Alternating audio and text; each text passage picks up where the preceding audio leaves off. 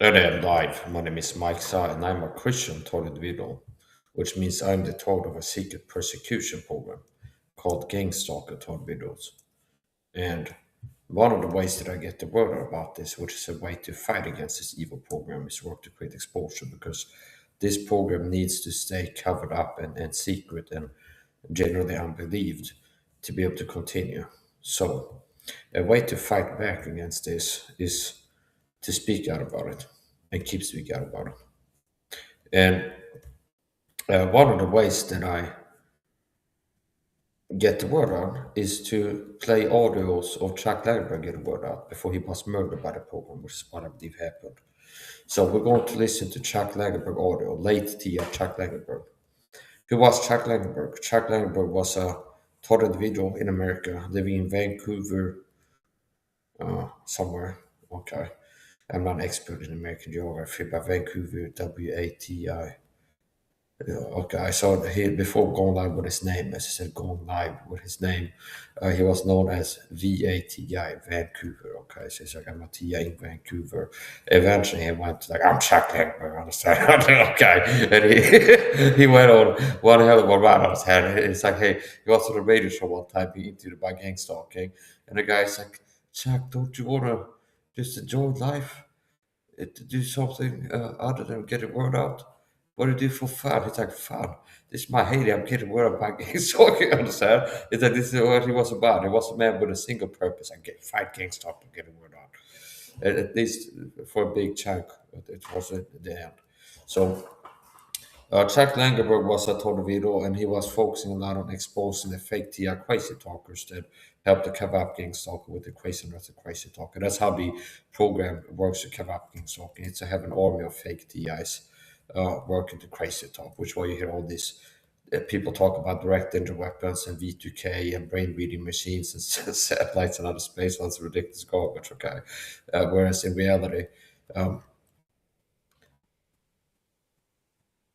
you are targeted physically. Gang stalk is a war. I've been targeted for more than a decade, and the program has been targeting me physically. Poisonings, food poisoning, sprayed with chemicals.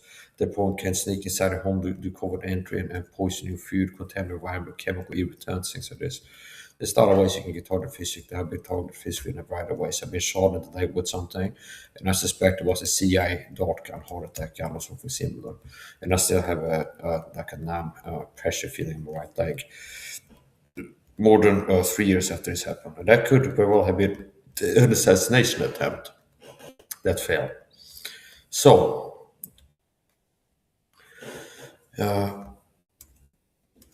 still doing the intro here, kind of setting the stage for Chuck Langenberg to come and talk. And Chuck Langenberg is still available to the TIA community after his death. By me working to get the word out, and there's also a few people that mirror his videos. Made videos from his audios and uploaded his YouTube videos. And there's been quite a lot of few people that got the word out. Got reached with the word about gang stalking from those videos. So Chuck Langenberg was a taught video working to get the word out about gang stalking, doing activism, whistleblowing about gang stalking taught videos, and he had a website which I will share in the chat, and he had a talk show, radio show, call-in radio show for years until something happened. I think he got his call closed. So we see him to get a YouTube channel terminated or something like this. Somehow his channel went down. But some of his audios have been downloaded, saved, and archived to the Wayback Machine, which is why you can still listen to him. And a lot of these recordings are from 2012, and he died in 2013. So this link I posted here is to Chuck Langenberg's website.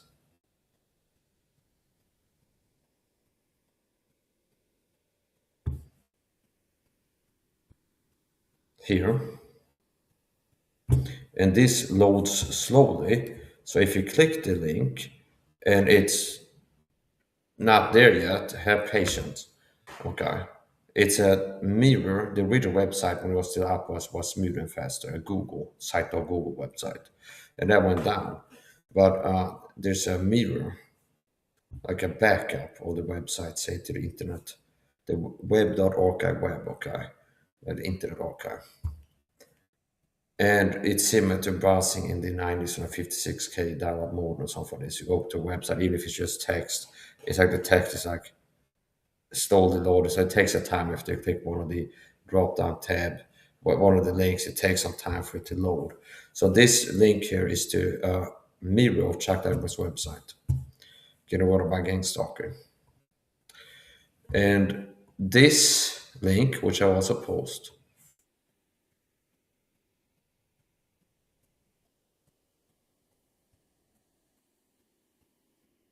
is a link to the Internet Archive recordings of Chuck Langenberg, which I will start playing. So I'm a torrent video I've been taught for more than a decade, and gang stalking is very real. Being a Christian torrent means I'm a persecuted Christian. Gang stalking is huge. It's a big program. And what is gang stalking? How you target stalking, harassment, psychological warfare? A big part of psychological warfare falls under the umbrella of narcissistic abuse. Narcissistic dog abuse tactics. Five max are recruited by a smear campaign to target with covert narcissistic dog abuse tactics. That's a big part of targeting. You're taught with gaslighting. That's a common psychological warfare tactic you get from flying monkeys that work for the program. There are physical attacks, and by experience and research, meaning Chuck Langenberg, Ted Anderson, and other TS have talked about being targeted and what targeting is generally to them and others. There's physical attacks. You can get sprayed with chemicals, perp cars, which sounds crazy, but it's like conspiracy theory. It's like gang stalkers that are on work for the program. They have some of them have cars with like covert spy gadgets. They can drive past you and spray a chemical on it. Okay, when you're in a car or foot, and it's covert. I mean, they might have done this to you if you tell this without you even noticing. And when you come home, you're itching, got red water eyes because they had like an aerosol, like a gas sprayed by a car that drew past you. You didn't notice it. And it can be a delay effect in how long it takes until you start reacting to it or notice yourself reacting, especially if you hyperdrenalize as you go outside by program working to give you PTSD, CPC, and then to trigger it. And that's work to stress you out and initiate fight flight mode activation in you.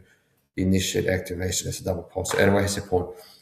You'll be stressed and hyperadrenalized, which means if you're stressed, I told the story before I healed myself from PTSD, CPTSD to the level I used to have, and being like locked into being super stressed and having PTSD, CPTSD based from the talking and other things. It will happen as I'm going outside too. I'd be generally like around the clock, like super stressed and hyperadrenalized on the side in fight mode, high cortisol adrenaline. And it happened several times. I had like on the apartment I used to live in, I had a safety door, which is like it's bulletproof and it's good sound insulation stuff. It had like a coating over the lock. There's like a layer of chrome or something like this on nickel. And it had like flaked off, so there was a sharp edge. Do you understand? If you have like paint, like metal paint, layer of metal, and it chips off, there can be like a sharp corner. So it would happen several times until I figured out what the issue was. There's like I'm generally hyperadrenalized, especially when I was about to go outside. Okay, I'm going out on the battlefield with it. Sometimes I get sprayed with chemicals. I get harassed every time, and just being stressed a lot. Then I would go to the corner store, bring my trash bags, my keys, and I lock the door. And then in the elevator, or as I'm throwing the trash bags into the trash house downstairs, I notice I'm bleeding from my finger. Okay, and it became a pattern. I noticed several times. It's like either in the elevator, I'm noticing I got blood on my finger and a little cut, or like it could be as late as in the corner store when I'm digging for something in my pocket, I'm gonna pay for something, I notice I have some blood on my finger, a little cut there. And eventually I figured out there's like it's when I go to lock the door and turn it, my finger would rub against uh, this sharp edge on the keyhole. And I would get cut, but because I was hyperadrenalized, having adrenaline and cortisol, fight flight mode, one of the effects of that is you're not as sensitive to pain. So I would just notice it because I was so stressed as I did in the field that the cat didn't notice it. So my point is this: if you're hyperadrenalized and they spray a chemical on a chemical irritant, well, normally you might notice initially that you can feel that you're itching and you have a little bit of a histamine response. If you're hyperadrenalized in fight flight mode, you might not notice it until you come home and calm down a little bit, and now you might the adrenaline goes down at least a little bit. and you might not now you might notice it. And for other reasons, there can be some lag in the there's contact chemicals and drugs where something gets so close, it can take a time until it's absorbed into your bloodstream and has a certain effect. Okay, so for different reasons. Okay, there can be delay effects. My point is this: if you're a TI, listen to this. You very well could have been sprayed with chemicals by perps on foot. You can have been attacked physically. Count on that. They can have something that's inconspicuous like as a pencil, it's like a CIA spy gadget. That is like they can spray a chemical or even have a dart gun, like the CIA dart gun, and shoot you with a dart gun. The CIA had a dart gun in the 70s, in 1975 church committee hearings where the CIA was questioned in Congress whether they had a covert assassination device. And they brought it with them and go, yeah, we have it right here, and here's the effective range, and here's what it can do. Is it true that it can give somebody a heart attack, and the mortician might not even notice it? So, yeah, because it just is a small red dot and the person has a heart attack. Okay. Is it could be like a birthmark, like a red mark, and you might not even notice it. Even a mortician looking for the sign in on it. Like, it's like there could be people that are like the Clinton Chronicles, like a guy shoots himself in the back of the head 3 times and drags himself down to the train tracks to get run over by a train, and the corner in Mina, Arkansas goes cause of death, suicide. Okay, but to be honest, I didn't do something about the Clinton stuff like this. I'm not saying that for real. Okay, but it's like there's a documentary, the Clinton Chronicles, and some of the conspiracy stuff in it might be true. Okay, maybe not. So here's the point.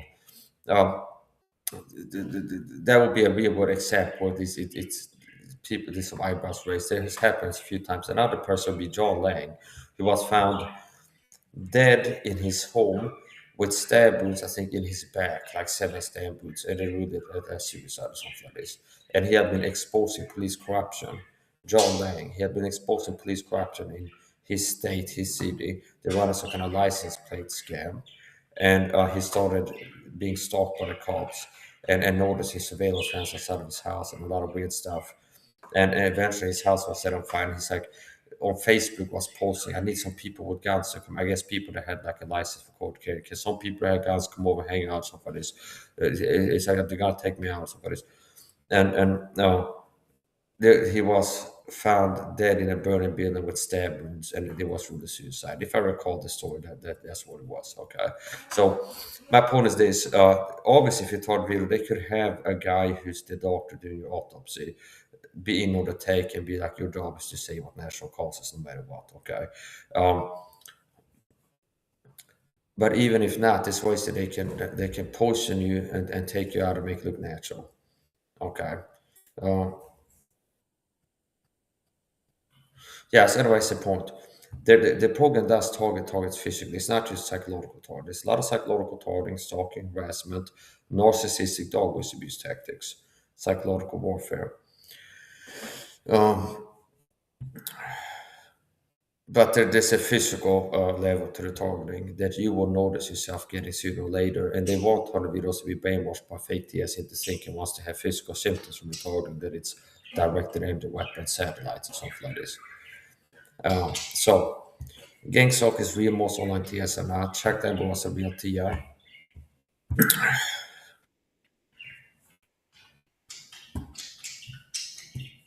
And I've been targeted physically by the program. I'm the target program working to target me to die from the targeting. And I've come close to dying from this.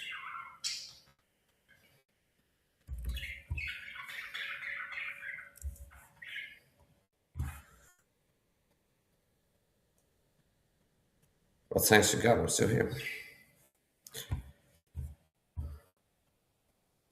If you're a target video, I recommend you to watch my health fitness. But thanks to God, I'm still here. Where you can learn how to be more resilient and less vulnerable to toxic chemical attacks and poisonings, and learn how to be less affected by the psychological target as well. But it's up to you to take the advice, so it's not going to do anything for you. So, my name is Mike Saha. I was born in 1989. I live in Oxford, Sweden. I've been taught for more than a decade with gang soccer. The thought started for me noticeably around 2012. And when you notice it, it's because they want to notice. So the program will be working in your life before that. They kind of soften you up and prep you for the target. It could be anything from work to get you in debt to different types of setups, working to isolate you before they even start targeting you, working to lower your financial level, get you in debt. There's different ways that the program can work to kind of prepare you for flipping the obvious target to you obvious switch on. Now, when I noticed the gang stalking, that I was a target of a program work the West and target, it was somewhere around 2012. Okay.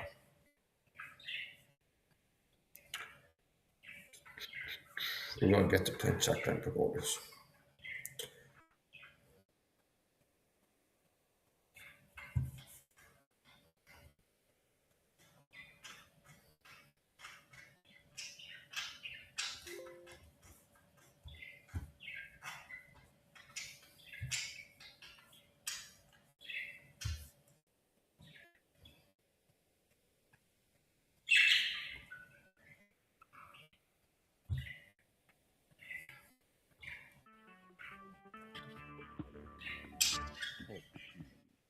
Recorded live.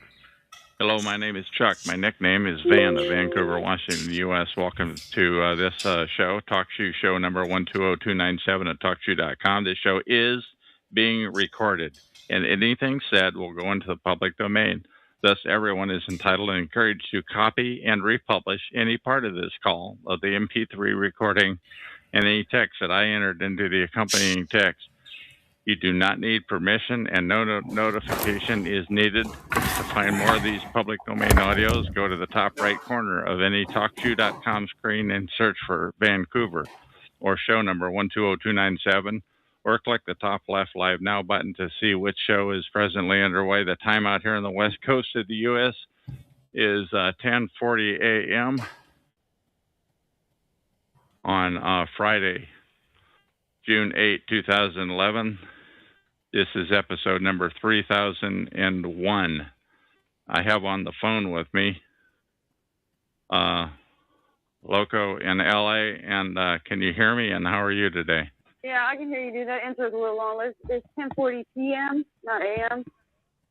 I'm sorry. Thank you. 10:40. Yes, 10:40 p.m. on 12:40 a.m. in Louisiana. Are you free, Washington? All right. Anyways, I just wanted to say I couldn't use my PIN to log in under Loco in LA because it's being used in another call right now, which is not. I mean, whatever. Yeah. No, I have a question for you. It's pretty informal, but I mean, I might have an answer depending on what's the question, but I'm not giving you shit. I gave you too much information before, and I had to learn new trends all over again. Totally understand. I have a question. It's up to you. I appreciate. But you had me remove 3 calls that we did, and Dude, I'm asking. Keep harping on that. Like, you talk about this shit every time I see you. Like, yes, you removed my calls from your show. But it's in the. But this is in the. This is in the recording, and it's never been recorded. I've never had you on a recording. This time, I'm not going to remove it. I'm just asking why you had me do that, please. Because I wanted to. That's why. So. Okay. So what's been going on with you since those calls were in the fall of 2010, and here that was close to 2 years ago. What's new going on with you, please? Oh, same shit, different day. Nothing new. It's all the same shit, different day. You made the comment the other night that we're on different sides of the fence. What did you mean by that, please? I just mean like I said, 75-25, maybe 25%. So you think I'm? Go ahead. I give all these guests and all these people logged in. Maybe we might have 2 real people in here looking for valuable information. The rest of them are just fishing. I might even know at least one of them, or they might think they know everything about me. But so that's what I learned what's about on your these calls. It's nothing but fucking shills and phonies. A lot of shills and phonies on these calls at TalkShoe.com that are targeted individual oriented. If there's any real targets listening to this that's on this call, don't tell these people shit. Don't tell them a fucking thing. Don't get on these calls and think you can build trust with somebody and you can trust anybody from any of these calls with anything you don't want everybody to know. I never did. Let's have some more on that because I want to. I totally agree with everything. I'm sorry. I'm not trying to elaborate on anything. It's Okay. cut and dry. It's pretty cut and dry, and I am totally with Loke on that one. Don't let. So what's been going on with you in the last year and a half since we've talked? My computer. I was reading this news story earlier. This is so funny because, like I said, this is real around here. Somebody like they, whatever. They need to kick in my door and fucking shoot me is what they need to do. They're gonna do anything. That's what they need to do. Anyways, I had put up a story earlier about this woman that was shot. The car fired 11 shots into a car and it just fucking switched to a cab all by itself. Isn't it amazing? It's just did that. But I mean, targeting wise, in your life, what's been going on? Do you mind telling us? Oh, chemical warfare in many ways. So you're still being harassed? No, I mean, yeah, but it went more back to overt. Like, not overt, but they think they're overt. I'm seeing fucking familiar faces everywhere. They just don't know how familiar they really are. Okay. And people are, but so they think they're harassing, but it's not bothering you very much. Is that the size of it? Oh, man. You know what? It's like, what can you do? What can you do, So what's new with you? What's new in the last year and a half? I haven't heard your cheerful voice in a year and a half. I'm just curious, what's new, please? Cheerful right now? Figure of speech. Nothing's new. Yeah, I'm sure it might be real fucking cheerful for you. You could be getting paid real well for this conversation right now. I promise you, I absolutely have my... I didn't come on these calls for like at least a year, maybe more. I don't even know. I don't keep track of time. I didn't come on this call, and I come to one call 2 weeks ago, and with my name and what did Guest 28 say? Never mind. I'll pull it up. Hold on, I'll pull it up myself. But whatever. Everything's muted. I come on these calls 2 weeks ago. You didn't have a show, and now all of a sudden you got a show and you're doing recordings again. Dude, you're so fucking obvious, man. Come on. I can tell you what happened. I can tell you that in January of 2012, my show got shut down. My show number 87161, but they left the recordings, and for 4 months, I logged in, I listened, and I monitored other shows. I did not have my other show. Let's pay attention here to the convenient timeline. Van first comes to Talk Shoe, 2 weeks before I got on Talk Shoe? And then, and everybody knows my computer's hijacked. So, I mean, me getting the links that I got that brought me here to start off with, I'm sure that's no coincidence because those don't exist. You got a show 2 weeks before I come here, and you're doing recordings, and then, all of a sudden now you're doing recordings again. I'm just saying, I can tell you that, I can tell you what spurred me to start the show. What's been going on with your targeting? What's been going on? Tell me a little bit about yourself. Sure. What I can tell you is, by the way, I want to tell you about my show. I want to respond to what you just said. What happened was Renita had a great call up till about 3 weeks ago, and then all of a sudden she used to record, but all of her calls disappeared, and now she's under the thumb, it appears, of and her calls were really down to earth, and she recorded, and there were 5 to 7 great recordings, and now they all disappeared, and she's under the thumb of freedomschs.com. Oh, is this the first call period? Pardon me? Is this your first call period? You know what? I just want to say right now that it is Saturday, June 9th at 12:47 a.m. in Louisiana. I'm looking at this catalog right now, and it says 10:53 a.m. So I don't know what's really going on with this, but where does it say 10? I don't see that 10:53 anywhere. I'm gonna go get off the phone, so I'm not distracted. Where does it say 10:50? LA, and I'm logging off at 12:47 a.m. Saturday, June 9th. And this is Chuck in Vancouver, Washington, and I show 1047 in Vancouver, Washington, and I have restarted my call, but I wanted to continue. I may have lost Loco. She's certainly welcome to call back in and continue. But what happened was Renita's calls went away, which I was really upset about because they were so credible. Because her calls were so credible, but they all disappeared, and that is what spurred me to restart my calls. Not so much only that, but that her calls now are no longer what I would call down home. They are far-fetched. And Loco just typed into the chat room chatgrabber.com. So you can enter chatgrabber.com and enter this call number 120297, and then select out this date, which would be the top one, and you can listen to this recording. That is the end of this recording. We're going to click the end button.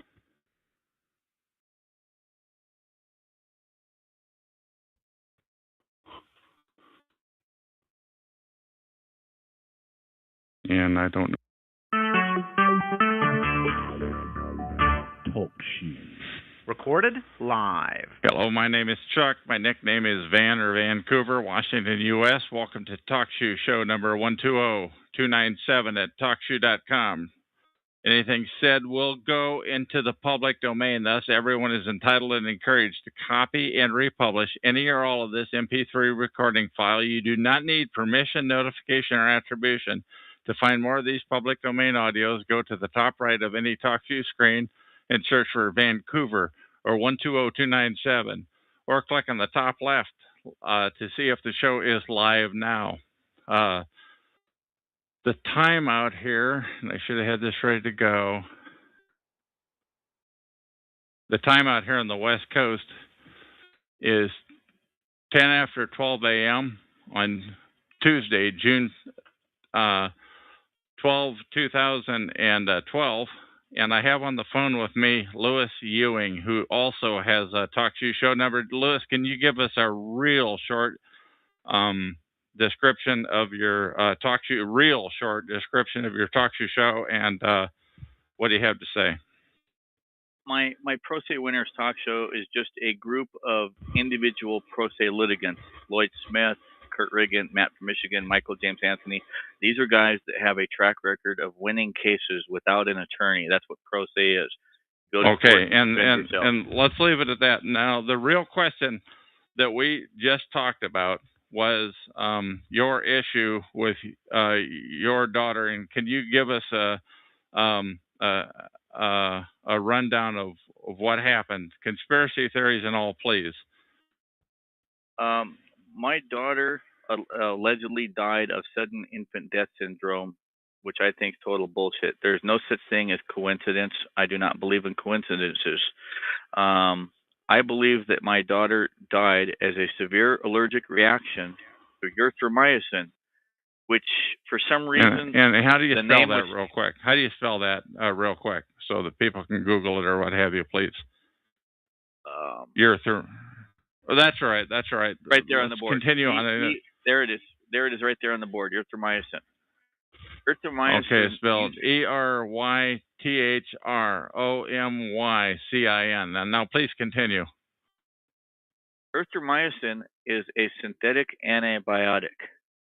And what I discovered is you're not supposed to use erythromycin unless you have an established and proven allergic reaction to penicillin, which is a natural antibiotic. Now, you talked something about slow acting and fast acting, and where the one is they can give you a shot, and another is they can rub it in. Go ahead and let's have that. I'm trying to keep this interview moving, please. But Russian Jews are known.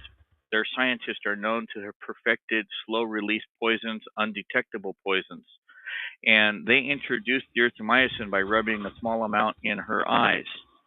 And I talked now, how do you know that? I'm sorry, I'm being a pill here, but I'm just saying, how do you know that? Were you there? Go Go ahead. Yeah, I had just barely walked in because I just got back to the hospital from visiting my boys who was being babysitted while my Uh-huh. ex-girlfriend was at the hospital. And when I walked in and I started talking to her, all of a sudden the doctor came in behind me, was examining the baby, and all of a sudden I turned to look at him again because like why was he like spending so much time? And he was rubbing something in her eye, and I yelled at him to stop. What was he doing? And he said, "It's no big deal. It's just an antibiotic." And I said, "She doesn't need an antibiotic. She's not sick." And what is Now that? you're He one of said, these guys that wanted. Let's hear the one about the birth certificates, about your previous two children who got out of the hospital without names, and let's hear that, please. I got both my sons, little Lewis Jr., and Phoenix. I got both of them out of the hospital without giving the hospital names. I got no birth certificates, no fingerprints, no thumbprints, no nothing. This is what, a couple of 3-4 years before the other. Yeah. Okay. Yeah. And why did you do that? That's because you're one of these guys that doesn't. Go ahead. I don't believe in having state issued IDs. I don't need the government's permission to exist. I don't need the government's registration of my name, and I have a right to my privacy. My sons haven't committed a crime, so there's no need for them to be booked into jail and be fingerprinted and footprinted and birth certificated and registered in any kind of index whatsoever. It's none of the state's business. And how many years ago was this, please? And let's not give any names. Let's not give any names of any hospitals or anything else. Yeah. She died. But how many years ago was this, please? This was on June 9th, just 2 years ago. Okay. And she died 29 days later, and her eyes were red. Her eyes were red and inflamed, and the hospital told us when she died, and so they were red and inflamed in the hospital, or when she died, please. From the day that they rubbed that stuff in her eye, her eyes wouldn't stop hurting. She always rubbed them, and then the redness. And she was just an infant. She was just an infant. The redness went away in one eye, but it didn't go away in the other eye. And 29 days later, the hospital told us that she died as they believe a severe allergic reaction to anaphylactic shock. I mean, okay. And she died of anaphylactic shock as a severe allergic reaction to the erythromycin. Okay, and now I'm so sorry to bring this up, but I heard you telling this story the other night, and now you feel that this might have something to do with you. The reason. Tell us the targeted individual implication of what you just described, please. Well, I'm a government resistor. I drive with no license. I distribute flyers that teaches people how to drive without a license, no insurance, no seatbelt. You can smoke pot legally. So you're on the. You've annoyed them big time. Oh, I'm a big annoyance to the state. I mean, yeah. They don't like here it. in the state of Washington. They don't like people. Cops call people like me a constitutionalist or a patriot or a freeman because I drive without a driver's license. Now, does anything else happen? Is there any other reason? Now, we've got two examples. One is that you drive without a license. One is that your youngster died. And is there any other reason why you might be considered? Why you may have provoked them? Targeting wise, please. In 2004, Kurt Riggin and I beat the largest marijuana case in the state of Washington ever won by a pro se litigant. Kurt got busted for multiple felony counts of manufacturing marijuana. We're talking 166 pot plants, all over 6 feet tall, the best purple bud you'd ever smoked in your life. We beat it. Okay, we don't need. Okay, and any other reason why you might have provoked the law, please? Any other reasons? Because in their eyes, in their eyes, we practice law without a license. We are not attorneys. We are not members of the bar. We never went to law school, and they can't have that. They can't have people who are not members of the bar. Okay. Any other examples of things that you have done to really annoy them, to really get under their skin? I've stopped 4 major tax trials on 3 different federal circuits. Okay, now you're making that's some pretty big accusation that we're making. That I believe it was an accusation. Correct me if I'm wrong, but that we're talking about potentially they intentionally killed your daughter, or they did that on purpose so that it would happen sometime later. Correct me if I'm wrong. No, the one other thing they're mad about is when I had my first son at the hospital, little Louie, my ex-girlfriend tested positive for drugs, and they actually had plans to kidnap Louie, and they arrested him for 72-hour hold, and then another 72-hour hold. They tricked her into signing away her parental rights, and then they took our son, down to what's called a PIC facility, where how do you spell that? PIC? How do you spell that, please? PIIC.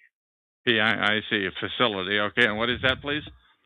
That's a place where I've discovered that they sell babies for $150,000 to $250,000 to Canadian citizens. Okay. And this thing is owned by an LLC. Yeah, let's not give any names, because I'm trying to keep my show here without getting sued, and we haven't used any names of any doctors. Right. But are you saying that they literally? What else do you have to say about this PIIC facility? Without giving their name, they fraudulently claim babies are drug addicted, and they pump them full of morphine, even though they're not drug addicted, to give the appearance. Now, how do you know they pump them full of morphine? How do you know that, please? Because they did that to my son. And how do you know that, please? I'm asking a tough question, but I'm just asking you to go with me, please. Because the doctors and the nurses told us that's what they do to all the babies that go to a PIC facility. They pump them full of drugs in these PIC facilities so that it demonizes their parents. Yeah, to cover up the tracks that maybe that the kids didn't test positive for drugs. And so if you try to go test later, they're going to test positive for drugs, and they're going to say, oh, no, the babies were drug addicted when they came here, and we had to put them on morphine to bring them down from drugs. But all the nurses at the hospital said, my baby was healthy. It showed no sign of drug addiction. My baby boy was 10.5 pounds when he was born. Okay, now I'm telling you, I've gone out on a limb here, and I hope I haven't risked the show, but we haven't given any doctors' names, any hospitals or anything like that. But do you have any other hand grenades that you want to throw before we terminate this interview, please? They assigned a German Jew police officer named Teresa Berg who failed to investigate that. Okay, hang on. Let's keep the religion out of this, please. Thank you. But please continue. Yeah, well, they assigned that particular lady who refused to investigate the doctors. She didn't investigate the warning labels on Tyson packages. On what kind of packages, please? I found out that the warning label on how do you spell that? Warning, like a warning label. She refused to investigate the warning labels on the erythromycin. She failed to ask the doctor if he read the warning labels. She was essentially okay. Any other hand grenades you want to throw before we end this off?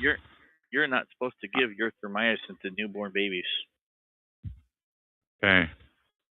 Do you have anything else? By the way, why don't you give the Talk Show the number of your show before we end off here? What is the show number, please? I don't have it in front of me. Yeah, hold on. It'll take me a second to grab it out of my computer. Sure. I haven't actually memorized it yet. Okay. Once again, this is... go ahead. My little girl was poisoned. Okay, we're killing this conversation here. That's right. Let's leave it off. Do you have anything else that you want to say before we terminate this interview? No, I'm just gonna post. Well, the let's not talk show post it. screen. Let's see if you know what the number is. Let's say it on the recording because a lot more people are going to hear it on the recording. 120418. Okay, so the Talk Show number 120418 is Louis Ewing's show, and that's called what again, please? Pro Se Winners. Okay, and you're on, when is it presently on, please? Every Friday at 6 p.m. Pacific Standard Time. Okay.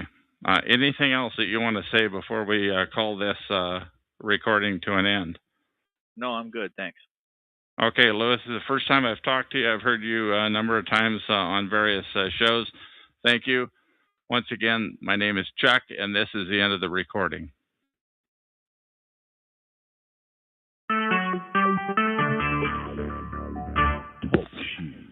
Recorded. Hello, my live. name is Chuck. My nickname is Vancouver, Washington, USA. Welcome to TalkShoe Now, TalkShoe.com, show number 120297. This show is being recorded, and anything said will go into the public domain. Thus, everyone is entitled and encouraged to copy and republish any or all of this MP3 recording file. You do not need permission. No notification or attribution is necessary. To find more of these public domain audios, go to the top right corner of any TalkShoe.com screen and search for Vancouver or show number 120297, or go to the top left live now, click on that. The time out here on the west coast of the U.S. is 4:25 p.m. on Thursday, June 14, 2011. I have on the phone with me Puri Dealana. We haven't spoken since December 25, 2010. How's it going? It's going pretty good. All right, and so you called out of the blue. What inspired you to call in, please? Yeah, I just had a feeling that you'd be on, and I was correct. You were on, so and I haven't gotten on talk show in ages. So now, are you still living down in the panhandle of Florida near Elgin Air Force Base? Relocating. You've relocated. England, but yeah. Okay. Now we were talking about this interview number 1067 on TalkShoe call number 87161 that we did on December 25 of 2010. Mm-hmm. What do you have to say about that? Oh, well, I haven't been messed with those aircraft quite in some time. So no, that incident, they stopped doing that. At least to me, those are drone aircraft, small drone aircraft that were unmanned, dark green, and they were actually engineered by an off branch of engineering students that some of them intern at a corporation called Suns Microsystems, which is a computer technology system. How do you spell that? Suns, S-U-N-S. How do you spell that, please? Microsystems. Oh, Sun is S, like okay. Suns Micro, M-I-R-C-O system, okay, S-Y-S-T-M-S system. What else do you have to say on? Okay, you were talking and doing so great. Go ahead. Nothing much. I haven't been harassed by necessarily any technology as far as mainly what they've been using is laser lights, all that stuff. I will say that I do actually have evidence of, and I have kept with me in a plastic baggie. One time when I walked, this was a while ago too. Maybe about a year ago. I don't know. Somewhere around then. I actually found a small microchip on the ground about the size of half your fingernail or your big thumb fingernail if you're looking at it. And I actually have it saved and I actually have pictures uploaded and I actually still have the evidence with me and I cut the chip in half and you can actually see where the copper is and all that stuff. And I found it on the ground during one of my runs to the entrance of the EOD base.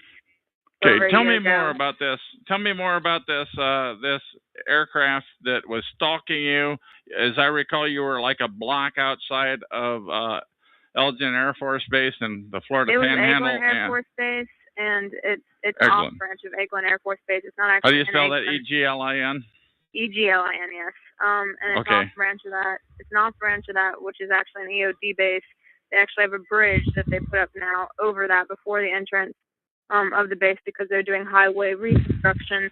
That's a whole different story altogether. But yes, during that time period, before any of that was going on, you have neighborhoods that run along that strip called Range Road.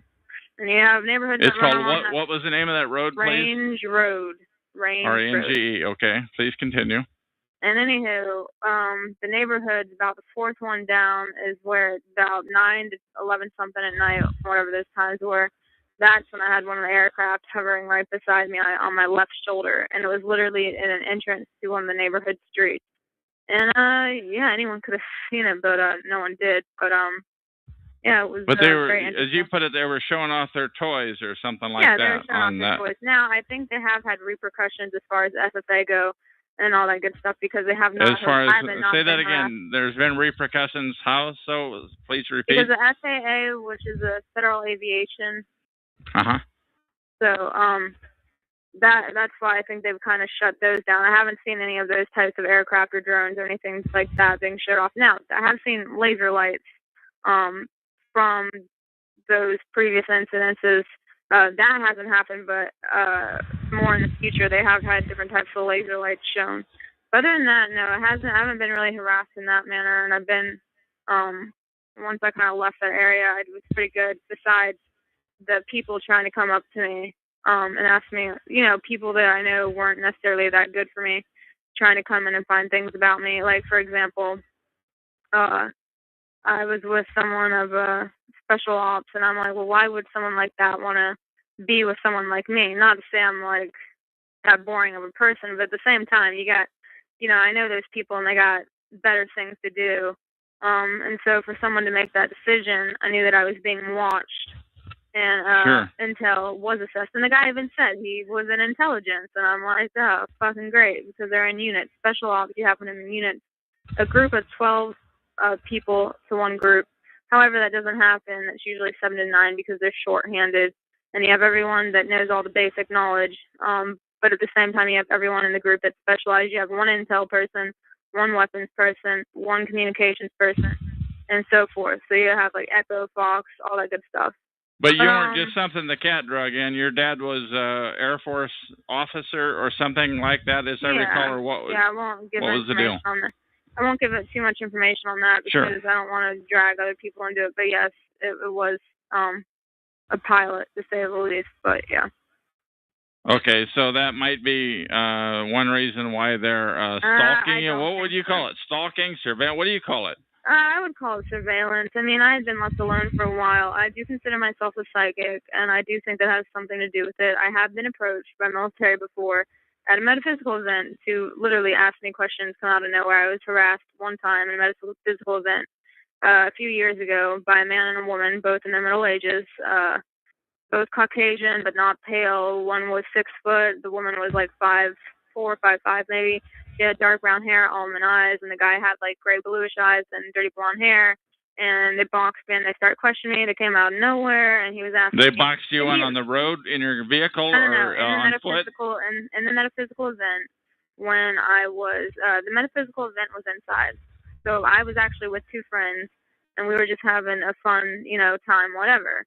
So here we are. You were down in Florida, and they had some metaphysical event down there. Was that primarily they have one every military year. related, or what was it? No. It's a metaphysical event. It's like not military related whatsoever. It's a metaphysical event, which means you have things like alternatives such as Reiki and stones and psychic readings, aura pictures, people that make jewelry. I mean, a bit of everything. Now, do you believe in all that stuff and those psychic readings? Do you believe in all that stuff? Okay, let me put it this way: you have like any field, you have the genuine people and you have the con artists. Believe me, there's a ton of psychics out there that are full of bullshit and con artists, and there's also some really good ones. I know ones that work with FBI. I know ones that have nice jobs and do what they do. So believe me, there's really legit ones out there, and then there's ones that are full of shit. And it's just wading through all that. And you got to think about it like this. Everyone has the ability to be quote-unquote psychic. That's not knowing what number from 1 to 10 you're going to pick. It's a lot more complicated than that. But, for example, you have kids that play soccer. A lot of people can play soccer, but it's to what degree? So you have kids that are playing soccer recreationally for fun. That's one thing. Then you have people that are on the varsity team, so they're a little bit better. Then you have people that are on the college team, a little bit better. And then, of course, you have the professionals. So okay, but we're getting into the psychic thing. So, yeah. Some of it might be. It's the metaphysical event. The metaphysical festival has a lot of different people. It brings a lot of different people together. How many people were there? 100, 1,000? How many people were there? I would a dozen? say definitely a few hundred at that time. So, like I said, it's a pretty. And what city small, was this in? What city is this in? I won't say what city, but I will say that it was in Florida at the time. And how did you happen to be invited to it? Do you mind telling us? It was Once again, this is a public domain interview. This is public domain, unedited. Anybody can have it. So it's up to you on what you want to disclose. Yeah, this was an open venue. You had to pay, but it was an open venue other than that, so anyone can get in. Now, some of the other ones I've been invited to other metaphysical and psychic events, which you cannot just be invited in. I mean, you cannot just come in. You have to be invited in, premier groups, if you want to call them that, for lack of Now, why do you suppose you were invited? Because it's fairly well known, I'm guessing, that you're a psychic?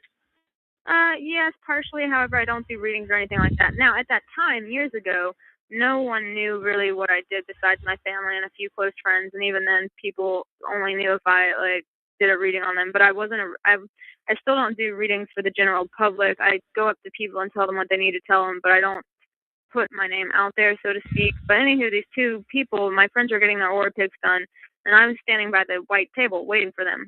And there was a wall behind me, and these two military personnel, like I described earlier, came in on the right-hand side through a door, and they literally just came right to me, saw the aura pick in my hand, and said, "Oh, yeah, you got this done? We're getting to get this done, too." What about your hand? What was that? What they shook your hand? What was it? An aura picture in my hand. It was something. What does that mean? Aura picture? Help me out, please. It's a type of, basically, when it's at one of these events, it's a machine, and it basically takes your picture and the colors behind you and all that stuff, and it's your aura. But I won't get into that. Oh, aura. Yeah, okay. yeah.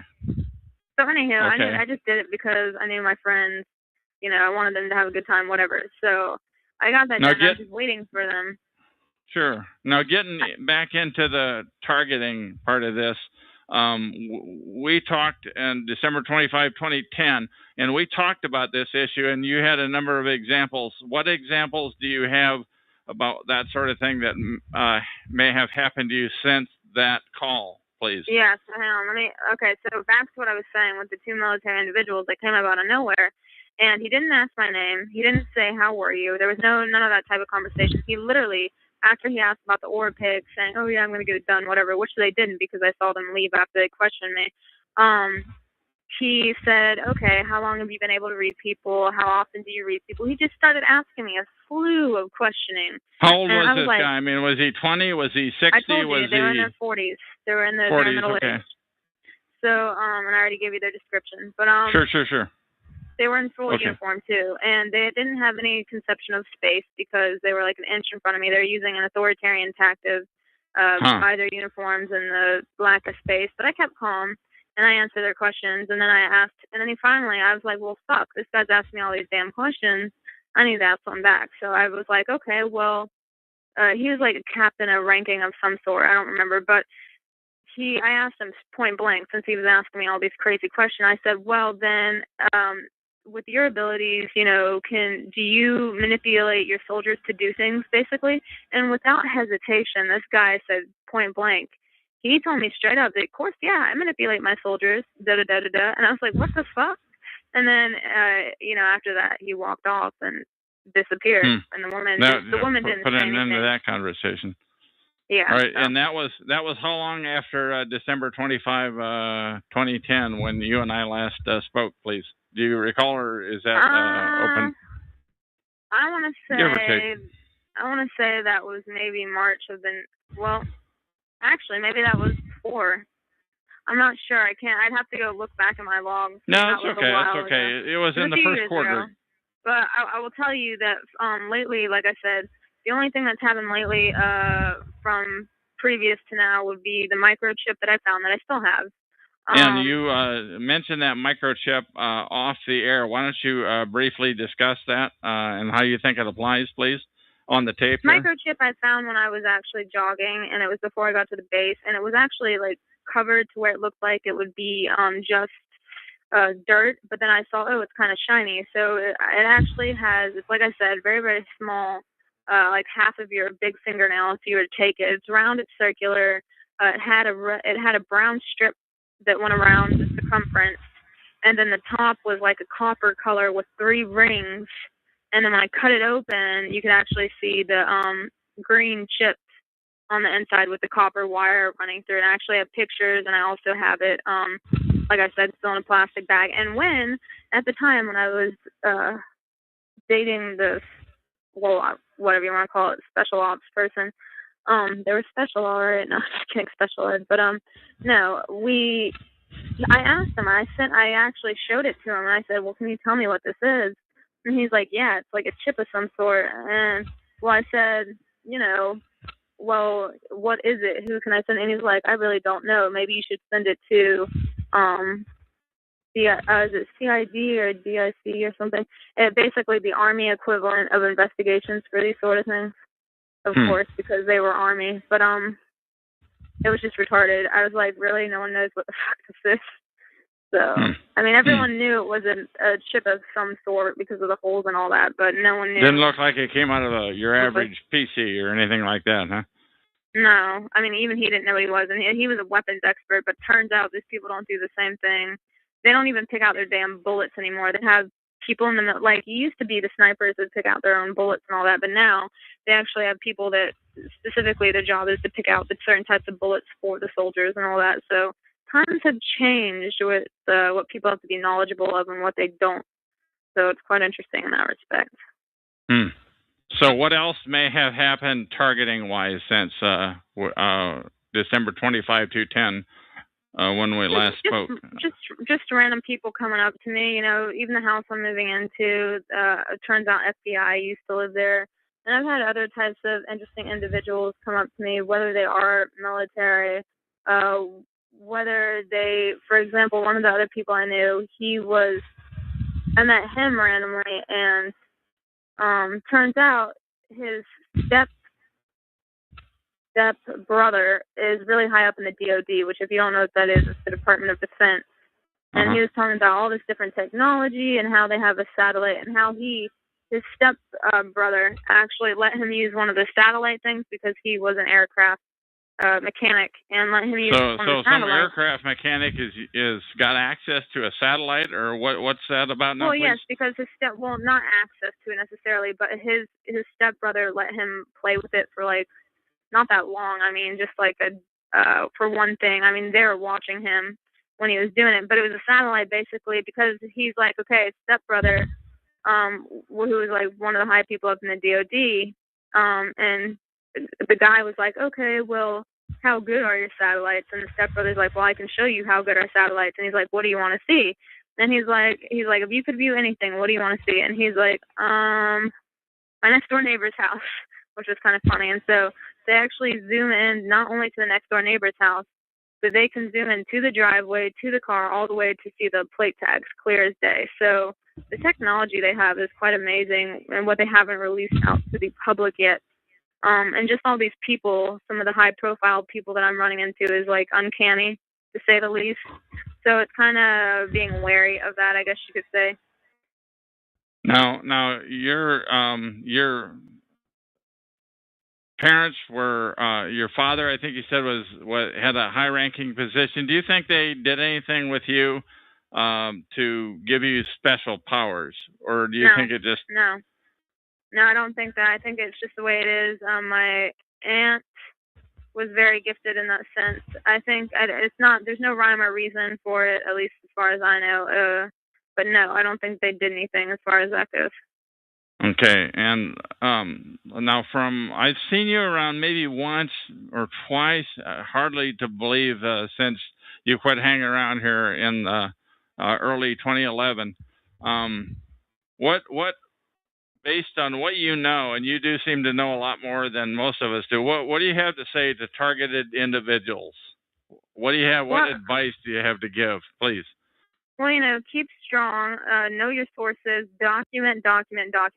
If you want people to believe you, you better have good documentation. Keep all the evidence, document from times, all that. Don't let it get to you. I know people go crazy, but really, you need to build your own strengths and your own networking community. The more surface area you can cover and the more public you make yourself, that's having the right friends, having the right family, and really getting support. I mean, not going crazy with it, but just letting them know you're okay. You know, you have to have a lot of these people, they get themselves in bad situations because they're unemployed.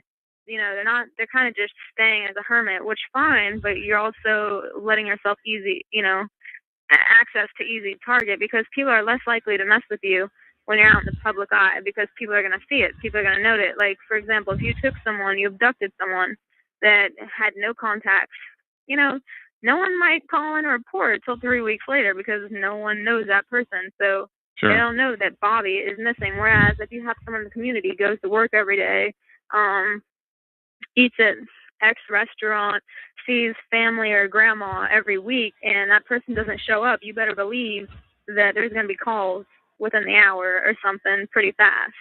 So but in your case, you've definitely been targeted, but in a different sense. You've had like highfalutin intelligence sources asking you questions, and they don't always identify themselves, I guess. Is that right? Well, to an extent, I think some of them identify themselves, and most of them are pretty blunt. It's knowing, at the end of the day, you just got to know that everything you say is public, and that you got to be okay with that, and you got to don't have any dirty laundry hanging out there, and you won't really have an issue. The thing is the truth definitely is helpful, and if you can be blunt and honest with these people and say, hey, this is what it is, this is what it isn't, and know when to shut a conversation off with these people and just walk the F away, then you're gonna be fine. Really, you will be. And I don't. Even if you have a lot against you, it still doesn't matter because there's a lot of people in history. Take, for example, Harriet Tubman. She's the honest. You know, she. What was that name again, please? I missed that. Harriet Tubman. Harriet Tubman.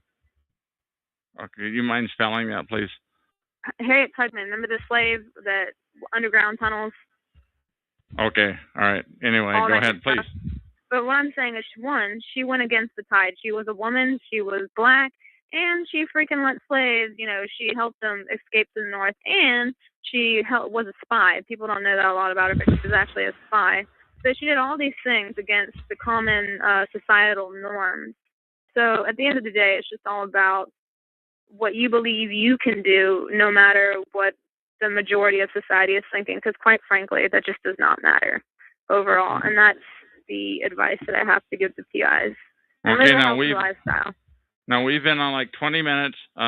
You know that this show is primarily about targeting and targeted individuals, TIs. Mm-hmm. And do you have anything else that you want to say to that audience, because they're going to be listening to this recording? Worry a reasonable amount, but don't over worry. The moment that you start going like super X to the 10th exponential power paranoid, you're just letting yourself fail, quite frankly.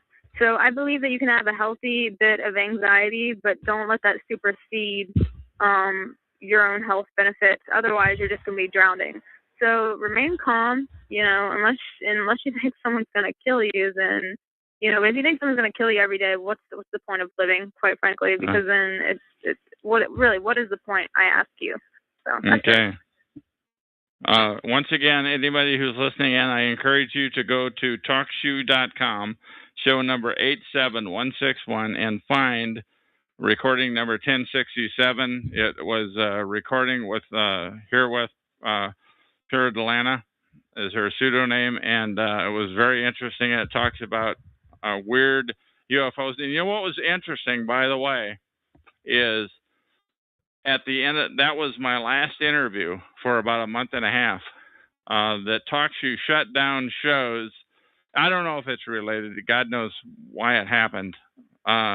Anything last that you want to say, Puri, before I told you I'd keep this interview fairly short, and I thank you for calling in. But anything that you want to say before I push the end button? That's it.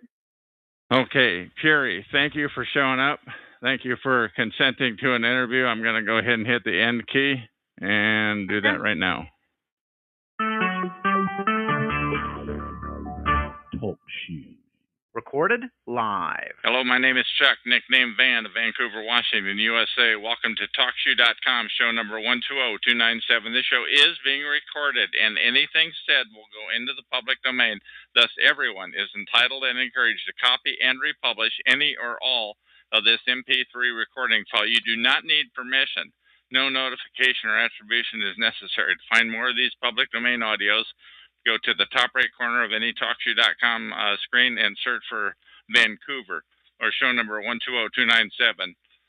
Or click the top left button to see if it is live now. The timeout here on the West Coast is 5:05 p.m. Today is Tuesday, June 19, 2012. I have with me on the phone right now Jeff of Chelsea, Massachusetts, and he is going to interview me, and I'll leave it open the door. How are you, Jeff? And the ball's in your court. Not a problem. It's the first time I ever interviewed somebody, and though I don't have my own show, this will be like me having my own show, and I'm going to interview Chuck from Vancouver, Washington. Chuck, how are you doing? I'm hanging in there, and I'm looking forward to this hardball interview. I've interviewed you a couple of times on my old show, number 87161 at talkshoe.com, but this is the first time on this show that I've been interviewed. Okay. Now, sorry for the long answer. No, that's fine.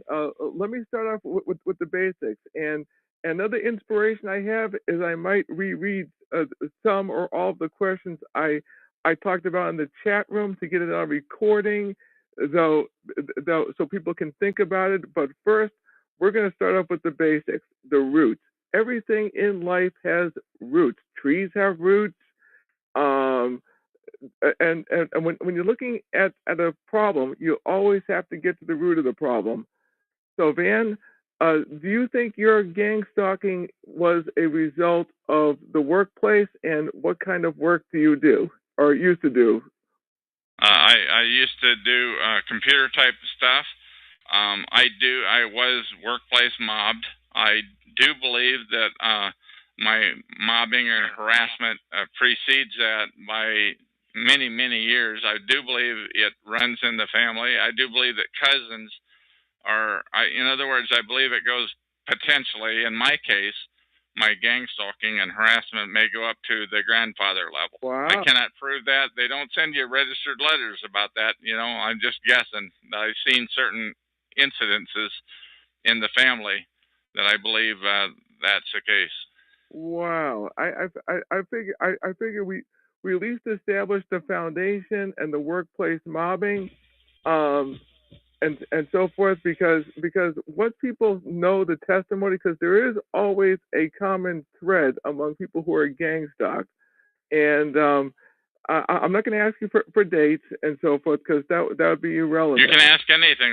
The worst it's going to have, you can ask me anything, say anything, do anything. I know. But no, that you feel like. All I can do is say no, thank you. No problem. So what kind of things happened to you when you were workplace mobbed? Happened later on, like within a year before I left. People, I would say 2 or 3 people were always in my area in a harassing, and I didn't put it together.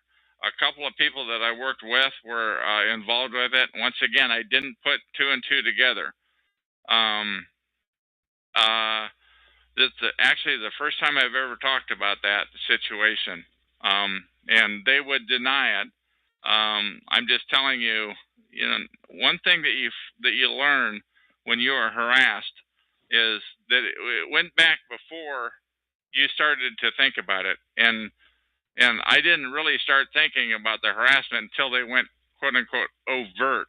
In 2000, in like April of 2006, but now I'm talking about 1997, that it may have gone that far back. And also, there was time back there in the 90s where I had a cop living across the hall from me, where I lived. And just recently, a few months ago, I moved from a place that had a cop that lived right next door to me. And the guy before him died in the apartment, believe it or not.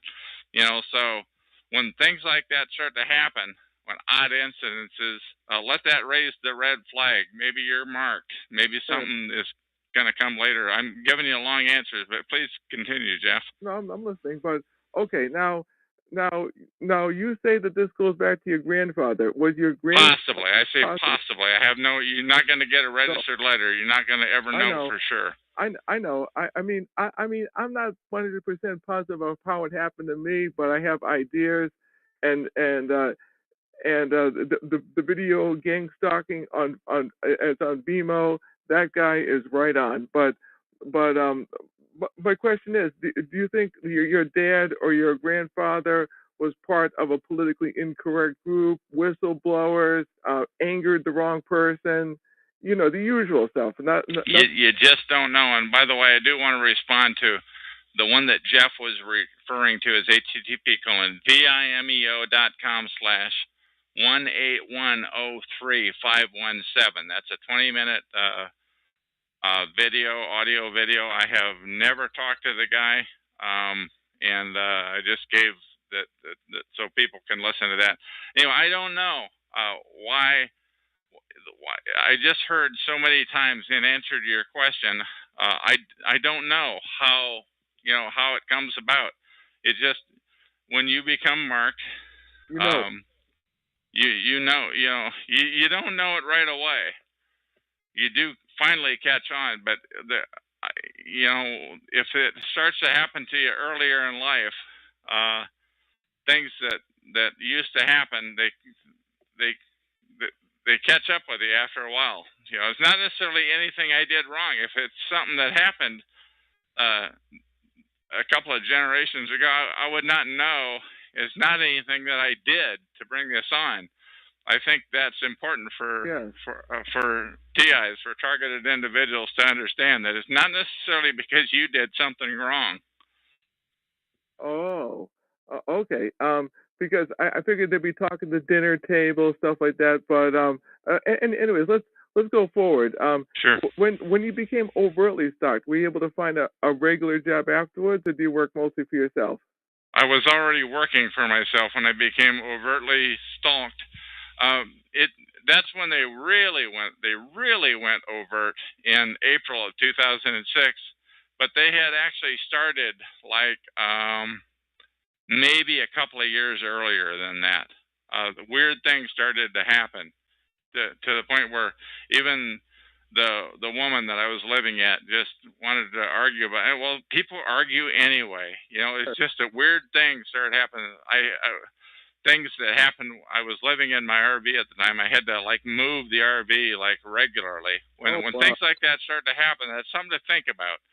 I had that RV parked in like 4 or 5 spots, by the way, and just something to think about. When those types of things start to happen, it might be a clue, and just wake up to the fact that maybe there's more to the story than just bad luck.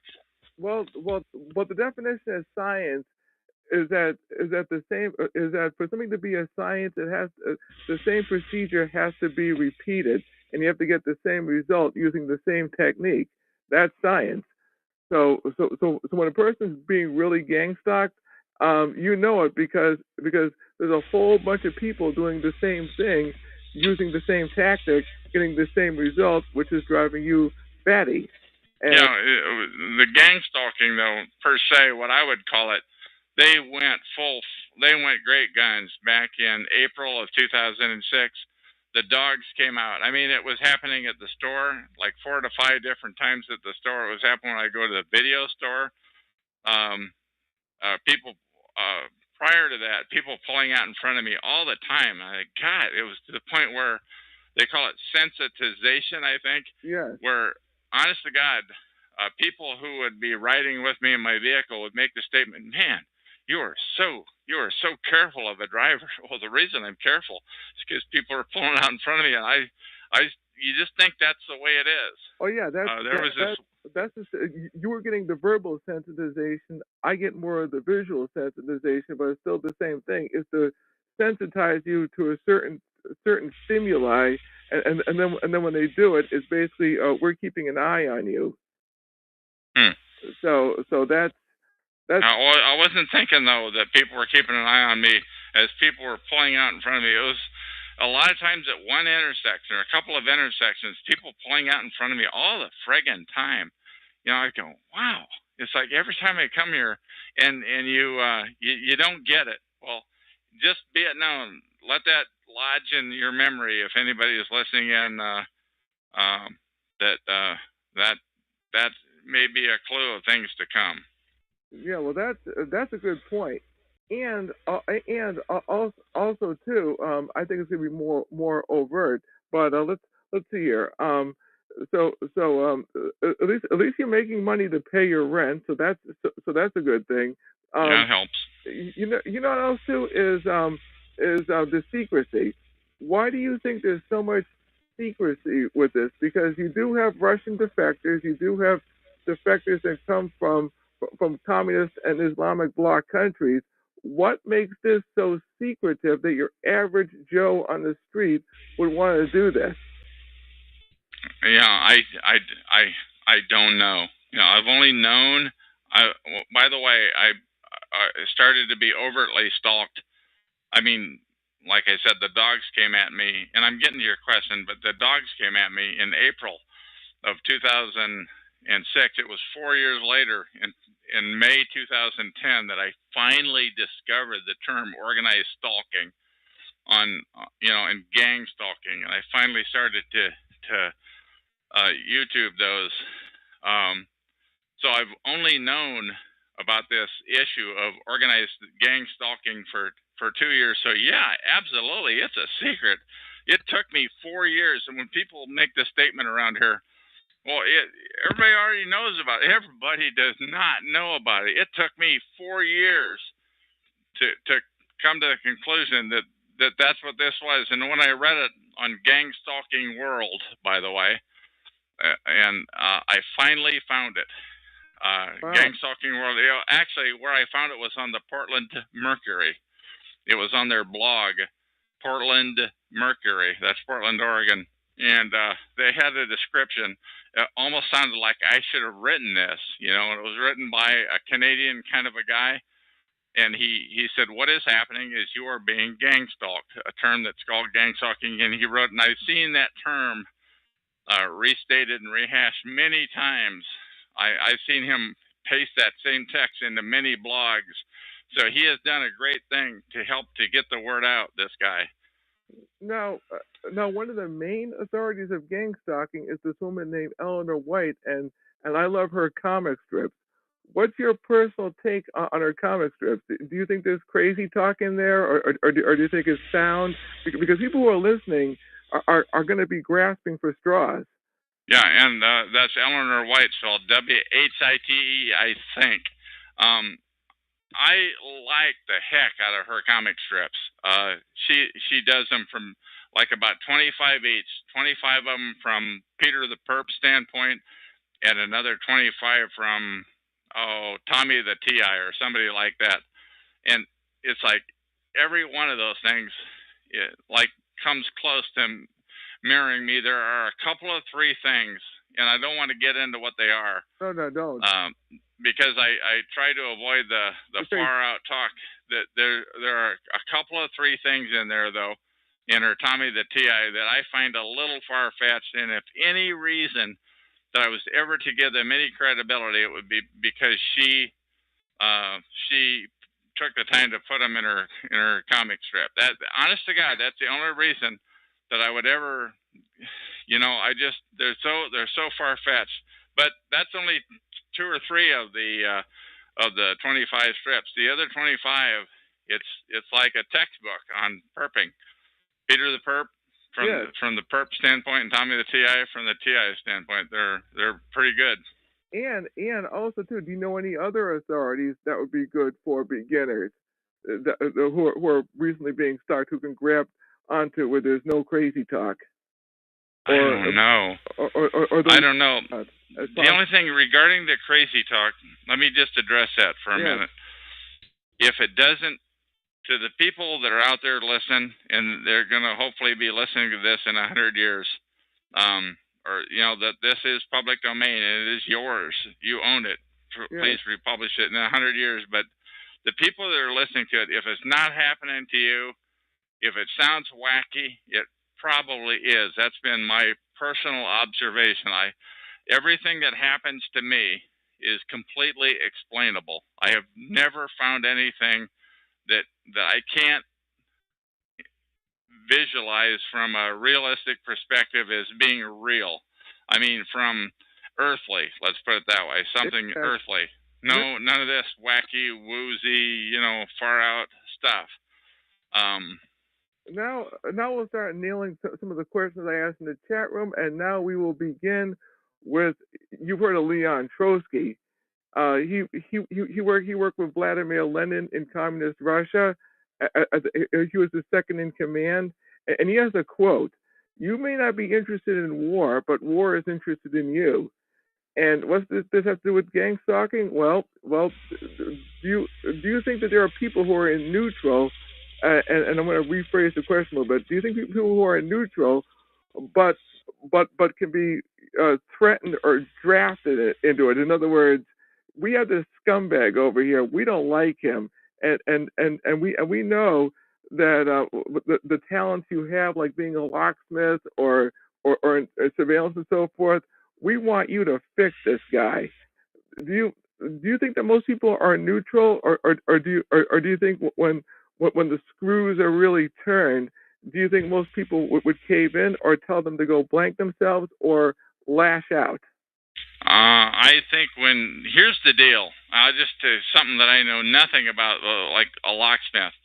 If you're a locksmith, the perps know where to find you, but you can't go out and find them. That's the first thing. And there are an endless numbers of perps out there that can harass you. So you really don't have any choice but to play ball. If you're not already a perp when you got in there, you don't really have any choice but to do what they want you to do in the first place. And then there's the guy's car, his family, his business taxes, his home. I mean, they can shaft you in any number of different ways. Essentially, if you're a locksmith, I hate to pick on them, but you're the one that brought them up, Jeff.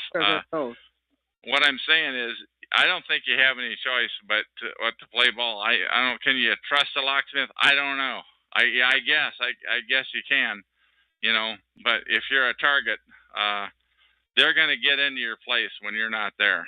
God, I just hate to say that. It sounds so incredible. I'm just telling you. They want you to know that they've been there. They'll leave stuff behind. They'll move stuff around. So they, in my case, the last place I live, I don't smoke, and I never have. I don't smoke there was either. a cigarette butt one time in the unsmoked in my restroom. They wanted me to. They left it there. They wanted me to know. God, I flew off the. I saw that in there. I mean, I was really annoyed about that.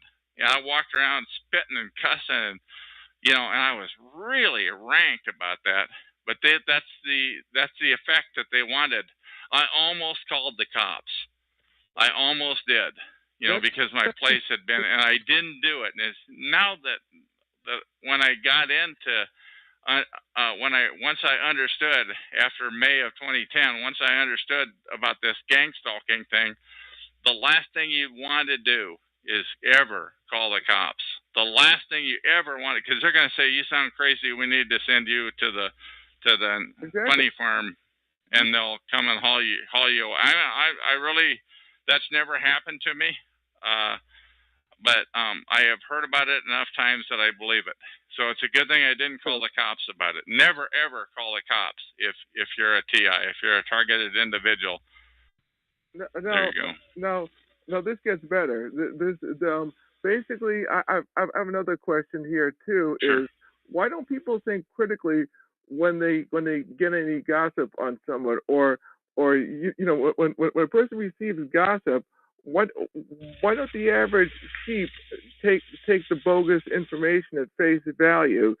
That's a good one. God, I can't wait to answer that question. Yes. There's this guy here, and I'm not even going to say his name. No. That has he's a perp, and he's got a show here on Talk Show about perping. Oh, we're so misunderstood and walked on and all that, he's one of the disinfo agents. But this one time I logged on to his show as a guest, and I'm just listening to him talk, and he took like 5 facts about me, and he distorted every friggin' one of them. And he did that by adding information, by leaving out facts, by distorting, by, it's just like 5 completely different lies, It's called spin. about me. Pardon me? It's called spin. Yeah, 5 kinds of spin. So I don't know why people, and they were good. I'm not sure if he took a class, if he got the talking points from somebody, an expert who took the class. I'm just telling you, it was totally, I had heard that before, that about the spin about people, but it was never about me. This time, those 5, it was just like rat, tat, tat. And I don't think he knew I was listening in as a guest, or I don't think he'd have done it, but he showed me their hand. He showed me the perp hand when he did that. It was incredible. And even today, he plays so innocent. And that's the thing about the perps and many of these shows around here is they play so innocent. Oh, they hurt. Oh, I can't believe you're saying that about Chuck or Van or whatever you want to call yourself now. Oh my God. How could you call me a perp? That hurts, man. That really, I'm telling you, he's acting. Wow. Now, because you see, I know our school system has dumbed down the generation of children, but even older people are in on this, and that's my main question, which is about thinking critically and being able to discern the BS from the truth, and calling people on their gossip, because not all gossip is true. I mean, a lot of gossip. I mean, Bruce Lee said, believe half of what you see and none of what you hear. And I always go by that medium when somebody says something about a person. I keep it in the back of my mind and see if there's a second and third witness and see if there's concrete proof. That's how investigators do their investigating. I mean, what? Sure. I mean, the one thing, I concur with you there. Yes. But one thing that is totally amazing, because I spend a lot of time on TalkShoe.com, Yeah. where we are now. You're interviewing me, and we're using their resources. But I spend a lot of time in the chat room and listening to the conversation, and I just see guests coming in all the time. They don't even have a login name, and that's fine if the show host wanted to enable that feature. They just have a guest. But I have seen guests, they log in like in 2s and 3s, and they slander somebody. Usually if they're slandering somebody, you know that person is probably a target. Yeah, you're right. There's a reason why they're doing that, and they're mobbing. They're mobbing up on them. And I'm not sure where. I guess it was that here's just a plain old guest making comments, and they sound so good. A troll. Yeah, they're trolls or whatever you want to call them, but they're slandering and they're mobbing. And it's incredible, and it never ends. No, here's another good one, which is and this inspiration actually came to me. It's not in the chat room, which is a person can be sued for slander. Means something you say about a person. Let's see here. Libel. Yeah, libel is something that's written. Aren't the perps and the handlers afraid of getting their pants sued off of them if that perp or victim is able to prove that he's not all the things that they say? At the very least, to open themselves up. I don't think they're worried about it at all. From what I've observed here, when I've been, I spend a lot of time on TalkShoe.com. From what I've observed here, anything goes. Pretty much it's up to the host to mute somebody if they're out of line. And I have seen usually it's guests. But even the people that aren't guests have a pseudonym login, so it could be J Doe or whatever, and type stuff. And not only that, but people that know how to circumvent this system on TalkShoe, there can be 3 or 4 J Does. So I wouldn't recommend. I don't know how to do it. I don't want to know how to do it. What I'm saying though is I've seen that happen. You can actually tell, and I'm sorry to get technical here, but you can tell by the user number. I've not seen that the user numbers would be different, but most people aren't going to know enough to look at the user numbers. What I'm saying is that you can be a guest or you can be a login. Is very rare that somebody uses a real name. So pretty much anything goes here. Yeah, I'm just throwing that out there, and I'm not even talking about Sure. talk show. I'm talking about just on the street and workplace mobbing and that kind of stuff. Just like the guy on BMO. I don't even know his name. In fact, I mean, the guy's good. I mean, and basically, it's a video to help explain and expose a form of torture known as gangstalking. But anyways, I'm gonna get back to these questions Sure. because I really nailed some really top notch questions out there that would benefit the people. Right here. Do you think a lot of perps are drawing a paycheck or some kind of perk for perping? I don't know. I think the higher level ones probably are. You can kind of tell who they are after a while, but you can't prove. You can never prove it. They generally drive fairly nice vehicles. I mean, the higher the ones at the higher echelons. I don't know how that works, but the one thing I do want to say, let me just say this little commercial for myself. This is Chuck. I'm on TalkShoe.com, show number 120297. You can find me there. You can find these recordings there. But I want to record. I want those perps. I want anybody, essentially TIs or perps. This show is about organized gang stalking. I do want to interview perps with real voices, not in the chat room and not with voice changers that are calling in. I'm talking about with a real voice that's not phonied up, because I'm already run.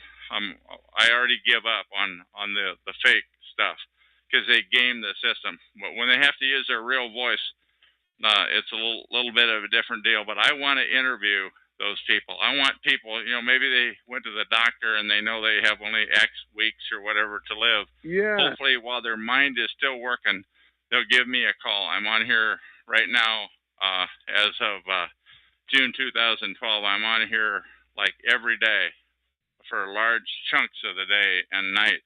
So give me a call, and if you push if you call in to this phone number that's on the screen, and let me interview you, it will be in the public domain and it will go live.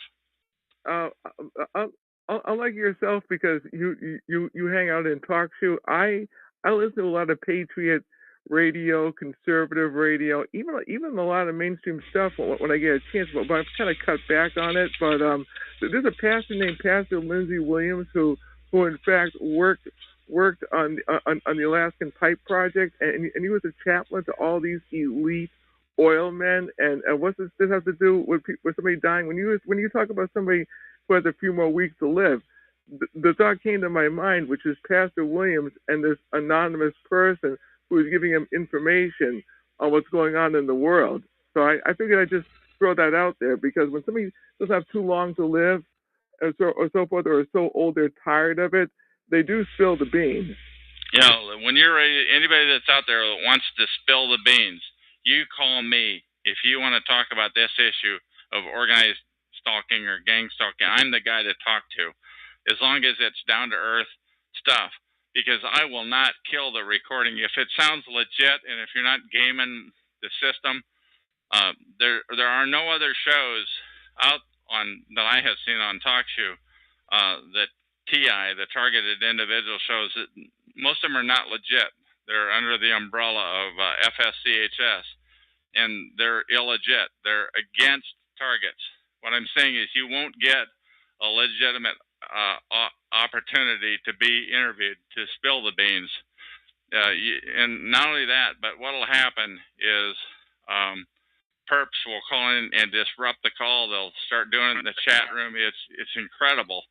But what I do when I'm doing, well, you're interviewing me, but when I push the go button, the first thing I do is shut down the chat room, so that takes the minds off of um, the the chat room and onto the interview, because this interview is going to live 100 years.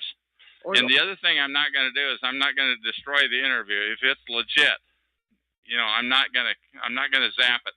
And that's the one thing I've seen about the stinkheads at freedomschs.com is they will kill any content that gets the word out, the legitimate word out about organized stalking. That's their purpose in life, is to not get the word out about organized stalking. So, well, this is why I'm banging out all these questions, because sure. I know it's going to live forever, and I know it's going to be a textbook for future victims to at least think about this stuff. And one of the questions I put in the chat room that continues with the line of drawing a paycheck is like a promotion at work for burning a victim. So in other words, a perp burns a victim, whether it's verbally or otherwise, and then all of a sudden, lo and behold, he gets a promotion. Like there's a group of Freemasons at work. I mean, Freemasons do this in the court of law. Like if you're a lawyer, defense lawyer representing a real scumbag, that defense attorney does one of the Masonic hand signals with the judge, and that scumbag gets off the hook. Yeah. So and you can never prove it. No, you can never prove it unless you know the signals and I know some of the phraseology they use. I mean, Freemasonry, especially in a court of law, that stuff is real. Yeah, But I think so. But anyways, let's see. What about hazard pay for the purpose because the victim lashes out? I talked about some of the legal stuff that victim can do, especially if the victim knows a private investigator in their family, or knows a couple of really top-notch attorneys, or an Indian tribe or something like that. In other words, would they have a close knit relationship with somebody that can do some legal damage? But what would happen if the perp? What would happen if the victim had military training or something, and so forth, and decided to lock and load them? I'm not endorsing it. I'm not endorsing this. I'm throwing this out there as a thought for perps listening, because the perp will hit a victim, and that victim might be unstable. So, yeah, well, one of the things when I first started my shows back in late August of 2010, there was an endless crew of people, and they not only wanted to talk crazy, but they wanted to get me talking about. It seemed to me pretty obvious that they wanted to get me talking about anything that had to do with guns, knives, anything weird like that. They wanted to get me on the record to see if I had tendencies like that. And essentially, what I did back then is I shined them on for a while. Then I started to mute them. Now they don't ask so much anymore, but the perps want to get targets to incriminate themselves, and you can bet this: if there's one perp that's harassing you, there is another one that's backing him up, and he's probably filming you. So if you're a target, if you're a TI, a targeted individual, the chances of them having you on film breaking the law is really, really pretty high. I'm not a lawbreaker anyway, so I don't have to worry about that. But I mean, either. But and then I put in the chat room. That's why I would never be a perp, because if I was a perp, that would be going. I'm serious. That stuff would be going through my mind. Or what would happen if I was harassing a minister, for instance, who was an otherwise good person, and I know deep down inside that minister is a good person, and that I might not live long if I keep messing with the minister, because I might stroke of a heart attack or something. You just don't touch a minister in that kind of aspect. I mean, these if I was a real bad guy, thoughts like that would be going through my mind of the consequences, whether physical, mentally, or otherwise. Yeah, let me just tell you something about those perps. I think a lot of perps are. It's not just. I mean, it's cops, it's firefighters. They're essentially paid. It's municipal workers, they're expected to participate to some degree. It's on other professions like locksmiths. It's even people in churches. You don't know that they belong in those churches. But regarding oh shoot, I lost my thought. Regarding the shoot, I lost my thought, Jeff. Ministers, no, that's okay. I got this. A perp has to look in the mirror at his or her immoral activities and know. That's what let me pick up where that is that those perps, you know, you may take the bait once when you're just John Q. Doe and somebody's trying to get you perp your neighbor. They want you to participate in harassment of your neighbor down the hall. Drop dead. But if somebody commits off themselves, you know, and you know, if you participated in that conspiracy to where they committed suicide, you are in on it. Now you participated, pal. You gotta. Now, if you believe in your maker and what have you, then one day you're gonna have some explaining to do. And if you don't knock it off right now, if you continue to participate in that sort of thing, essentially you are a killer. And what I'm saying is that I am making it absolutely making no holds barred that people that perp, people that participate in the harassment of other people who, first of all, they may have believed the lies. They should be smart enough to know that. But even if they weren't, you still, if you participated in the murder or the suicide of somebody else, then you got some explaining to do. And by the way, that really shuts up a lot of perps who come into this chat room when I say that. Oh yes, because they might not know what they're doing, or they never thought of it, that they were part of a conspiracy to kill. But that is what this program is about. They want people, for some sick reason, they want targets to off themselves. I guess they have parties. They think that's like real cool stuff. I can't even imagine the mindset that goes with that of victory, you know. I've heard, by the way, I have heard, and I'm sorry, Jeff, I'm jumping all over, but I just wanted to interject this one thought, that Satanists, you know, from the very offset, I had heard that Satanists were involved. Not all of them, just a chunk of the people that are involved. They have covens, and there's 13 people in each, and I guess that's the maximum size.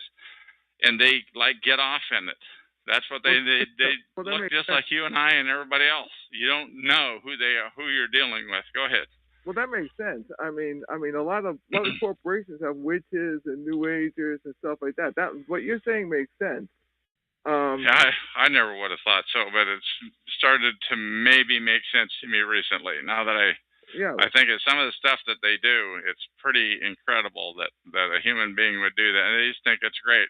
It's not just cats and dogs that they kill. It's literally people. Oh, of course. I mean, William Schleblin is a good name to look at in that aspect. The former Satanist who came to Christ and so forth. How do you spell that last name? I can't spell it off the top of my head. I'm not going to run and grab it. That's right. But people find it if they want to Google it. I'm just throwing it out there. But the thing is, a lot of these workplaces have New Agers, government places have New Agers, and occultists. So what you're saying is a true statement. Now, let's see here. If perping is this bad in good times, in other words, when people are making some bacon, when people aren't feeling the pinch, you know, stuff like that. If perping is like this in bad times, what will perping be like when the average person has no money coming in? In other words, when there's a collapse in this country, and the country goes belly up, which I believe will happen because we owe Red China our lives basically, with trillions of dollars in debt. And so forth. What would happen to the average person? Would they get worse, or would they get better? I think possibly. I think though that probably. I can't imagine how much worse can be, but I think they'll make do. I think they're pretty bad. There's a lot of them. They're extremely, extremely well organized. It's incredible. It's above the government level. It's above state, county. It's above U.S. level. It is a worldwide protocol. There is no. Yeah, I've heard the comment said. I'm jumping all over here, but I've heard the comment said, on like some TV show. Some cop will say, "I'll have you followed. Why, there will be no place in this world that you can go to get away from me." You know what? There's quite a bit of truth to that because it's all over. This organized stalking is all over the free world. It's in Canada, U.S., Australia, New Zealand. It's over in Europe, Western industrialized countries, and in supposedly in China and Russia and thereabouts. So evidently there is no place that you can't go. And that is the amazing thing that when people think they're going to get away from the stalking and harassment, as I did early on before I clued into what's going on. It's called gang stalking. But before I clued into that, you think, well, if you just move, it'll go away. You know what? It won't. It will follow you. You will be harassed at the next, whether you go to a different zip code across the river, to a different state, to a different country. But here's the caveat. Here's the caveat. When you're in the big cities, it's worse. When you leave the big cities to go out to where it's less centralized, where there's hardly any union workers or government municipal workers, where it's more farms and so forth, you're not going to get the crap. I think there's some truth to that. I don't know because I've primarily just been in the populated area of Vancouver, Washington, and Portland, Oregon since I became a knowing target. That's where it's. But I do believe what you're saying, that when you move out and about, when you go out to the outback, there's less people. They're amazingly sophisticated people, though. They're amazing. Where are they coming up? Where are they? John Q. Doe, where are they coming up with all these friggin' people? Well, I'll take that towards the end because of my security background and so forth. I can give some insight on that. But this is an interview with you. We're going to keep on the interview right here. Let's see here. Because of the financial collapse, everything evolves. I mean, you have what's called microevolution. I mean, which is an animal or a bird will adapt on a very small level to adapt to their environment. I don't believe in evolution because I'm a Christian, but born again. But when it comes to microevolution, I believe in that. And since everything evolves, where do you see perping going to in the next 20 to 30 years? I don't know. You asked that in the chat room a while ago. I don't know. I know, but since this is on the record, I'm throwing it out there since it's being recorded. Sure. Yeah, sure. I'm telling you, I don't see it getting any. Well, I don't know. I was going to say I don't see it getting any better, but I wouldn't be on here trying to get the word out because I am trying to get the word out to targets, to targeted individuals that don't even know they're targeted yet. They don't even know. And when they learn that they're targeted, the first thing that's going to happen is they're going to go out and find some schmuck organization like freedomschs.com. They're going to give them their name. That'd be the worst thing you could do is give your name to somebody like that. Oh. But where is it going? There's got to be the chink in the armor. There's got to be some way to get the word out about this. Because those people out there that are stalking on the street, they're not only stalking real potential criminals, they're stalking people for revenge. You annoyed me. I'm a important person, a politician. I'm the fire department, or I work with the cops or what have you, or my brother is in this secret society or what have you.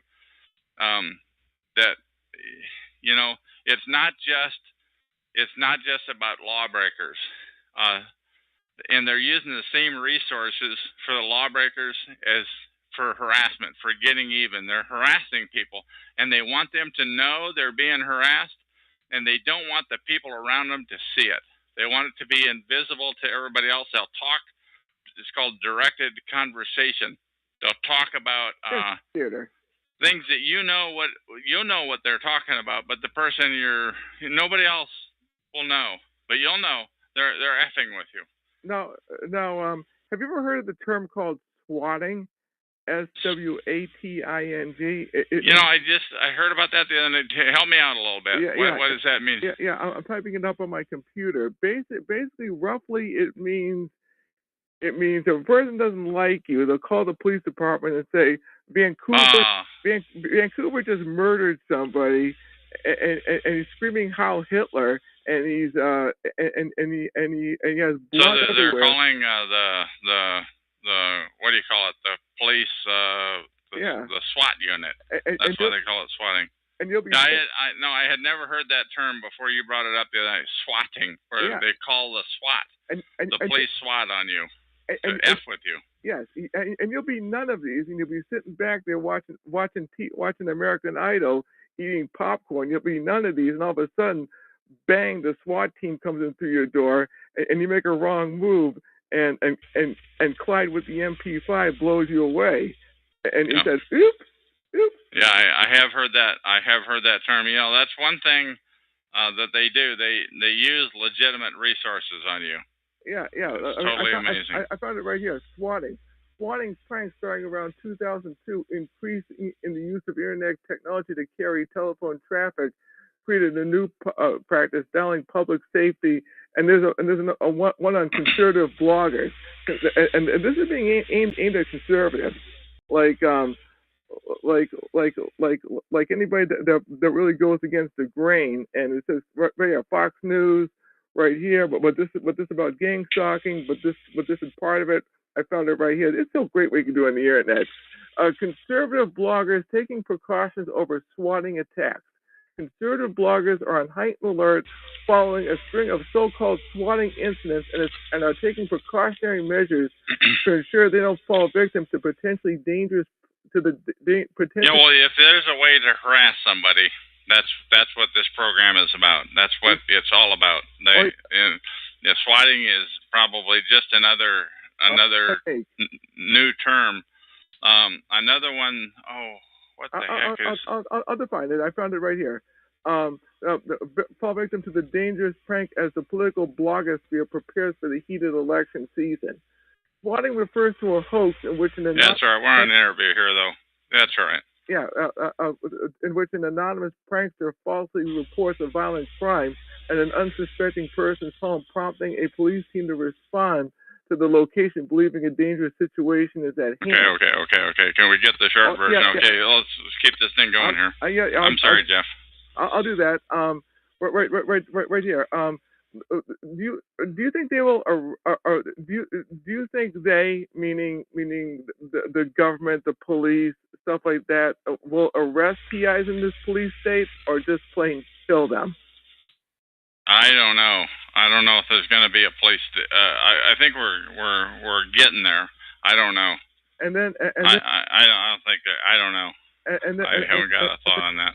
And then right here, like a purge of PIs. Then let the rest of the average. I goofed. Basically, this has happened in history. Hitler's Germany, or Stalin's Russia, or the Dark Ages under the Catholic Church, and because Stalin had his purges, he purged his internal cabinet several times, even his leaders, and so forth. And this will go public, I believe, and basically this will be the signal for average people to toe the line. Well, here's what I think. I think we have an opportunity. It hasn't happened yet, and I think we have an opportunity to get the word out about organized stalking. I think if most people knew that they were being gamed, that they were being told lies and exaggerations to perp and to harass people, I think if most people knew that, they probably wouldn't participate. And so we have an opportunity right now in June of 2012, we have this opportunity to get the word out about this issue of organized stalking, and that these guys, that it's not. They're saying you're a bad person, that people should participate in the perping of this person. He needs street justice. Yeah. And that's what they're saying. But they're doing it to get even. They're doing it to get that person's assets. Yeah. What have you? It's illegitimate. Oh yeah. Just like the state wants the farm to run a highway through public domain, and so on and so forth. And I found another thing I put in the chat room, which is it talks about do you think the concept of perping will be fully public? In other words, if it's fully out in the open, and the chilling effect, or the chill effect I put in, will be people saying, I cannot give my opinion because it will ruin me. Plus the sheep will say, everything is fine, the president is good, you must leave. I do not want to be stalked and then taken to a camp. I'll add concentration camp. So yeah, I don't know if that's gonna happen or not. I just it's totally illegitimate. When it happened, when it started when my relationship started going downhill in 2005, when I started having to move many times in my RV that I was living at the time, like every 6 or 8 months, something would happen. When I finally, I can't prove it, and I don't want to get into the laundry list of things that went wrong with the RV, but lots of things went wrong with the RV. And I literally had to get rid of it and move back into an apartment. And when those things started to happen, I didn't get it. I never got it until 2010. I finally realized. And then you know what? Then the harassment increased. As soon as you discover that there's this issue called gang stalking or organized stalking or mobbing, as soon as you discover that that's not coincidence and that it's not you, it's a protocol that's being used against you. As soon as you catch on, and like I did at the PortlandMercury.com, when I found that on gang stalking, when I found that, my harassment increased amazingly a lot to a highest. I would call it to the highest harassment ever, if that were such a thing. And I'm changing the subject on here. What else you got there, Jeff? Oh, no, I got plenty because I want the people out to think. Please. Another thing I put out there is what causes a person from your experience, are the handlers FBI, Homeland Security, Freemasons, big corporations with deep pockets? Who would you say would be the I don't know, but I want to interview them. I'm sorry, that's not the answer you were looking for. The answer is I don't know. I don't know who is involved in doing that. One thing I want to tell them though is I want to interview you, and I'm the only guy that I know. I don't know anybody else that wants to get this word out like I do. And you can find me, and you know my voice and my attitude and what have you. What I'm telling you is that everybody, all these other TI shows on TalkShoe are shills. They're dirty. They don't want to get the word out. But if you want to get the word out, I'm the guy to call. Okay. If I knew of somebody else, one day, Jeff, I hope to have that. I hope to have that. Actually, my interview number 1016 on TalkShoe show number 87161 is of guest 7, and she was a perp. I mean, she did participate in the as she said, she got a kick out of it. She participated, and I want 100 like her. But if anybody's out there and you're listening to me right now, my name is Chuck. The TalkShoe show is 120297. Give me a call anytime. Don't tell anybody that you're going to call, by the way. Do not key it into an email or anything. Don't mention it to your dog. Nobody. It's just you, yourself. You call that number 724-444-7444, and you key in 120297. That's area code 724-444-7444. Call ID number 120297. And then pound sign. Okay. And follow the. Well, give me a call. I'll interview you like you've never been interviewed before, and you won't be derailed by the perps who want to derail it. It happens. I'm telling you, it happens all the time. When there's a good topic on some of these TI shows, when there's something that's too good, it's getting the word out too well, somebody calls up to derail. It happens nearly every time. Go ahead, Jeff. All the people in the chat room. Oh my goodness! I mean, we must be making a real dent here. But anyways, right here. What is the common thread? In other words, the common denominator that causes a person to be a TI? Is it A, speaking against the government? B, I'm gonna say this verbally because I'm better verbal than writing. Irritating the wrong person, or C, going to certain events like the Tea Party, or belonging to the wrong groups like the John Birch Society or any conservative or anti-government organization, what they consider subversive. I mean, or like you said, they just want your assets. I mean, plain and simple. And personally, I hate the way they use the term vigilante justice, because when you think of vigilante, you think of some desperado that's just an evil, murderous person, and the court can't get him as cowboy justice. And everybody knows that this guy. Yeah, it almost sounds noble. It sounds like it's from the cowboy days, you know. Cowboy. Essentially, it may have started out to be a good idea if the guy really had it coming, you know. But what I'm saying is they've subverted what it was set up for. They use and abuse, and they want your assets. You know, everything that you just said are reasons why people. And the one thing that you did leave out, though, is it's generational too.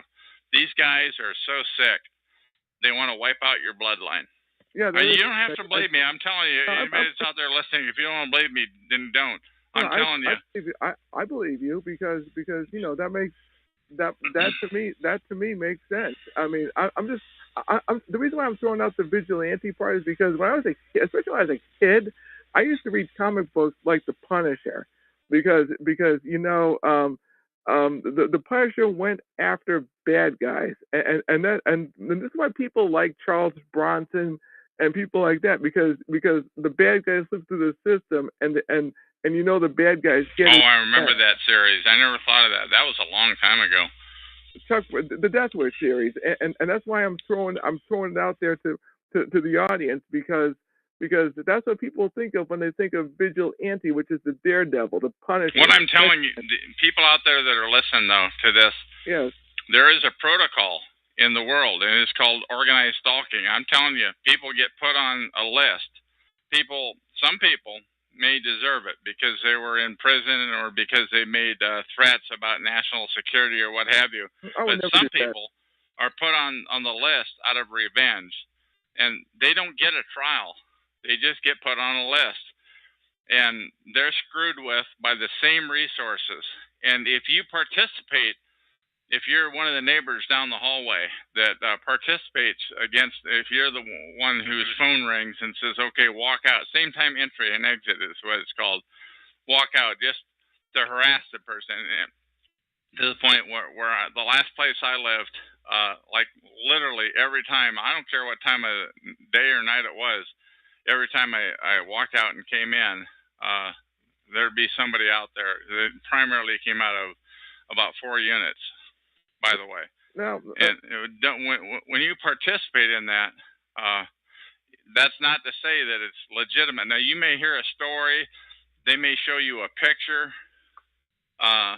Look at here, and he's a pedophile. They love to call everybody pedophiles. So I hear. I don't know what they're saying about me. They don't want you to know. And not only that, but if you are a neighbor down the hallway, or if you are in the block watch, um, they're the first thing they're going to tell you is, now don't talk to him, don't compare notes, because if he hears that they called him a pedophile, he can say that's not true. I'm not. Exactly. Well, wait, no, because I like when I do even when I do an interview, I love getting into history. Back in medieval England, there was a group of people, and it's called the Star Chamber, and basically it was extrajudicial justice. That's roughly because I want to keep the flow of this show going, not to bore people. Sure. But basically, look it up on Wikipedia, the Star Chamber, not the movie with Michael Douglas, though that's pretty good, and you see a modern version of the Star Chamber, but the ancient version of the Star Chamber, they basically just killed you, or did some kind of extrajudicial justice, and that was the end of you. And it started, and it was the Star Chamber was an English. But what we have today is mobbing and stalking and harassment. Yeah, it's totally amazing. That said, at the Royal Palace of Westminster until 1641, it was made up of privy councillors as well as common law judges, and supplemented the activities of the common law and equity courts in both civil and criminal matters. The court was set to ensure fair enforcement of the laws against prominent people so powerful that the ordinary courts could never convict. And that all sounds good, and that all sounds fine and dandy, but in this case, they don't even tell the person being harassed. They don't even tell them that they were that they had their trial. They weren't invited.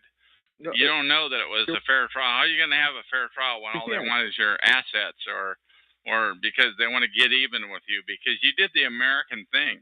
You spoke out about an injustice, but that got you listed. That got you harassed for the rest of your life, and possibly your family too. Oh yeah, That's pretty rotten, and they didn't give you a trial for that. Well, this is where the kicker is. When you read something, there's what's called the kicker, which wraps it all up. I'm seeing what I sense as the kicker. Court sessions were held in secret with no indictments, no right to appeal, no juries, no witnesses. Evidence was presented in writing. Over time, it evolved into a political weapon, a symbol of misuse and abuse of power by the English monarchy and the courts. And what term is that on? Is that on Wikipedia? What was that under, please? Yeah, Wikipedia. Just under what term did they search to find that, please? Oh, the Star Chamber. That's all. Star Chamber. Okay. Yeah. No, I have not heard. Thank you. Yeah, you're welcome. Now, as I was saying before, let's see. The purpose was made public. Basically, when it comes to extrajudicial justice and so forth about speaking, you know what? The person could be killing a patriot like myself who would do no harm, who's not a threat to security, and so forth. And this is what I'd be thinking of if I was a perp, which is am I harming a fellow patriot? Am I harming an otherwise good person? I mean, because you see all these prominent people dropping dead like flies, like Andrew Breitbart and other people. There's a patriot named Chapman. I forgot his first name. I think his name is Robert Chapman, and other people like that. I mean, patriots are just dropping dead like flies, and nobody knows why, but. Natural causes like Andrew Breitbart, which is the more prominent one, died of a heart attack. But I'm just saying this off the top of my head. I mean, there are weapons that can cause, and I'm not talking the crazy talk. I'm talking poisons that can cause a person to have a heart attack. I mean, these are old spy weapons used back in the 1950s. So what else you got question-wise? What else do you want to hammer me with? I'm sorry. Preferably out of the blue. No. Okay. Basically, I'm gonna wrap it up with this because I've interviewed you for for a while. I just want people to think about this. There's good people out there, and also you can use your iPhone to take a picture of somebody, send that picture on Facebook, spread that portrait of the person all around, and if you're close up to the person, get an audio of what he or she is saying. These iPhones and these smartphones are very amazing devices. You can text, and depending on how good it is, you can screw a person just by taking a picture of them and getting their audio. So the surveillance is out there. You can do research on your own on the internet and look up micro cameras and microphones. You can stick in a radio. You can buy this anywhere. This is not James Bond stuff. So we do have the technology to create the new world order. And I am looking for the silver bullet, so to speak, from a metaphoric standpoint. I'm looking for the answer to that. I don't know, honest to God, Jeff, man, I don't have a clue what it might be, but it doesn't stop me. I do focus on a lot of things that are bad, but I am really looking for the answer to that. I don't know what it is, but if you know what it is, come to my show and tell me, please. I forgot something, and I have to see if I covered everything. It's crazy. No. Basically, when the system does collapse, do you think that perps will just say, screw it? We have nothing more to protect.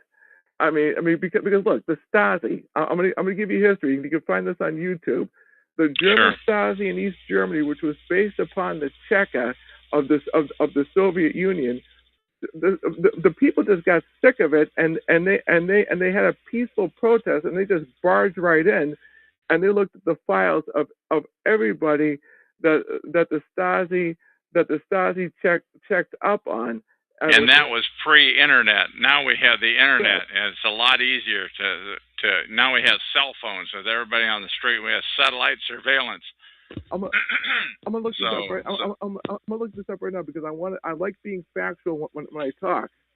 Stasi, East German Stasi, East, and you can find a lot of YouTube videos on the German Stasi, East German ERMAIN Stasi STASI. I think I got it right here. And you know what? I mean, if the Stasi wanted to fix you, like if one of the party heads wanted your girlfriend or something like that, I mean, you'd really get screwed royally. I mean, and it was the secret police. And right here, Ministry for State Security, and that's what it stood for. And one of the more prominent people who was the head of it was Erlich Miki, and basically they ruined a lot of people's lives. And when people went in there and they shredded files towards the end, they shredded files, and they're still putting the files together to find out what these people did. I mean, people actually got real jail time and you know, beatings and stuff like that, and so forth. But so have you got any other good tough questions that you want to hammer at me there, my man? I'll wrap it up with this. Like East Germany unifying with West Germany and East Germany collapsing and so forth. Right here, between 1950 and 1989, Stasi employed 274,000 people to root out the class enemy. Look this up on Wikipedia on your own. Sure. Do you think Americans, being spoiled as we are, when the country collapses, do you think Americans would demand to see files written up? You know, the one thing about, you know, what I'm hearing is that it's not just people that dress nice. I mean, I'm talking about it's ex-convicts. I mean, it's homeless people. There's a lot of people that are involved in harassment and perping. You know, so it's not just your t-shirt wearing guy walking down the street. It's a lot of people, a lot of groups. It's nearly many groups. I found this right here. Stasi informants by 1995, 174,000 have been identified, which is approximated 2.5 of East Germany's population between the ages of 18 and 60. This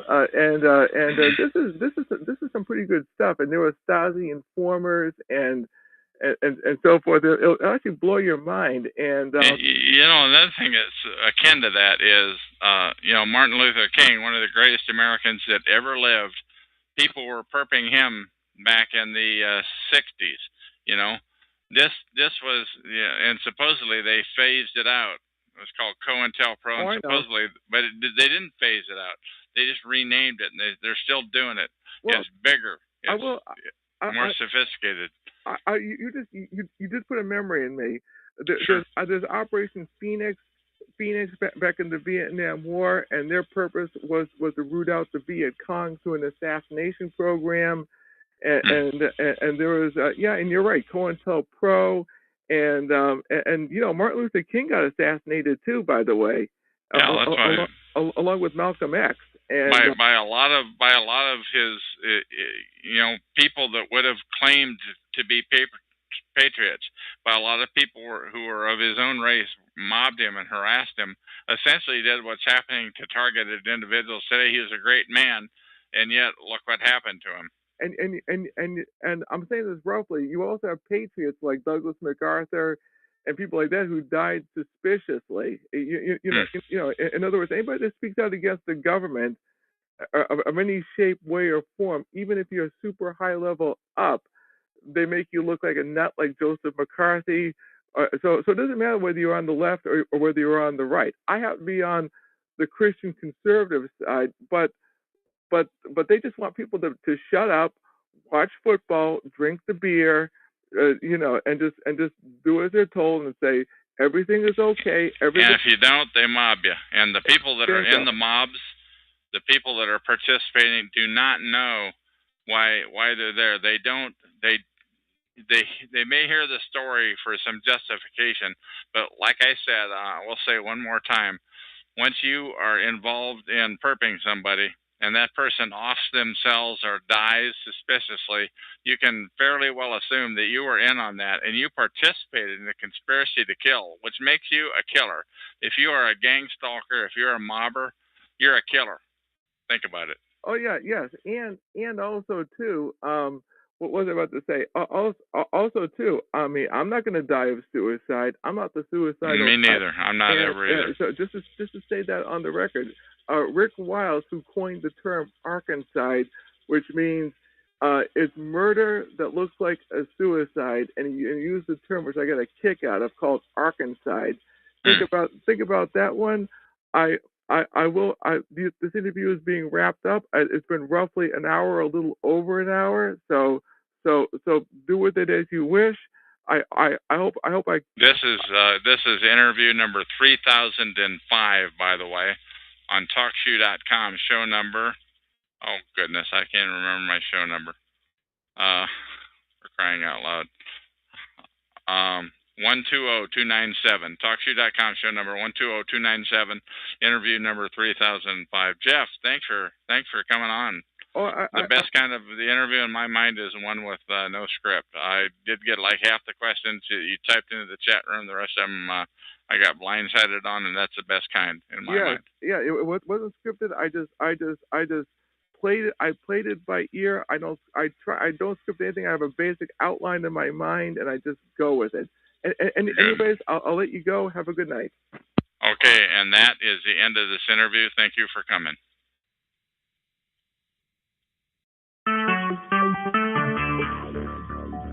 Talk Shoe. Recorded live. Hello, my name is Chuck, nickname Van of Vancouver, Washington, USA. Welcome to TalkShoe.com, call number 120297. This show is being recorded, and anything that I say, well, you can consider to be in the public domain. Alda wrote the content that I'm going to read, and she did make the comment that it's very important to get the information out there, and I'll be reading that. So I don't consider that what she said is in the public domain, but please feel free to copy any part of this MP3 recording file. You do not need permission. No notification or attribution is necessary. To find more of these public domain audios, go to the top right corner of any TalkShoe.com screen and search for Vancouver or show number 120297, or click the top left purple button. to see if there's a show presently underway. The time out here on the West Coast is 12:30 p.m. on Saturday, June 23, 2012. The page that I'm going to be reading is on http://sites.google.com/site/targeted stalked terrorized. Once again, I'll repeat that: http://sites.google.com/site/targeted stalked terrorized. It's entitled, "Are You the Victim or Potential Participant in Domestic Terrorism?" by state and corporate sponsored tactics. She subnote has this site is not complete, still being updated daily, but getting the information out there, she says, is more important than waiting for perfection. There are three columns on this that I'll be reading. The first column is this happening to you? The second column is, are you a member or of any of the following?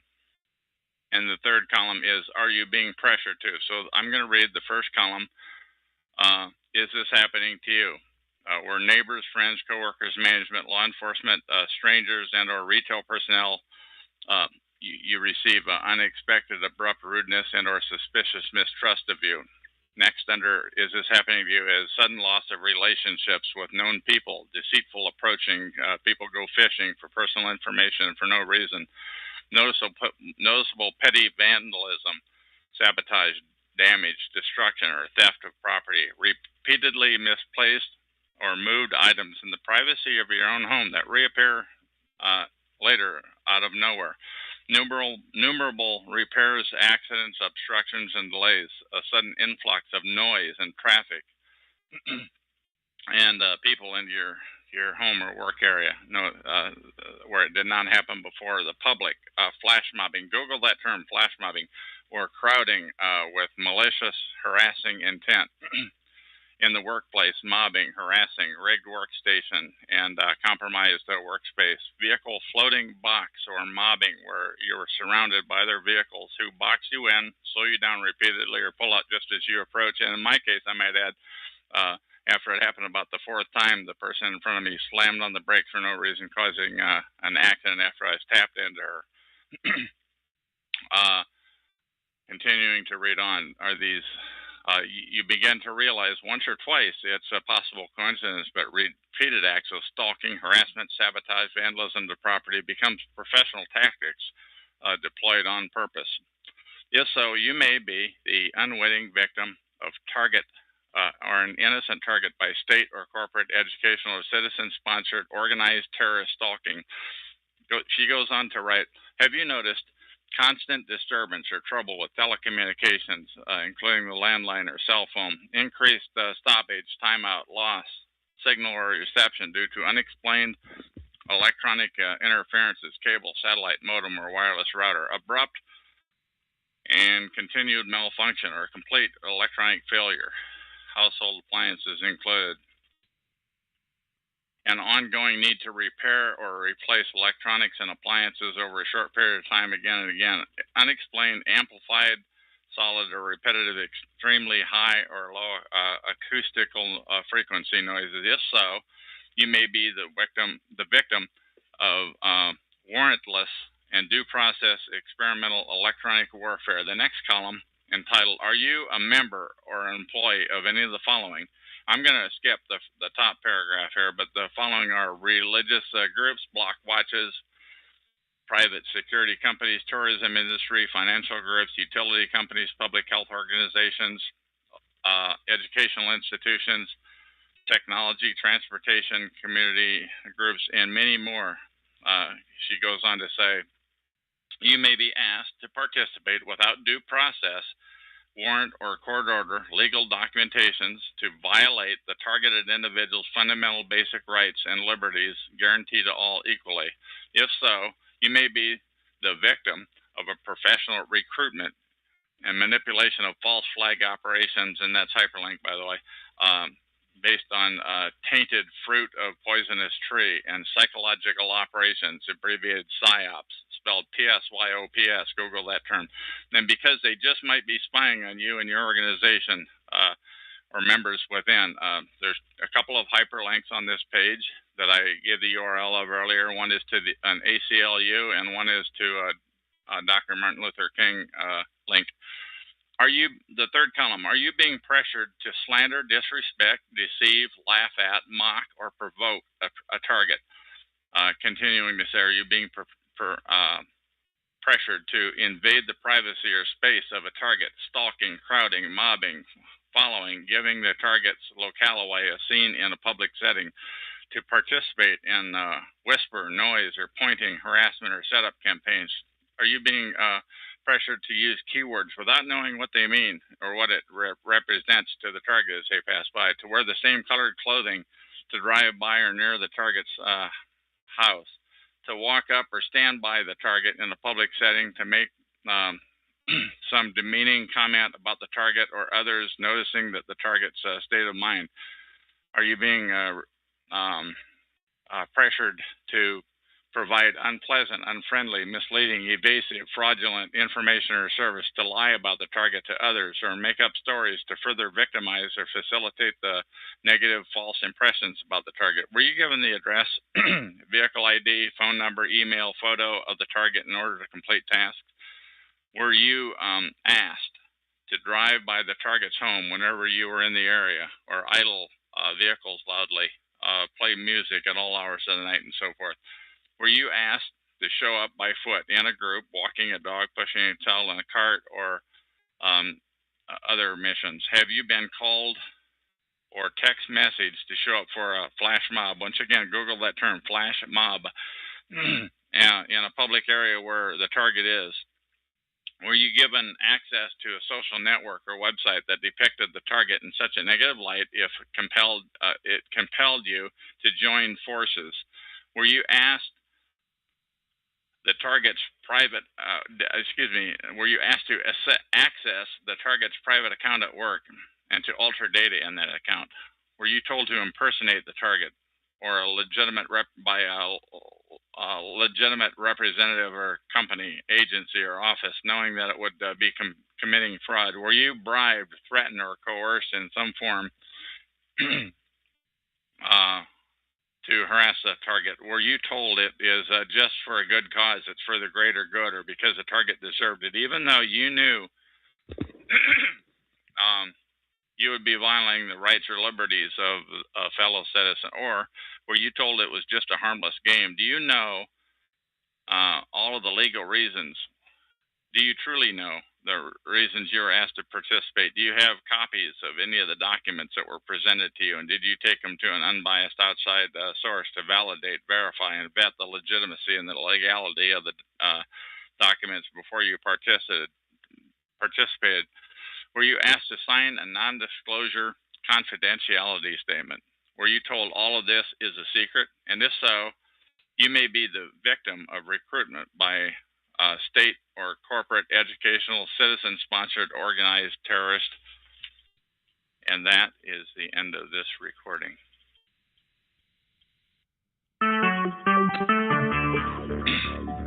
Talk show. Recorded live. Hello, my name is Chuck. My nickname is Van of Vancouver, Washington, USA. Welcome to Talk Show call number 120297. This call is being recorded, and anything said on this call will go into the public domain. Thus, everyone is entitled and encouraged to copy and republish any part of this MP3 recording file. You do not need any permission. No notification or attribution is necessary.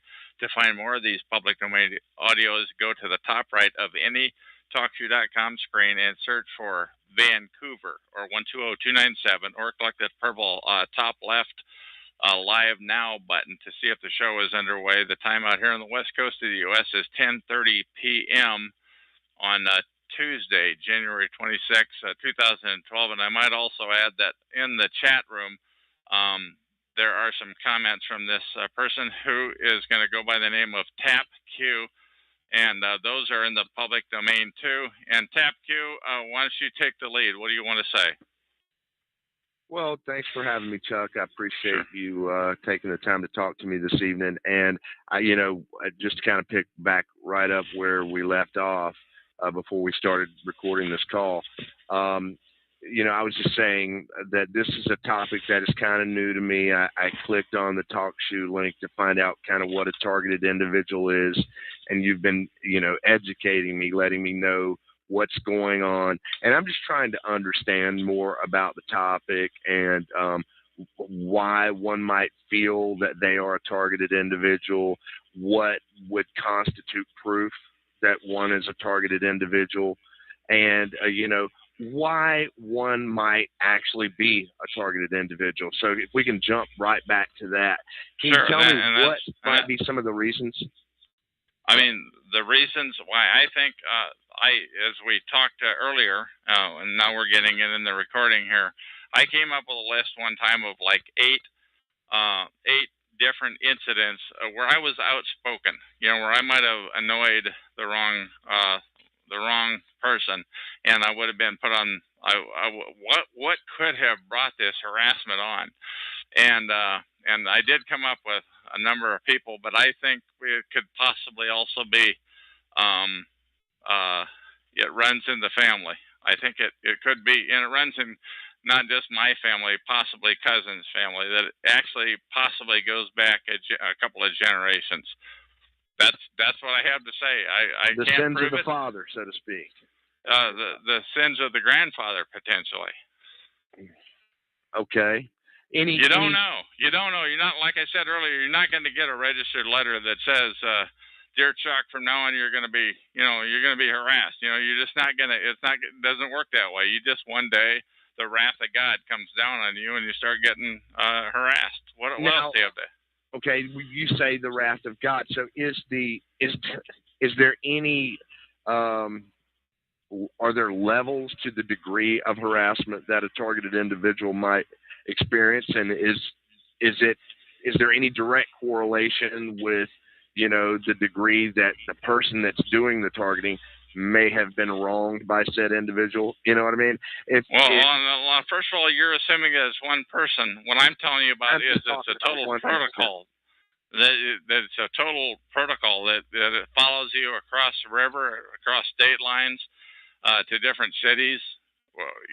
When you are truly targeted, wasn't just I've never been incarcerated and I never will be, and I never will do anything wrong. But supposedly, we talked earlier that people that get out of jail, they're told you're going to have an eye kept on you. In fact, if you want to be an eye keeper, they will offer that to them.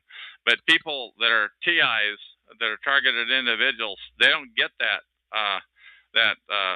for themselves. They're just it happens to them one day. And for me, that day was April of 2006 when it started, and it was like the wrath of God. It was just amazing. What happened? It was every time. Go ahead. What happened? Oh, it was every time I went to the store and was trying to take a part. And I'm talking about every time I went to the store. I'm talking about like 8, 10, 12 times. I don't know, a number of times in a row. People would swipe the parking spot in front of you. So it wasn't just one isolated incident and people walking out in front of a pole. And just as you're ready to walk in the store, somebody would walk out in front of a pole. As you're walking down the aisle, they study you. Was it one particular day, or was it the entire month? I mean, you say April. I'm saying it was like I can't even remember. It was like that was just one example was in the store. But let me continue with the store because I want to get this on the recording. When I'm walking down the aisle, there'd be some little old lady reading a label on a can and pushing her cart right in front of you. And I'm not talking about one time. I'm talking about every time you go to the store. You get this one product off the shelf, and there's somebody right there, and you don't think about it until they push their cart right in front of you. And then when you get to the end of an aisle, there's somebody there. And then when you go down the next aisle, there's another product you want. They know where you're going to go, what route you're going to take. They're there. They F with you. And it's totally amazing protocol. When I go to the self-checkout lane to check out, it was like every time I couldn't get the cash, and I couldn't find the lady to give me cash for my cash back on my debit card, what have you. And it was like every time I'm talking about it was at the video store. It was like literally walking down the street, and that was just, and this went on for like 4 years, from 2006 until 2010. until as I may have indicated to you earlier, until I discovered the term gang stalking. Google that term. Go ahead. Was it different stores, or were you continuing to go back to this? I mean, I'm it thinking was generally. I mean, that's a good question. It was generally just one store that I went to every time. They knew they know your habits. They know what store you're going to go to. They're waiting for you there. Yeah, but if it went on for 4 years, wouldn't you think that you might want to change stores at some point? And I'm not trying to be facetious. No, you're not. I don't think so. I don't think you are. I mean, to the point where what they did, they eventually they ruined the RV that I was living in. They ruined the truck that I was pulling that I had been pulling it with, and so I moved into an apartment, and then the harassment follows you there. You think you're going to get away from it by relocating. When you are a targeted individual, it will follow you. The harassment will follow you. Did you start over the period of the 4 years recognizing the individuals that were, harassing you? I mean, was it? No, I didn't. That's what I thought. God, where are these coming up with all of these frigging people? How do they do that? I mean, you don't. The one thing I want to say, though, to anybody who's listening into this, they don't make eye contact with you. I never really thought about that until just recently. I'm a pretty polite guy. I'd say, excuse me or whatever, even though it might have been their fault. The fact is we bumped into each other, and they never say no problem or excuse me back. They just ignore you. It's like every friggin' time, and they think, God, this is totally amazing. So if you're a targeted individual, a TI, and there's somebody listening into this public domain recording, Google that term, gang stalking, organized stalking. That is what's happening. Is there any possibility that, that's just the way people are? I mean, I experience the same types of things that you talk about going to grocery stores or any busy store. And in fact, it's one of the primary reasons I try to avoid. No, I'm not just talking about the grocery store. I'm talking about walking down the street. I'm talking about walking into any kind of a store. Well, I'm just talking about. It's not just a grocery store. It's like literally everything. It's like in the hallway where I lived. Is it everywhere you go? Not everywhere you go. Sometimes it'll be 3 or 4 times in a day. Sometimes there might be a couple of 3, not very often though. You might get a couple of 3 days off and you think, oh God, this is great. It's over with. But guess what? It comes back. Do you find that the days off tend to be days when you're not dealing with other people? No, I mean just walking around.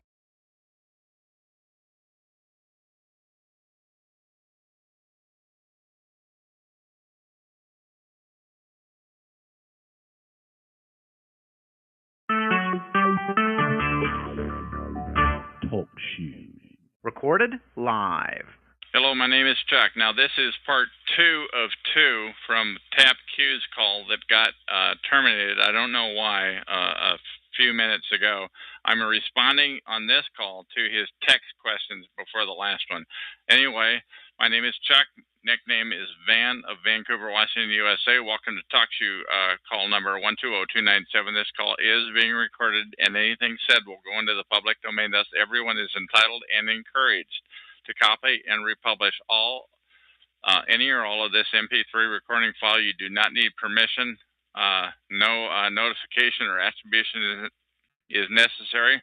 To find more of these public domain recordings, go to the top right corner of any TalkShoe.com screen and search for Vancouver or show number 120297, or click the top left purple button to see if the show is presently underway. The time out here on the west coast of the U.S. is 5 minutes to 11 p.m. on Tuesday, June 26, 2012. This is recording number 3008. Now, I had Tap Q came into the chat room and asked me some questions. I'm going to respond to those questions. I've still got them on my screen here.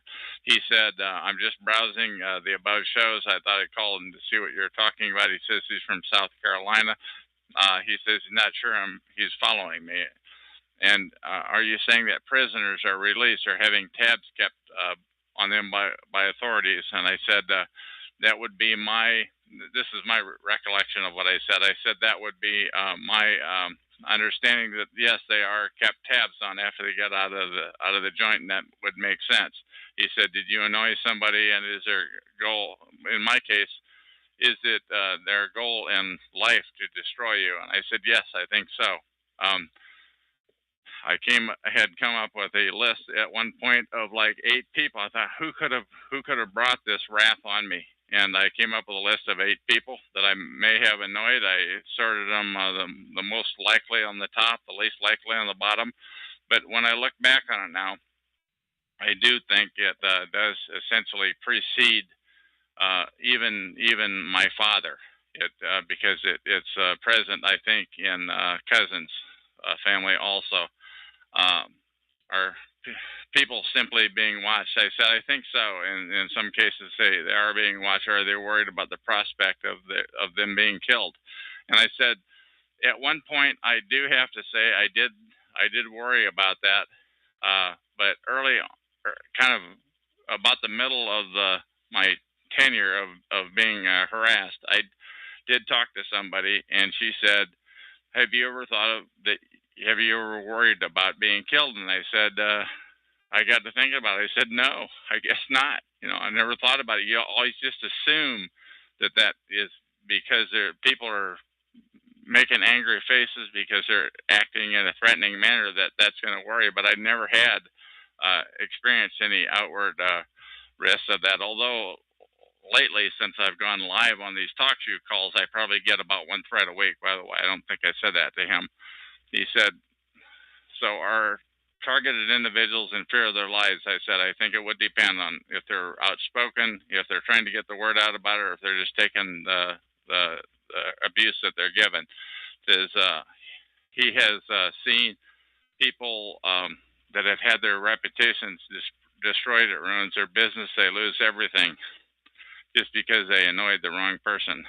How were you harassed? I said, I was harassed in the store, like many times in a row. Every time I went to this particular store on exit 12, Fred Meyer store in Oregon, on exit 12 on Interstate 205. And it was like every time I went, like perhaps a dozen. I don't know how many times. I really don't. I didn't count. It was just, when I went to take the parking spot, somebody would swipe it away at just the last second, and even swipe away the next parking spot at the last second, because they knew what kind of a spot I wanted. When I went to walk in the door, somebody would always walk out in front of a pillar at just the last second. And I would say, okay. And they would never acknowledge me. I would say, excuse me, because I'm a fairly polite guy. And they would always ignore you. They would never respond in kind. And I thought, God, that's weird. Maybe it's a full moon out tonight or something. When I was walking down the aisle, and I was ready to grab a product off of the shelf. Just as I was ready to grab it, some little old lady would push her cart right in front of me to break my train of thought. I would say, excuse me. I would take the product, And once again, this wasn't just one time at the store. This is like every friggin' time I went to the store, and you think, how can this be? How can this? Pretty soon you begin to realize you're being harassed, Either that, or you could think it's going on in your head. But I never thought that. It would happen when I got to the end of the aisle. Somebody would walk out in front of me. When I went down the next aisle to grab a product off the shelf, same thing. Somebody would always cut off my forward motion. It was just amazing. It was clearly orchestrated. It became very clear after a while. When I went to check out on the self-checkout lane, it was the same thing. If I wanted cash out of the machine, I could never get the cash out of the machine, and I could never find the cashier to get that from. He said, well, maybe some people are just being rude. He typed into the chat room, because once again, I am responding to his chat room comments on this call. And I said, I never had that happen before. I'm the same guy I always was.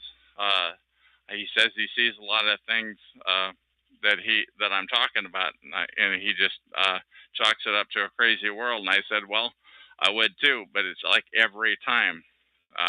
So there was clearly something going on that I had never heard of anything like this happening to anybody. It was a complete new experience for me. He said, other than inconveniences, how has it affected your life? I said, potentially with customers, with gaining new customers, potentially driving the car. I had, and I've talked about it on another recording here. Somebody, like, for no reason, like 3 or 4 times, maybe more, I don't know, going south on I-5 before I got the exit 12 in Oregon on I-205. Somebody just slammed on the brakes in front of me, and the guy behind me tapped me into her, and she got like she nailed that for.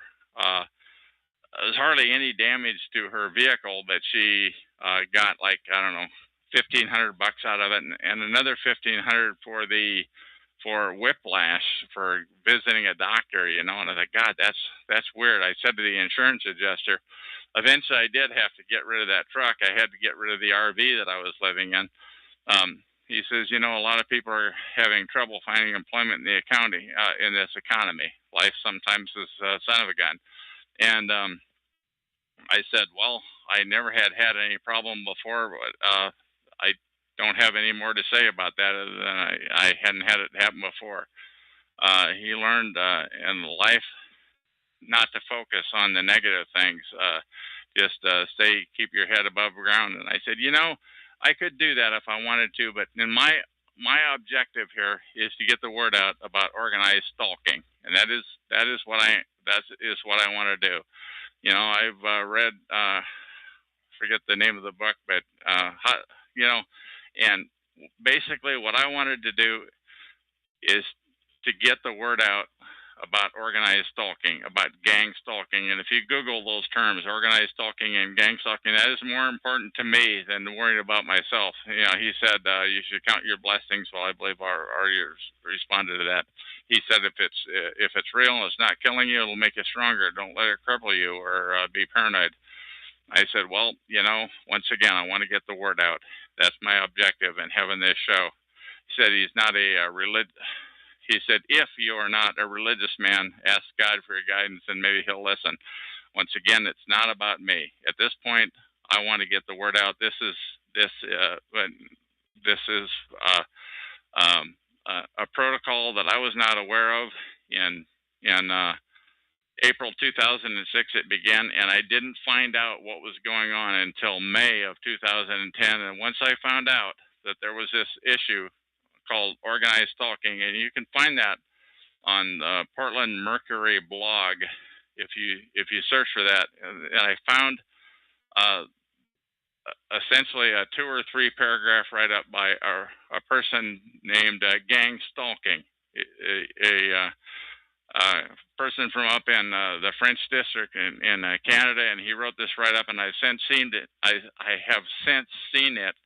Those very words published on many blogs across the internet, and I realized that's what's happening. It fit me to a T. I was being organized stalked, and once again, I googled the term gang stalking, and I found it. But one thing that I really found that was really pretty, that made me raise my eyebrows further, was when you read about organized stalking, gang stalking on the Google blog, or rather on the that Google linked you to.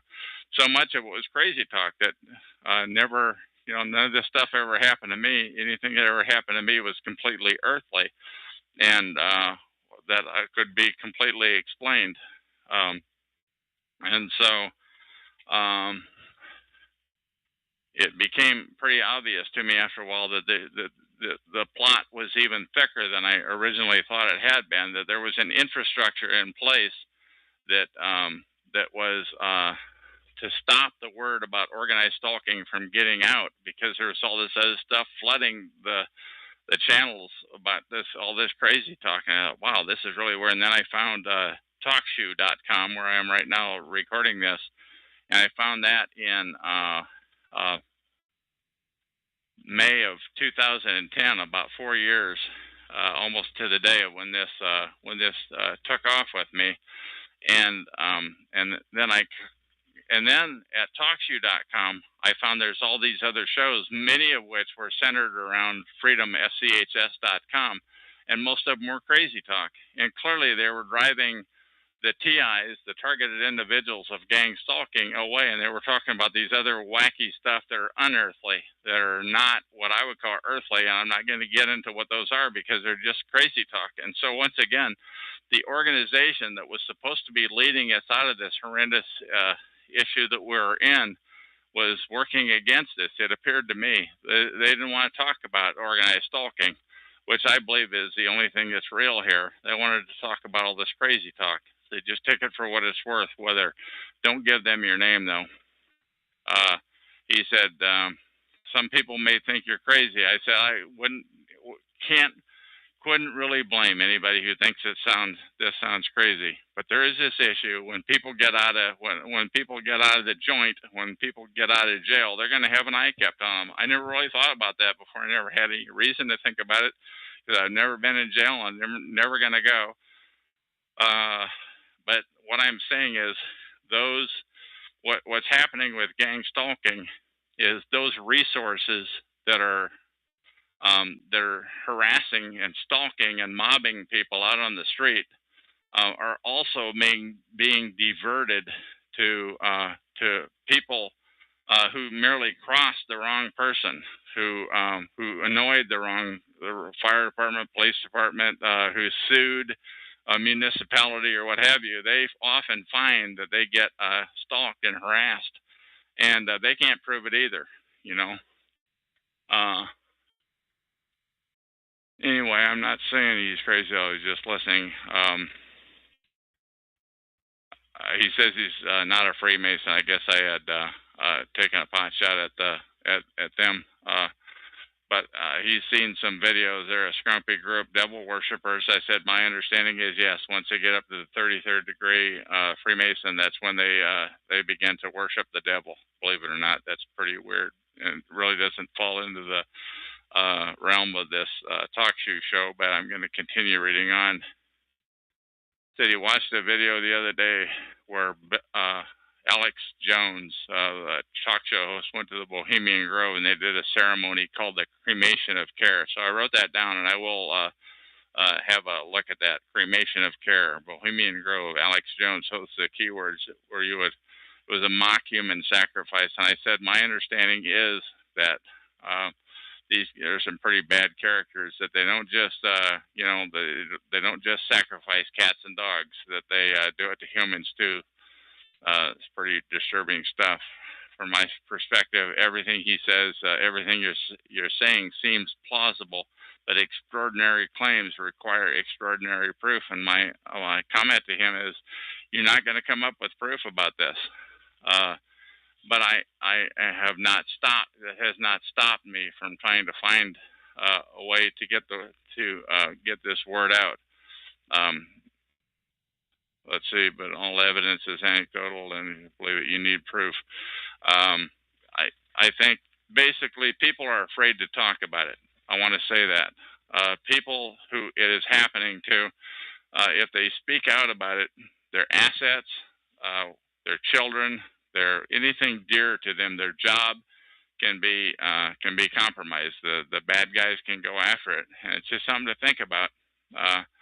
And I don't have a number of those issues, and so I am feeling that it's an obligation to try to get the word out about this issue.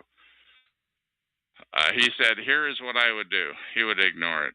He would focus on his daily life, and I said, I could ignore it and focus on my daily life, but my objective is not for me so much as to get the word out about organized stalking, because I was completely unaware of this issue until 2006, April, when the dogs were unleashed on me. And I walked around for 4 years being harassed, and I had no idea that this was a protocol that was real.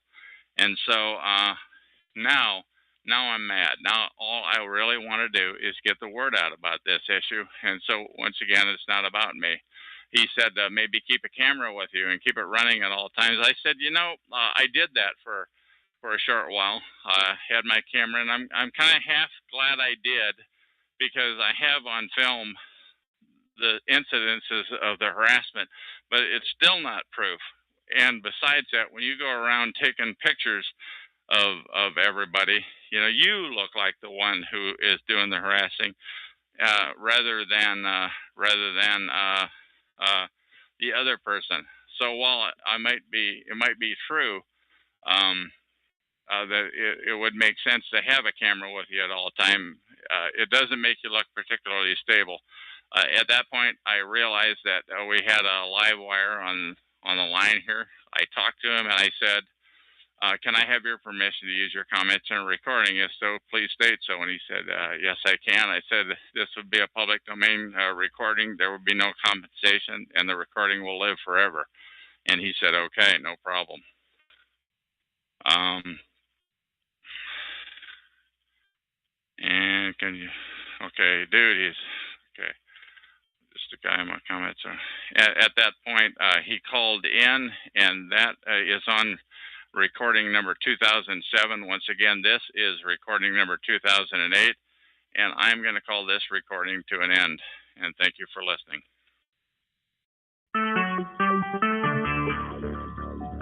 Talk show. Recorded live. Hello, my name is Chuck, nickname Van or Vancouver, of Washington, USA. Welcome to Talk Show number 120297. This call is being recorded, and anything said will go into the public domain. Thus, everyone is entitled and encouraged to copy and republish any or all of this MP3 recording file. You do not need any permission. No notification or attribution is necessary. To find more of these public domain audios, go to the top right corner of any TalkShoe.com screen.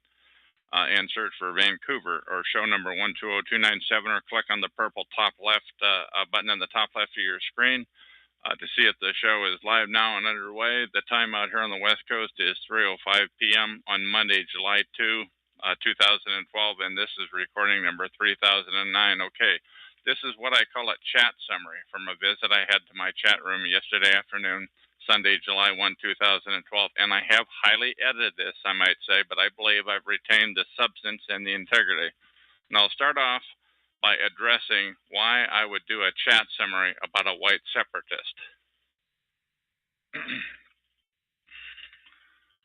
And the answer is because Martin Lindstedt of Missouri, the self-proclaimed white separatist, is a TI, a targeted individual, and TIs are what this show is all about. As you listen to my reading of this, please ask yourself if you think TIs exist, and if so, does the government have an obligation to surveil them everywhere they go?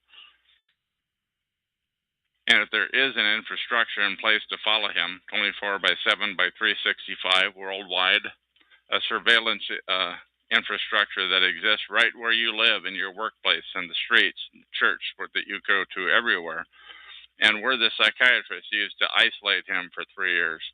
But also, please ask yourself if these very same surveillance and harassment resources are abused to get even with innocent people, to gain control of their assets, to compromise their children, to wipe out their bloodline, to use them for medical experimentation.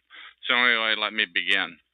Siegfried, this character, entered my room, number 120297 on TalkShoe.com yesterday afternoon. I've seen him in my room before, and I asked him, "Are you an M-Buster?" And he said, "No, I'm not an M-Buster. I'm a DSCI Christian." That stands for Dual Seed Line Christian Identity. He had to explain that to me, by the way. He says that Pastor Lindstedt is his pope, and he is free speech. You can say whatever you want on his show. He doesn't mind, except that there's no flooding.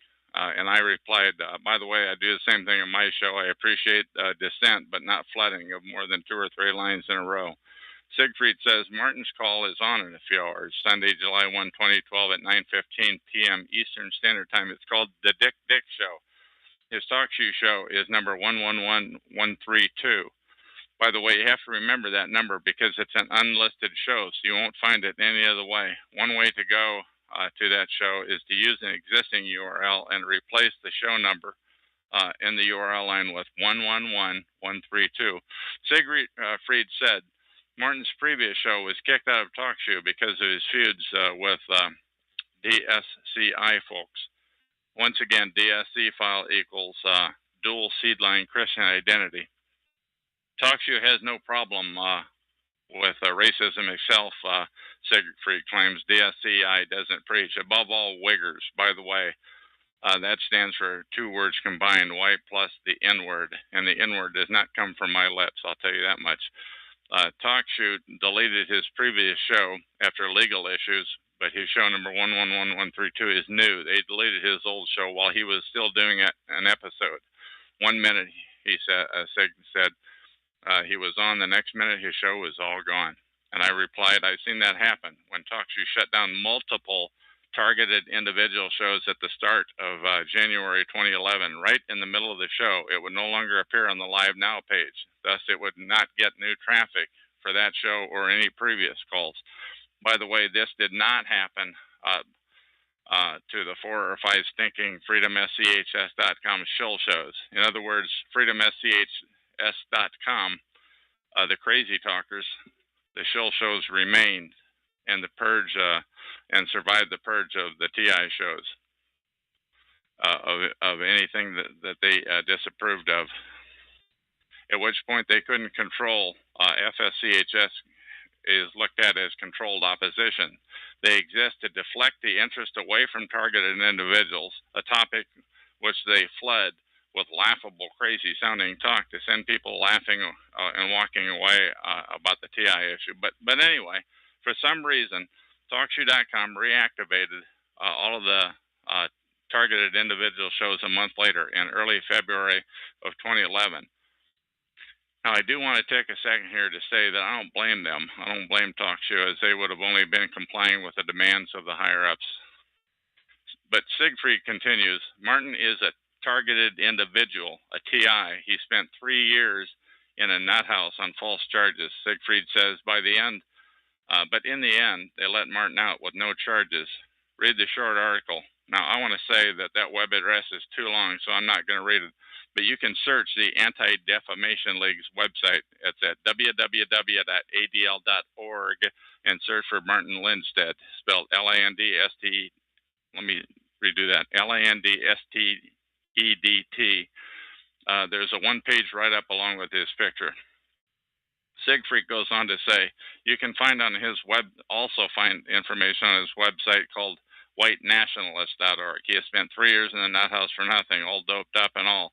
Siegfried continues, but Martin is strong. He knows no fear. His grandchildren are still gone, though, and he speaks a bit unclear because they knocked out his 4 front teeth. He did say that in court. Siegfried goes on to say, Martin told a local prosecuting attorney that he prayed every day that God and Muslims would use biological warfare on the U.S. That insulted the judge. So instead of jail, they doped him up and put him in the nut house for 3 years, and they released him without charge. Siegfried goes on to say, above all, the problem is Wiggers, not Jews or blacks, spelled W-H-I-G-G-E-R or W-I-G-G-E-R, which stands for white plus that N-word that I don't say. Now, I'm going to interject something here. You might ask yourself, since I am not a racist, why am I giving airtime to this subject? And my answer to that is because Siegfried came into my chat room, number 120297 here at TalkShoe.com, and stated that Pastor Lindstedt is a targeted individual, a TI. And that issue, the issue of TIs, is what this show is all about. But in any event, if anybody has surveillance coming, it would be Pastor Lindstedt because of the threatening statement he made. However, many TIs are being harassed because they spoke out about a politician, the police, a city official, or the wrong important person. And the TI's family is being slowly eradicated, sometimes generations later, or harassed because the crooks in power want their assets on the cheap for pennies on the dollar. In these cases, the harassment resources are being misused and abused for illicit and reasons that I've stated above. Siegfried asked me, did I spend time in jail or in the nut house? And I answered, no, never. I do not plan to do anything to ever merit those issues in the future either. However, I have often heard, and I've come to learn firsthand, that the perps regularly provoke targeted individuals, during which time the TI is filmed to gain evidence or any to film any possible lashback, and the film evidence would be used to incarcerate that person in jail or a mental institution. So obviously, I don't recommend that.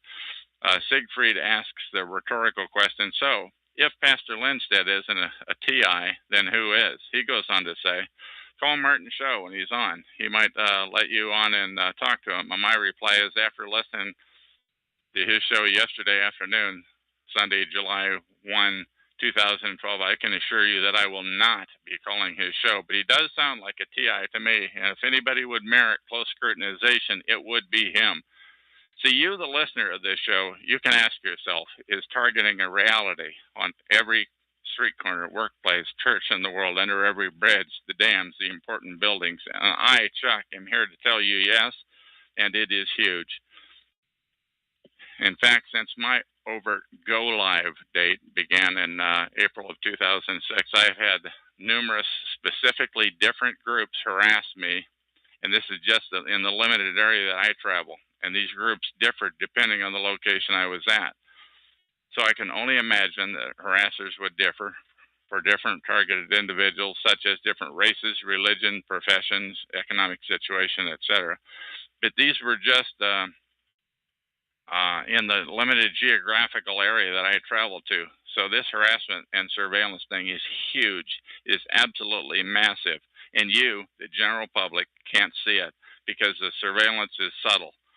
It's meant only for the target to see it, but invisible for anyone else that may be nearby. But once again, please ask yourself, are the harassment resources being dishonorably abused on the innocent targets for ill ends? And that's the rub. The system is corrupt. It may have started out pure, but it's corrupt now based on conversations I've had for nearly 2 years in these chat rooms. So if somebody says this sounds wacko, I say, number one, they may be perping, they may be in on it. Number two, it does in fact sound off the wall. Or number three, they may have been turned from a TI into a perp. And sadly, that happens all the time. But Siegfried goes on to say, referring to Martin, he writes a lot, mostly on his forum at whitenationalist.org, or go to that URL and click on forum. I asked Siegfried about a guy named News Guy on TalkShoe show number 99598. Siegfried replied, News Guy is Jewish and a conservative, and Martin is a DSCI, so they are not friends. But Martin calls into News Guy's show almost every night, like News Guy's show yesterday, or 2 days ago, on Saturday, June 30, 2012 at 10 p.m. Eastern Time. Once again, News Guy's show is 99598.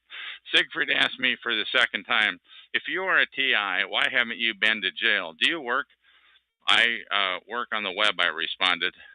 And as I indicated earlier, I have not been to jail nor the funny farm, although the perps have continually tried to provoke me into doing something rash that would have sent me there had I lashed back to get even. If you are a TI and you are listening to this, do not do anything to get even. Remember, where there's one perp, there are more, and one of them is filming you. You can book that. Siegfried changes the subject. Blending in, like the movie They Live. You can watch it for free. I said, somebody told me about that one time in my chat room, and I watched a trailer that I got from youtube.com. When the guy had sunglasses on, he saw one thing. But with the sunglasses off, he saw something different. To view the video, search youtube.com for They Live. But I suppose what you're saying is the target can be actively harassed and anybody who's nearby will not notice it. Siegfried responds, yes, that's it. But it's a good movie. The 90-minute movie is a free URL, and I'm not going to read it because it's so long. But I'll paste it into the chat room here on TalkShoe.com, show number 120297, this is episode number 3009 of July 2, 2012. Or you can go to TalkShoe.com and search for They Live and find the 90-minute movie or that 2-3 minute trailer that I told you about. I am also going to paste a link to my old TalkShoe.com show, number 87161, recording number 1082 of Shannon, who took the government on in Texas and he became targeted. Siegfried changes the subject. Most are white supremacists. Most white supremacists are TIs, but since they know no fear, they really don't care. Fear is a fundament of obedience. If you fear, you are chained. Your mind, fear freezes the mind. Fear stops you from evolving. It makes a prisoner out of your mind.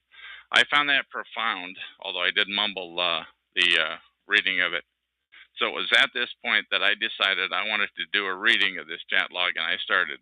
And I stated, Siegfried, please copy and paste the following statement. I, Siegfried, created these statements herein, and I relegate them to the public domain. He replied, all I can say is public domain.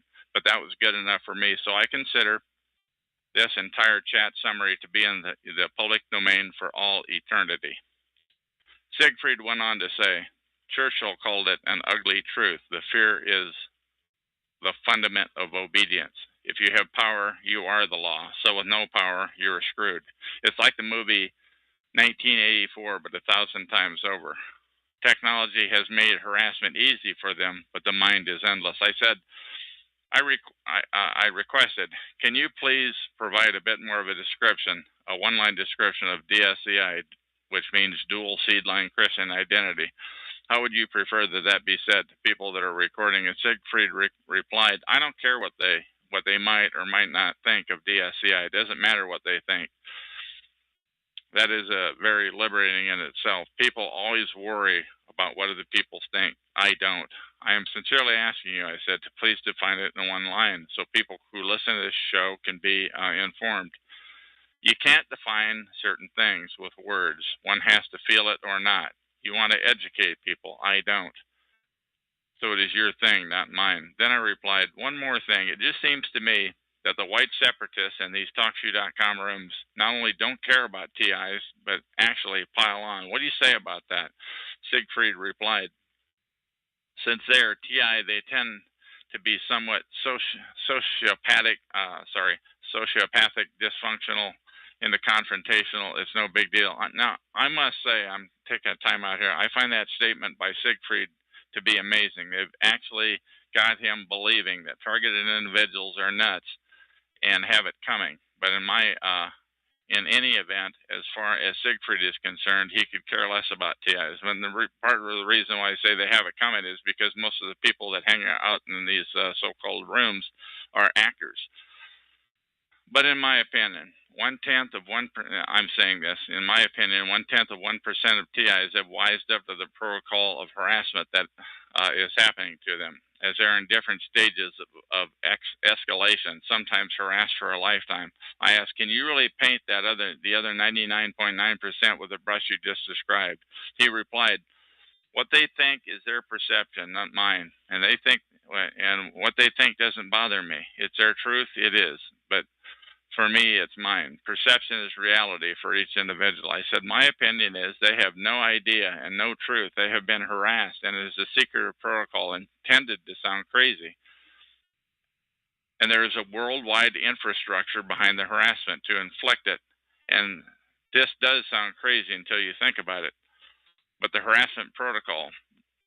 is the harassment protocol that is crazy and sociopathic. It's not the TIs.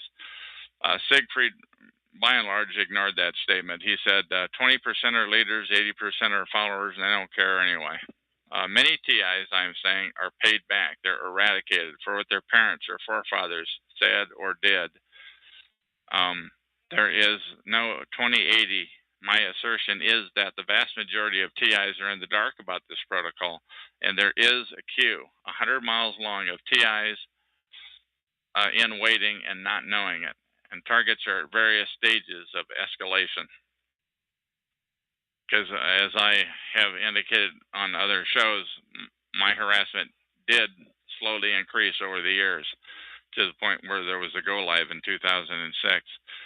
They are being screwed with by perps who ask no questions and dispense the harassment to whoever they are instructed to inflict it upon. Some of the targets on the harassment list are payback targets, being softened to obtain their assets for pennies on the dollar. But you seem to feel there is integrity to the list. I do not. Siegfried had to go, though, and he did not respond to that. He replies, anyway, Lindstedt is about to start. I have to go. Cheers. Thanks for your visit, I said to Siegfried. and off he went. And that is the end of this recording.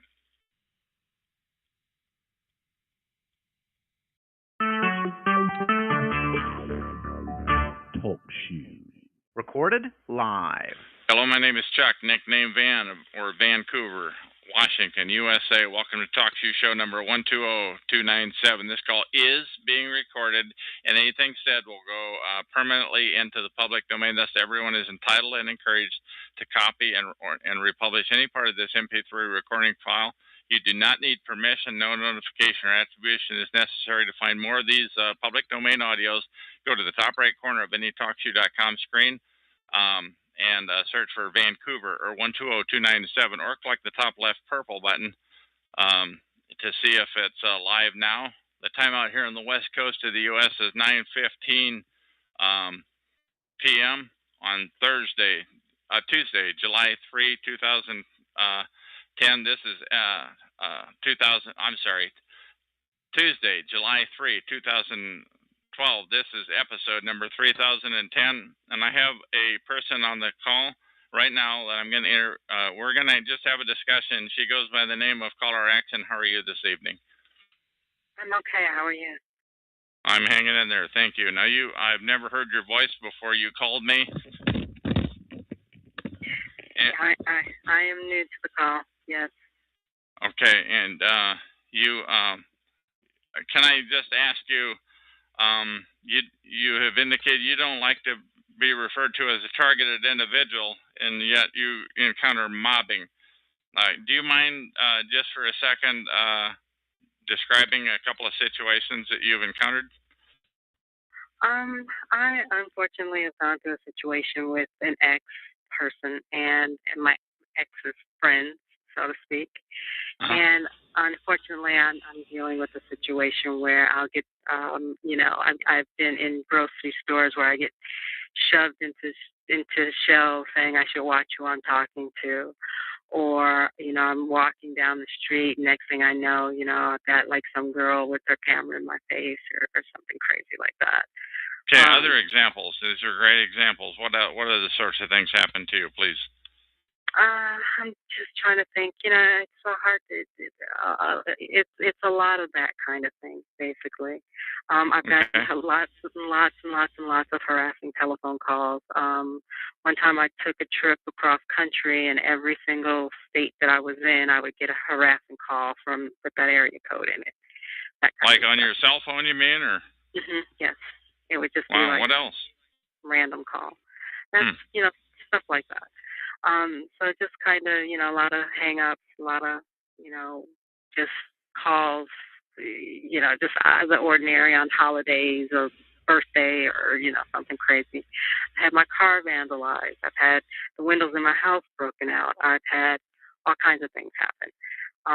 And all of these are as a result of the stalking that I'm dealing with.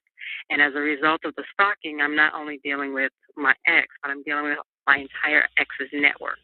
So in a sense, that makes me a TI, I guess, which is why I don't really like to go by that term TI because I don't. Meaning targeted individual. You prefer to avoid that.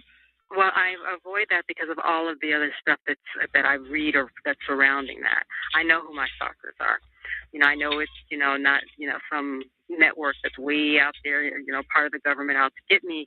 I know that this is my ex and her friends, and they're using social media in a very negative way. And it's not just happening to me. It sounds like it's happening to a lot of people. But unfortunately, I believe that some people think that technology is not as advanced as it is, and so they're assuming that what's happening to them is more clandestine than what it actually is. It's just an evil use of technology. So it happens online too, then, huh? Yeah, it would happen online to just about anybody. So, and so what sort of go ahead? What sort of damage in the cars, if I may ask, please? The radio was stolen out of my car, but the car was vandalized in such a way that it was just obvious that it wasn't just a mild radio being, Like they just want the radio, they wanted to F with you, like they wanted to ruin the ruins. Yeah, they destroyed the car. They pretty much vandalized the car. I had to have the entire center console replaced. Okay. And what else? Anything else that you want to say before we get on this topic No, that we were going I to think talk about? no, those are enough details. I mean, those details are already in the public domain, so to speak. So Okay. anything else I keep to myself for now. So now, how did you come to find this quote unquote community here at that hangs around Freedom SCHS or around TalkShoe.com? How did you come to find us? I didn't really find you per se. I've kind of known of the existence of TIs, and I've kind of been monitoring the whole situation because it parallels what I'm going through, and it's just kind of, in my opinion, something that's interesting. But what I don't find interesting, or my question to you was, why aren't you all networking together to deal with this situation the way that the people who are mobbing you are doing? And that's what I don't understand. And that to me is the difference between, identifying with the TI culture versus, not. Because why would someone want to actually, associate with the whole TI culture if if you guys aren't doing anything except for, talking about your experiences, and that's pretty much it. If you're not going to work together, then what is the point? You will always be targeted. You will always be targeted if you don't work together to actually. Okay, and my answer to you earlier, before we went on this recording, is the reason why we don't work together is because the dirtbags at freedomschs.com, essentially, who are orchestrating this quote-unquote community around here that hangs around at TalkShoe, they have the ability to, they have, like I would call them, a cult of people. And they're not real people. I mean, they're real people, but I mean, they're not real TIs. In my opinion, they're dirty. It's a dirty cult. In my opinion, they make stuff up. They make up crazy stuff. Now, how can you make peace with somebody like that when the only organization that supposedly the premier organization kills off other organizations, gets their calls killed, floods their calls with crazy talk, and does crazy talk on their own calls. And essentially, they're the only game in town, and they make sure it stays that way. And that's my answer to you. But they're not the only game in town. I say that they're not the only game in town. You're our game in town, and here I am. And here you are. Here are the other people who are here listening to you, so they're not the only game in town. So it's not all their fault. And it's not, they're not the end all and be all to the quote unquote TI community. And even if you don't want to deal with an organization per se, why aren't people banding together individually? And I understand that there's a fear because you don't know if you're dealing with a perp or this or that or whatever the case may be. But I mean, there are like some really fundamental strategic things that, people who are in the TI circumstance can help one another with. Like, for instance, if you say you're being followed around in the streets by your neighbors or whoever the case may be, so why don't you band together with another TI and let them follow you around with a camera so that you can get the proof? That just sounds too logical. What I'm telling you is the number one thing on the top, I'm going to answer too. The number one thing at the top of the list from my research, I'm going to answer this. That I've been a knowing TI and a knowing targeted individual now for 2 years, is they want to isolate you. Is that anybody you try to hook up with, you are immediately isolated from, and they're extremely proficient at doing that. I'm just telling you. And the other thing is that people who you do team up with, they will plant people in your life that are perps. Have you encountered that type of thing? I don't know, to be honest with you, because it's very hard to get to know another person who, quote unquote, calls them a TI, calls themselves a TI, because they're so fearful of your intentions, or they're fearful that you're a perp, but there's like no litmus test or any, certificate that you can give somebody to let them know that, no, you're not a perp. And I think the closest thing that I've come to is, do they do things that help TIs? Do they do things that help to get the true TI word out without wacky talk, with that really help you? And my basic experience with the many perps around here that hang around here on these shows at TalkShoe in the targeted individual quote unquote community, are they do not help. they talk crazy, and B, they do not help you. They will say nothing. They will do nothing. I don't know that they can help. One way you can help spot a real TI is, are they really trying to help? That's my answer to it. It's a long answer. I'm sorry. I know it's a great answer, actually, because it's kind of a catch-22 situation then. Because what we're trying to do right now, what you and I are doing right now, is having a dialogue about trust and how do you actually trust a different individual when you're in this circumstance. And I think it's a valuable dialogue. I hope people out there are listening who are in this, because at some point, if you're going to want to move past this experience, you're going to have to trust somebody. You're going to have to do it. And if you don't, and if we don't figure out ways to figure out who's trustworthy and who's not trustworthy, then you will always find yourself in this circumstance. And not to mention the isolation part of it.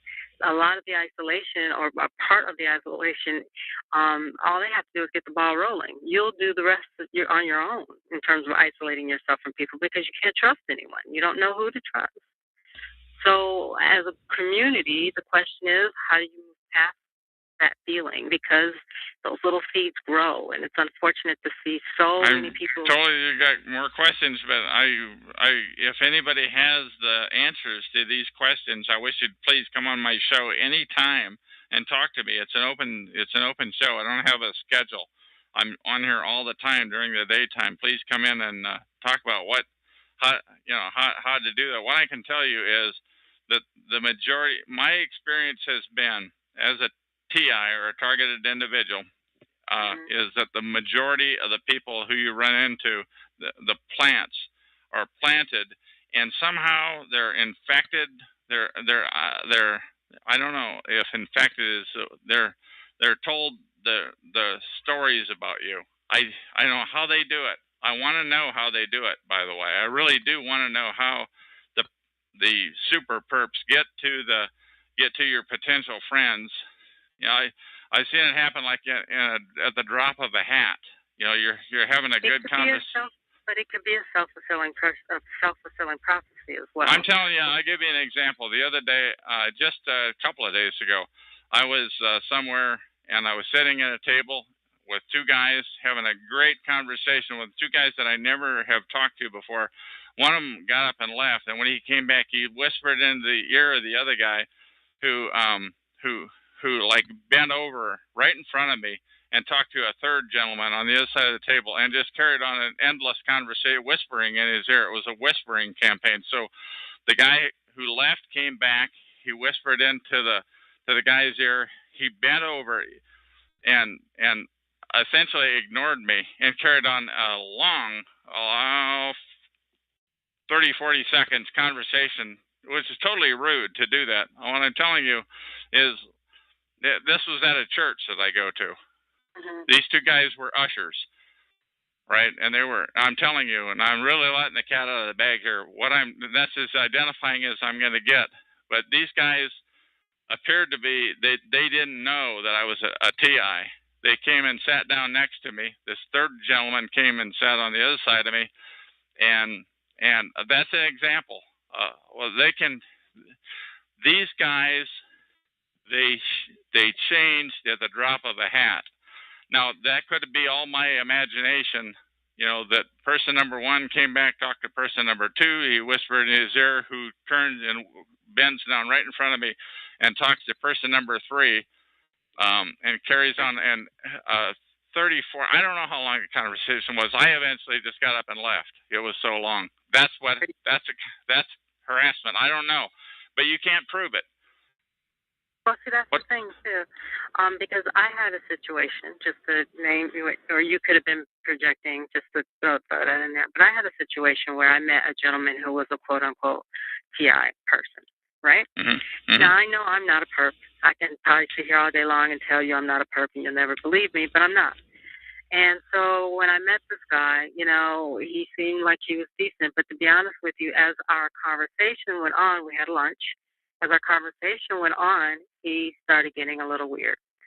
And not weird in a, you know, violent Did way. he, did, at any time did he get up and leave, or did he get a text message, or did he talk on the phone call? No, none of that happened. But I could just tell that I was not dealing with somebody who was well. Okay. And when I say well, I mean I'm not trying to make a judgment on him because I know that this experience is very stressful and it can be very it can just really mess with you. But this gentleman, it was the conversation that he was having. It was just a little bit off, so to speak. And any rational person, when you encounter that kind of thing, you're gonna back away.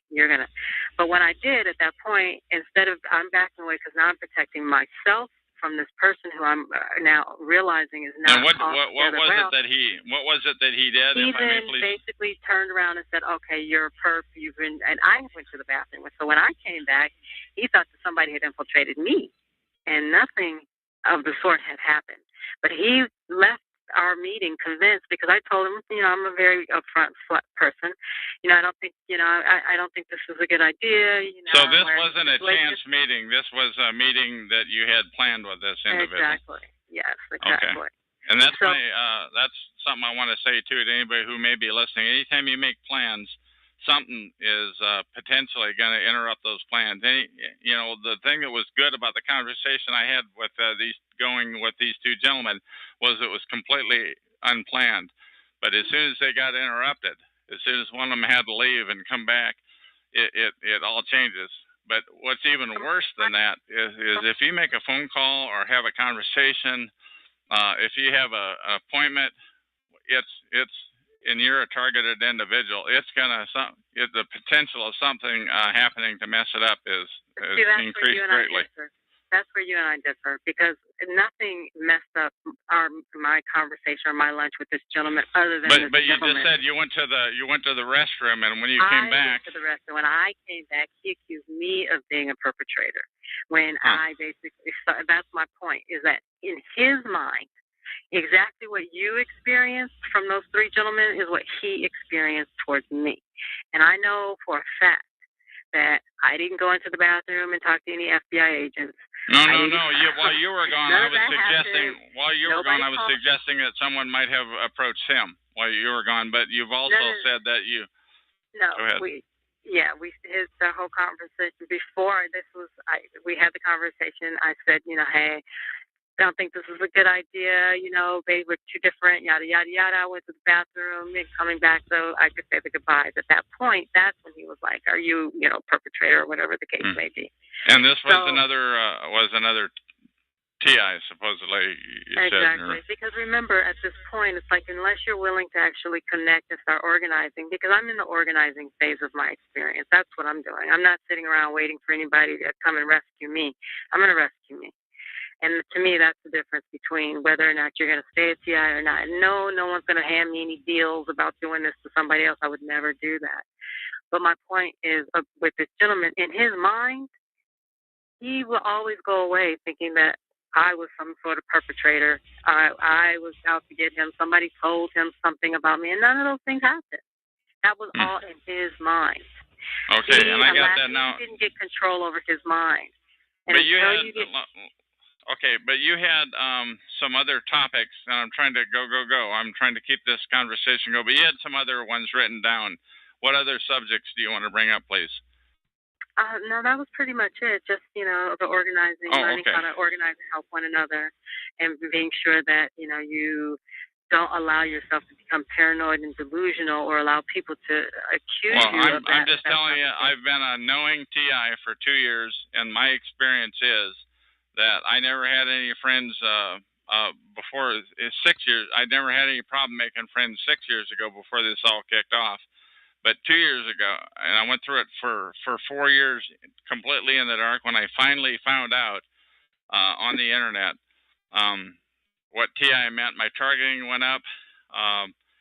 That your ability to make connections and friendships has essentially totally ceased.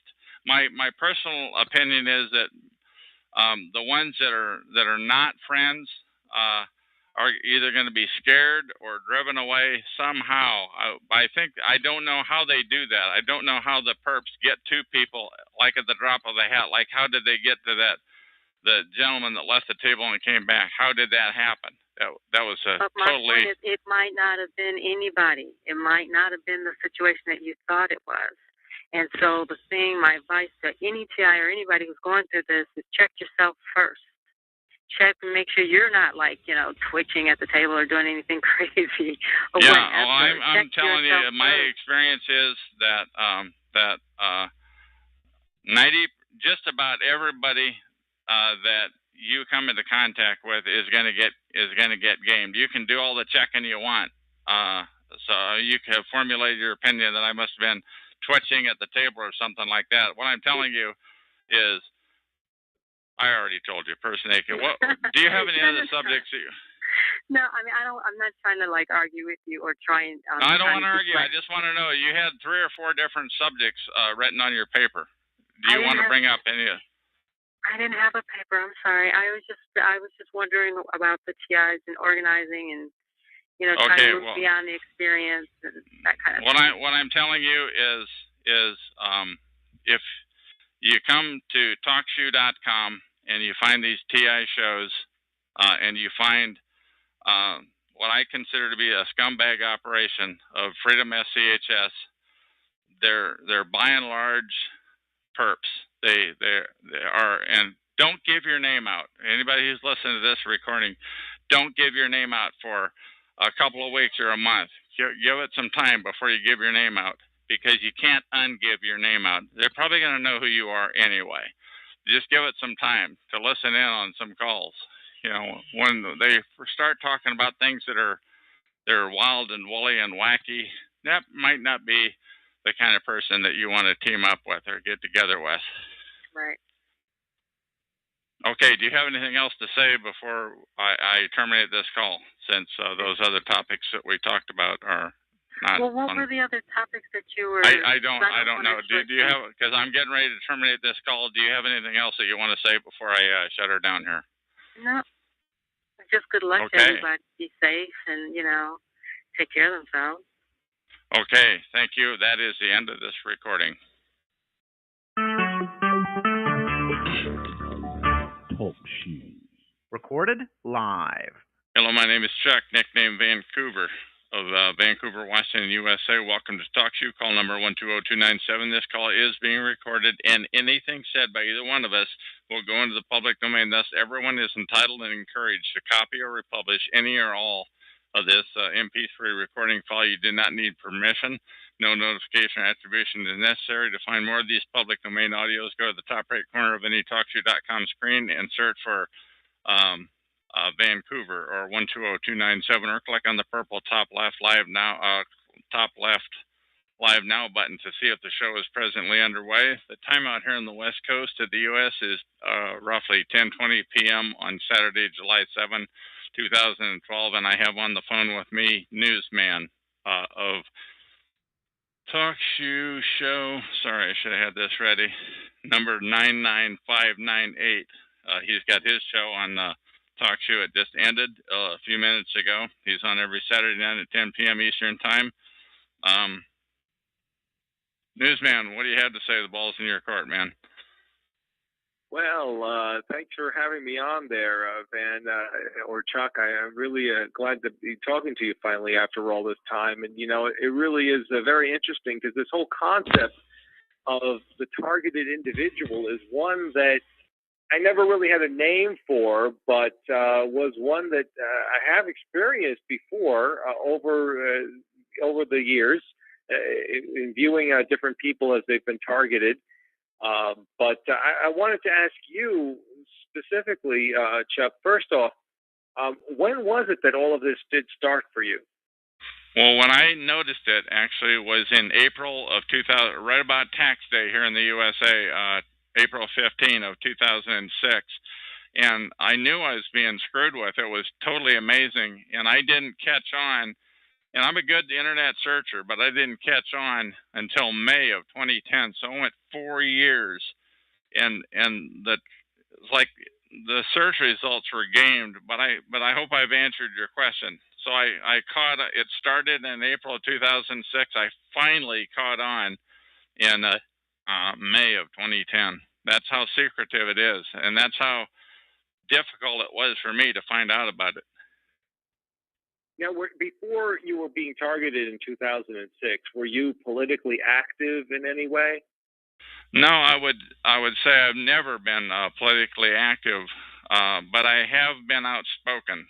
Generally, if I didn't like what a corporation was doing, I would say it. If I didn't like what, I thought it was like the American thing to do, to speak your mind, but it turns out that that can work against you. On the other hand, I do think it does go back to my much earlier years, like my 20s. In other words, 40 years ago, possibly.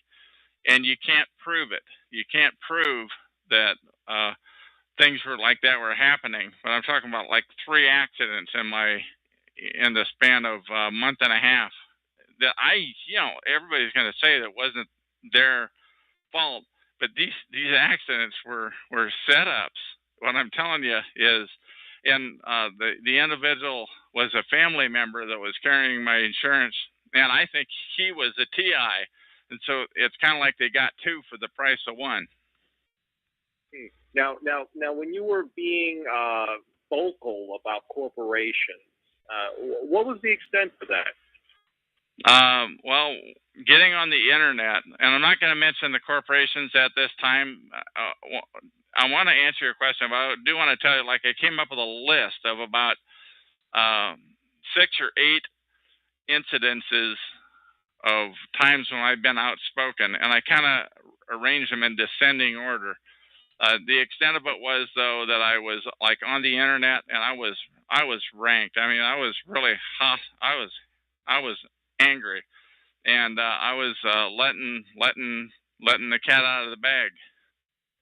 Okay. Using the internet. And you were using the internet. You were like, were you posting on message boards? Were you sending emails to these corporations? I started out. I posted on the internet on a web page, which is still there. The last time I checked, and I never said anything that wasn't 100% true. I really never. But they don't care about truth. What they care about is shutting you up if you're speaking out about them. So I used. Go ahead. These corporations, they were pretty big to be. It was essentially one big corporation, one very big corporation, who I was very outspoken about, and they were totally gaming the system, and they were totally doing it in plain sight. I mean, anybody who had their head where the sun shines could see what was going on, but they were so clandestine about it that they were really good at kind of like hiding it. I mean, they just made use of every capability in their powers. Now, when you were being vocal about this, how vocal were you? I mean, was there more than this? I mean, there had to have been something that pushed them over the edge. You know what I mean? Yeah, I got. There was kind of a person that talked to me about it via email, and he just said, "Well, you don't want to talk about this. You can't prove it. This and that." And every time that person talked to me, it angered me, because he was essentially just shut up is essentially what he was saying. And every time he did that, I improved the document. I probably improved the document, I don't know, 6, 8, 10, 20, I don't know how many times. I really put a lot of effort into outing them. Did these documents, did they make a lot of exposure on the internet? Did they get a lot of play or a lot of press? No, but the fact that they're out there, the fact that it was out there, it was essentially one document that continued to improve. And, look, I'm not a professional writer. I've definitely improved that over time. But the fact that it's out there that people can search on, today with a Google or what have you, they can Google it and it'll come right up. And when people look, yeah, go ahead. No, you go ahead. Okay. When you were looking at these, when you were discovering that these strange things were happening to you. What were the strange things that you were finding out? Let me give you an example.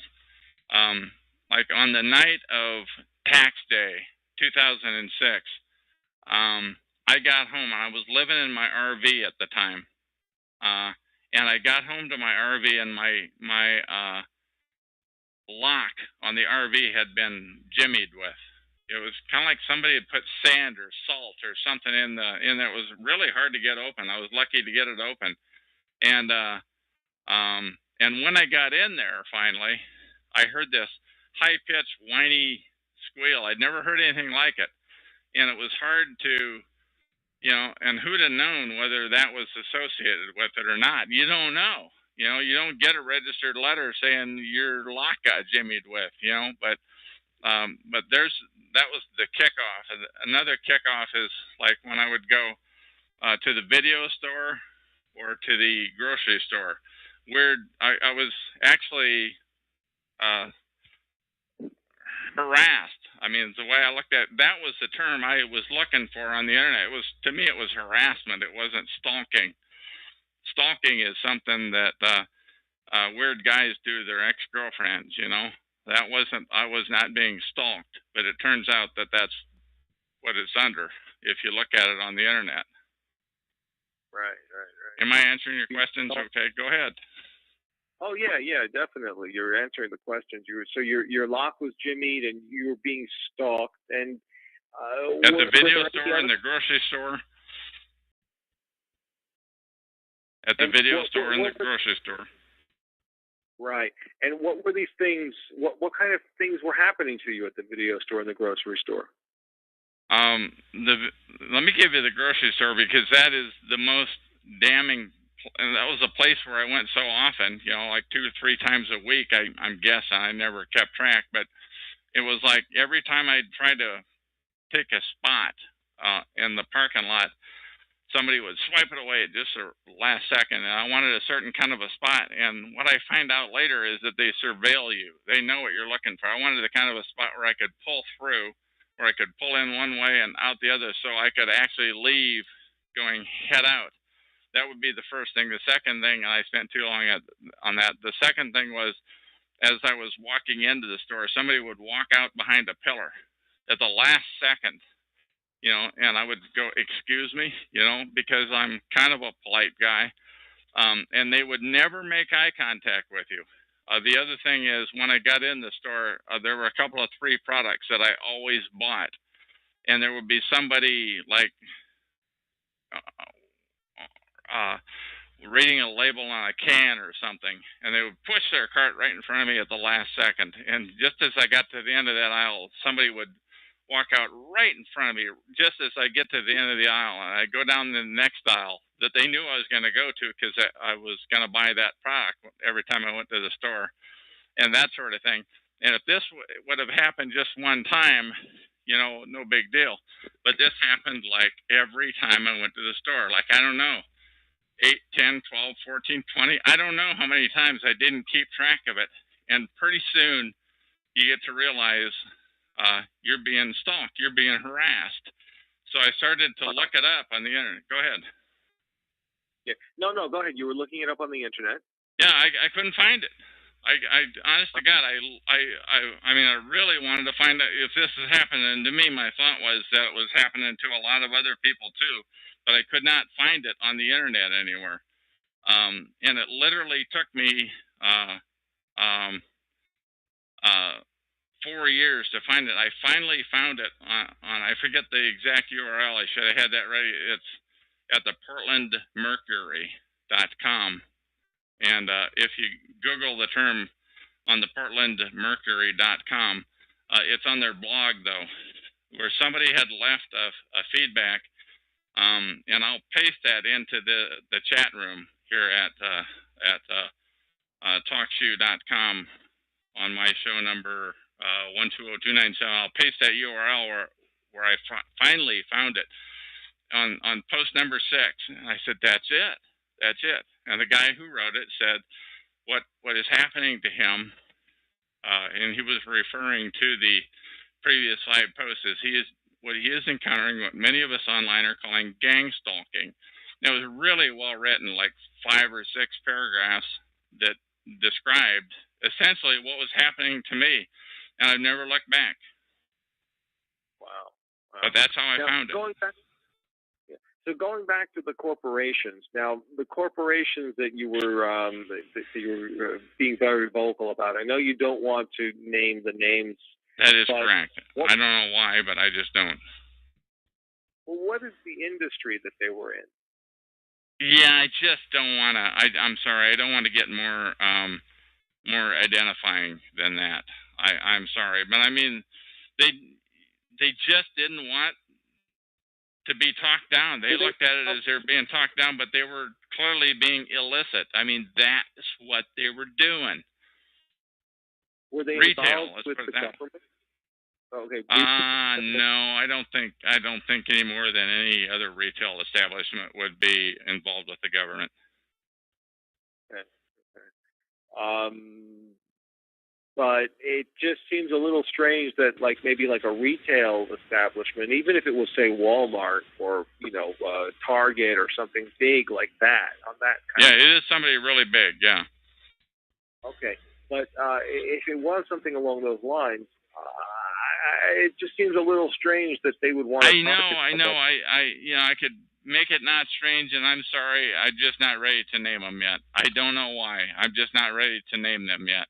Because I can't name them without outing myself, and I'm not ready to out myself just yet. I've gone live with my first name Chuck, but I have not. I used to go by the name Van or Vancouver where I live, and I did that for like a year and 10 months, and then finally I decided when I go live with this new show that we're on now, that's got 10 recordings so far, that I'm going to go live with my real name, my real first name anyway. It's a step in the direction of full exposure. Now, how long have you been living? You've been in Vancouver for how long? Probably six years that I've been stalked. Probably about 7 years. I came down from the Seattle area where I lived before that time. Okay. So, have you ever engaged in any of the recreational drugs? No, nothing. No, nothing. Nothing. I have never done any drugs. Never will. Never broken any laws. I'm a street legal kind of a guy. I'm just outspoken. No, I've never. The answer to that is no, absolutely not. Yeah, that is interesting. That is very interesting. But you speak out. Let me tell you, if you speak out about a corporation, expect to be. You better do it on the sly, and you should, and you might get caught anyway, because these guys have immense resources, and it's just little old you to anybody who's listening in. Right. But I was honked. Is the targeting continuing? Actually, what is interesting, I was thinking about it. I restarted that's kind of a little bit of a longer answer. My last show here on TalkShoe was 87-161, and I had that on for a year and a few months, and I was literally harassed, just damn near continually. It continued to happen to where they shut the call down. TalkShoe.com shut the call down, probably because who knows why. You don't need a reason why, but because of potentially profanity. But they shut down a lot of TI shows, a lot of targeted individual shows. The shows that they shut down, by the way, were not affiliated with the scumbags at Freedom SCHS. So if you're under their umbrella, which is an illicit umbrella, by the way, because they're targeters, they're out netting new targets. And if you show up, you get driven off. They tried to drive me off. One of the individuals at at freedomschs.com tried to drive me off early on when I went live with my call at the end of August of 2010. I think I answered your question and then a whole lot more. Let me throw the ball back at you. Did I answer it, though? Yeah, it does seem to be very complicated, to say the least, with what's going on here. And, it just seems that, well, okay, because I don't know if you really have answered the question if the targeting is continuing. Has the targeting continued? Yes, it has continued. I'm glad you got me back on the line you wanted to go on. When I restarted this call at the beginning of June of 2012 here, just a month ago, that essentially, now that I think about it, the targeting has stopped. They're kind of like they're looking for Plan B. But before that time, it was essentially the people in the stores, the harassment where they want you to know you're being harassed, you're being surveilled, and they want you to know you're being surveilled and harassed, but not be able to prove it. And they don't make eye contact with you. And anybody who's being harassed and stalked should keep that in mind. So it has stopped. And when do you think that it did stop? In 2010? No. I mean, it went. In fact, if anything, when I discovered, well, keep this in mind, when you discover the term gang stalking, when you finally discovered the term gang stalking in May of 2010, it actually increased. And then when I found TalkShoe 3 months later, it increased again. And then when I started my show a couple of weeks later, it increased again. And then when I decided to really go great guns at the scumbags at Freedom SCHS, it increased to the point where you cannot prove anything that I just said, but it increased to the point where I think I was like food poisoned when I consumed food out of my apartment here in Vancouver, like on 3 occasions in early December of 2010.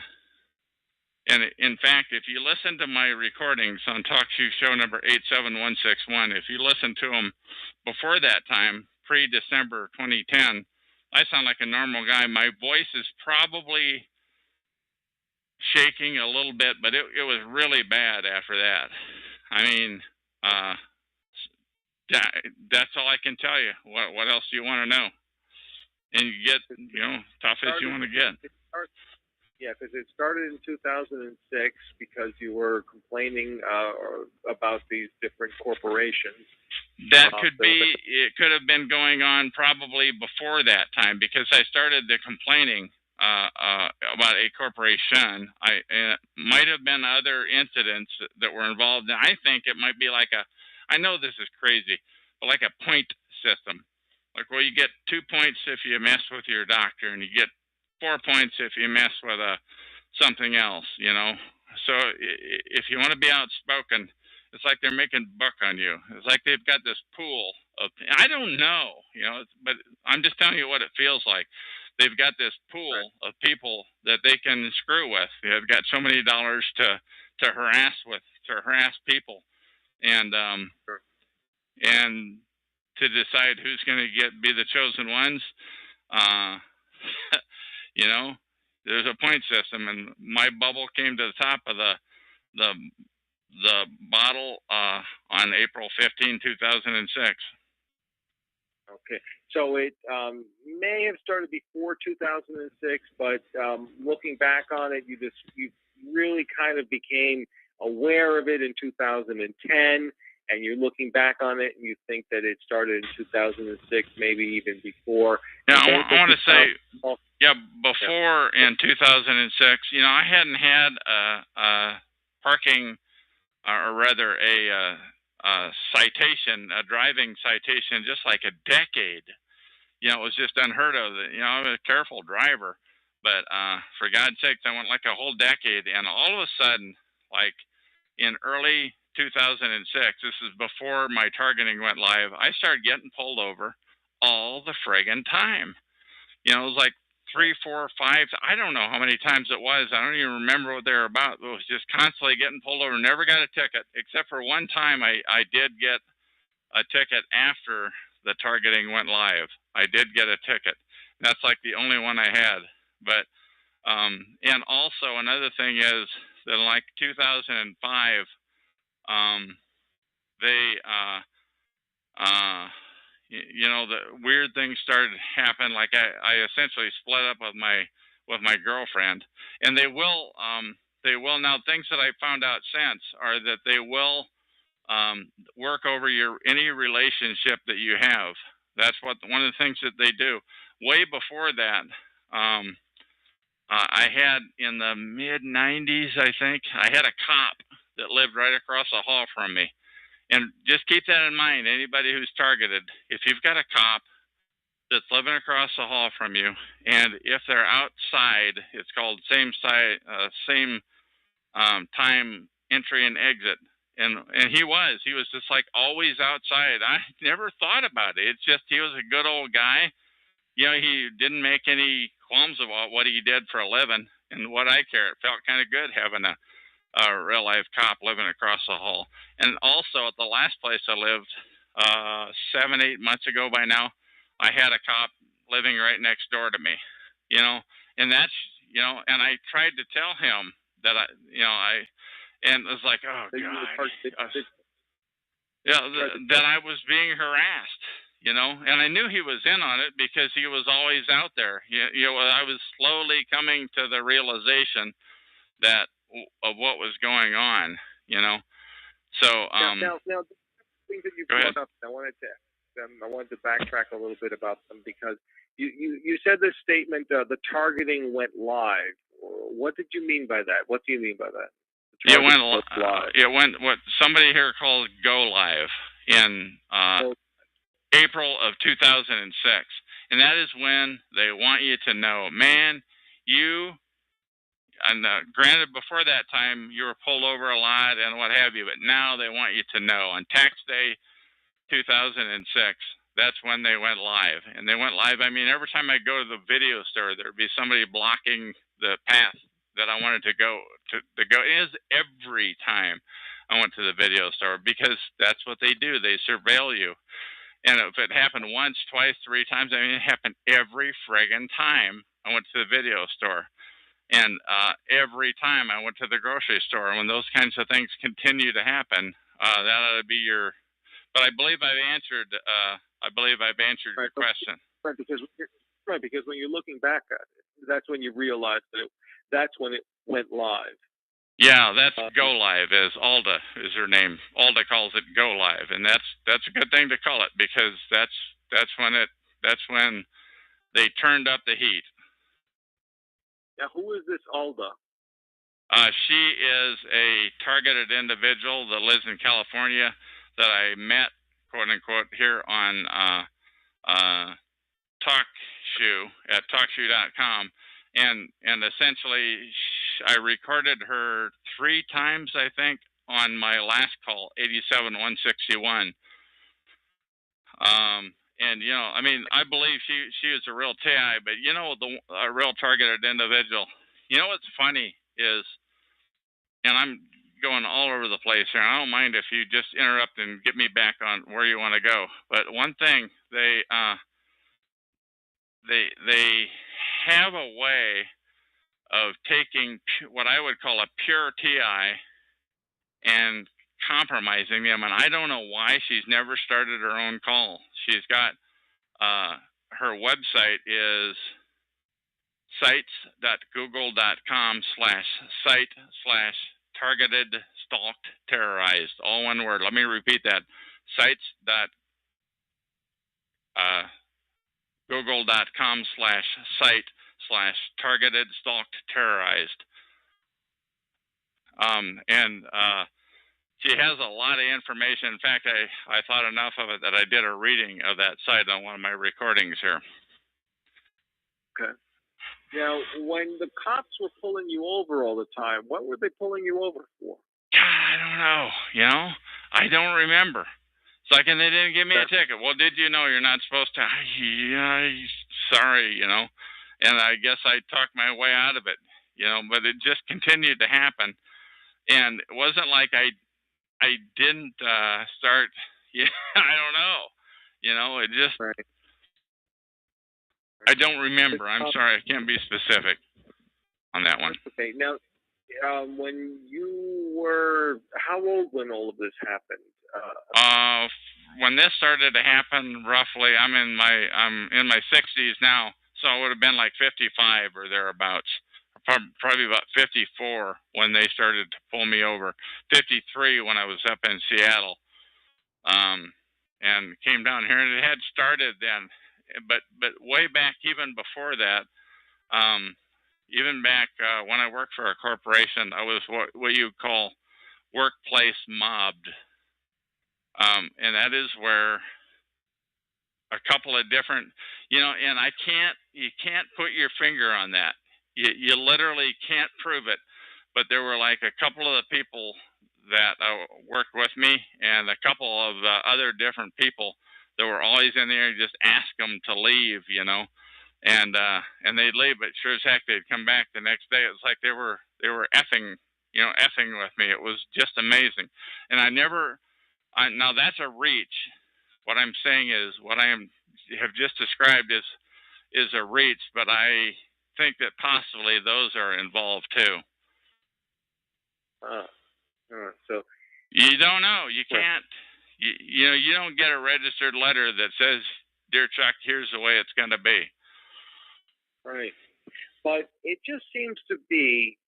It seems to be very interesting that you wrote some things on the internet about a corporation or corporations, and then you've been stalked for maybe 6 years.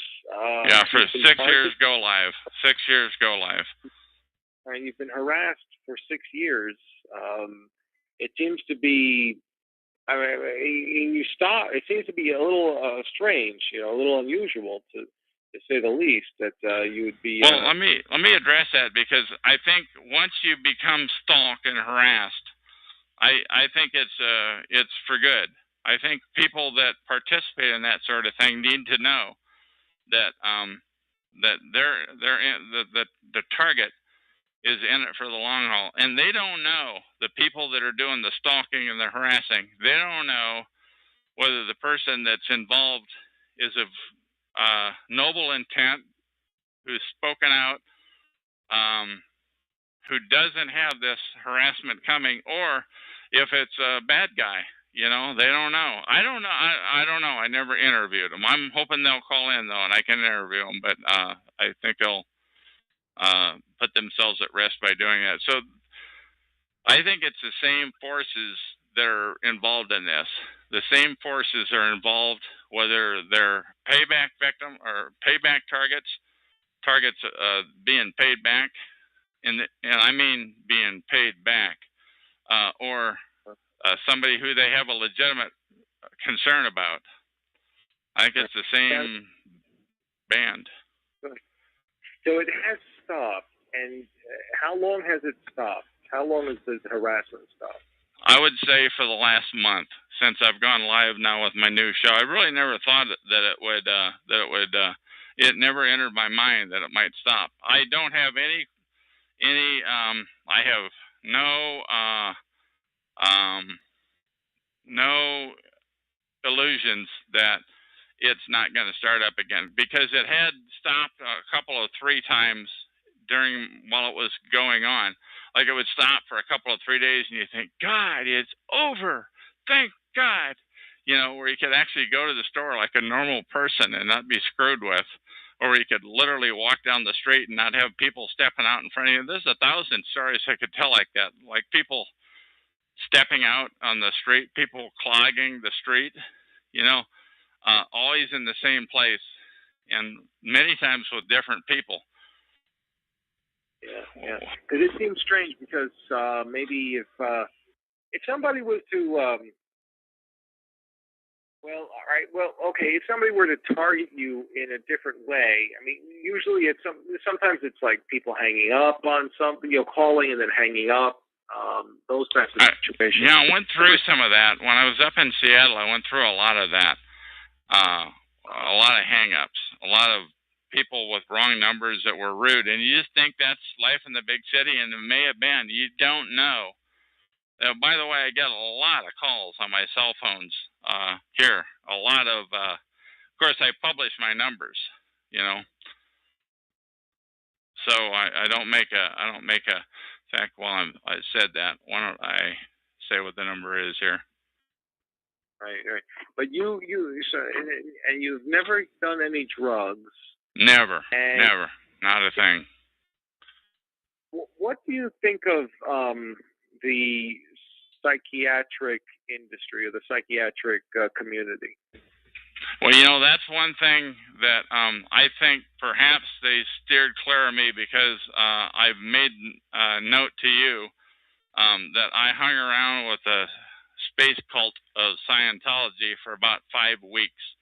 It was a number of decades ago, and I just literally, you have to be rude to them. To get rid of them, you have to be rude. You have to get in their face, and you have to literally threaten them. You have to threaten to sue them, and if you threaten to sue them, they will go away. They will disappear. And I thought, God, that's great. They've disappeared. But what do I think of them? I don't have any respect for them. I probably thought more of them before this started to happen. But I don't, because they're in on this.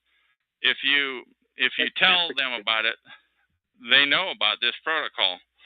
They know about this targeting, and they're actually. Go ahead. The psychiatric community is aware of this. Oh, absolutely. The psychs, the cops. I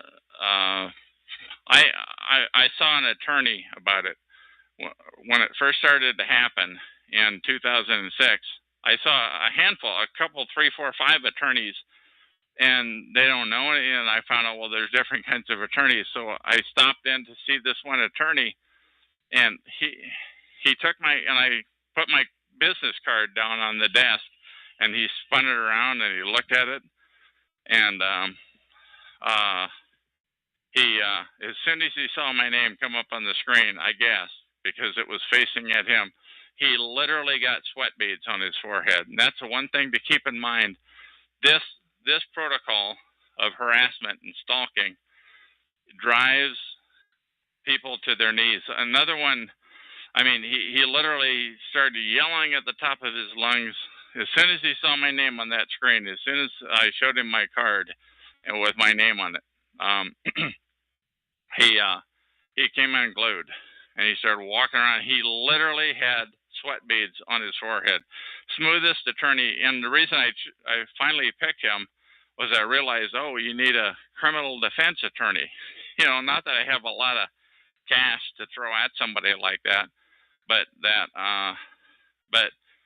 he said, I suggest you see a you need to see a psychiatrist. And he started walking, pacing like as I've said before, like a schoolboy, back and forth.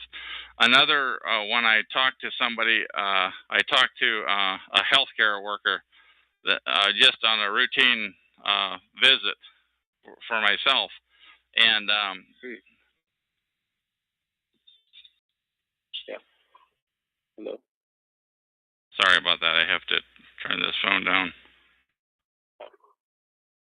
But go ahead. No. Go ahead. Somebody just tried to messing with me. They're calling, trying to interrupt this call. What do you say? You were saying that somebody was calling you or something like that. Yeah. Somebody just called me on the cell phone number that I publish, and I just muted the phone so that if they call again, that it'll be muted, so that we can put the priority on this. So just letting you know what happened there. Okay, but you were saying about the psychiatric community. Now, the psychiatric community is aware of this TI protocol? Oh, absolutely. The cops are aware. The psychs are aware. The healthcare worker that I saw, they're aware. She was the healthcare worker that I talked to, and I said, I'm being harassed. And by the time I saw her, I had actually wised up to the term gang stalking. And what I didn't realize at the time was you don't want to mention this to healthcare workers, or they'll have you committed. They will have you committed if you claim to have this type of thing happen to you, they will do whatever they need to do to have you put away.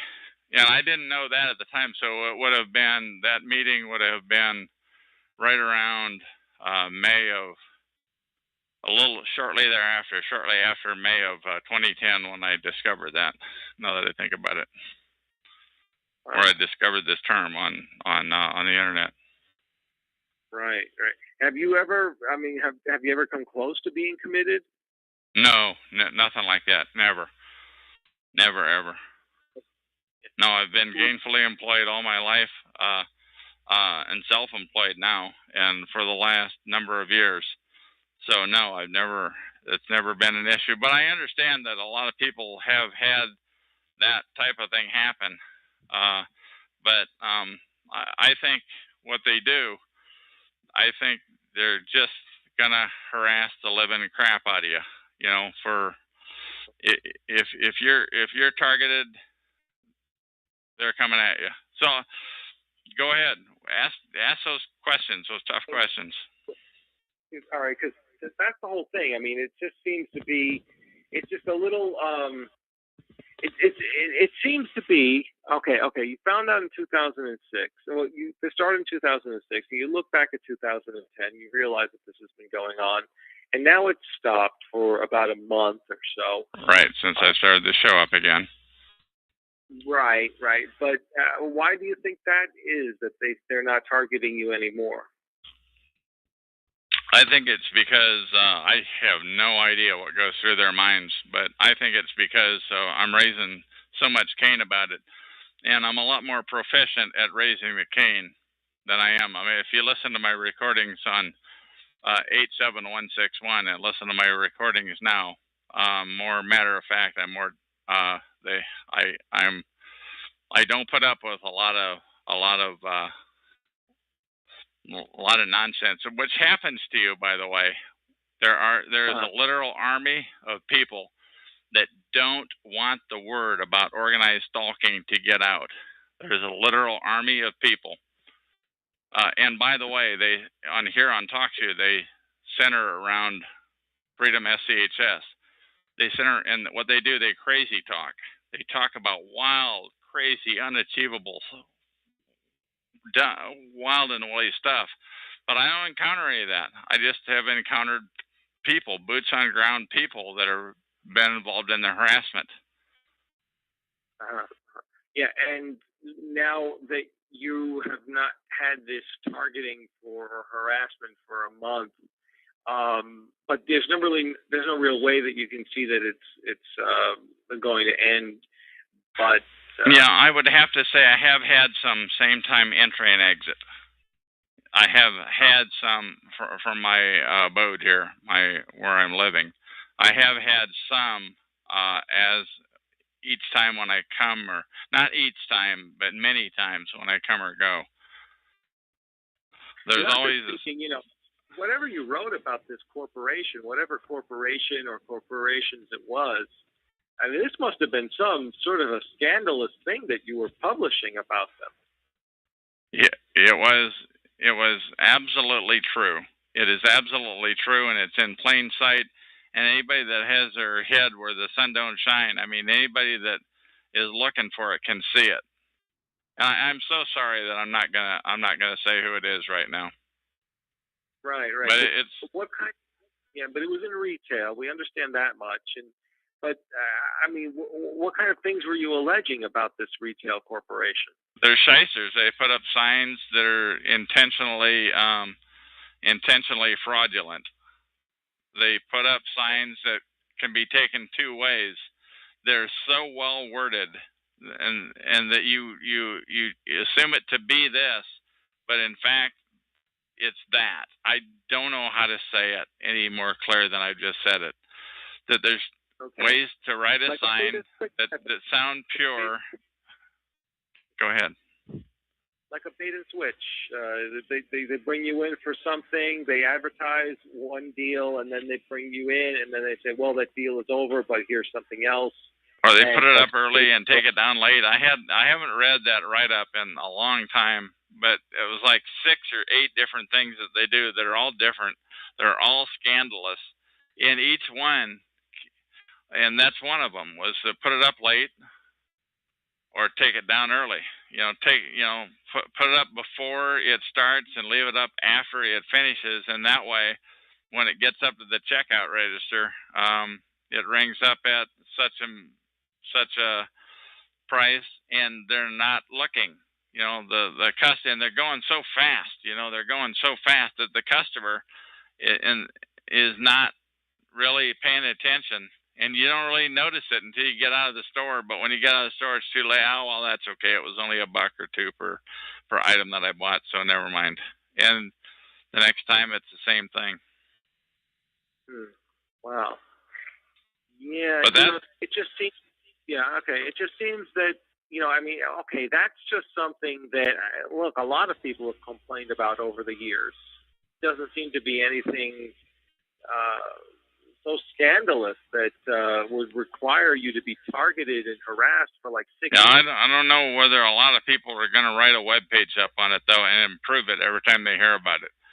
I don't know about a lot of people who are going to put so much effort into outing what they're doing.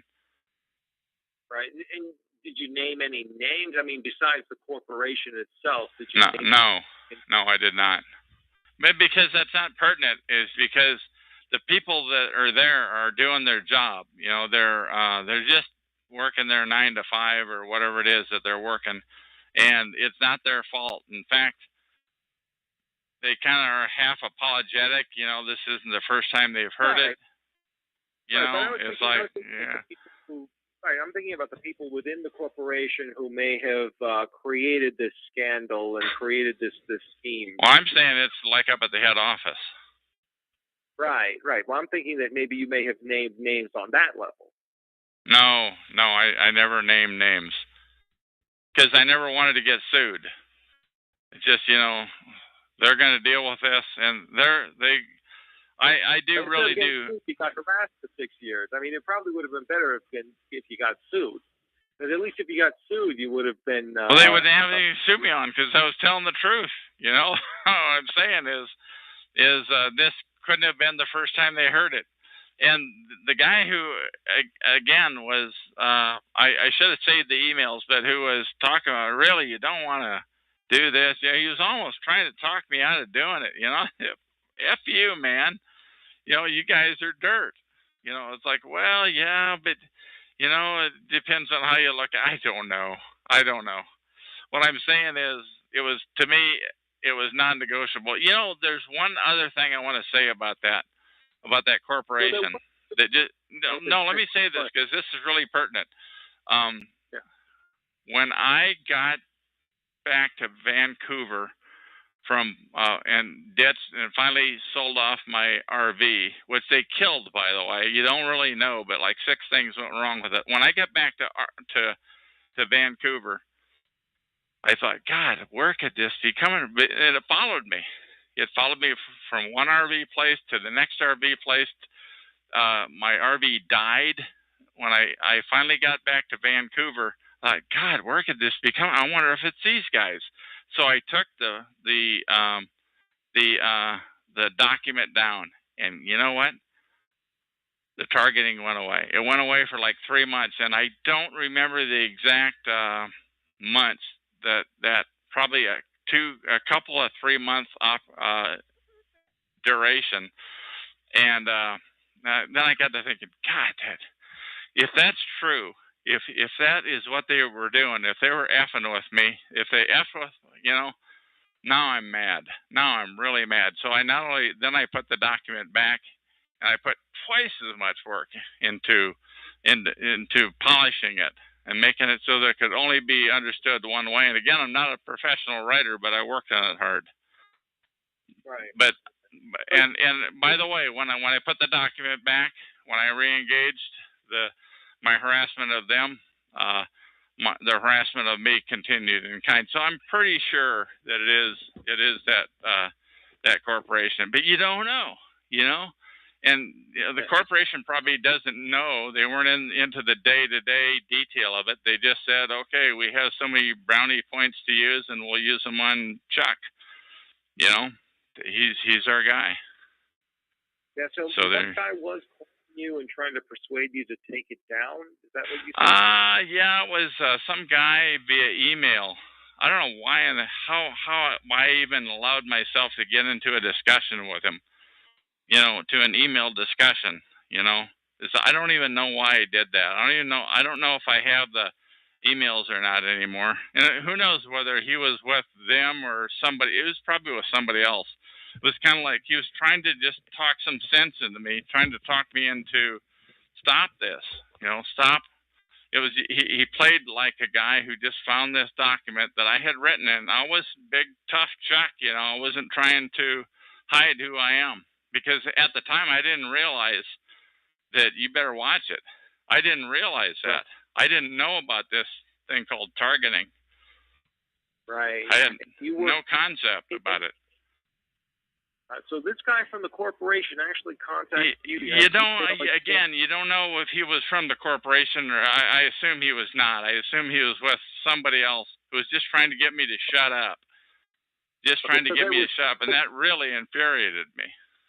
So it was somebody who was, so you don't know who it was, but it was somebody who was just trying to say to you, hey, take that thing down that you were writing about this corporation.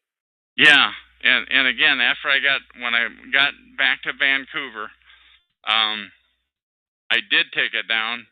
The harassment went away, and this was pre May of 2010, so the harassment did go away, and that really infuriated me. And you can't prove it.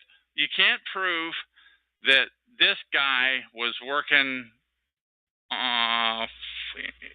for this corporation in a way, you know, or for the who knows who he's working for. You don't know that. You don't know that the corporation knew anything about it. They just said, "Hey, shut this guy up." Is the way I took it. Yeah. Right. Now, before we were talking a little bit about mental health and about the psychiatric. You have gone to mental health professionals before, right? Never, ever.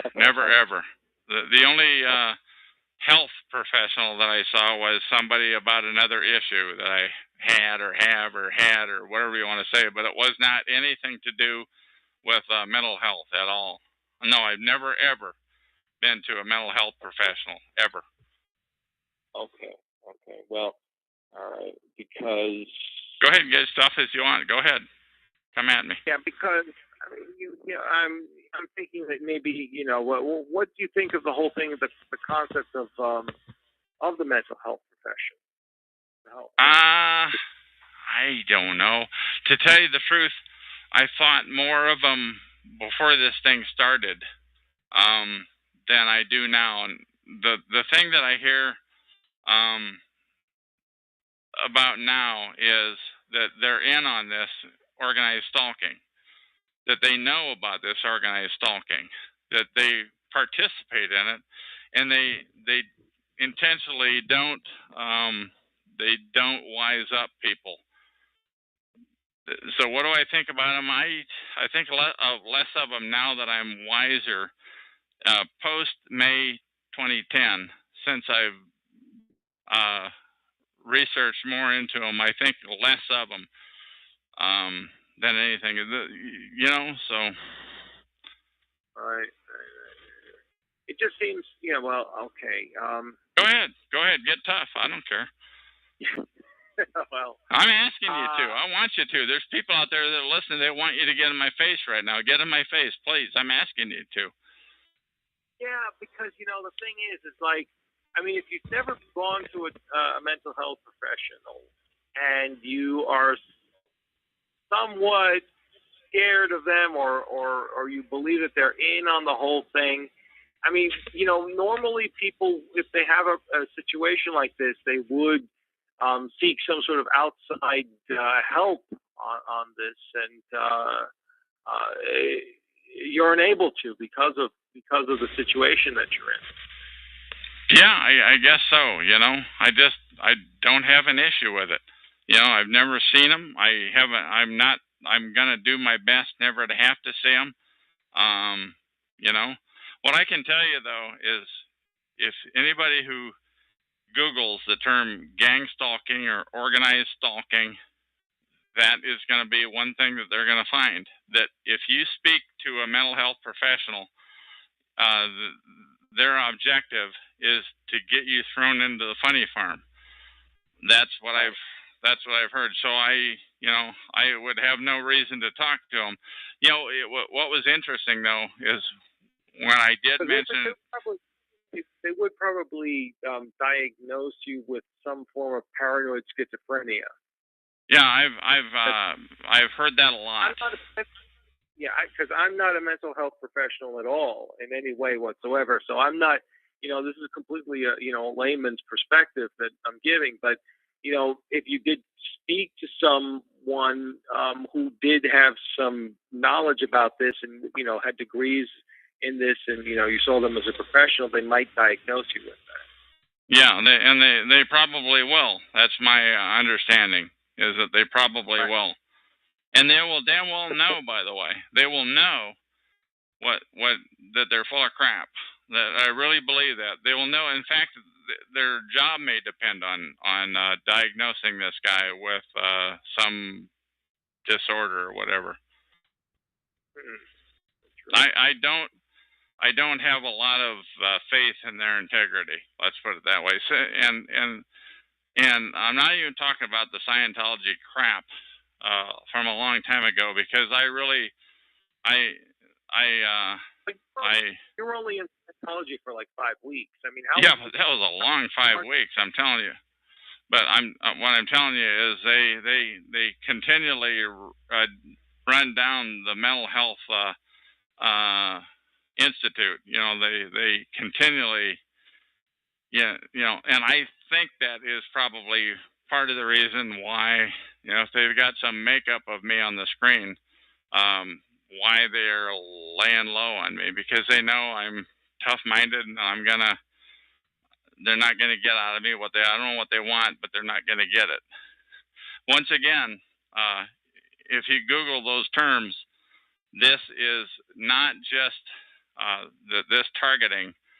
If you Google these terms, it happens to a lot of people who are outspoken.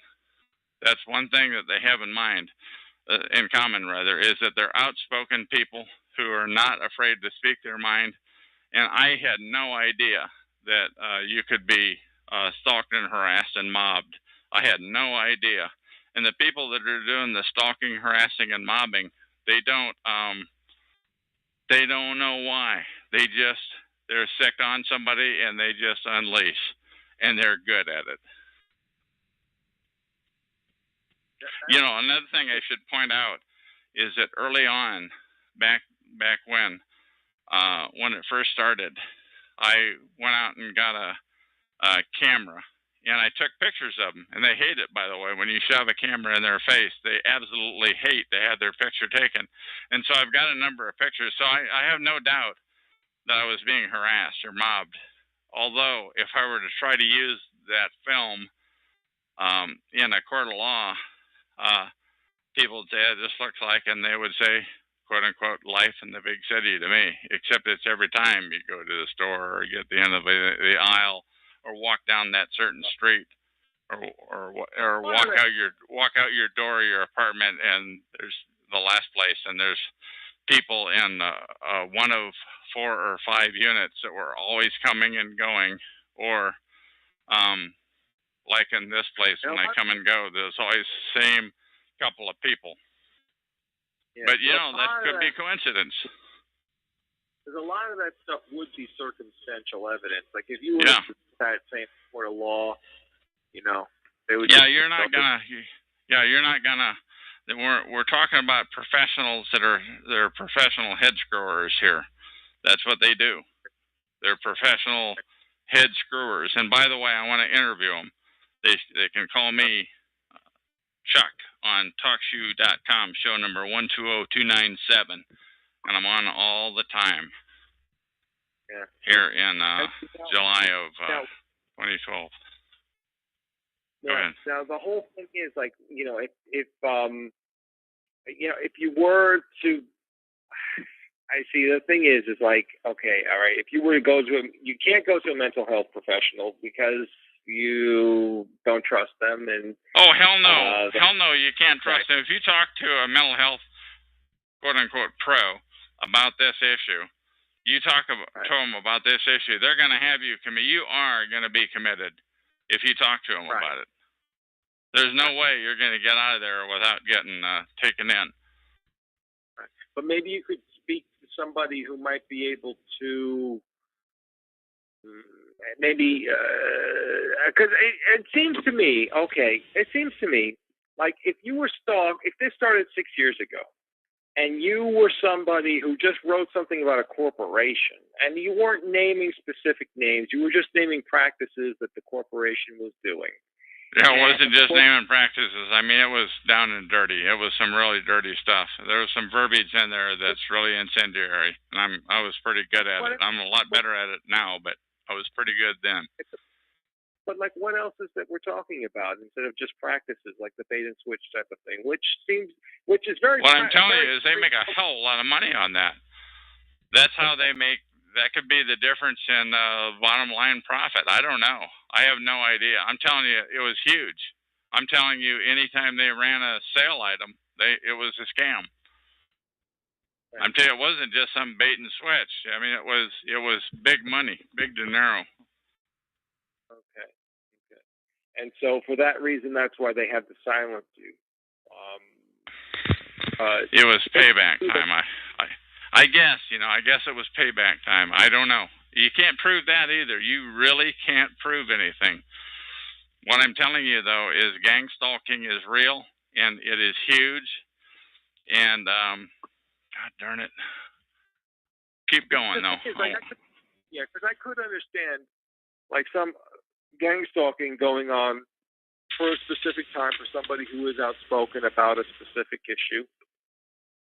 And maybe what I'm saying is there's no specific time about it. What I'm saying is it happens. When it starts to happen. It happens. As I believe it now that I've studied up into this for almost 2 years that I've been aware now. It happens for life. They're literally going to F you to death. That's what they do. One thing I do want to say something on police and on publicintelligence.net. On publicintelligence.net. I wish I knew I'm going to read this real quick.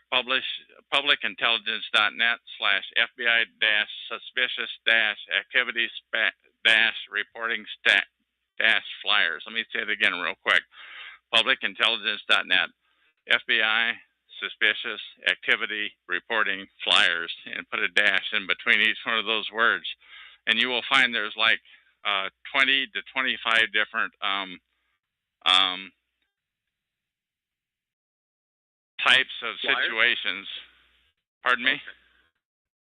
25. Yeah, let's not get into it right now, but there's 25 different flyers that are out there, and I can only assume that there's a ton more that people are stalked and harassed and mobbed. What I'm telling you is just look that up and make up your own mind. It's not just me. This is something that I just found out about in the last 4 or so days ago. Interesting. Because that will be something to check out and maybe talk to you a little bit more about later. But I don't know. It just seems to be, I mean, if you can't get the help, but then you're just. I mean, let me say that about the help. All avenues, when this happens to you, when you are a TI, a targeted individual, all avenues to help are cut off. You cannot get help, and not only that, they cut off your relationships with in my case, with my girlfriend, with friends,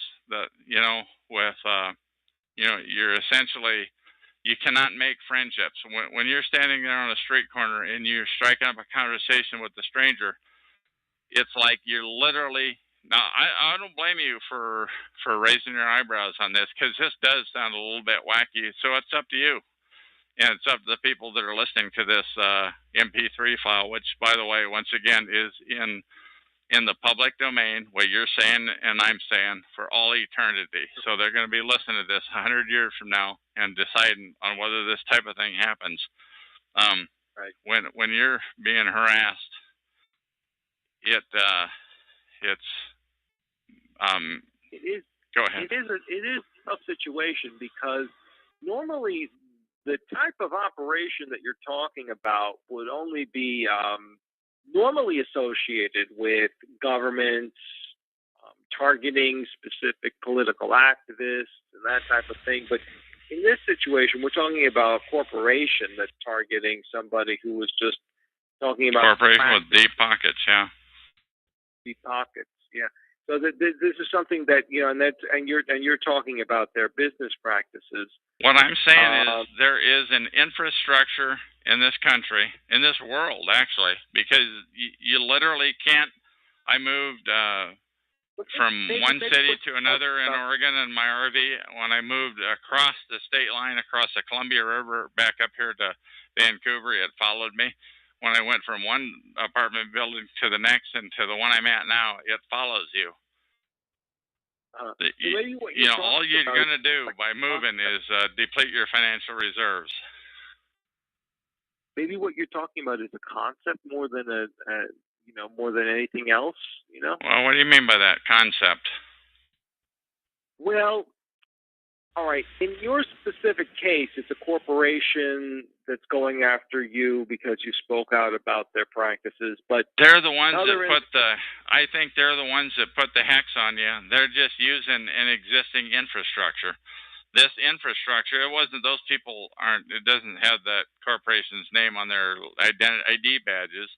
It's just the people, when I go from one area of town to another, when I've gone, rather, from one area of town to another, the harassment has followed me. When I've gone down to Portland. Right, but this could be something that can be applied not only to your case, but to other people's cases as well. You know, political activists, police activists, what have you.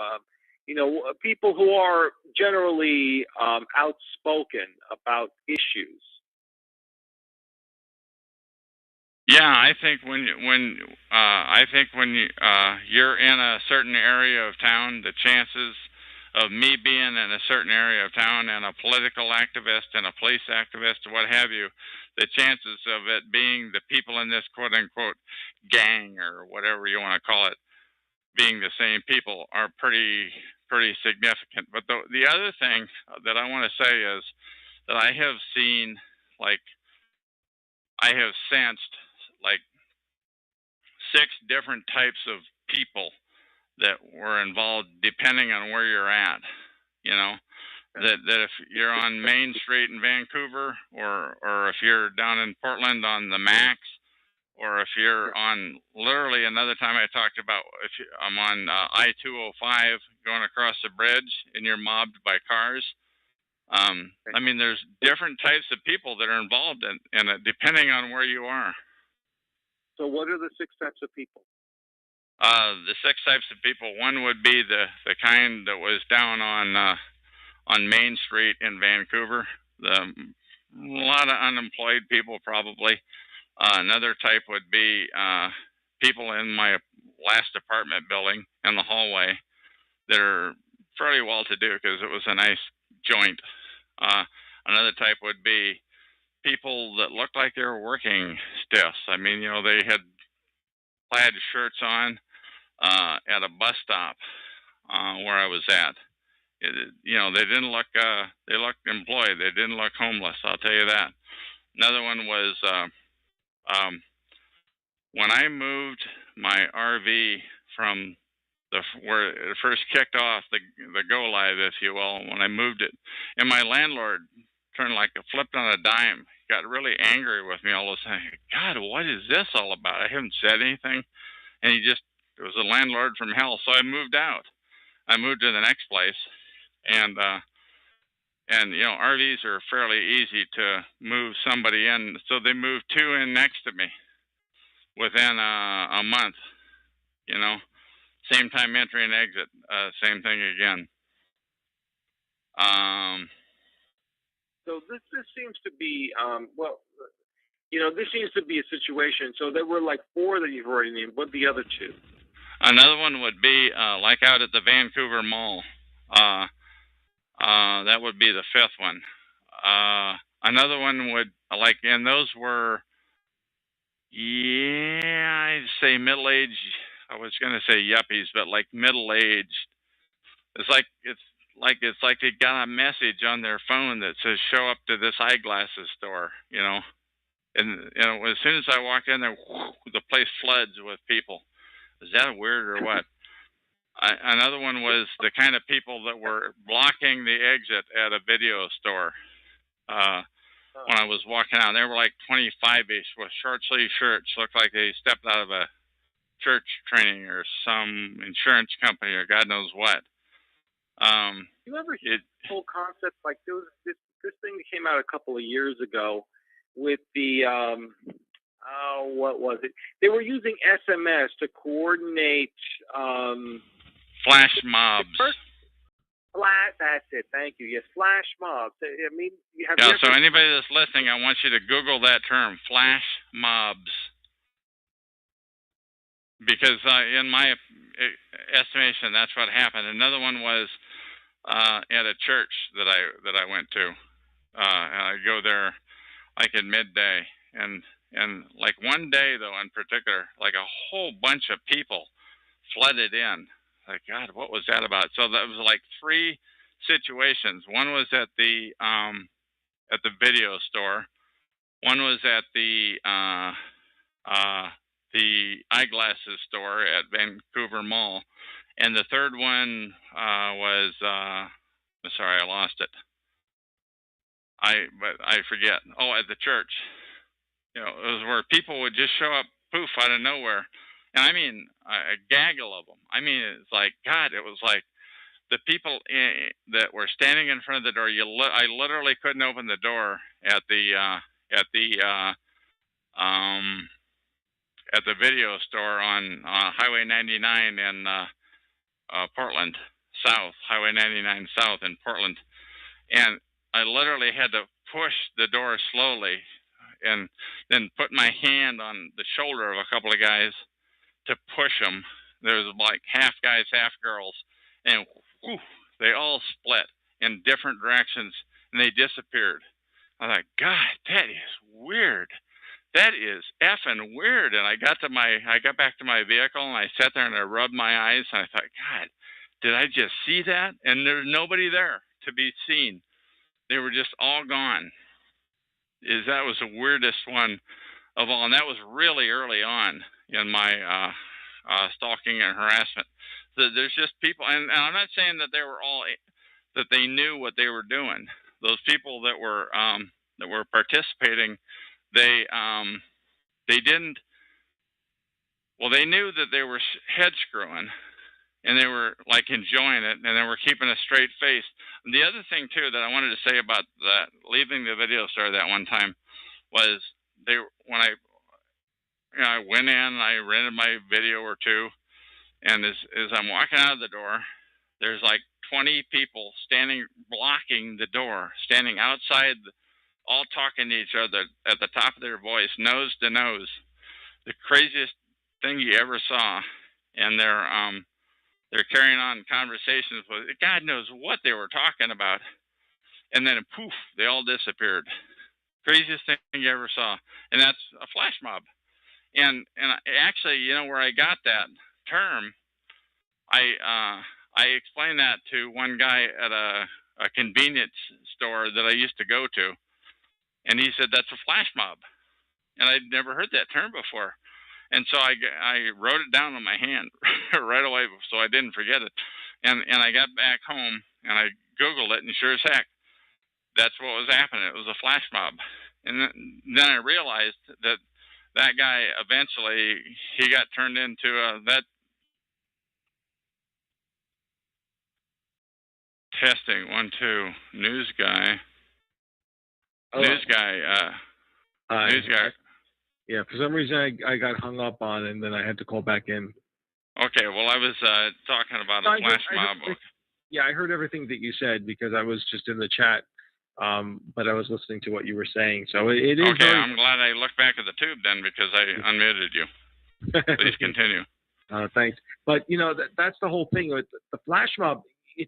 That did come from something. It is very interesting to see that these concepts get applied to what you've experienced on some level. It is very interesting to see this, but it is very. I mean, it is very. At the same time, it is still head scratching to understand. I know. I don't blame you, man. I don't blame. That's why I want you to be as tough as you want to be, because people are expecting that. Yeah, because people listening to this recording 100 years from now are expecting you, newsman, to really pour on the coal. So I'm not asking you to take it easy on me.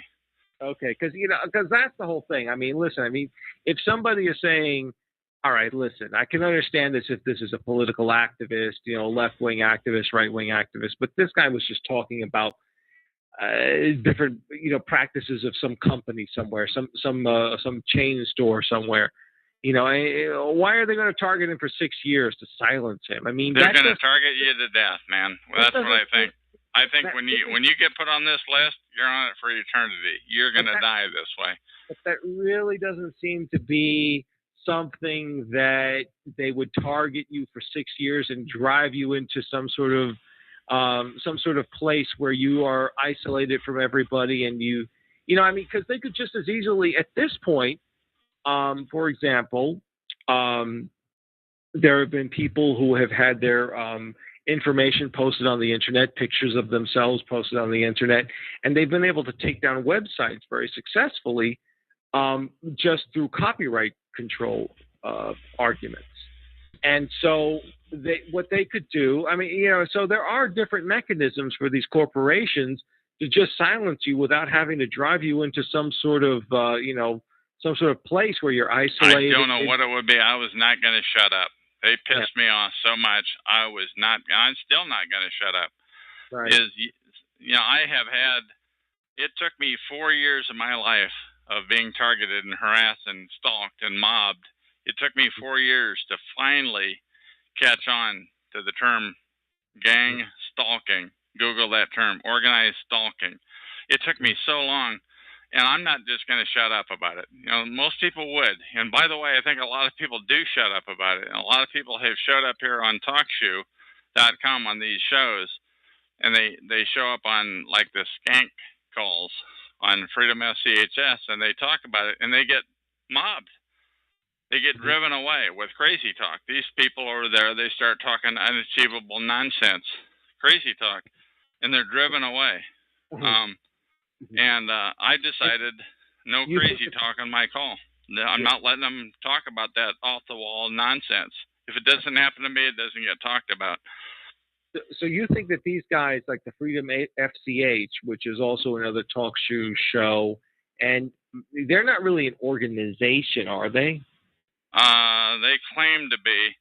I think they're paid perps. I think they're a bunch of paid scumbags. That's a scumbag operation. They're on like every night with hidden calls. I'm going to read some numbers here. Call number 66339 is Derek's Saturday night call. Filthy Joe's nightly call Sunday through Thursday is 89899, and his is hidden. You got Jay Wojciechowski as a call, and Nigel. And I really do consider all those people to be perps, because they talk about the wackiest, farthest out stuff. None of that crazy stuff ever happened to me, and they get so annoyed with me for not being willing to accept their story, and I just don't believe it. I think they're liars. I don't think they're crazy, by the way. I think they're making it up. I mean, just to briefly get into it, I mean, because really we're focusing on you, but I'm curious, what kind of crazy stuff are they talking about over there? Yeah, I'm just not gonna. I'm not gonna get into it. And the reason I don't, no, I know. You can talk yourself blue. I'm not gonna get into the examples. Okay. And the reason I'm not is because that just makes my call another crazy talk call. So I learned early on not to talk about just to let people know if you're listening to a call and they're talking about some wild and woolly, wacky stuff, everything that I have said is earthly. It's far-fetched, I'll grant you that, but it's earthly. It's achievable. The stuff they talk about over on those crazy talk calls is way off the deep end, and they do it nonstop. And if anybody wants to show up and talk about normal stuff like I'm talking about, they get flooded. They get flooded away with the wacky talk. That's their job, as near as I can tell.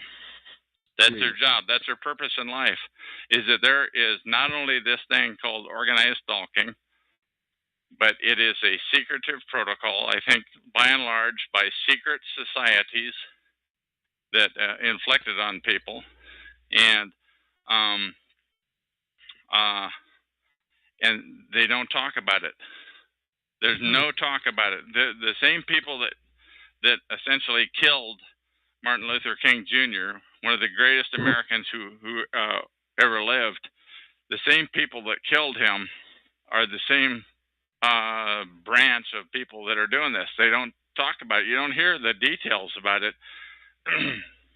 But that gets into some really weird conspiracy theories. I mean, if you're talking about things like that, I mean, you kind of like, you open up a whole new Pandora's box of things about secret societies and Illuminati and all that. I didn't say the I word, but what I'm telling you is, I thought, where in the hell are they getting these people? How can they do that? How can they come up with all of these effing people nonstop? Every time I go down this street, there's people that clog my pathway. It's like, and they're always different, and they never talk to you. Right. How do they do that? And I think a lot of it is churches. Believe it or not, I really do. I think they tell lies to the churches, to the people that are involved.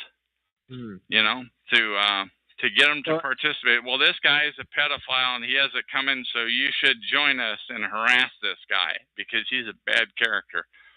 And after all, you wouldn't want your kids. And let me tell you a story. I want to tell you a story about this one guy, and I don't know his name, but it was down at Esther Short Park. And I ran into him one day, and he lived in one of the buildings there, and I lived in another one. And he talked about he was talking one day. It was like he was whipping a line on me. He showed me the perp hand. Now, this guy had stalked me on a number of occasions, so I knew he was a perp, but I was carrying on the conversation. And he was talking about the fire extinguisher at the end of one of the hallways was missing. And we do want to stop the fire extinguishers from disappearing, don't we? And we do want to, it was kind of like he was building up the ammunition. He was laying the line on me. It's like he forgot who I was, but he was kind of like, it was like he was trying to recruit me to become a stalker. Yeah, it was like the craziest. It was like, I don't know why he was doing it. It's like he slipped. His mind slipped when he did that one time. There was another guy, and he's in this room right now, and I'm not going to say his name, but one time he was in his room. He's a perp. He's with freedomschs.com. And one day he was telling stories about me. And every story, like 5, maybe it was 4, maybe it was 6 stories. He'd just go from one to the next, to the next, to the next. And every story had an element of truth to it. And he'd mix it with lies and omissions. He'd add lies and he'd leave things out to paint me in the worst light. And I thought, God. And I was logged into his room as a guest and listening to him tell these stories. And it was like he screwed up. He showed me the perp hand. He totally screwed up by, and he took things that I was actually proud of, my proud achievements. And he would he would make them sound bad just by exaggerating and by leaving things out. That's how perps get. That's how they recruit other people to join their cause. It was an amazing thing. So there's like two people that I seen, two perps, clearly perps, no doubt about it, that showed me their hand. Why they did it, I don't know. Yeah, it's up to you whether you. That is Go ahead. interesting. That is very interesting. I'm thinking that there's a lot of stuff that you've brought forward, and it is very, very fascinating to say the least. And we'll have to definitely think about this, what you're talking about. So it really is. Even though this is applied to you, this can be applied to other people and to other situations. Oh, absolutely, absolutely. What I want people to know that are listening to this is that it's not just about me. I can't be bought now. There's no way. I want to get this story out about organized stalking, that it does take place in this world, and that targets, unfortunately, and I hate to say this, but they are turned into stalkers. Targets become stalkers, and when they do, they're not coming back. That's been my experience, and I'm in a unique position here because I've been hanging around TalkShoe.com on these shows every night for a year and 10 months now, give or take. And most of the time running my own show, and a lot of times listening into the other targeted individual calls. So I come at it from a different perspective, and I've had the opportunity of hearing these two scumbags spew their stuff. The one who was, it was like he was trying to recruit me, and this other guy who was slandering me, not realizing I was sitting there listening to him. I don't know whether he wrote that script himself or whether somebody else wrote it. It's like somebody took a class. It's like somebody can listen to an achievement of somebody and say, well, how can we turn that negative? Let's turn that negative. Let's paint him in the worst possible way. That's a totally amazing thing. Right.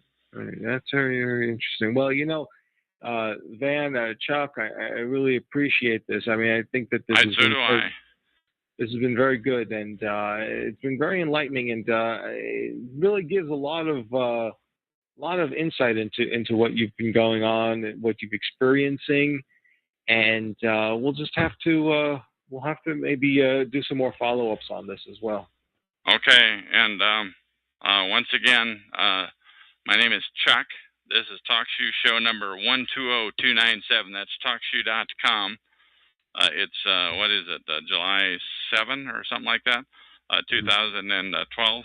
And call me anytime to get to let this happen. Is there anything that you want to say about this news, man? Any other questions that you want to ask? Not any more questions right now, but I'm pretty sure they'll have some follow-ups on this. Okay. Thank you. I'm going to go ahead and hit the end button on this recording. That's the end. Bye-bye. Bye-bye.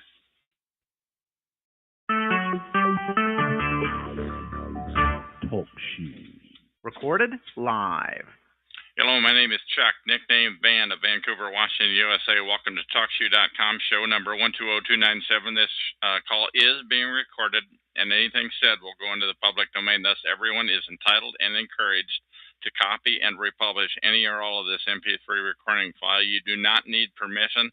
No notification or attribution is necessary. To find more of these public domain audios, go to the top right corner of any TalkShoe.com screen and search for search for Vancouver or show number 120297, or click the purple top left live now button to see if the show is presently underway. The time out here on the West Coast is about 7:03 p.m. Pacific Daylight Time. Today is Wednesday, July 18, 2012. This is episode number 3014. Okay, now here's the deal. I'm going to do a chat room rating. This is not going to be very polished, but that's what you've learned to live with here. Here's what happened. First of all, my objective is onefold: to get the word out about organized stalking. And part of what happens on these TalkShoe calls, TalkShoe.com calls, is we get a lot of perps that come and go in the room, and in fact, they dominate the room. Anyway, one of those people who I call a perp does not consider himself to be. When I asked him, Ant, are you a perp? And the ant farm wants you dead replies, no, I'm a TI, a schmuck who is a TI. It just comes natural. TI in Idaho, TEI in Idaho asked him, but why be like them? I used to be an internet troll as a teen, Ant says. Ant, where did you learn how to do what you just did? You logged in as just because, but it was your voice. He replies, I figured it out on my own, Chuck. I will not tell the secret, or else Nimbusters will use it. TI in Idaho says, "Come on, why don't you come out into the light?" I reply, and I said, "I bet you were a smart one too, Ant. I never said you weren't smart. You're just a dirtbag." Like someone closed my neck, he goes. They know the secret. And now you see 2 ants on the screen. 2 ant farm want you dead on the screen, which is totally unusual. I do not know how to do it, by the way.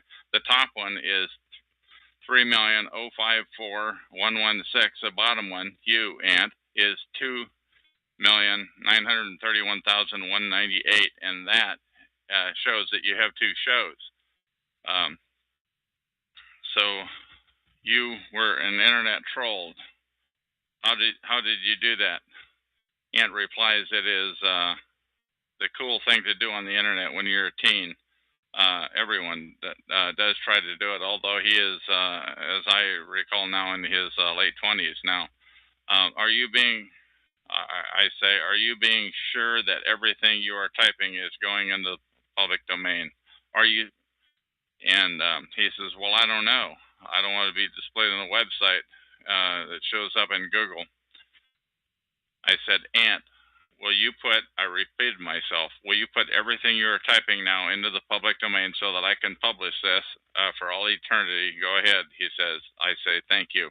This is very, very powerful spoof that you've caught onto. How many people have you pretended to be? I don't know. I don't normally do it, he said. I stopped doing it a long time ago. But when I figured it out, I would impersonate just because. That's a user here. Just because, as a joke. And I replied, so you just did it a minute ago to show TEI in Idaho, TEA Idaho, number 3.30,057,642, that 2 logins were possible on the TalkShoe.com system. Yes. And how many times have you impersonated me, Vancouver? And he said never. And who else have you impersonated? And Ant replied, I don't remember. This is, I think, one time I impersonated Chrissy or Derek. Note that they are from freedomschs.com, who I guess are not friends of Ant's, but I would doubt that. Just to prove to TEI Idaho, will you impersonate him for a minute, please? It would take too much work, he said. But I can impersonate anyone, like I saw, just because, but setting it up takes a while. And I'm saying, okay, so let the record show that right now there are 2, the Ant Farm wants you dead, in the chat room right now. The first one, number 3,054,116. The existing one is number 2,931,198. And thanks for the demonstration, I said. And boy, I have to interject here. I sure hope that I'm not breaking any of TalkShoe's terms and conditions, but I'm skating thin ice here. I do realize that. Anyway, and I go on to say, and would you please type something under the new login? And he does that. He says, click my details. I have just unmuted the top ant, I say, and he types, see my name. The other ant is not me. He said, yes, I see that there are 2 ant farm. The ant farm wants you dead. The top one is blue. The bottom one is gold, by the way. Evidently, they can't control the colors of them. There's a glitch. I changed the name TEA Idaho. Wish that guy had changed his name. So what kind of a kick do you get out of doing this sort of spoof? Ant, are you there? I said. He doesn't reply. Why are you doing it right now and admitting it to me? Yes, I saw the top ant left. Ant says, it was never a secret that I can clone next. I did not know it could be done until 3 or 4 months ago when you first began demonstrating it. Ant says, I asked, has anyone ever lost their life because of this sort of thing? Ant, what is the worst thing that has ever happened? Ant, are you there? I said. Hello, Ant, Earth to Ant. Ant said, how many, I reiterated myself, how many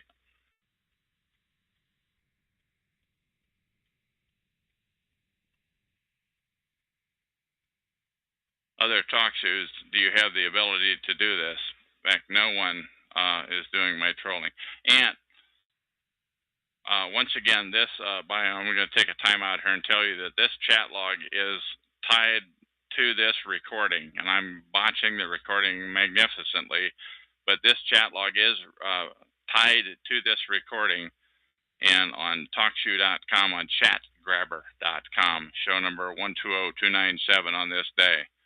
Ant, where did you just go? Did the phone ring? Did you get an email? Did somebody knock on the door, etc.? He said, I was giving my dog medicine. Let the record show that I was speaking to Ant Farm once you did. What does this mean? That you were paid by your handlers, I asked. Ant, who is him? I am not following your conversation. Let the record show that my ability, he says, let the record show that my ability to clone next does not involve anything illegal or hacking and is merely a flaw in the design of TalkShoe. Ant makes that statement. And I typed in, let the record show that guest number 6 through 11 just showed up in the room, as so often happens once something interesting starts to happen around here. But once again, what did you mean when you said they handed him cash for a job well done, please? I say to Boise, the TI in Idaho, you are jumping right into the thick of it here. I hope you appreciate the magnitude of what you are witnessing. And I say, Ant, do you consider yourself a perp? And he says, no. I said, what kind of a kick do you get out of pulling such a prank? If I become compromised, he replies, I'd kill myself just for fun. To your question. I said, what do you mean by if I become compromised? He said, he replied, if they tried to control what I say, the perps, I would kill myself. Wow. I'm just reading what's in the log, folks. Ant, where did you learn to duplicate other logins on the TalkShoe.com system? He says, I figured it out intuitively. How many other people know how to do it? And he says, I don't know, but at least one. Today, I first witnessed someone else doing it. It took me more than a year to catch on to it. I said, how long have you had this ability? I don't remember. He said, I'm thinking to myself, in what room did you witness somebody else doing it, please? And he said, in here, the ant clone. Really? Somebody was cloning you earlier today. Is that what you're saying? Are you saying somebody is screwing with you? He said, yes. And do you have any idea who that person might be? And he said, no, it's probably a nimbuster. So once again, how many other people do you think have this ability on the TalkShoe.com system? He said, there's no telling. I said, referring to the fact that I type fast, I said to guests 6 to 13 to eat your heart out. I took typing 2 times way back when. That's why I do have the ability to type pretty fast. And have you ever done this spoofing on behalf of another person or another organization? And he replied, no. I said, Ant, do you consider yourself a perp? And he said, no. I'm going to open up a chat now, I said, for guests 6 through 13. Any funny stuff, and I'll quickly mute. I'll be right back, said Ant. I'm getting a Coke. For the record, I'm chat room interviewing, and I said this to the new people that showed up. Ant Farm wants you dead, number 2,931,198. Here comes the URL, and the URL is in there, and it'll be on the chat log. Could you recap what's going on here, Chuck? Said guest 10 who showed up. I said, I'll recap the chat log in the public domain. Is number, but people who are listening to this recording right now already know what's going on. Pray tell guests 6 through 13, where are you from? How did you hear about this interesting discussion that is going on? Where's the URL at? But nobody answered. He just came from talk to you randomly, said guest 10, but the rest of them didn't answer. For the record, the entire discussion is in the public domain. I said Art Ant consented to it earlier in this chat log, and anything you type will go into the public domain. Please know that. My name is Chuck. Pseudonym of on TalkShoe of Chuck of Vancouver, WAUS. I'm a TI, a targeted individual. I have been aggressively harassed for 6 years.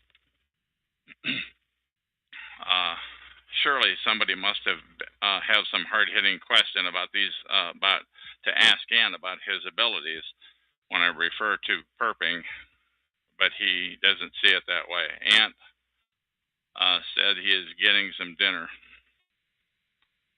Loco in LA showed up, and I said to her, I'm in the chat room right now. Anything you type will go into the public domain. Once again, anything you type or anyone types will go into the public domain for all eternity. Let the record show that Loco just left the chat room, by the way. I don't believe you, guest 3 said. I have seen Ant do his spoofing before. I don't no, I'm just reading, folks. I'm going to stop allowing guests in the chat room. Let the record show that 19 and 20 just showed up. I was guest 3. I'm not Ant. Who are you then? I said. The ant farm wants you dead, to the one, the ant farm that's blue now, not gold. And that's one thing that they do that does happen on this TalkShoe systems. They often, when they're duplicates, they are showed up as 2 colors. It's not hard to do. Anyone with an IQ over 80 should be able to figure it out. Would any other chatters please comment something that is short and meaningful? So why am I being muted? Guest 3 said. Guest 3, I'm so sorry, folks that are listening to this, but just hang in here with me.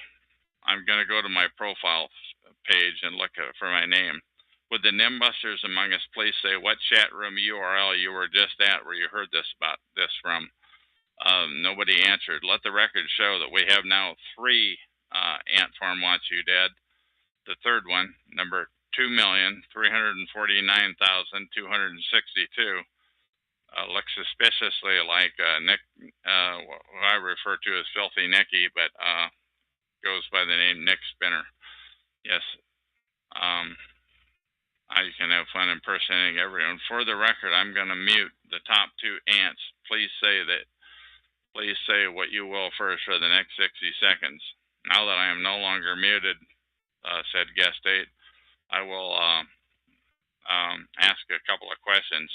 Chuck and Ant are the only big lie. You two have some reality TV or sci-fi show. My reply to number 8 is, let the record show. That is a fair question, I said. I pledge that I am a loner. I am not affiliated or compensated by anyone, was my reply. Let the record show. I also said that Ant, number 2.34,262, just showed up, and I quickly muted him or her.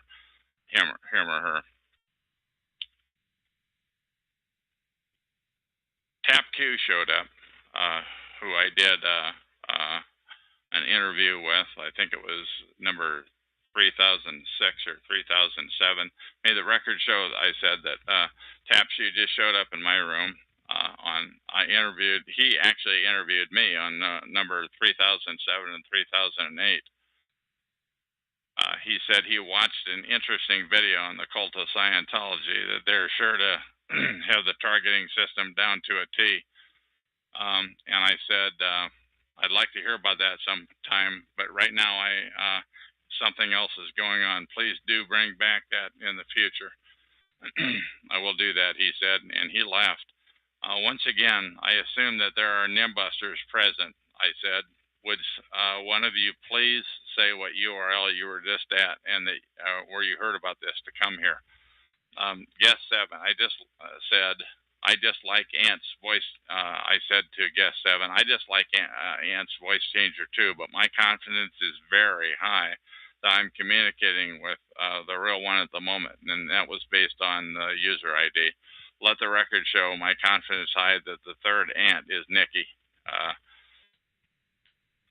So at least a few people must know how to do this spoof on TalkShoe. The Ant Farm wants you dead. Do you have anything else to say before I terminate this chat log? And I asked him again and again, and he did not respond. And that is the end of this recording.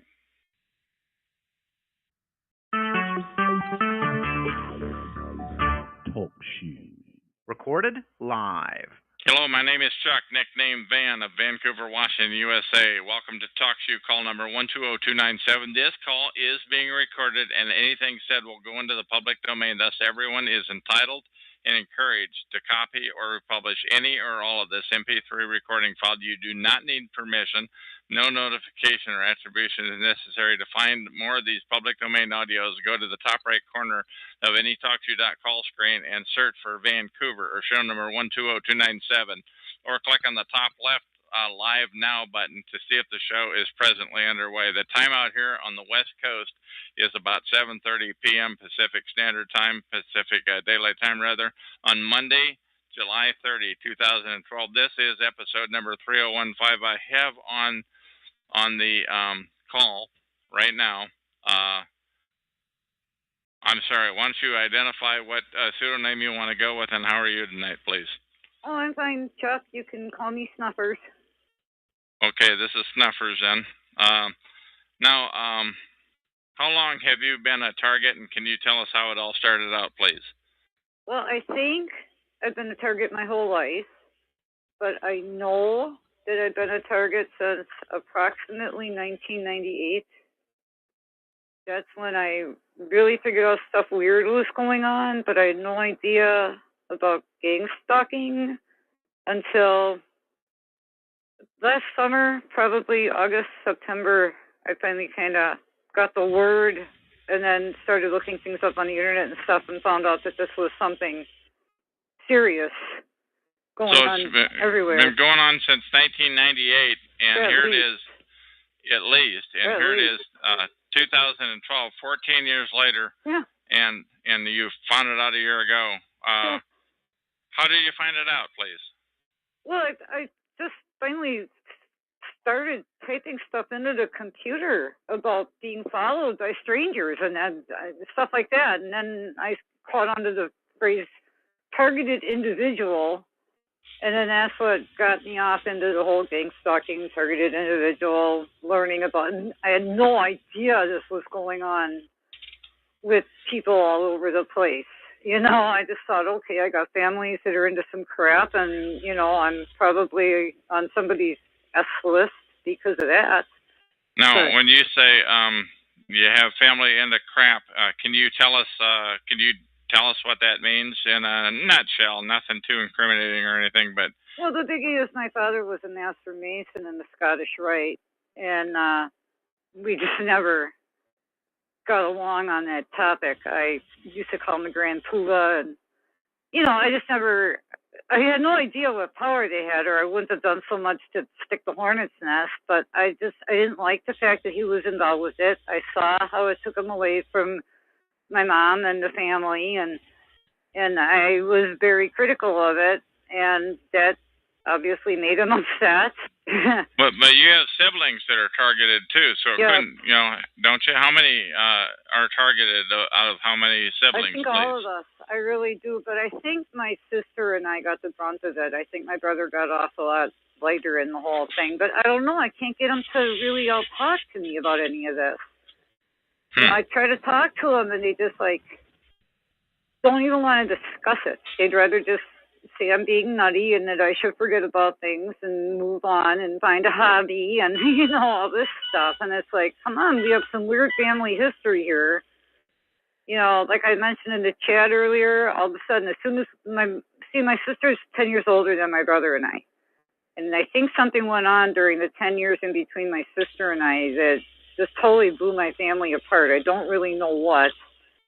And then, like I said, my dad, when we were kids, got involved with this Freemason stuff and started going away from the family and such. And I think it got to the point where, you know, I think my dad just kind of, girls are kind of worthless. And so we were put on the block. Now, can you give your approximate age? I'm 50. I just turned 50. Okay, and your sister is roughly your age, too? She's 60. Okay. And then my brother's really close to my age. He's like 49, going to be 50 in a month. So. And then you said you had another one that was 10 years older or younger or something like that? I have a sister that's 10 years older and a brother that's like a year and a half younger. And are they targeted? What do you say about that? My sister, for sure, definitely. My sister, definitely. From putting together things. She's been mobbed out of a couple of jobs. She got mobbed out of a state job just before she was up for her pension. She was working a little food store job, and they set her up to get her kicked out of that.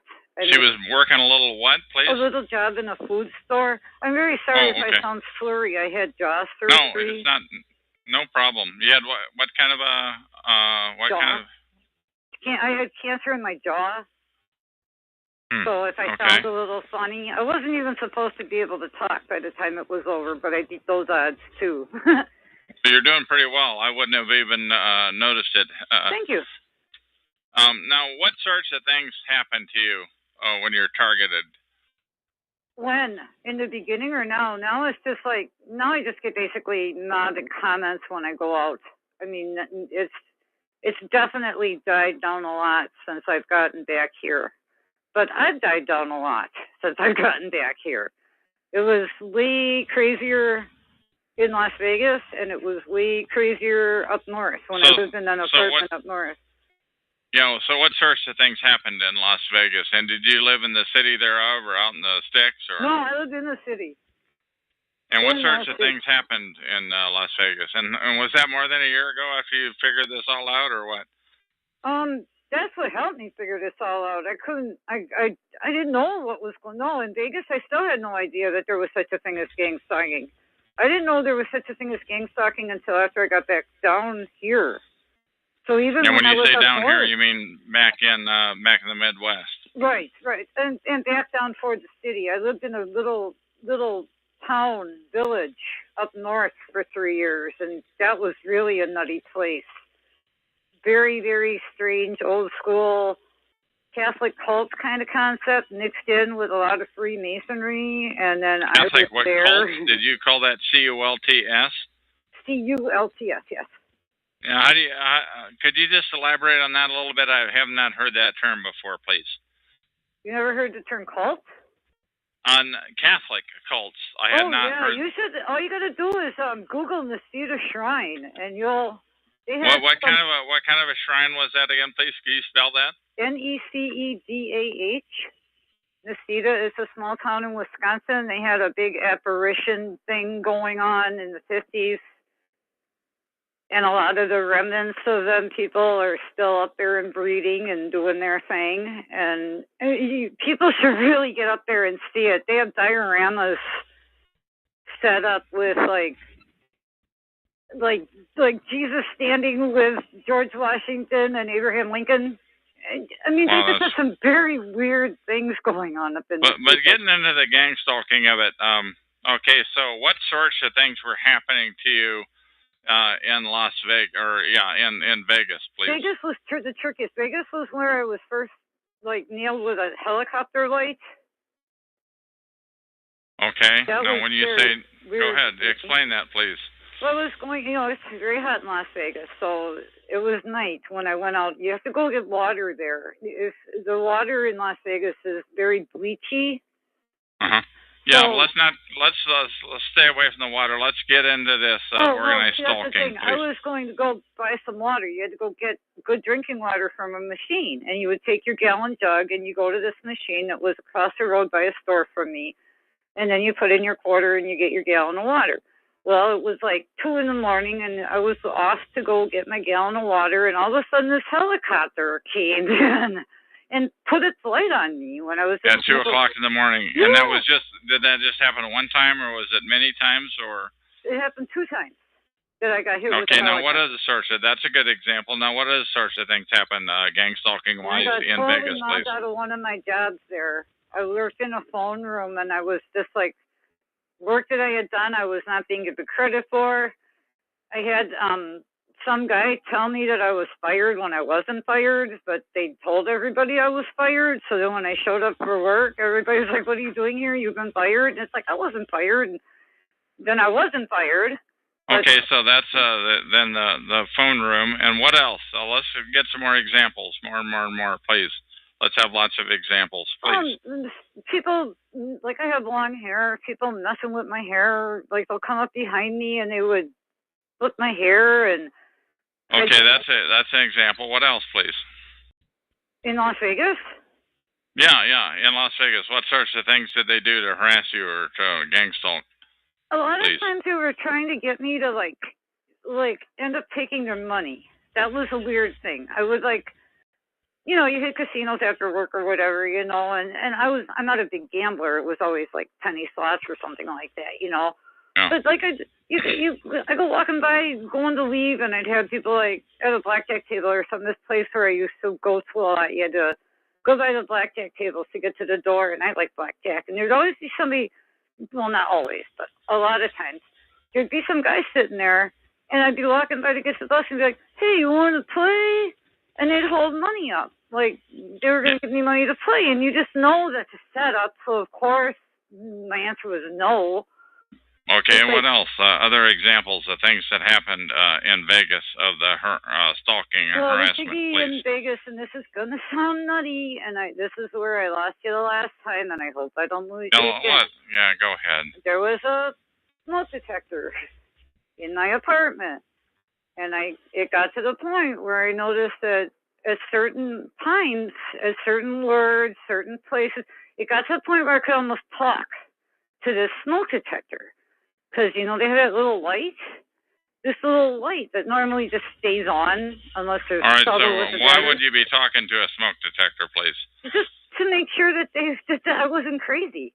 You know, just like, okay, I know there's something wrong with the smoke detector. This is starting to sound crazy. I just don't know why are you talking to a smoke detector. There must be, I'm trying to get you to clarify why you would be doing that. The smoke detector would, like, blink at certain words, and especially when I was married at the time, and I'd be talking to my husband, and like when the conversation got to politics, because I'm kind of outspoken in that, it would start like blinking, you know, and like, but it wasn't like the battery was dead, because at first I thought, okay, this thing is blinking, the battery must be dead, and my husband's like, no, it's a hardwired smoke detector. It's part of the whole building. It's not an individual one with its own battery. And we're spending a lot of time on this smoke detector. Well, that sounds weird, but that was a lot of it.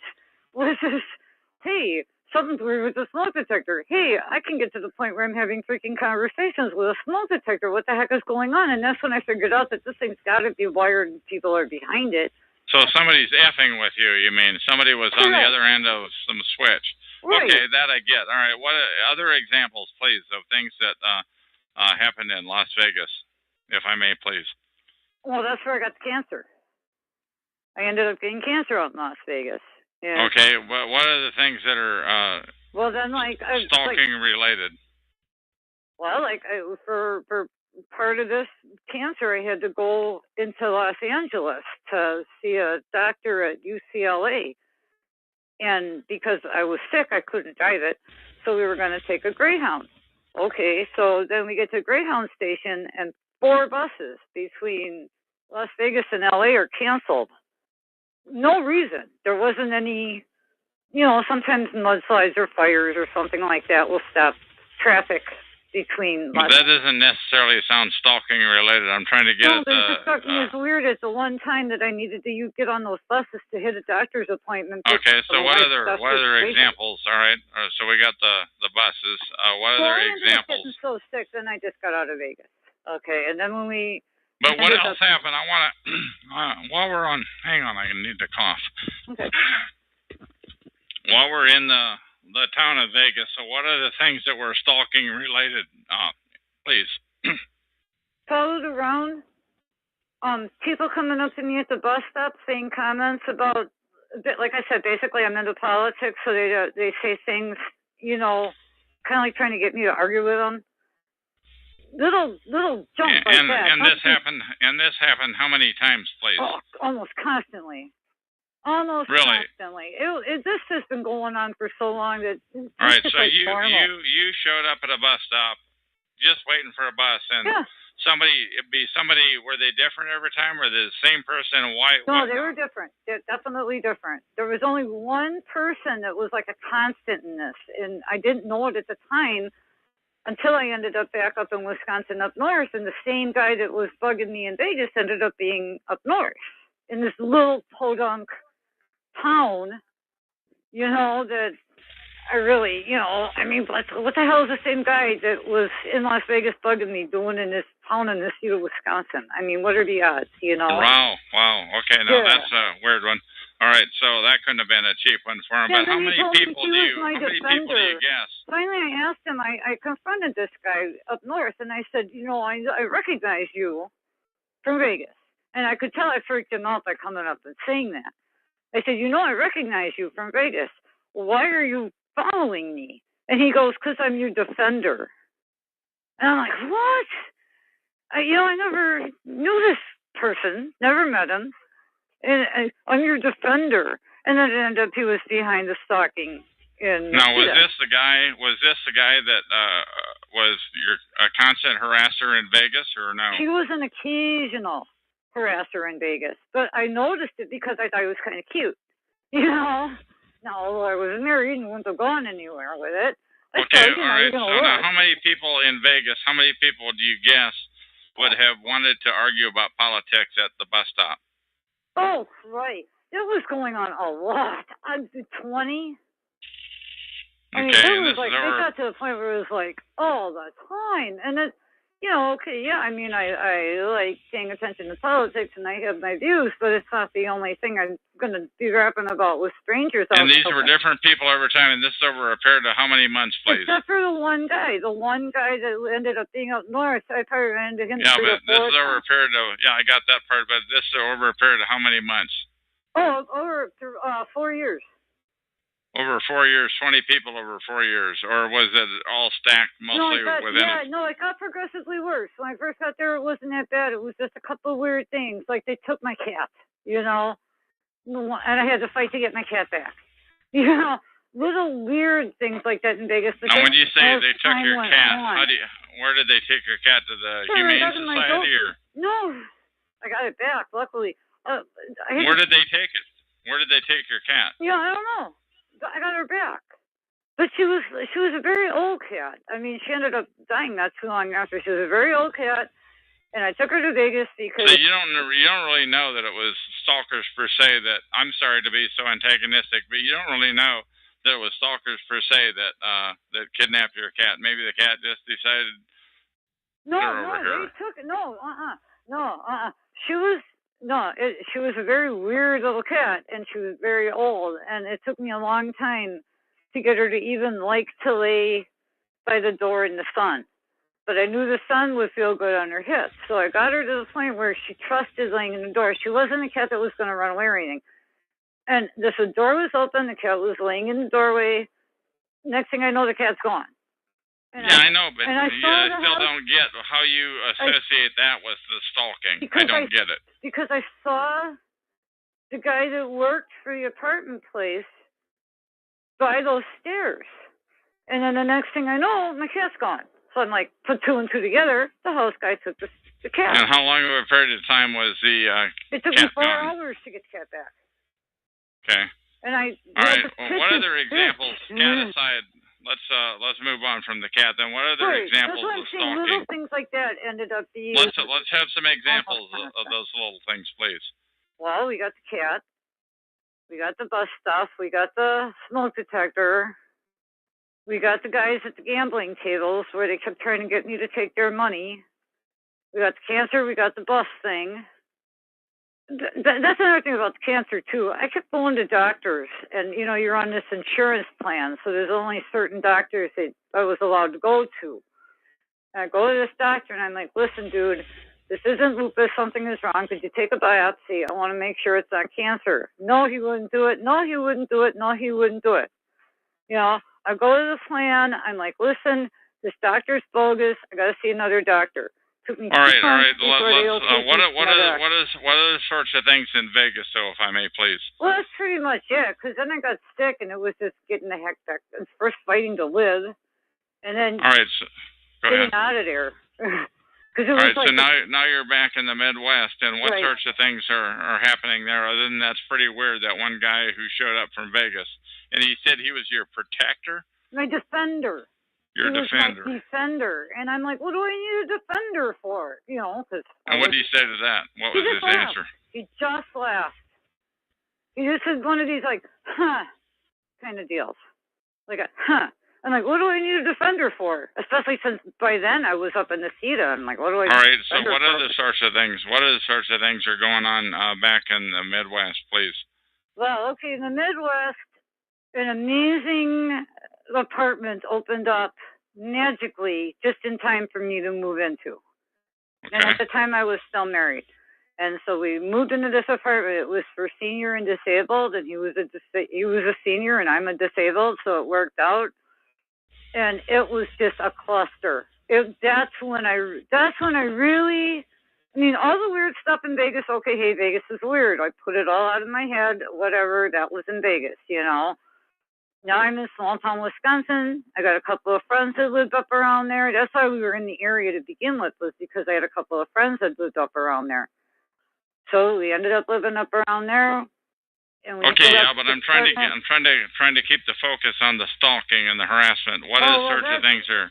That started like from the get-go in the CETA. Yeah, let's have some examples, if I may, please. Let's have some examples of the sorts of stalking and harassment that are occurring back in the Midwest. Okay, well, a lot of the stuff like you were talking about your apartment building, we were going through the same thing. You couldn't let's have the examples, please, from you. Okay, the banging on the walls from the neighbors. Mine wasn't tapping. Mine was banging. It was like bang, bang, banging on the wall from the neighbor. Okay, and what else, please? Weird comments from people who never knew me. I've never seen them before in my life, but they would know my middle name. They would know where I went to school. They knew that I lettered in volleyball when I was in high school. And I get these comments, lettered in volleyball. Like, I would call that directed conversation, use a $20 term, but those are some good. Now, how did they go about letting you know that you lettered in volleyball or so forth and so on like that? Like I went, there was only in this little place, there was only, like you had to drive to other cities to go to do any major shopping. There was only like a little gas station convenience store set up in the town. So that's where you had to go, like to get your day-to-day little stuff. And then you had to go to a big city to do your big shopping. So I went into this gas station one time to get a couple packs of smokes. And I'm new to this little burg. I didn't really know anybody except my couple of friends and my husband there. And that's what I got. I went to get this pack of cigarettes. Oh, lettered in volleyball, eh? So just out of the blue, some guy says that. Yeah, this wasn't even a hello, how are you? You're new to town. So they were outwardly effing with you. Yeah. Well, how about another example or two? I'm sorry to be so pushy, but by the way, we may lose our connection. If we do, I'm sorry. But please, and that'll be the end of the show if we lose our connection. Like a loon here, but... No, you're not. You're not. Okay. I'm glad I'm being so persistent, though. I'm pressing for a clarification. Well, it finally got to the point where they wanted to jail me. They ultimately want you to end up. The CETA, I wrote about this in your chat room, and the CETA was also the place that from the minute we got there every night at the same time. Now, they only had one cop at the time in this town. They ended up now having, they might have a cop now, but by the time I left, they didn't have any police. But they only had one policeman there. Every night at the same time, that guy would be sitting by my car, in his car. He was in a police car, sitting in the parking lot, in front of my car. So, like, if I would have wanted to leave, I would have had to ask the policeman to move his car so I could go. looking up at my apartment every night. It got to the point where I told my husband, I said, I don't know what they think we're doing he was not here. just parking his car out in front of your place, but he was also doing that and looking at your apartment. Yeah, he would park his car like it would be like blocking my car in. Like there was a parking space, and then he would pull up to where he would be behind my car that was in the parking space. Then he would get out of his car and stand by his car and be looking up at the window every night. And it got to the point where I was like, what the hell? I mean, it's not like we're doing anything. We talked quite a bit, and I took some notes as we were talking earlier, but you said your sister was mobbed out of her last 2 jobs. Why don't you cover that briefly, please? Yeah, well, she worked for the state, and I don't know the whole story about it because she will not talk to me about a lot of this stuff. She doesn't want to. I don't know whether she doesn't believe it or she just doesn't want to deal with it, but she just won't talk to me about it. I also think that she's I think she kind of turncoated in on me now, but that's beside the point. She worked for the state of Wisconsin for... You mean she's become a perp, you mean? Yeah, I think so. Please continue on with her situation. Well, like she worked for the state for almost 10 years, just to the point where she was going to be vested for her pension. And then, bam, she ends up getting into trouble with a couple of coworkers. This is all I know. I don't know the details, or I give them to you. All I know is she ends up magically, all of a sudden, getting into trouble with coworkers, and she's out of her job. And just magically, no. But you said she lost her last 2 jobs. What about the other job, please? The last one, she worked at a food store. Okay, we live here because my mom is elderly, so she was taking care of my mom, and then I moved back to kind of help her out because it's too much for one person. Yeah. So she was working part-time because she was taking care of my mom. My dad was still alive at the time, and she would work like 4 hours or 3 or 4 days a week just for some tin money, nothing major. Sure. So what about her job perping? Well, all of a sudden, she had this guy, one of these stock guys, the guys that put the bags, food in bags and stuff, like stalkers. Not a stalker, but he could have been. Stock, S-T-O-C-K. He was a stalker. Right, he was a stalker. And he started, like, knitting on her, He started, like, haggling her or something. I don't know the whole details, but I know that it was getting very much stressful for her. And I tried warning her then that, hey, there's people that do this for a reason, and don't let them get to you, and yada, yada, yada, trying to give her the pep talk. And what was their reply to that? Well, she kind of went along with it then. She was like, yeah, I can't let them get to me. I need some money, I got to have this job. Gets me out of the house a little bit, yada, yada. I don't know the whole story, but what ended up going on, and her story and their story are all different, so who's to know? But what ended up is apparently she touched this stock guy, and he used that saying that she assaulted him, and so she ended up getting fired for assaulting a fellow employee. Wow, okay. But she didn't assault him. I mean, she didn't, go and beat anybody up or anything. No, of course not. Now, you had made the comment earlier when we talked. Do you think teens are doing this stalking on vacation? Why don't you tell us why you feel that way, please? Well, the last couple of times up here, they have these double coupon days, So you go shopping on double coupon days to get double coupons. So they know when people are going to be shopping. At least they know when I'm going to be shopping, And I was 2 times ago, it was this kid. It was like a gang of kids. So it was like 3 or 4 of them. And they walked by, and I heard the one guy said, "That's her, she's on drugs," as I was looking at cat food. I'm like, okay. And how in the hell would this guy know if you're on drugs or not? Did you know this guy? No, never saw. I don't have anything to do with kids in this town. I mean, I raised mine, and I don't have any friends with kids or anything. I don't have anything to do with kids in this town, Yeah. And, yeah. So, 4 kids come up. One of them says something derogatory about you. She's on drugs. Okay, what else about and kids? The next thing I know, one or two of them, there was 2 boys and 2 girls, and I guess the boys were trying to show off or whatever, or picking on me or whatever. This one would be like, okay, like I go down the aisle, he'd stay at the front of the aisle, and then like stand there and look at me, and then if I looked at him or looked his way, he couldn't duck in, like duck away, like just wanting me to see him. And then ducking away. And that lasted the whole rest of that store trip. So that was that store now trip. This like is just one time at the store? Was this a number of times at the store? This last time I went to the store, it was 2 teenage girls.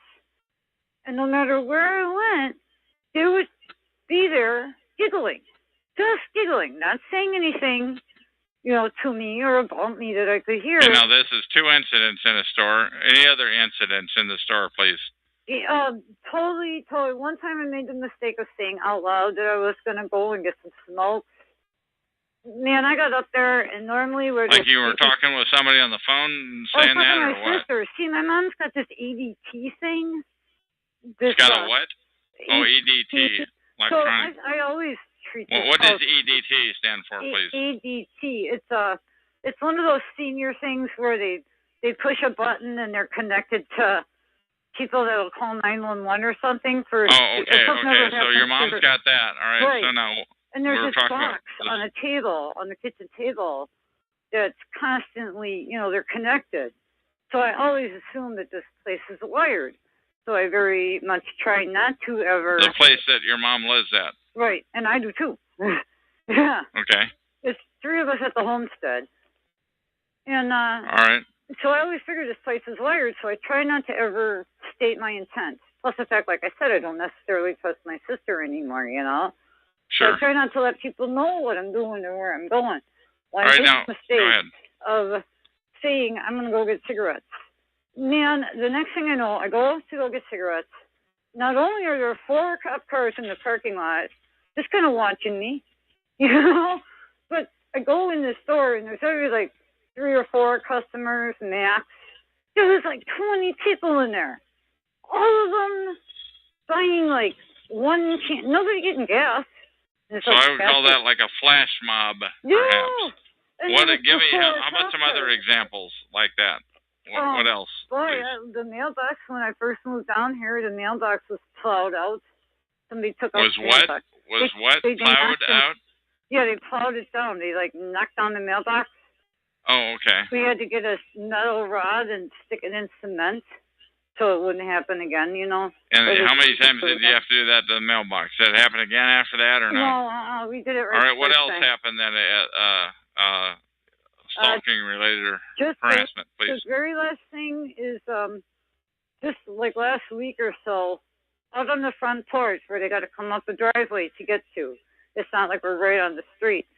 I have some herbs growing in plants, in pots, Uh-huh. All of them, they weren't killed, but they were all like uprooted. They were like, it's like they grabbed the plant and just pulled them up out of the dirt and then left them be there. So, and these were your plants that you had put your time and effort into planting, and somebody ruined them. Yeah, well, they tried. I mean, I got them in the dirt. I keep my eye open on stuff around here because of all so that. What other sorts of harassment have you been involved with or has been used against you? Well, I had, I could go into the fact that my son has apparently mated with one of them. So mated? You mean, in other words, he became he's boyfriend, intimate girlfriend? And has my grandchild, and I don't. And this girl went off on me physically. And the charges were. It was a very weird, long story. I went there to help them out because, okay, they now have 2 kids. And after the first one came, when the second one was coming, they didn't have anywhere to go. So I'm like, yeah, okay, I was down here with my mom. So, but you said your son had mated or became her boyfriend. How do you know that she was a perp? And why don't you tell us about that, please? Well, because she started off, she's been very much lying from the get-go. Little things.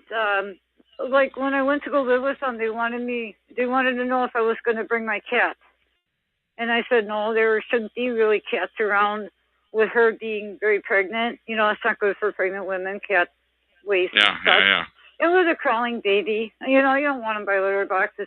I said, no, my cat's going to stay here by Grandma's house, and, I'll come visit him. He's not going to come live with you guys. Well, then she gave me this big, long story about how she's got a cat that she really, really loves and really, really wants to have live there. But the perping, I'm trying to get you to talk about the perping. Well, that's That's a key thing. It's like, because then when I ended up, perping, well, okay, here's what happened with that. I was living with them, helping them out. The new baby was 10 days old. It was a Friday night. They were having a couple of people over. I knew one of my son's friends. They had some beers. I asked for a beer. He gave it to me, and apparently that set her off. Because the minute those people left, she started physically assaulting me. And I couldn't do anything because she was holding my granddaughter. Your daughter-in-law starts assaulting you. Right. With the baby in her arm. So I couldn't fight back or I would have hit the child. Right, of course. My son had to leave work. He came to help me out. The cops were totally in on it with her. And how do you know the cops were in on it with her? Because I'm the one that ended up getting charged for disorderly conduct. Although they dropped all charges when I wouldn't take any kind of deal because I wasn't guilty. But they wouldn't listen to my son and I saying, she's the one that started this. I had pictures of police, even took pictures of my arm. The one cop said, this all defense wounds. But apparently this one police... But this led you to believe that she was perping you. Charge. She assaulted both my son and I and put my grandchildren in danger. She never got... I mean, maybe she was just a little bit eccentric and a little bit on the loony side, you know. No, this goes on. It's still going on. I'm just hoping he gets to his senses. But now I don't have much to do with any of them. I mean, she's made it... She won't apologize.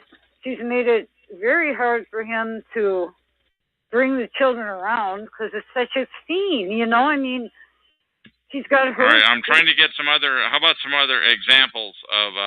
the perping that you've encountered, please. Well, I one time I was at this little up north, that one and this one I'm going to tell you about it too. That they were really trying to get me into a cell. They use these. Now I know you don't like wacky talk, and I don't think that this was anything more than tricks. Okay, just simple electronics and stuff. But they were messing with my stereo. And they were flashing stuff on the wall of my apartment. Weird. I don't know if I should say this out loud, man. Weird scenes of homosexual oral sex being performed in silhouette. And they're flashing, like they have some kind of a gizmo that they're flashing that on your wall. Yeah, like a movie. And I was like, they're trying to drive me nuts. Well, I don't think that's wacky talk. It's certainly doable. I mean, it's wacky in that the perps do that sort of thing, but that's doable. What other sorts of examples have they done to you, please? Well, the last biggie when they tried to put me in a cell was I would go to this pub once in a while with my hubby there, and sometimes without, you know, it was a little place. You could come and go. It wasn't any big deal, you know, but to go shoot a game of pool. Well, last time up there, the whole place was packed, which instantly I thought was very weird. And I could go into the whole cast of characters of people in that bar, too. There was some weirdos there, too. But the whole place was packed, which was very strange. And this girl came up, and apparently she was claiming that I had insulted her months prior.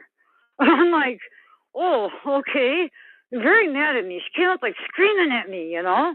So some girl that you never met, or did you know her? Had you seen her in this place before? Or? Yeah, no, I had seen her. I knew her. I mean, we weren't friends or anything, but, you know, and we didn't talk. We weren't friendly, but we weren't unfriendly, you know.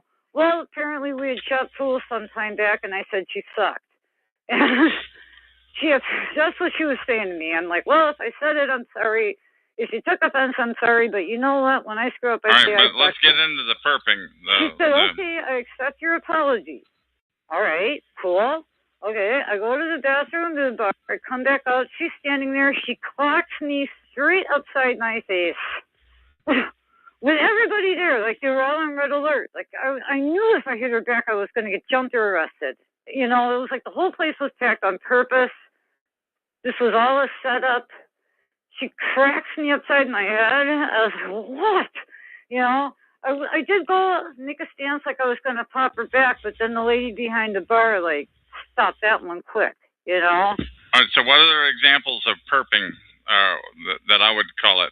Boy, that's all I can come up with. I mean, if you want to count in a few strange phone calls, I've gotten a few weird calls where they play music, like a song, and it's not the same song, so it's not like there's any meaning to it, you know? Are you getting any directed conversation at this new location you're at in the Midwest?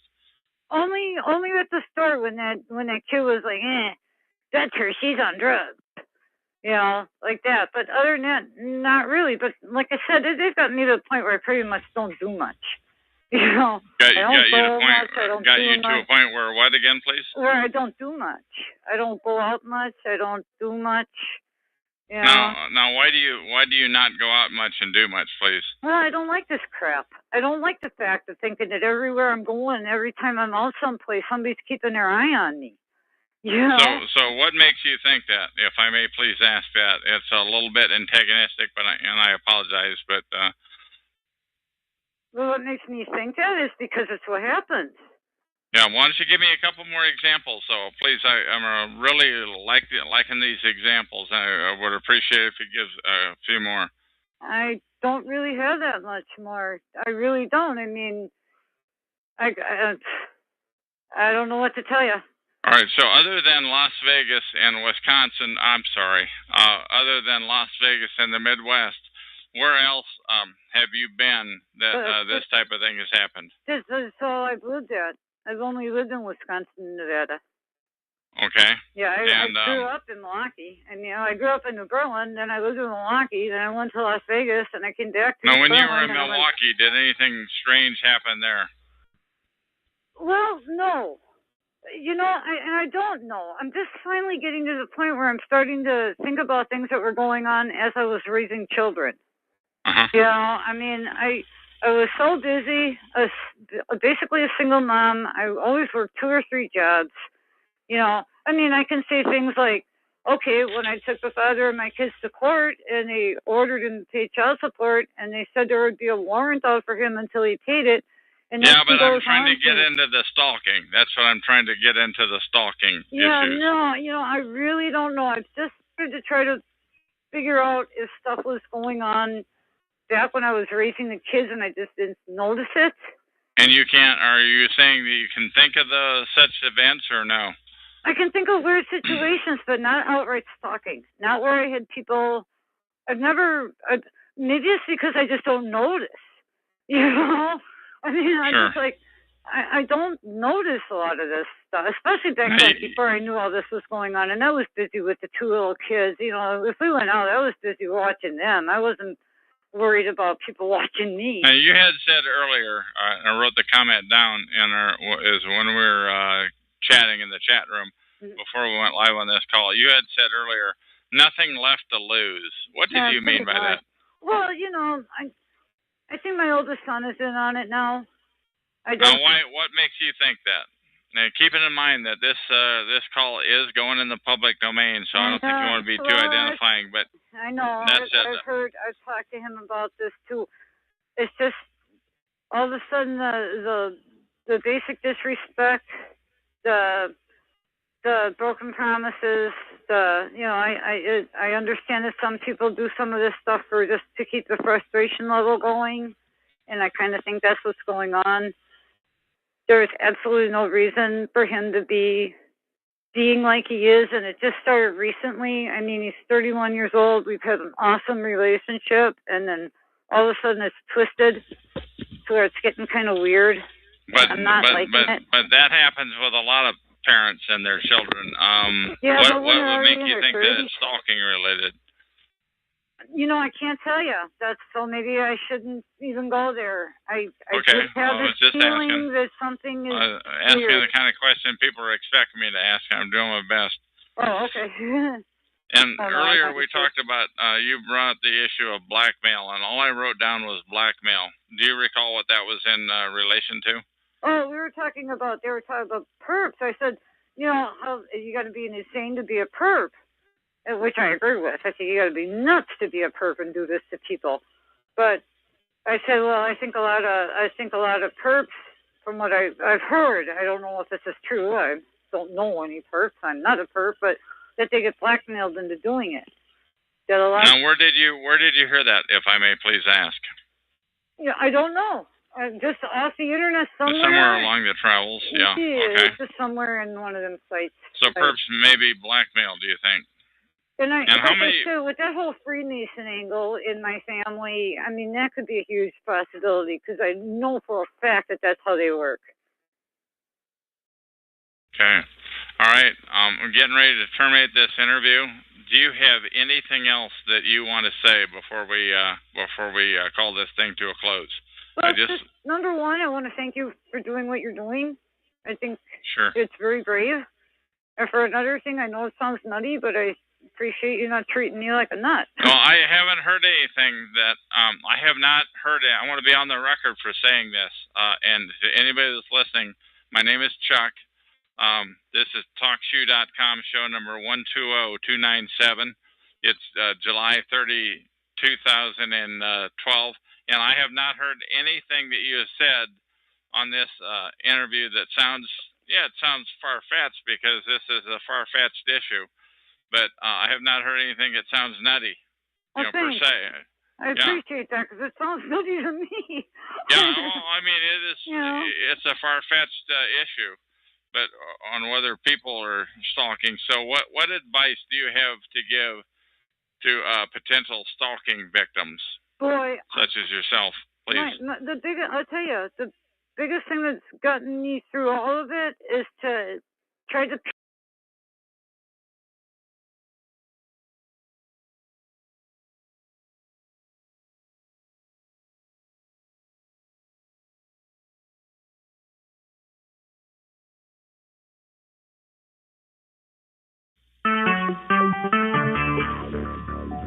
Talk Shoe.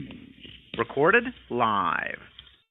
Hello, my name is Chuck, nickname Van, or Vancouver, of Vancouver, Washington, USA. Welcome to TalkShoe.com, show number 120297. This call is being recorded, and anything said will go into the public domain. In other words, you own it.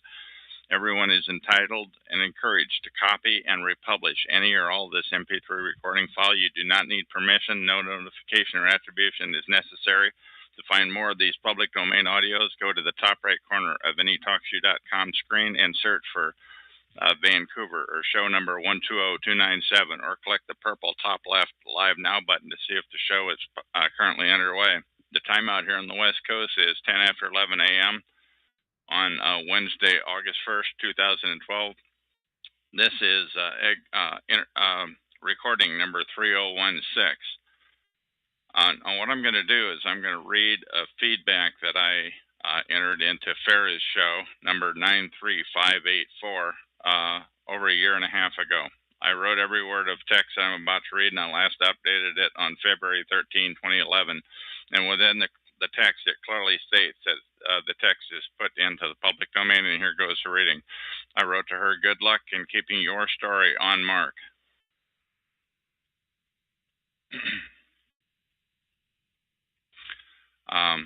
I would listen to your first two messages, and I would classify what is happening to you as gang stalking. Good luck keeping the gangs in this community at TalkShoe who flood every call with crazy-sounding talk.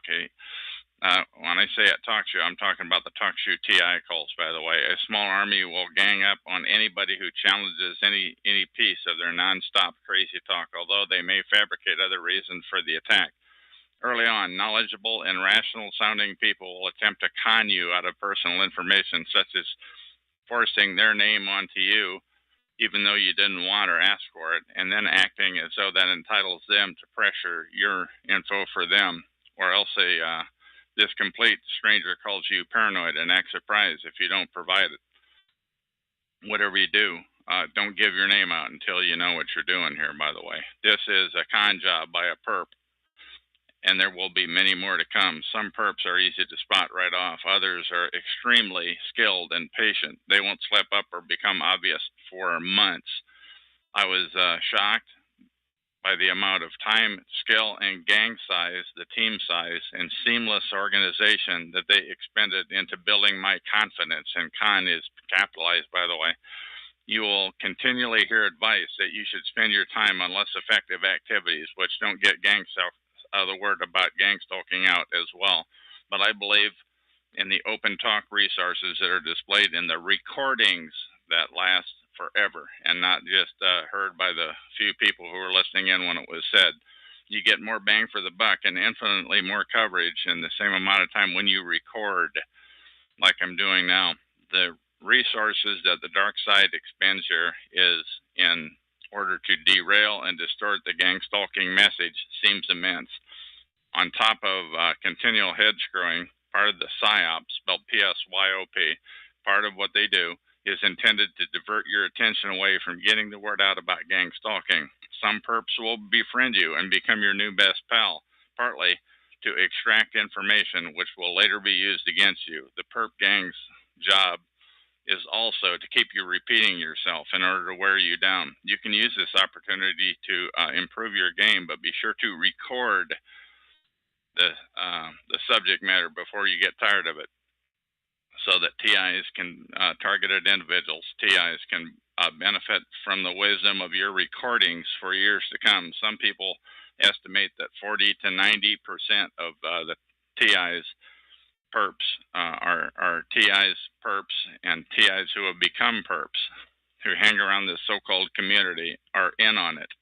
Many arrived here as legitimate sounding TI, but they now snitch. In other words, they sold out and they're now perping for the dark side, and there's no turning back.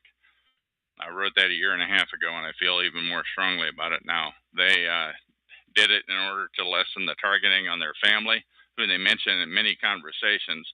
I feel for the children of these TIs turned perp, but I care more about wising up everyone about gang stalking. Occasionally, a TI who has sounded rational all along suddenly joins the dark side and begins participating in their new obligation, low-level perp. In Talk Shoeville, that in the TI shows at Talk Shoeville, that means crazy talker. Conversely, high-level perps specialize in character assassination, name collection, subtle threats, recruitment of TIs, and people into perping TIs, disinformation, constant distortion, and manipulation by bystanders. Manipulating bystanders to engage them in harassment of TIs.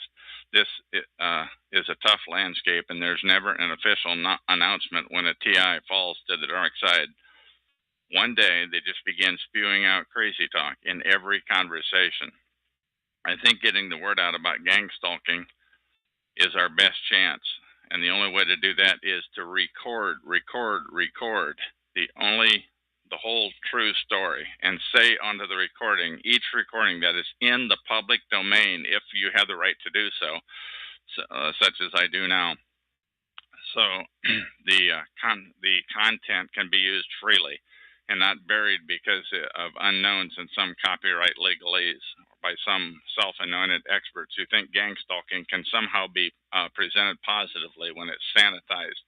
Remember, their job is to stop the word from getting out about gang stalking. But if word does get out, they want to make it sound as crazy as possible. Non-stop crazy talk is their continual objective of this PSYOP, once again spelled PSYOP. Google that term, PSYOP. Lastly, there are hordes of TI perps, targeted individual perpetrators and handlers who continually assassinate the character of TIs and conspire to ruin any rational sounding gang stalking message. Just like on the street, the gang stalking occurs in cyberspace too. If your message has integrity, and if you're to successfully disseminating it to a wide audience, then you are a threat to them, and they will never stop discrediting you, just like they've been doing all along on the street, though. It's nothing personal, but they'll make it look that way or sound that way. It's just their pathetic job to attack you or subtly threaten others to manipulate you. Don't fall for it. You're up against the full resources of the U.S. government, FBI, mafia, CIA, intelligence quality. Whatever you want, the perps want the opposite. Every loss for you is a victory for them, and vice versa. Good luck getting your story, keeping it on mark, and disseminating it wisely. I am placing this text in the public domain, Vancouver. Okay, now read search for, once again, TalkShoe show number 87161, which is a disabled call, or this call right now, which is number 127290, and either one of those numbers in the top right corner of the screen. And that is the end of this recording.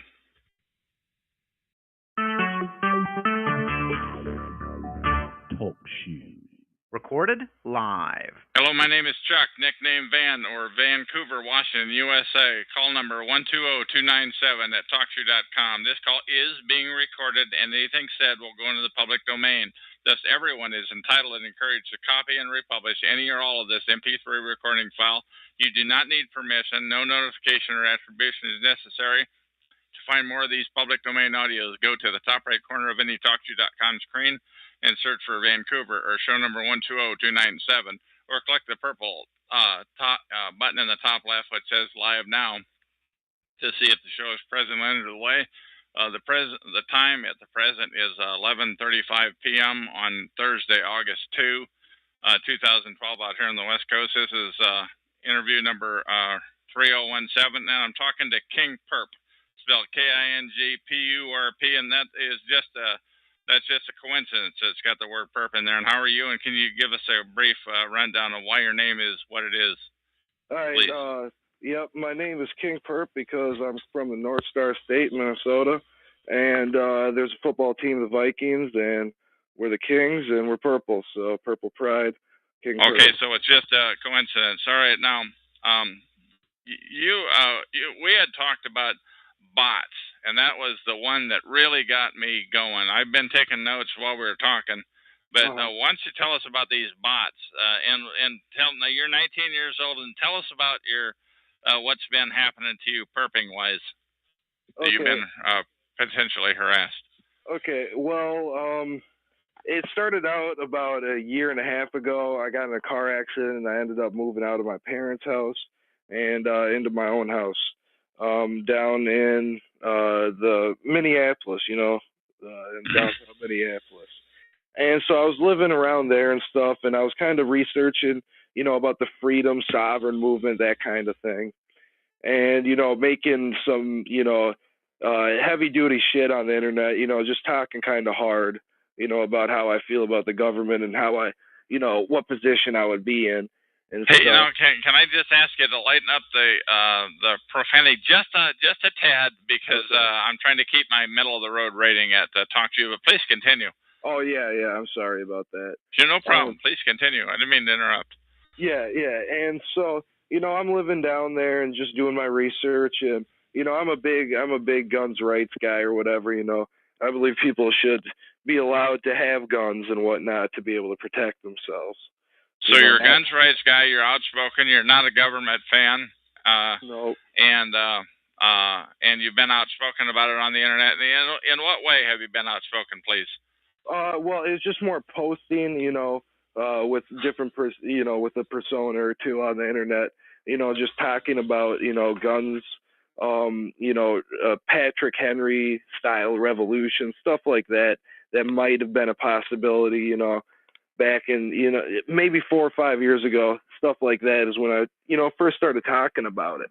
Really? So you started this when you were like 13, 14 years old? Yeah, I was pretty young when I got into politics and stuff. Okay. And what else? Go ahead. I mean, I was just living my life and stuff. And what really interested me one day is when I came home and there was marks on my door, looking like someone, broke in or whatnot.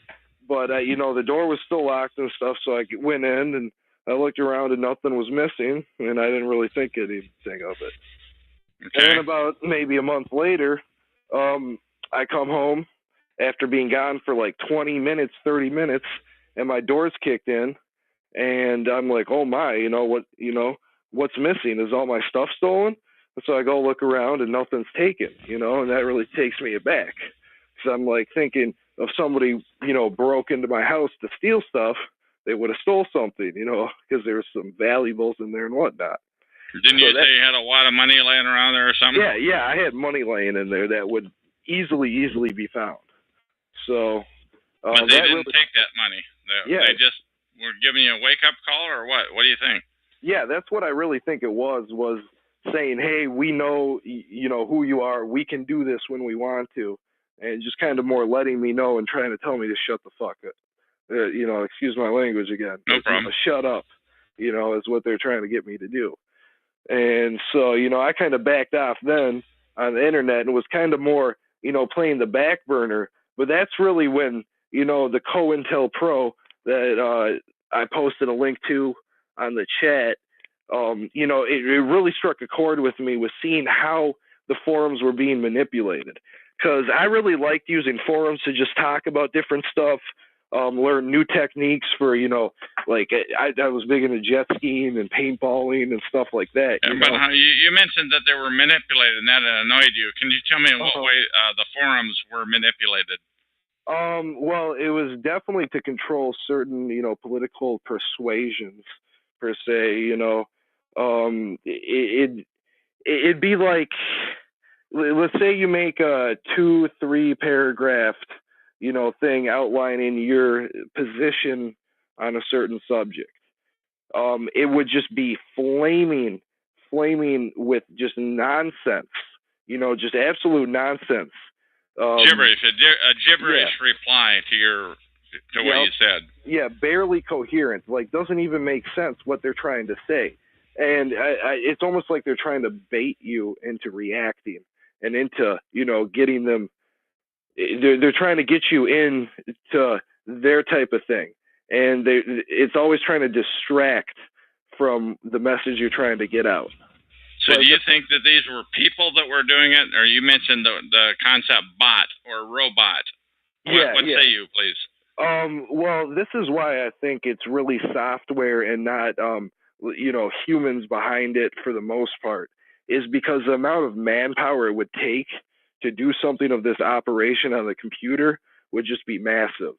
And that's why I think, I've played video games and there's something called a macro. Okay, and a macro is just doing repeated motions on a computer. It just keeps going through a cycle, So all I think they developed this program that can take what you say, will pick up keywords and then respond and then, try and control the conversation. Or, like a lot of forums, you can only see 10 posts at a time.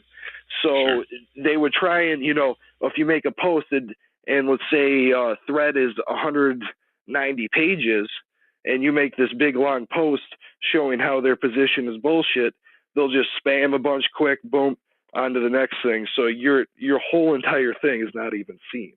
So you're pushed to the second page. You're not on the main page that most people would see. So they exactly. Yeah, they'll even try and get you on the 4th or the 5th page. Is really the goal, is to get you just completely out of sight. And that's why they'll just spam pointless topics, pointless threads. And another thing that they really do try and focus on is the moderator positions and the administrator positions. What do you mean by that? What do you mean by that? Oh! You mean they're trying to spam or bot the moderator? Is that what you're saying? Well, no. What I'm saying is you have the moderators or admins that are in charge of a specific website or forum. What they'll try and do is they'll try and get large post counts. So they'll get certain accounts that will get large post numbers, so then they can get moderator or administrator status, and then they can actually boot people off and ban them from the website. So you get people that are well-spoken or that are outspoken or that have a particular viewpoint, and you get them booted. Yeah, they just go out and ban them. And now, have you seen that? Has that happened to you or have you seen that happen to others who were that's particularly happened outspoken? Those have happened to friends of mine who are outspoken, on the internet, who are really focused on, blowing through a lot of the bullshit. They just wanted to get through it, and, show what's going on. And those people would get banned, and it'd just be for really, really pointless stuff. Like they'd say it'd be for, attacking a user or something with, or like threatening them or something like that. And it's not. And it's just like they're banned off and that's that. You know. Okay, So, and you had used the concept of they discredit people. Now, how did they do that on these forums, please? I mean, it'll be more just like saying, "Oh, you have, where's your proof?" It's more like just picking. They pick certain words. Like, let's say you write 5 paragraphs, right? They'll take 2 sentences out of that, and then just go off on that. Say, "Oh, this is, you're just complete bullshit," and have maybe 5, 6, 7, 8 accounts all agree. Boom, boom, boom, boom, boom. So it looks like the majority is against this person, and so they're trying to go with the almost group That's mentality. how they discredit. They discredit you because they get 5, 6, 7 people who are essentially all bots, right? Yep. Just fake accounts, not a real person. What else did they do like that? And also, while you're on that mission, talk about COINTELPRO aspect of all this. Whatever you take, whatever spin you put on that. I mean, that's really kind of what I'm going over right now is the COINTELPRO. I mean, they have a lot of different techniques out there that they do. But I mean, okay, but that's all right. No, but anyway, so you're 19 years old. You've been doing this since you were 13 or 14, and so back when you were a kid living at home, and then you got into the freedom movement. Why don't you tell us about that, please?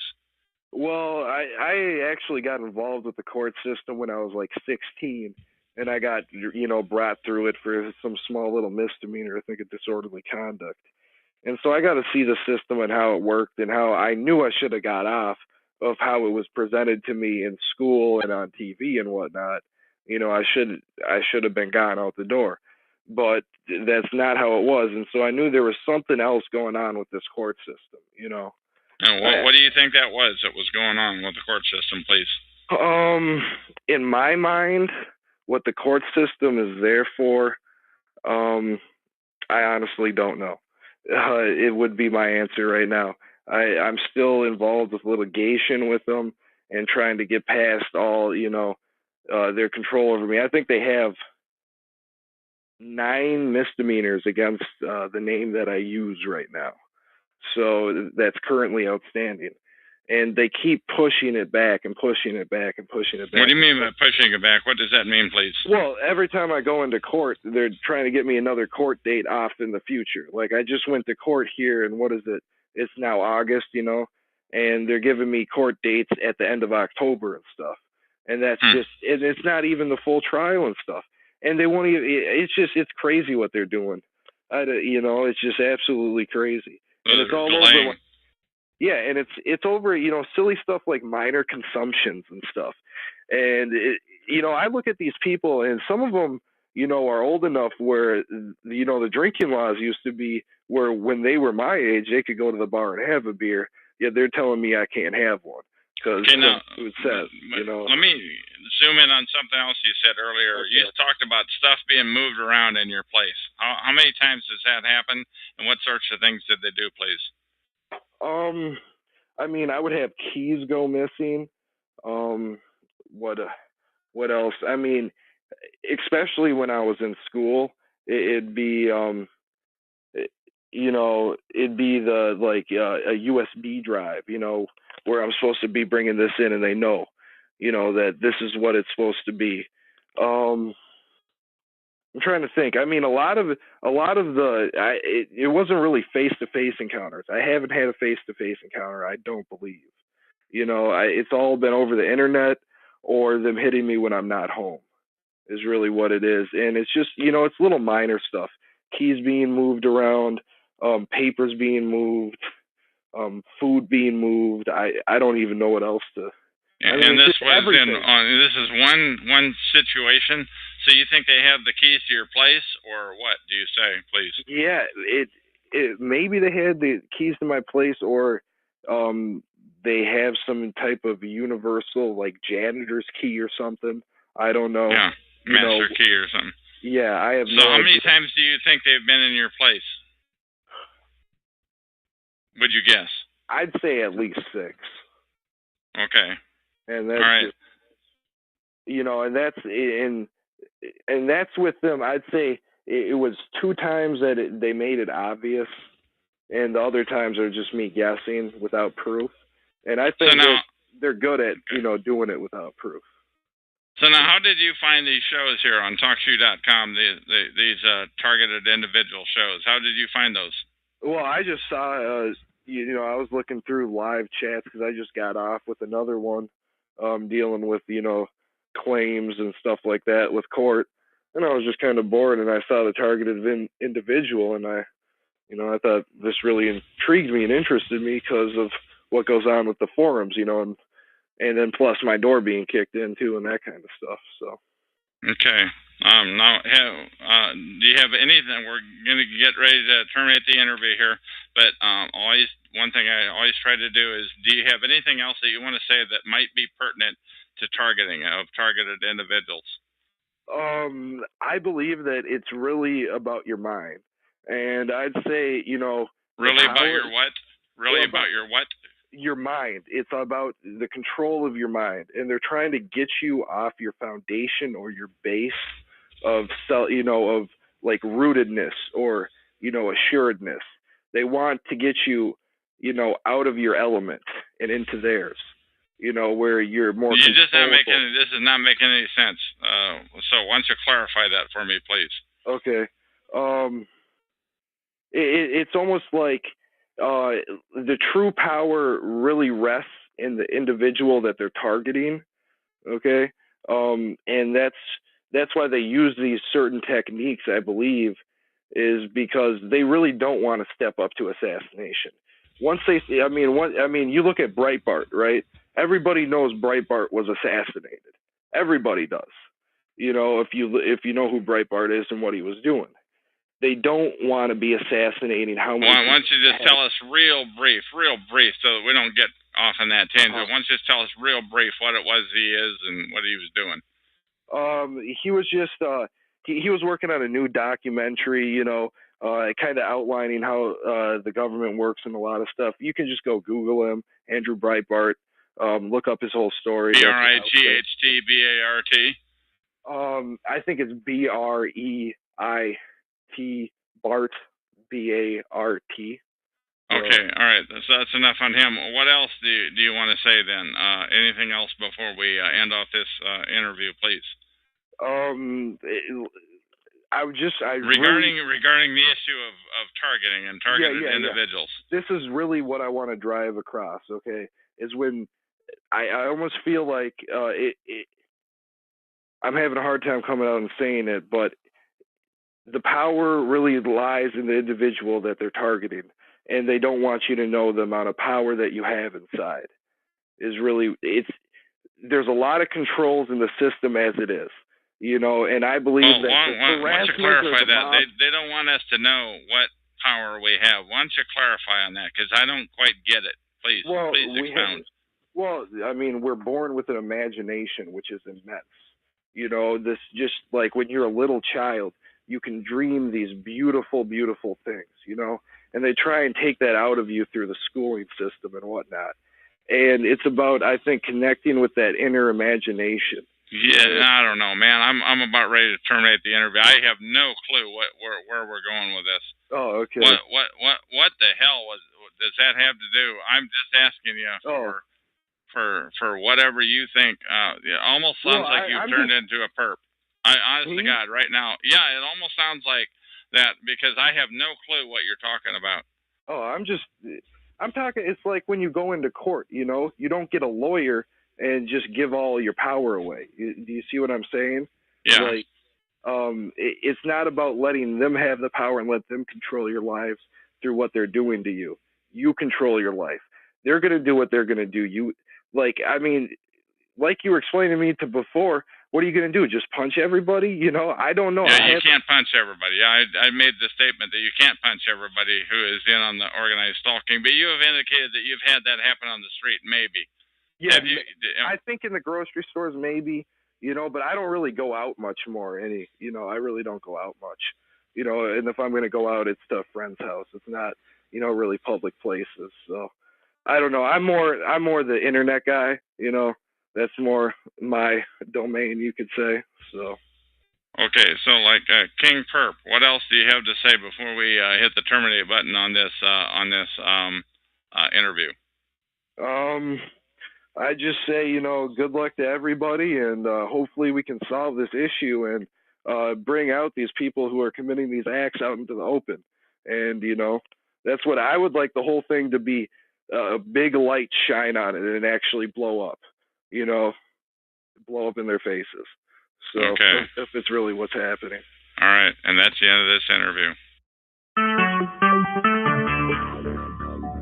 Talk show. Recorded live. Hello, my name is Chuck, nickname Van of Vancouver, Washington, USA. Welcome to Talk Show call number 120297. This call is being recorded, and anything said will go into the public domain. Thus, everyone is entitled and encouraged to make a copy and republish any or all of this MP3 recording file. You do not need permission. No notification or attribution is necessary. To find more of these public domain audios, go to the top right corner of any TalkShoe.com screen and search for Vancouver or show number 120297, or click the purple top left Live Now button to see if the show is presently underway. The time out here on the West Coast is about 5 minutes after 1 a.m. On Sunday, August 5, 2012. This is episode number 3018, and guest 19 asked me, here's the deal, and the gist of this recording. Guest 19 asked me a simple question. Chuck, what have you learned about cyber stalking since you've come to Talk Show? And I said, with some help of some other guests in the room, by the way, you can't believe everything you see online. The perps have the keys to the castle, and that is a big advantage. I've learned that 75 to 90% of the supposed TIs here are TIs turned into TI perps, and they will never own up to it, and they will act head effingly hurt if you say it. I've learned that all normal avenues of help are plugged with scumbags such as Freedom SCHS, who are great actors and getting better quarterly. It's almost as though they have quarterly performance evaluations to make sure that they do improve. They improve their subterfuge. This is a great question. What have you learned? And that should be asked of other pure TIs, because perps are forbidden to be honest about anything that will help real TIs. Perps will never admit that some TIs are turned into perps, like many of them did. Real TIs who have not sold out want to disseminate progress regularly. Any real TI who wants to get the word out would not have secrets, as it would only deprive other real TIs who are non-perps of the same. To put it another way, now we're not talking about where the keys to the house are and things like that. We're talking about the big picture stuff like they're in this paragraph that I'm reading right here. To put it another way, by keeping big picture secrets from perps, you also keep those secrets from other non-perp TIs. So you should, I say, just sing out loudly and often. Any TI, another thing I learned is any TI who has dependents or assets or something to lose, or if they're starving, will possibly sell out other TIs at the first chance of eliminating their own targeting. Perps are killers. Yes, that's right. That's what I said. Maybe call them slow killers if you want, but they're killers nonetheless. They're killers of TIs. I've learned that perps have no soul. I do not know how else to put it. Even in church, sadists will screw with TIs, even and head screw TIs while pretending to be covertly unaware. Perps just mess with TIs all the time, and that is the end of this recording. Talk show. Recorded live. Hello, my name is Chuck, nickname Van of Vancouver, Washington, USA. Welcome to TalkShoeShow.com show number 120297. This call is being recorded, and anything said will go into the public domain. Thus, everyone is entitled and encouraged to copy and republish any or all of this MP3 recording file. You do not need permission. No notification or attribution is necessary. To find more of these public domain audios, go to the top right corner of any TalkShoe.com screen and search for Vancouver or show number 120297, or click on the purple top left Live Now button to see if this show is presently underway. The time out here on the west coast of the U.S. is about 1:10 a.m. in the morning. of Monday, August 6th, 2012. This is episode number 3019.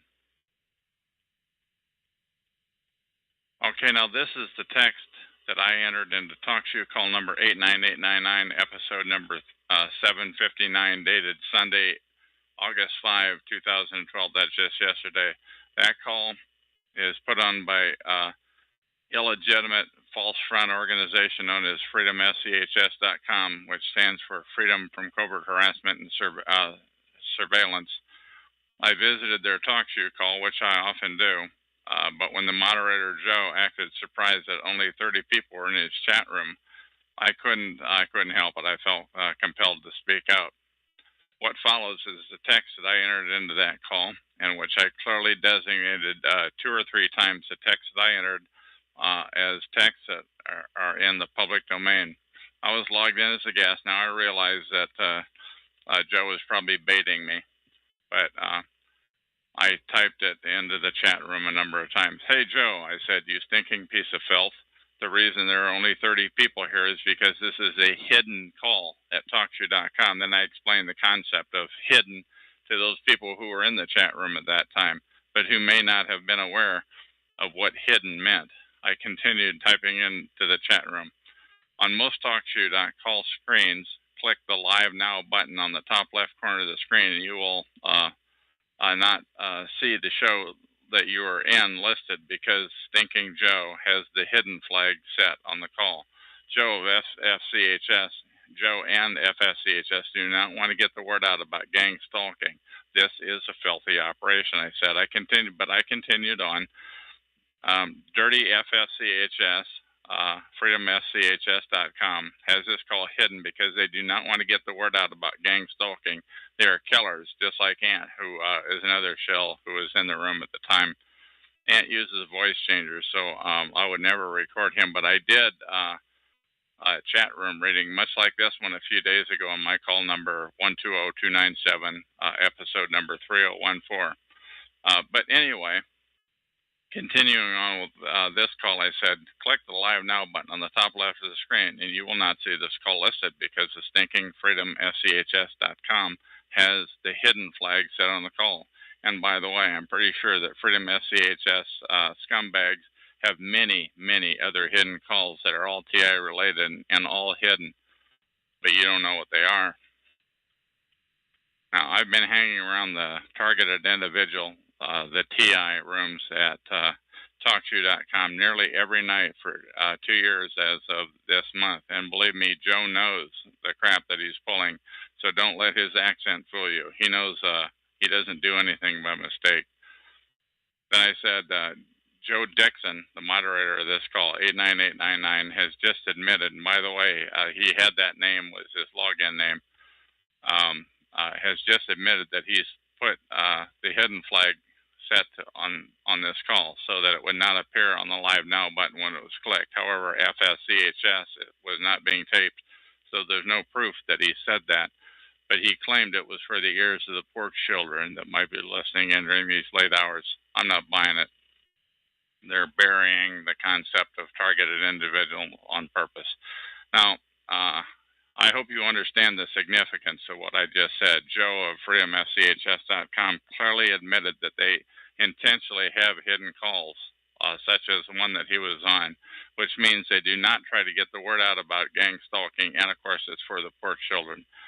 I spoke to another person in the room who I will only refer to as A. I said, what are you doing wasting your time in a hidden call like this one with filth that do not want to be get the word out about gang stalking? By the way, Google that term, organized stalking and gang stalking. But A ignored me.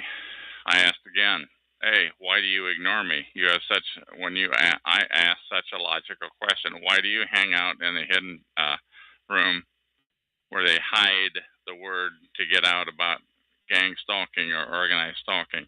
I say Freedom SCHS is a killer operation. They could be getting the word out about the slow killing and gang stalking of targeted individuals, because that is, in fact, what happens to them. But no, the killers at freedomschs.com have a large organization that does not want to get the word out about this atrocity. I continued on typing into the chat room. When Judgment Day comes, you will have to answer to God on why you spent so much time not getting the word out about the slow killing of targeted individuals. DirtyFreedomSCHS.com has this call, number 89899, live 5 nights a week, Sunday through Thursday night, plus many other shows where they corral people into not getting the word out about gang stalking. But these people hang out with each other and just repeat the same thing over and over. Now, why might that be? But if they aren't an illicit perp operation, it was at this point that I decided it didn't look like Joe was going to mute me, as he has done so many times before. So I typed in the following statement. I typed this into the chat room. Everything I have typed into the chat room, I am placing into the public domain for the eternity of mankind. It is free for all to republish. When targeted individuals are gang stalked, they are intentionally killed by the perps, deprived of employment, kept isolated loners, especially isolated from each other. Guest 7 said, "Stop flooding the chat, man. You never stop, do you? You do not practice what you preach." Now, I have to admit that there is some truth to what Guest 7 said, that on my talk show, number 120297, the one that I'm doing this recording on right now, I do ask flooders in the chat room not to flood, or I mute them. On the other hand, if somebody comes into the chat room and they show some pure intent and they're not spamming a bunch of crud, I would probably mute everybody else, assuming they're a fast typer. And the reason I would mute everybody else, because when the typing starts getting good, the flooders just flood. It's just amazing. It's like an amazing protocol. Anyway, in this case, this was a rare opportunity to speak to Joe's audience where Joe was not going to mute me, and I was going to make the most of it. So I continued. This is on TalkShoe call number 89899, which is a chat room operated by freedomschs.com, a false front operation. They are slow killers of TIs, targeted individuals. Earlier in the audio portion of the call, the user Joe Dixon played a tape about gang stalking of targeted individuals, but he did not record it. The reason Joe didn't tape the call was because freedomschs.com does not want to get the word out about the gang stalking of TIs. Once again, Freedom SCHS is what some people call a false front. They exist to divert the attention of others to get the word out. I continued into the chat room. Now I realize that many of the participants in these hidden calls, they do not know the calls are hidden to the public at large, even though they're in them. And I just kind of think everybody would know, but not so. Some people are just in it for months at a time and don't realize the call's hidden because they just click on an email they got. In other words, nobody else can see or hear the information because the dirtbags at freedomschs.com don't wise up participants to the chat room about it. Many of the participants of these calls do not know they're hidden from the view of public. These people just talk to each other over and over again. The participants of the Freedom SCHS administered calls just spin their wheels. They do not get the word out about gang stalking. Now, to be honest, I think the vast majority of the participants in FSCHS's rooms are secret society filth and TIs who have been turned into perps. Now, think about that. I think the large majority of the participants in the FSCHS rooms that are visible are secret society scumbags and TIs who have been turned into perps.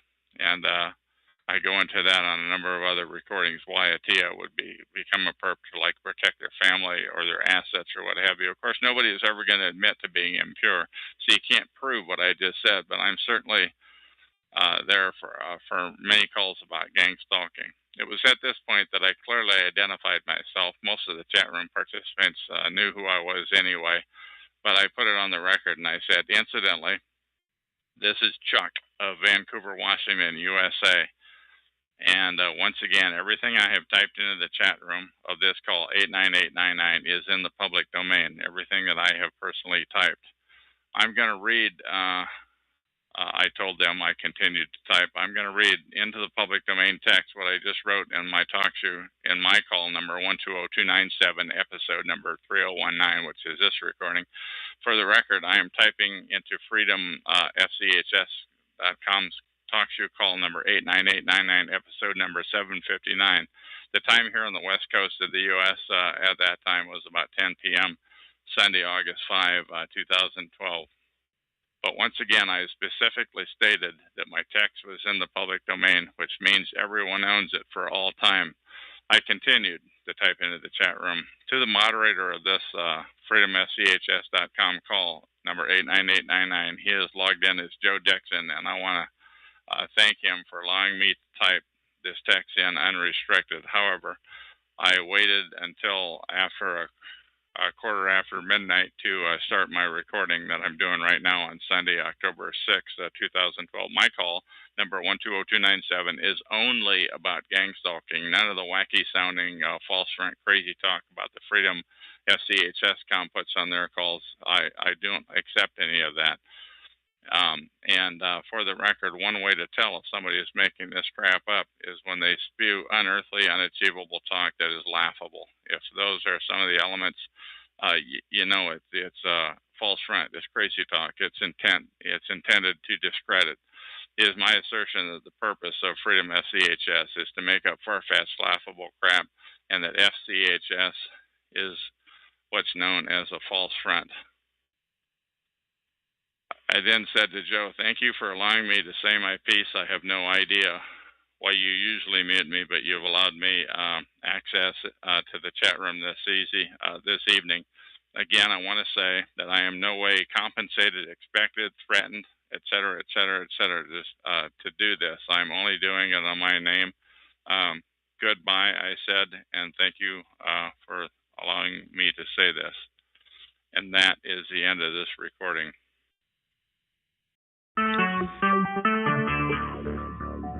Talk show. Recorded live. Hello, my name is Chuck, nickname Van of Vancouver, Washington, USA. Welcome to TalkShoe.com, call number 120297. This call is being recorded, and anything said will go into the public domain. Thus, everyone is entitled and encouraged to copy and republish any or all of this MP3 recording file. No permission, no notification or attribution is necessary. To find more of these public domain audios, go to the top right corner of any TalkShoe.com screen and search for Vancouver or show number 120297, or click the purple top left Live Now button to see if the show is presently underway. The time out here on the west coast of the U.S. is 9:35 p.m. on Thursday, August 9, 2012. This is episode number 3020. Okay, I'm going to tell you 3 stories. My own personal experience with attorneys, healthcare workers, and cops, a cop. All these professions should be considered trusted authority figures, and they are probably, but not if you're a TI, a targeted individual. I'll start off with my attorney story. There's 6 of them here. The first attorney was recommended by a church. The clergy admitted that he had been harassed, and I tried to get in touch with her, but she would not return my phone calls. I'm not even sure if she got the messages. By the way, this is scripted, and I'm reading it and I wrote it. The next one, I visited an attorney with no appointment on 4th Plain or Mill Plain. I'm not sure which one of those avenues it was in Vancouver. They advised me that they're a family practice. The next attorney I visited was on Main Street in Vancouver, Washington. I walked in, sat down with him, started telling my story, but his phone rang. He left the room, came back, and abruptly asked, "Have you been charged with anything?" I said, "No." He said, "Come back and see me when you have." Now, am I dreaming, or did Perp follow me into that place and lay the negative narrative on him? Incidentally, this would be a perfect setup to film that type of an incident, although I would want to tread softly if you're dealing with attorneys, where the filmer happened to be sitting in the lobby a few minutes before my arrival. But the TI would have to be very tight with the truther, and you wouldn't want to let it on to anybody to catch the perping in action. Another incident, by the way, I went down to Portland, walked into a skyscraper, looked on the reader board. I saw an attorney on the elevator. I forget if it was like the 10th or the 14th floor or something like that. Somebody followed me on to the elevator immediately and pressed the next floor higher than I was going to. Once again, this would have been a perfect setup to catch a perp if they were as they were doing their job. Another person I talked to was an ex-attorney. I didn't know that she was an attorney, but she said she worked in San Francisco and was well aware of government harassment, but she had never heard of the term gang stalking, as I referred to it as. Another story about a visiting attorney in a Portland skyscraper, and this was the straw that broke the camel's back. I personally knew a guy. He was very, very outspoken, and this attorney got him off for speaking out. The charges were somehow removed. I don't know how he did it, but I was fairly impressed when I read about it in the paper. I personally, so I visited the attorney's website, by the way. He was a former prosecutor in another state, a very populated eastern state, but I'm not going to say any more. Anyway, I walked into his office with no appointment. Nobody followed me on the elevator. Thank you very much. The attorney wasn't there, but the receptionist got him on the phone. He said to call the next day before I came in. Now, by then, I learned not to signal my intent as a targeted individual, but I had no choice in this case because he wasn't there. So I called him the next morning and showed my hand, and I showed up. And I put my business card on his desk. He keyed my name into his Macintosh notebook PC, which was faced toward him and not me. And I swear the sweat beads on his forehead started to appear as we talked. He acted animated. He suggested that I go seek psychiatric help. I mean, I hadn't even talked to him for 2 minutes.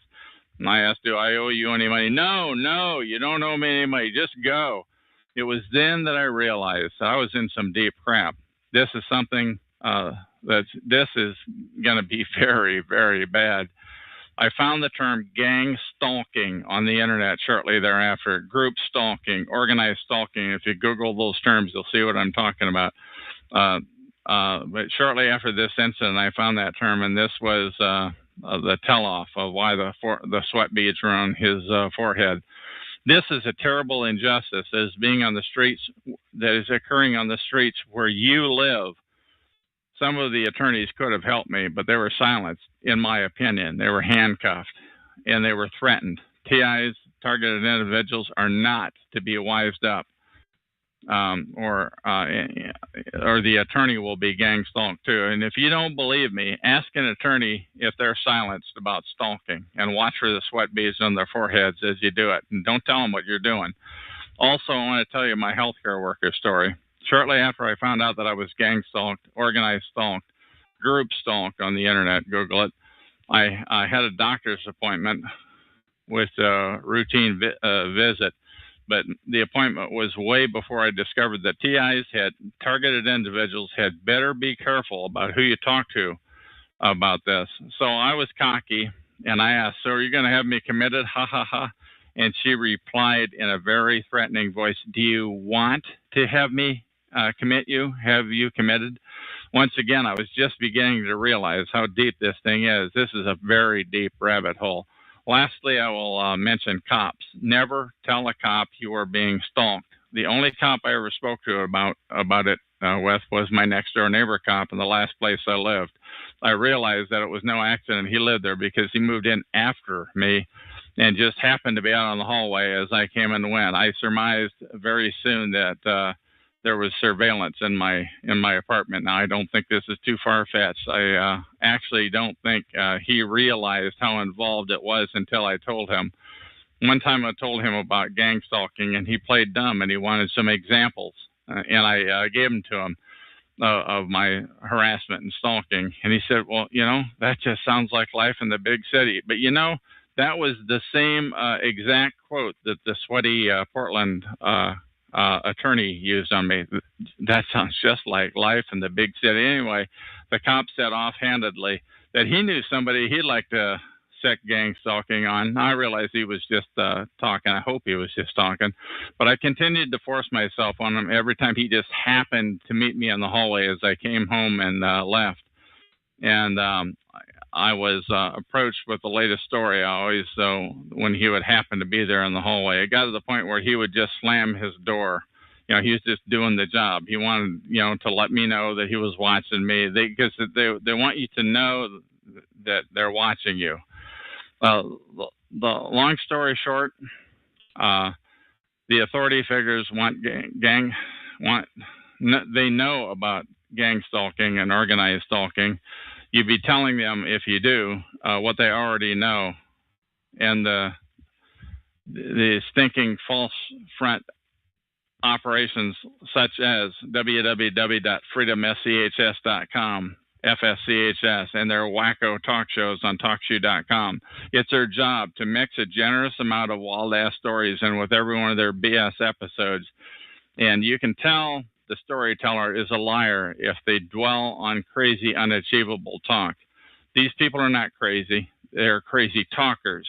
It's a false front. The president of FSCHS, his name is Derek Robinson, who admits, by the way, that he used to work with the NSA, the National Security Agency. So now, what do you think? This is your call now. Is this the fox watching the chicken house or what? The people that are supposed to be leading us poor TIs out of this terrible dilemma are the stinking NSA. And FSCHS silences anybody who speaks out about on TalkShoe about their continual shenanigans. Once again, this is TalkShoe episode number 3020. Listen to my episode number 3019 for a few choice words I have to say about the stinking filth at freedomschs.com. Lastly, if you're a TI, a targeted individual, you probably have no friends. They've all been compromised or threatened. So ask yourself, why is such a big, happy family over at freedomschs.com? Because they're a stinking false front. That's why. And I say, they want to suck you into being a perp just like they are. If you're a TI, do not join them, because my experience is there's no turning back once you join them. And that is the end of this recording. Talk shoe. Recorded live. Hello, my name is Chuck, nickname Van of Vancouver, Washington, USA.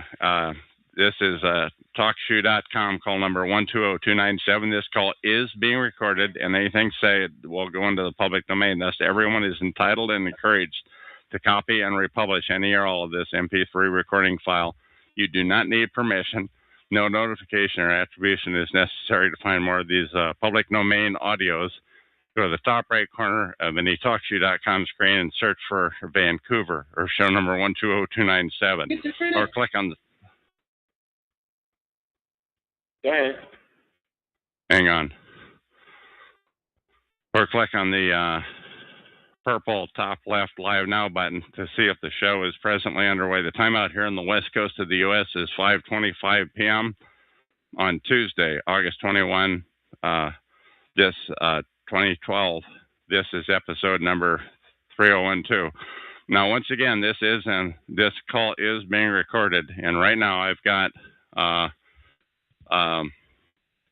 or 9 callers on my show.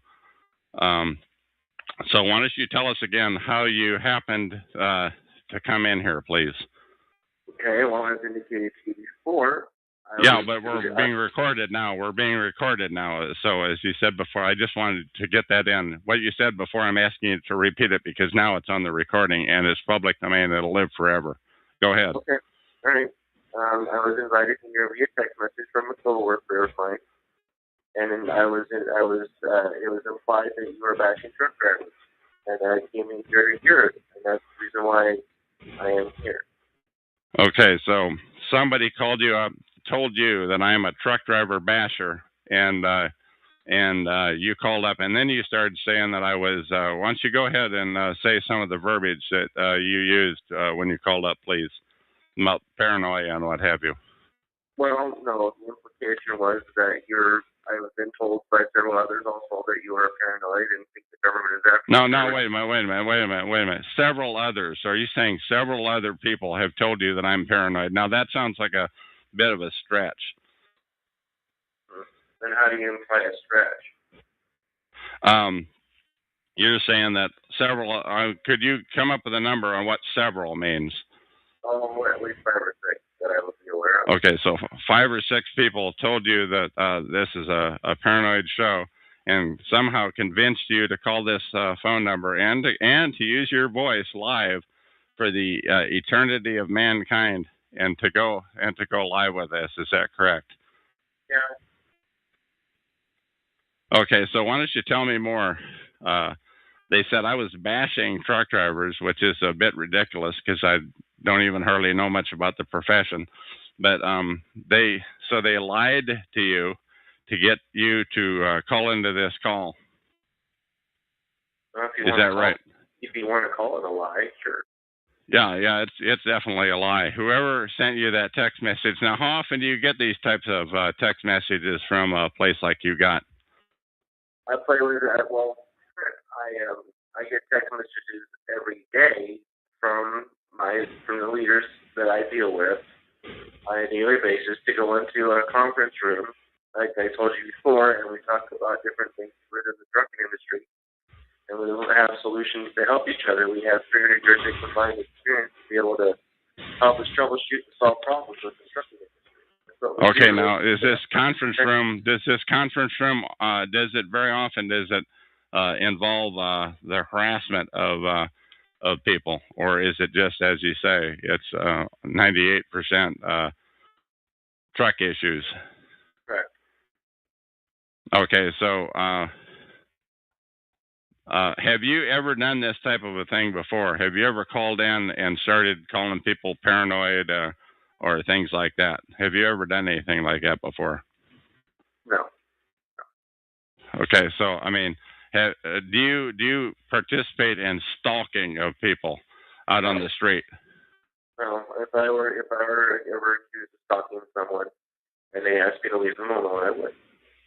Right. Okay, I got that, but I'm asking not about leaving them alone, but I'm asking, do you participate in in your daily travels as you're out and about? Do you participate in stalking of people, of harassing, of bumping into them, mobbing, things like that? Do you participate in anything like that?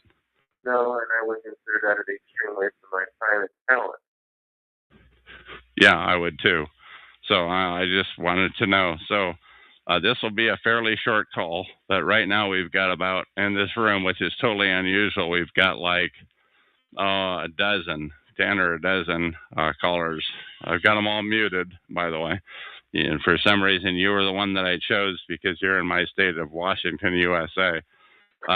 Is there anything else that you want to say to the people who are going to be listening to this recording a decade or a millennium from now? Well, respect truck drivers with a lot of dignity and respect because we do things that you can't imagine. Say that again, please. A little more clear. You were breaking up there. Please respect and give truck drivers the respect they deserve because of the hard work we do. That's the only thing I have to say. I agree with that for sure. Okay. Washington, anything else that you want to say before I terminate this call? I'm good. Okay. So that was somebody from my state of Washington. He's still on the line. That was somebody from my state of Washington. I'm Chuck. This is Talk Show number 120297 out here on the west coast of the U.S. And that is basically an example of what I would call organized stalking. And that is an example of how they duped that guy. They lied to him and told him that I bashed truckers, which is complete nonsense. I never bash truckers. I wouldn't do it. But they lied to him and got his participation in the stalking of myself, a targeted individual. Did I size that up about right there, Mr. Washington? Are you still there? Yes, Sam. I'm sorry. I was flushing the toilet, which I'm sure you probably didn't want to hear on your recording. Okay. Yeah. Did I fairly well capture that about right? That No, I mean it could have been misinformation. I can tell you that a lot of times that the text messages that I get are come down from from 6 deep, and and by the time it get have your plate operator when you were younger, how the Yeah. I remember that. I remember those days. Have those text messages that you've gotten as you're out driving on the road? I mean, you drive what, coast to coast here in the U.S. or? Yes, sir, I do. Okay, so have you gotten text messages like that before, where you've participated in activities or calls or what have you? Every day. Yeah. Okay. So, and what can I have an example, please, of some of those other activities that you may have participated in, please? Helping my fellow truck driver. That's all I do. I don't do anything else. Okay, but in this case, you called a phone number, which is area code 724-444-7444, and then you entered call ID number 120297 #. That brought you up on my reader board, and I was talking to you. Have you ever done that sort of thing before? Just called in, kind of like a cold call. Have you ever participated in anything like that before? Oh, certainly. I've done that before lots of times. When I first started calling the truckers' conference and chat rooms, I used to sit and silence the mute in the background and listen.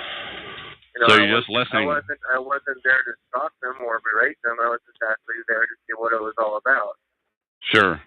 Okay. But this is a bit of a different type of a call that you're on right now. Go ahead. I understand that, but the only thing I was concerned with is that I thought you were blatantly attacking truck drivers. Okay, so I got that, and I think the people that are listening to this got it. What I'm telling you is you were used. You were used to participate in what is called organized stalking. That they actually used, and I'm watching 10 or a dozen different callers right now that were, I assume, also used to call and participate in organized stalking. And I'm asking you, when you get back to the truck stop tonight, I assume most of you have internet when you're out and about on the road, or when you get home, Google the terms organized stalking. Google the term gang stalking, because that's what you're doing right now. I can imagine what you're referring to, because I imagine that any type of organized crime type of thing like you're referring to, they would have to have more than one person be able to arrange and to be able to publish something that would be able to have more than one person show up in order to stalk somebody. Because if you look at the definition of the word stalk, that means that you are intentionally following somebody, and we don't do that. Well, it's a different type of a stalk. It's a different type of a gang, if you will. I mean, this was highly unusual that so many of you showed up on the call. But once again, I don't want to make this call too long. I am going to go ahead and terminate the call, but not without giving you one last chance. Anything that you want to say, please? Well, unfortunately, one of my counterparts is telling me in a text message that this is a public room. So I do not understand why, if you want it to be private, why you don't mark it as such. Say that again, please. Yes, this is a public room. I do, and the reason it's public is I am trying to get the word out about organized gang stalking or organized stalking. This is okay. So what you're telling me is that while you're talking to me on the phone, that you're receiving text messages on your a different cell phone or the same cell phone, or what's your setup there, please?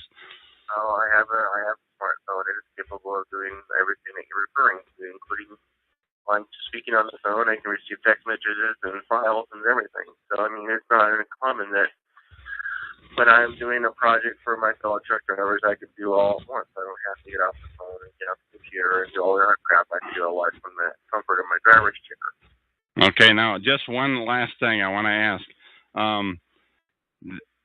You do realize that you were used? Do you realize that you were used and duped and lied to? You know what? I get used every day for freight traffic. You know what? I'm not talking. That's legitimate. I mean, if they're paying you X dollars to move X cargo from A to B, then that's not the kind of used. I'm talking about you were lied to, you were duped. How does that make you feel? I mean, to call this. I don't agree, but that's okay. If you want to feel that way, you go right ahead. All right. And once again, I do want to thank my fellow Washingtonian for calling in and for going live on this conference call. My name is Chuck, and that is the end of this recording.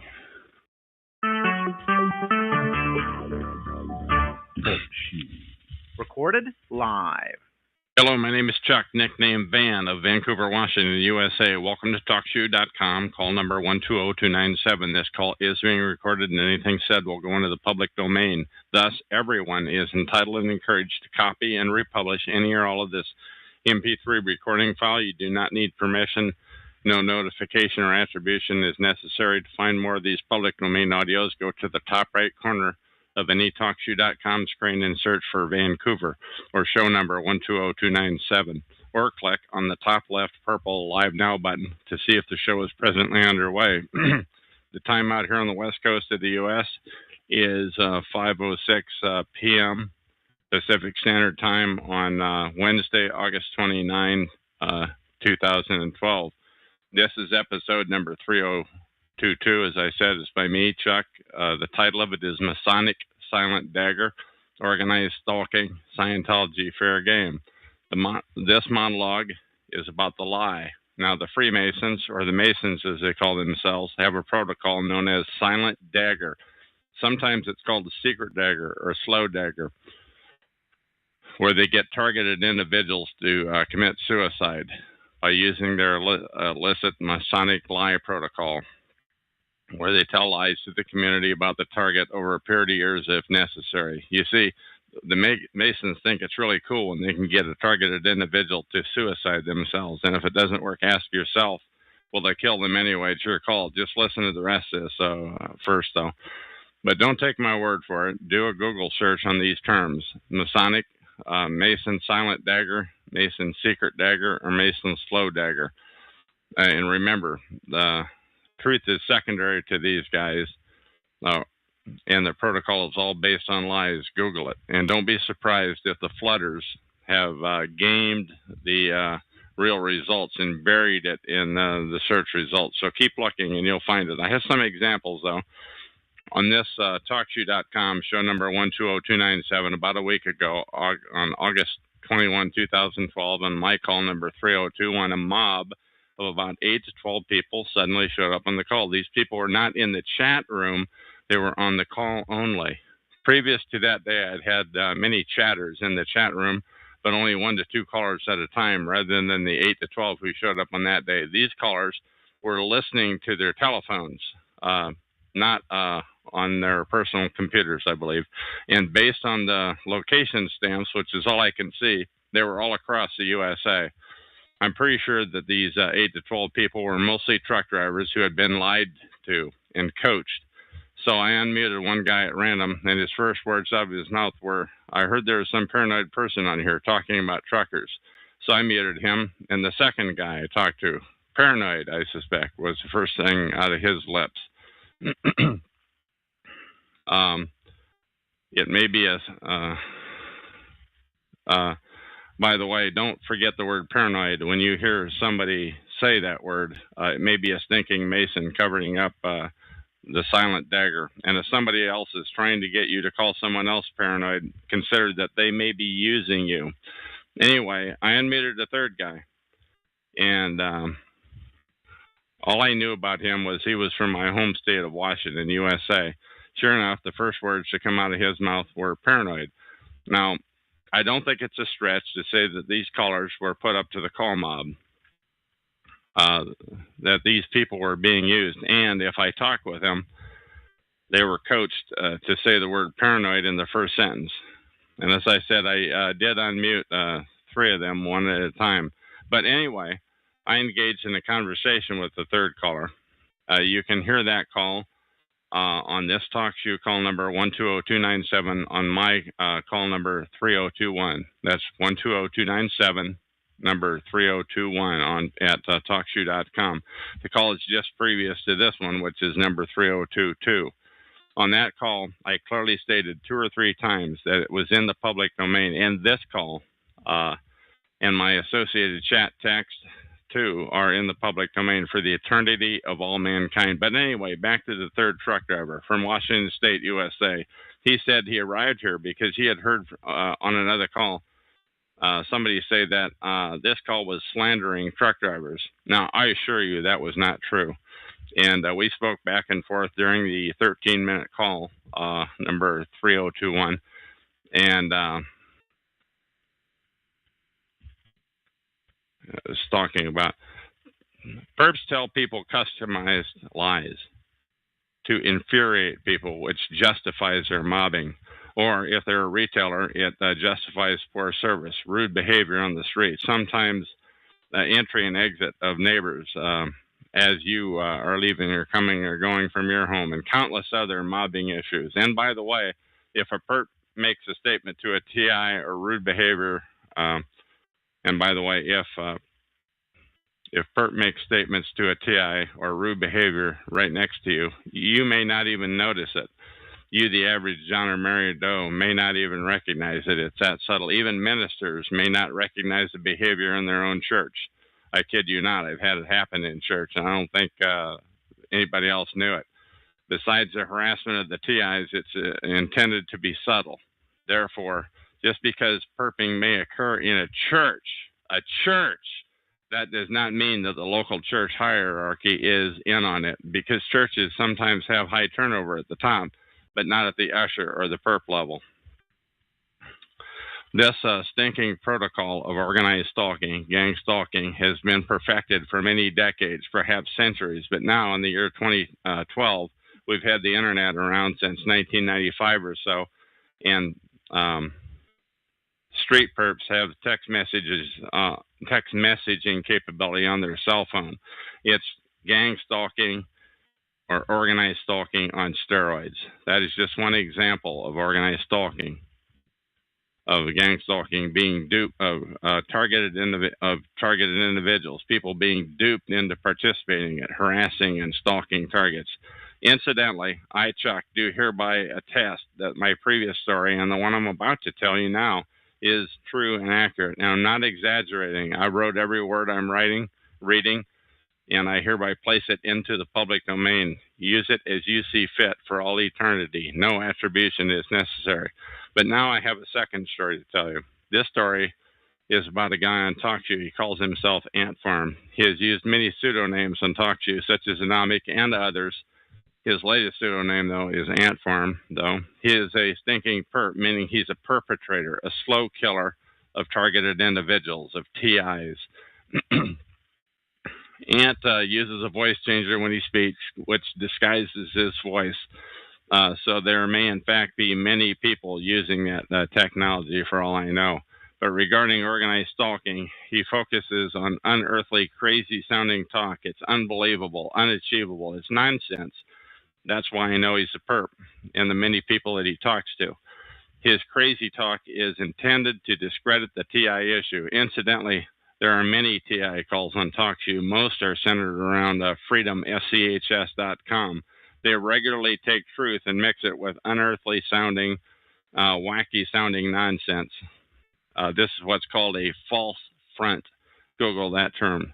To keep people laughing and not believing the situation of targeted individuals. They are professional perps, a paid brigade.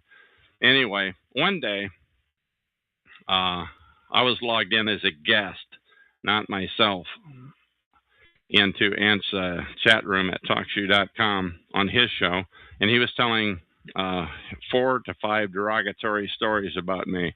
In each story, he had mixed some truth, some lies, some exaggerations, and he omitted some pertinent facts. Each story that Ant told had a shred of authenticity to it, but each story was clearly intended to demonize me. My ears were burning. Ant was making me out to be an unthinkably bad guy. On a couple of the stories, by the way, I was very proud of what he had distorted before he distorted it. And by the way, that doesn't matter to the perp filth such as Ant. and the huge army like him. Perps have no soul. They are constantly telling lies about targeted individuals. Telling lies is their illicit job. I knew the real story, but on that day, Ant let me see into the soul of the perp machine using the Masonic silent, secret, slow dagger protocol. It seemed as though Ant was reading from a script, though, possibly one that a devious person had written. My ears were burning, but that's how the stinking perps demonize targeted individuals to other people.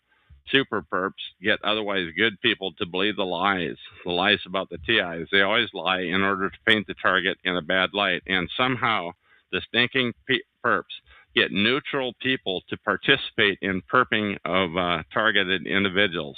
Read my lips. I want to see a film on how they do that, like on YouTube, for example. Do the perps hypnotize their audience? How do they get people to blindly believe their lies? And believe they do.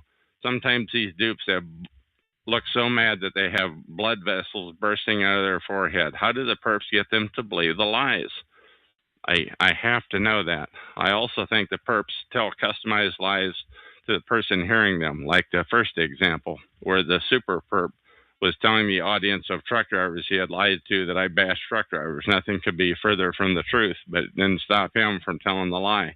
And he did such an effective job of telling that lie that he got 8 to 12 truck drivers flooding my room ready to inflict revenge. All of that said, not every Mason would be in on it. The crime of silent, secret, slow dagger example, it would be disclosing. They wouldn't want to disclose that to talkative people, and they must have their share. They wouldn't want to wise them up on a crime so atrocious. After all, the Masons want everybody to think they're legitimate despite such outrages as what I am describing herein.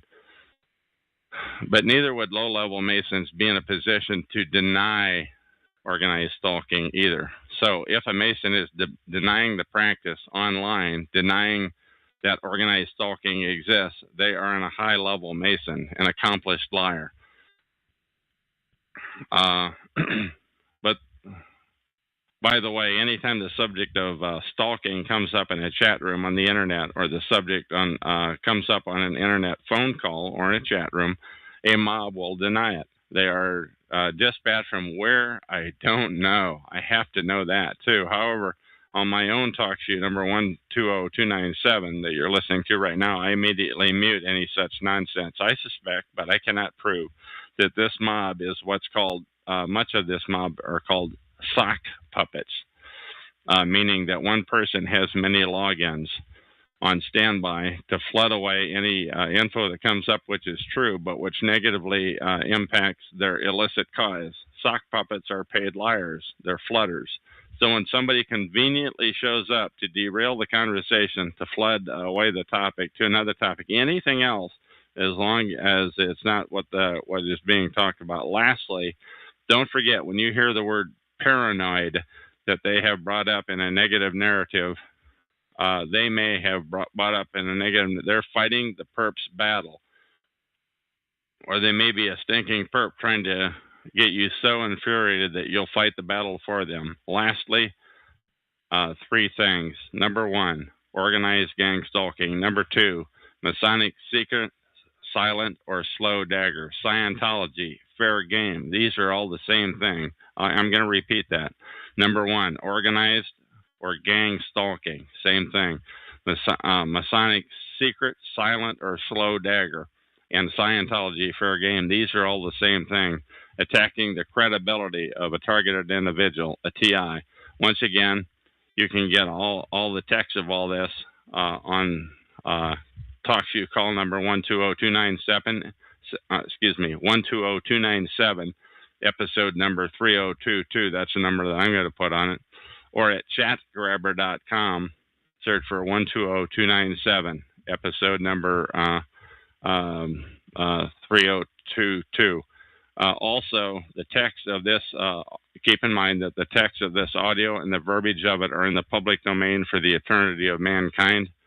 And that is the end of this recording.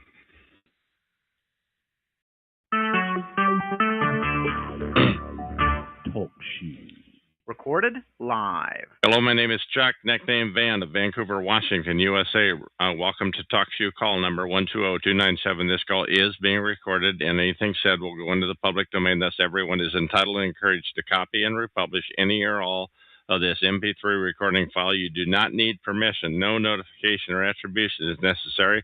To find more of these public domain audios, go to the top right corner of any TalkShoe.com screen and search for Vancouver or show number 120297, or click on the purple top left Live Now button to see if the show is presently underway.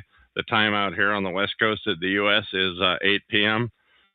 Pacific time on Tuesday, September 4, 2012. This is episode number 3023, and I have on the call with me, and you know what? I didn't even get your name. What do you want to go by on this call? A pseudonym is fine. Yeah, let's just go by Sydney. Sydney, okay, SYDNEY. Right. Is that right? Yeah, that's right. Okay, now you said you have been stalked for 20 years. Can you tell me how you, when you came to the realization that you were stalked, and why, and what sorts of things happened back then? Well, when it first started, I just would see somebody watching me, and when I would look at them, they'd look away real quickly. You know, like okay. They would pretend not to be watching me. Give me another example, please. People would say things that directly to me that were about me that they should have no information about. Things that happened while I was at home. Such as, like what sorts of things that happened at home, please? Well, we're talking about 20 years ago, so, you know, I'm sure. Not so sure I can remember, but it was just so clear that I had not mentioned anything outside of my home. Okay, other than people seeing you turning away quickly, things that happen in your home, I would call that directed conversation. What else type of thing happened, please? Oh, people 20 years broke ago. Into my house. People broke into my house. There were clear signs of people breaking into my house. Okay. Other Over examples? Go ahead. What was run over, you say? The more recent things that really made me understand there was a big problem.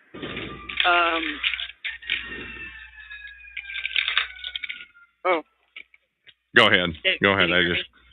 Yeah, I can hear you fine. I closed the window, though. Go ahead, please. Let's keep the recording going here. The most recent things that happened were I noticed somebody was breaking into my house repeatedly. There was damage to the door.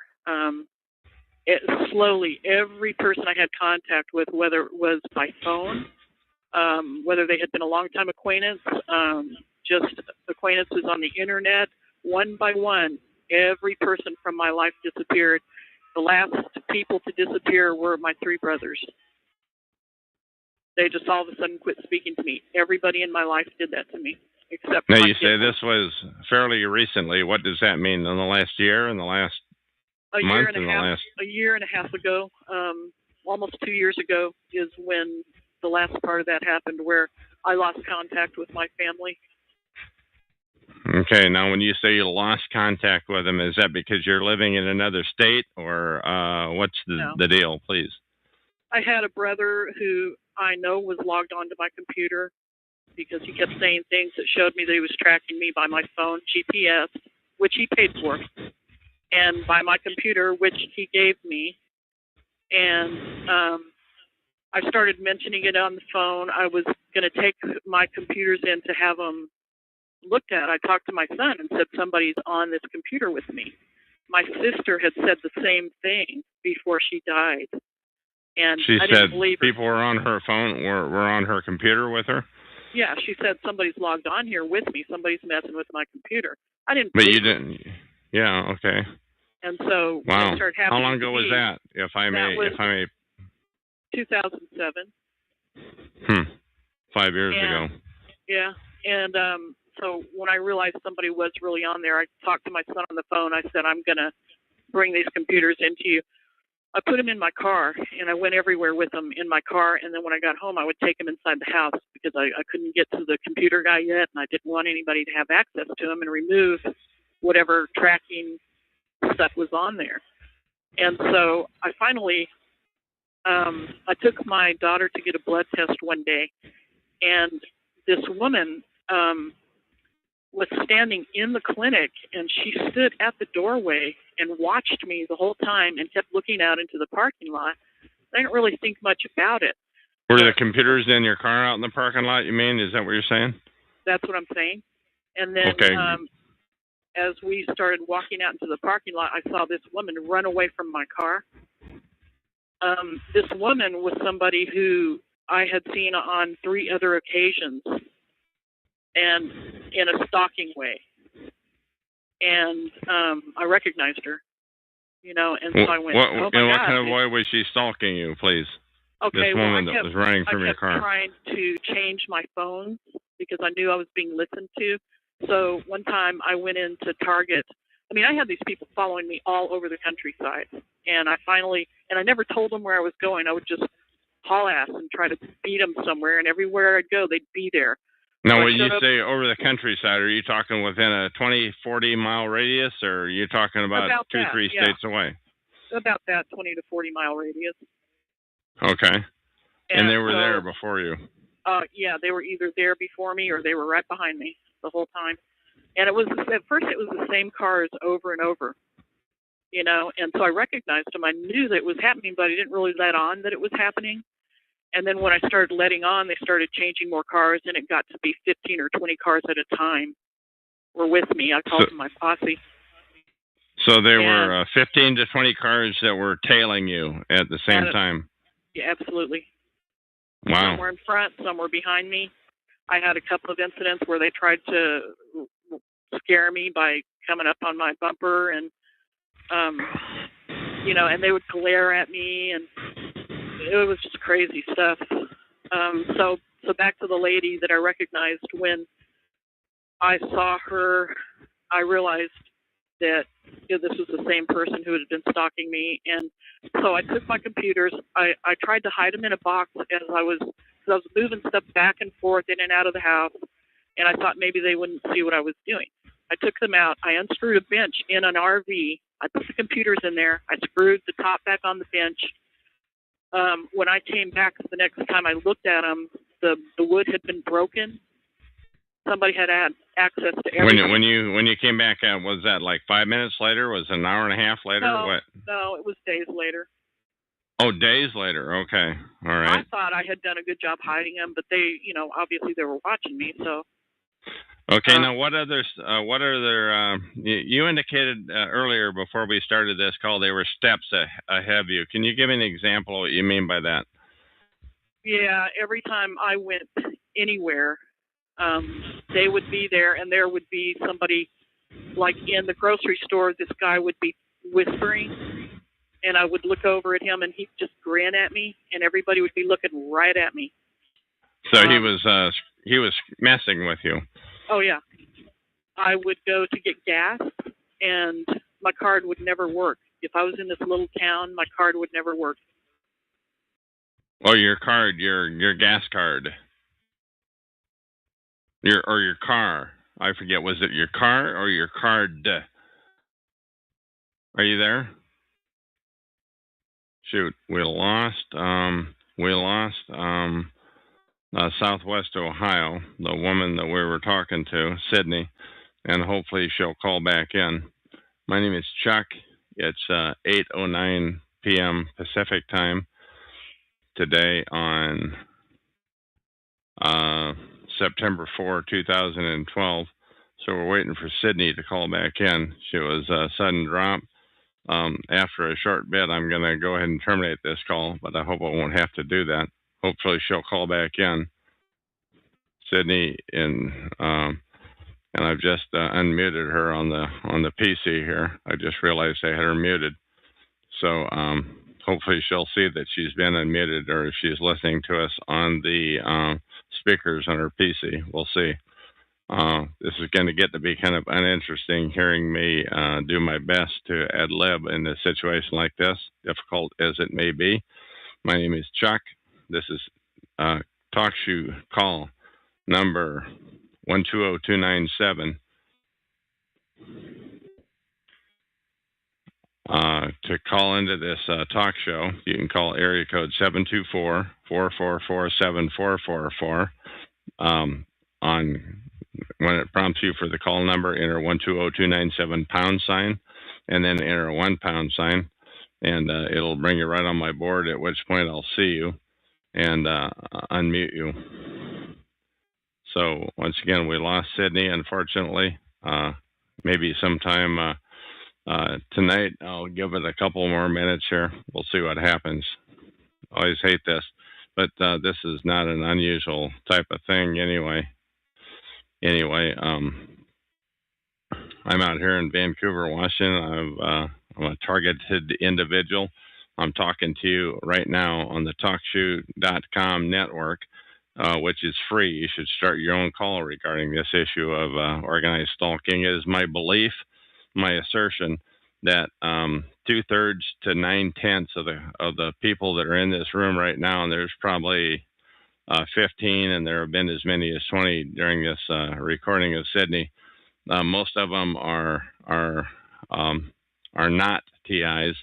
Many of them are just casual listeners. You know, the word went out somehow that this is a place that there was something going on here, because I don't do recordings that often. Once again, if Sydney comes back to her PC, I hope that she calls back in. But anyway, a huge number of what we call perps or perpetrators here, and they get their perp training essentially by listening into these calls, and they start to emulate some of the things that are said, which is why I try to. My phone disconnects every time I call you, said Sydney. Just typed in. Well, you might just call. Oh, I see. So I guess maybe we'll have to call this call to an end then. Anyway, Sydney just typed in, my phone disconnects every time I call you. Once again, I don't want to make this an overly long interview.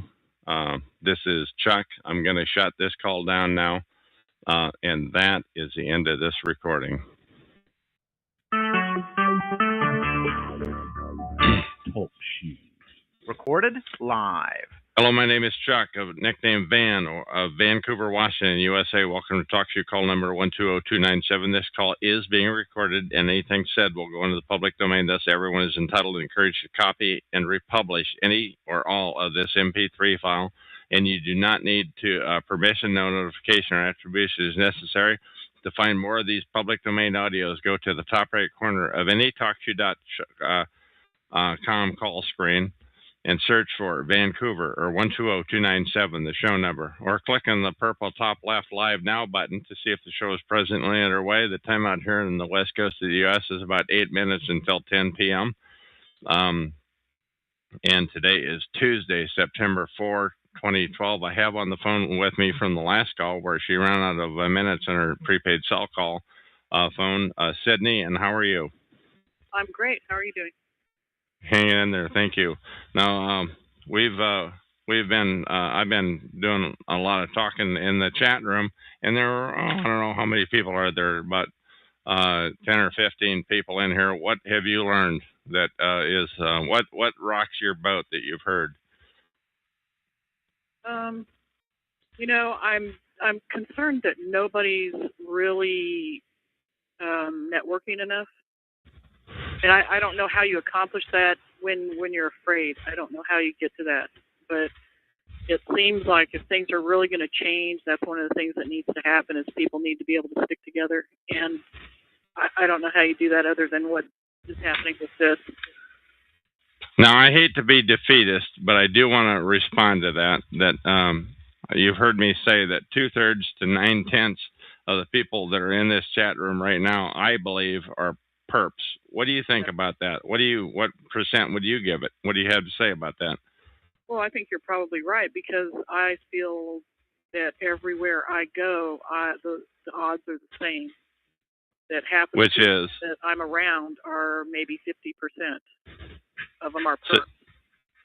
Okay, but so there are a lot of perps, and so you're not delusional. You're not making this up. You just think their perps are effing with you where you go, and that's now I haven't had it in a while, but there were times when it was the case with me.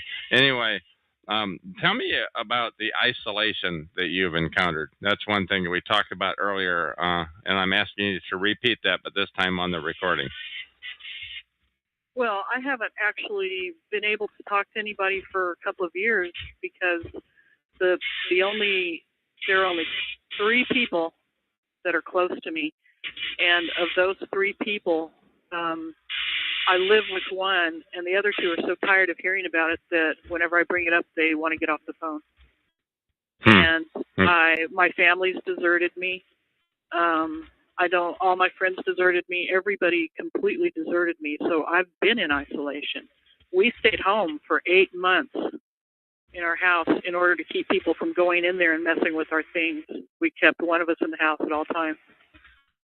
And well, at least you have somebody else. At least you have somebody else to be in the house with that you can share that responsibility. I envy you for that. Yeah, and that's the thing that has saved, really, is being able to be close to one person. Okay. And over the 20 years that this has been happening, I slowly withdrew. I mean, I was kind of a shy person anyway, but I was just starting to find my way. And so I just withdrew into this shell and got to be the kind of person that didn't really associate with anybody because I knew that I couldn't trust any of those relationships. So it stole my life from me, basically. Okay, but what happened? What event was it that happened? You mentioned 2 years ago where you found out that there was this protocol. What happened, please? I started noticing that somebody was breaking into my car about 5 years ago, and I thought it was, the original group from 20 years ago, and I still don't know for sure if it was the same group at that time, but I know now they're related, but I don't know if they were related 5 years ago. And I just noticed that somebody had been breaking in my car. I believe what they were doing was putting recording devices in my car. And, the carpet had been pulled out of its metal trim, so somebody was in there because I hadn't touched it. And nobody else gets in my car but me and one other person, and she's not capable of doing that. But you said something about 2 years ago. You had mentioned 2 years ago that at what point did you become aware of the term organized stalking or gang stalking, please? I didn't even find out about that until I had left the situation. I became aware because people started treating me differently in all of the stores in this small town. And things were happening on my computer that I didn't do. Like what types of things happened on your computer that you didn't do, please? Things would disappear, and then people would talk to me about things I had been looking up on the computer that I didn't mention to anybody. Oh, like you were Googling, you mean, or what? Yeah, I was Googling things, and then people would mention them.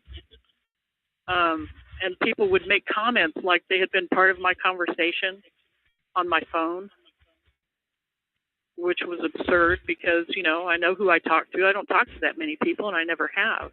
So I knew what I said to which people. I know that one of my brothers was tracking me. He's the one who paid for the phone. He's the one who bought the computer. I noticed my house had been broken into because the door jamb was split. Somebody had split it trying to get in. I talked to a cop about it, and he would not file a report for me. He said not to file a report, to collect evidence first. But at one point, you made the comment. At what point, I'm trying to drive in on it, did you realize recognize the term gang stalking, organized stalking? At what point did you come up to a term, and how did you come across that? Last May, when I got set up again with the computer, I started Googling stalking, and I was Googling bullying and ostracizing, and I found the term organized stalking, gang stalking. So it was May 2011. That's when you really wised up. Am I putting words in your mouth by saying that you wised up about it? No, that's exactly what happened. I thought they just hated me and wanted me to leave town. I didn't realize it was some sort of program, some sort of agenda-based thing besides just trying to kick me out of town. Now, did your targeting increase after that happened, or did it about stay the same? Did it decrease? What do you have to say? Which time are you talking about? At what time? May of 2011, when you finally wised up to it. No, what's happened since then is doctors have blacklisted us. I've seen people here and there. Things have gotten to be less, like they're not as careful about it, but there are fewer of them. But they're still there. You know, there's no question that they're still there, and they still want you to know that they're there. So they're there, and they want you to know they're there. These people that are screwing with you. Is that what you're saying, please? Absolutely. Okay, now how do you know? Go ahead. Go ahead. It wouldn't be effective if you didn't know about it, you know? But you didn't know about it 18 years ago or 15 or 12 years ago, and it was, how is it different now than it was then, please? I think it evolved into something else. You know, I mentioned it to an associate of mine who said, yes, I believe you, and as we talked about it, she said it's just something that got out of control. And when was this? When was this that you mentioned to that associate? 20 years ago. And that told me that she knew about it and that she knew what was happening. And our relationship pretty much ended right then. Now, you mentioned that at one point, and I'm sorry to bring this up, and let me know if you want me to change subjects or what have you, but you mentioned at one point in our conversation that you saw a therapist and that you felt that your stalking may have increased at that time. Could you elaborate on that, please? Yeah, I was just trying to find somebody to talk to. I was depressed, and I was in a bad marriage, and, you know, I was irritable with my kids, and I didn't want to be that way. And so I called a hotline, and this woman said, I didn't have any money. I told her I didn't have any money. She said, well, I can find somebody for you. Have you ever heard of this organization? And I said, no, I've never heard of it. And from that time on, I started having somebody following me. But it was just, actually, the therapist was seen 3 times following me. And, you know, odd things would happen. I would just see people watching me, and when I would look at them, they would turn away real quickly. And it really felt like it was pointed right at me. People knew things they shouldn't know about my life, things I hadn't discussed with them. And they made a conversational comment about it. Is that what you're saying? Yeah. I mean, well, you know, it's almost like they forgot that they weren't supposed to know, and they would bring things up to me that they weren't supposed to know. So they kind of forgot that they were talking to me about it, and they weren't supposed to know. And it was just too bizarre, you know, but how... Okay. Go ahead. So, but you think it was because it may have started because you contacted a hotline. Right. And there was an organization in place that had an agenda, and they thought that I fit into that agenda, and I believe it was either research-based through a university or research-based through something else. And I don't know what that something else would be. But your therapist actually that the hotline turned you on to was actually doing the following. Is that what you're saying? Yeah, that is what I'm saying. And she wasn't the only one, but I did see her. She came out to my house, not actually to my house, but a couple of miles from my house, 20 miles away from where she lived. She came into my place of work with a wig on. And at the end of all of this, she was in the car that she had bought about 15 years ago and was right in line with the stalkers following me around. Tell me about, now I'm just bringing some ideas off of my list because I made some notes before. Tell me about you found some porn on your PC, and they framed you for it. What do you have to say about that, please? Oh, that wasn't me, but that was somebody else that said that. Oh, okay. Said they found it. All right. So a couple of years ago is when you finally put your finger on it about organized stalking. Is that right? And how have things changed? How's your life changed since then, please?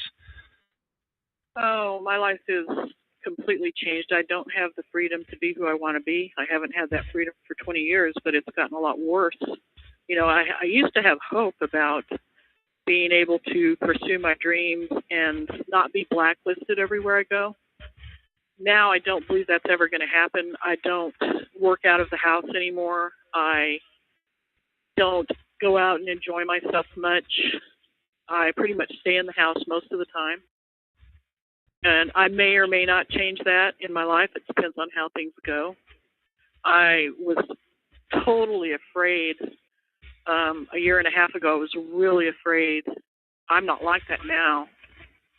And I don't expect to ever feel like that again unless I'm physically threatened. Okay, but now I want the word out. You want the word about why don't you fill in the blank? I want the word out about gang stalking. I want it to. I want people to get together and try to do something about it.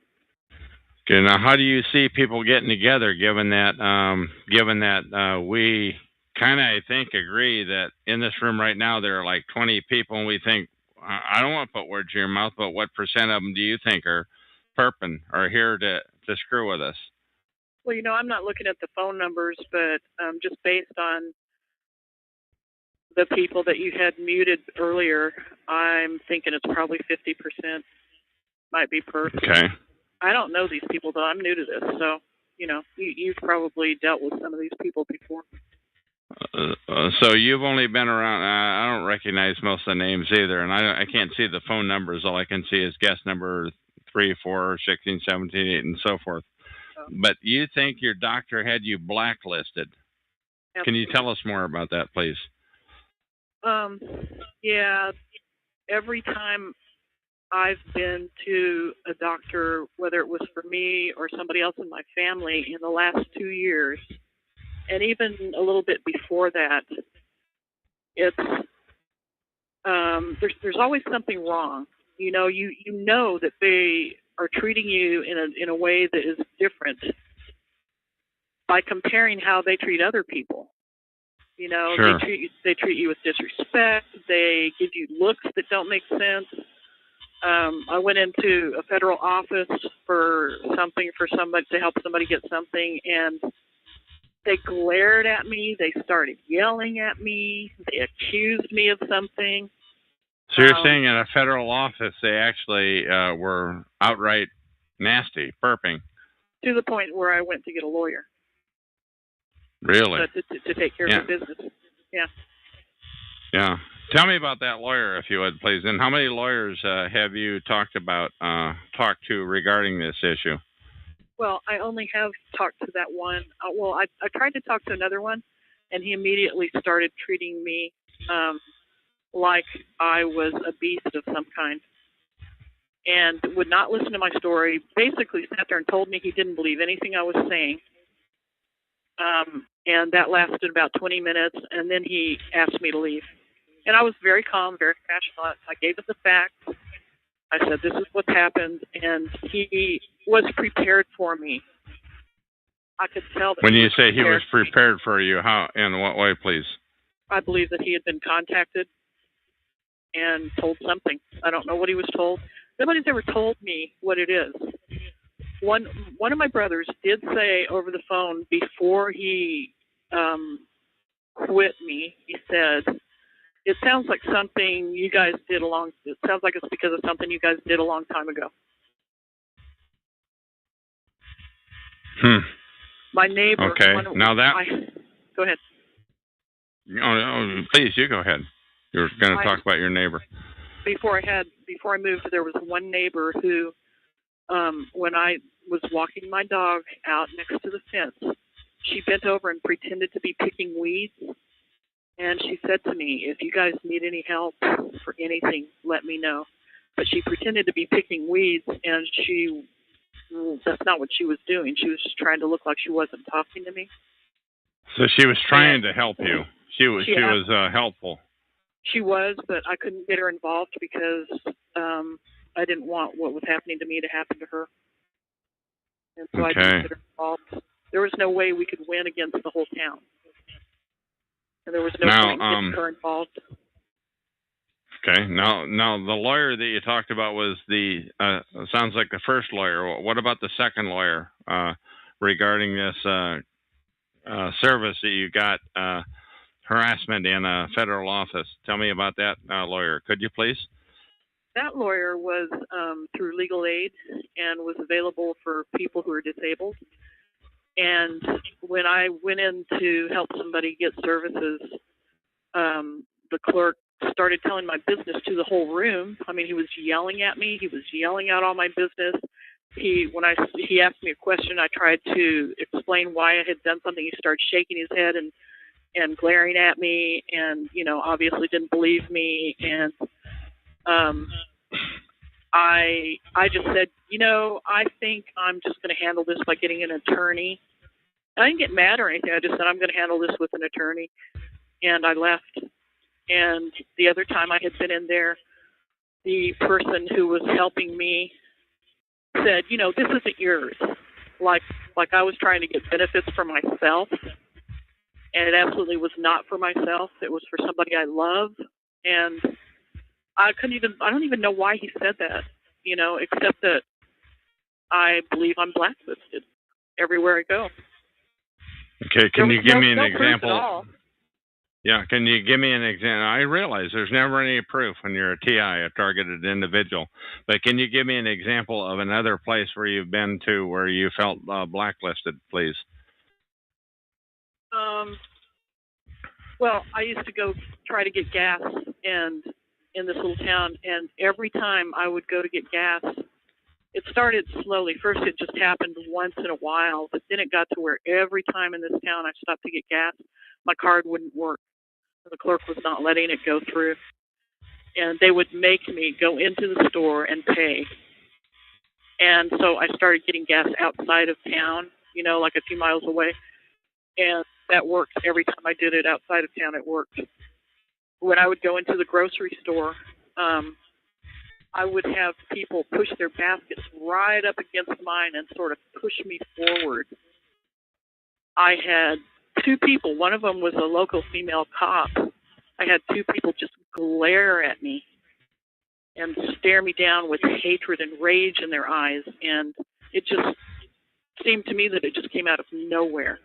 Did you ever get the impression that they were told a story about you, or that they believed, or what do you think? Oh, I know they were told a story about me, because when part of the time when I went into the grocery store, this happened twice. This guy who I sort of recognize, I'm not quite sure who he is, but I know I've seen him somewhere in my life. He would stand there and talk to a group of people, where they have the self-checkout registers. He would stand there and he'd be talking to everybody, and they'd all turn and look at me. I'm down the road, down the aisle, checking out myself, and everybody all of a sudden turns to stare at me. And as I walk by him, he laughs at me. And everybody's just looking at me like I'm a monster. And I have no idea what it was about. Okay, other examples of that, other than the store, or other, how many times in the store does that kind of thing happen, please? Every time I went into the store for the last year I was living there. Every single time, every store. So was it the same guy? Was it a different guy? What do you think? Oh, no, it was different guys. And every time I would go to a store, there would be somebody with, the people who were following me all wore baseball caps, and they all had the lights on their cars. So every time I would go into a store, this one store in particular, I would go at 2 a.m. sometimes just to avoid everybody. I went in one time, and this guy in a baseball cap, this kid, he's like 15 years old. I walk in, and the clerk says to this kid, she's here. And he was sleeping on one of on a booth. They had a little eating area. He jumped off the booth and puts the phone to his ear and pretends to be talking on the phone.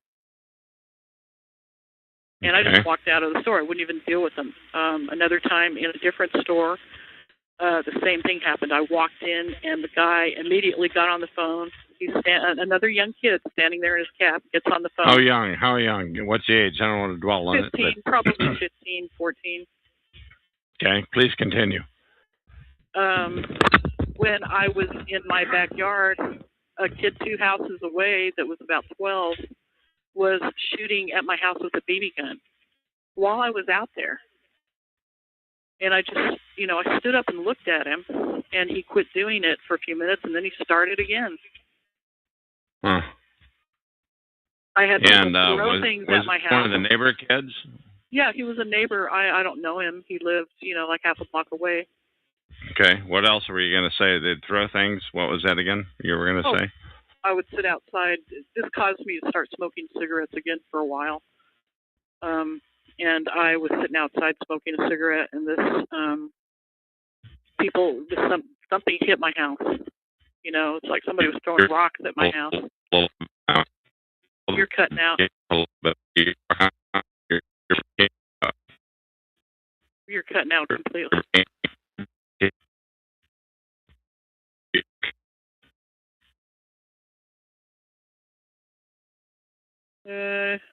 Guess I've lost you.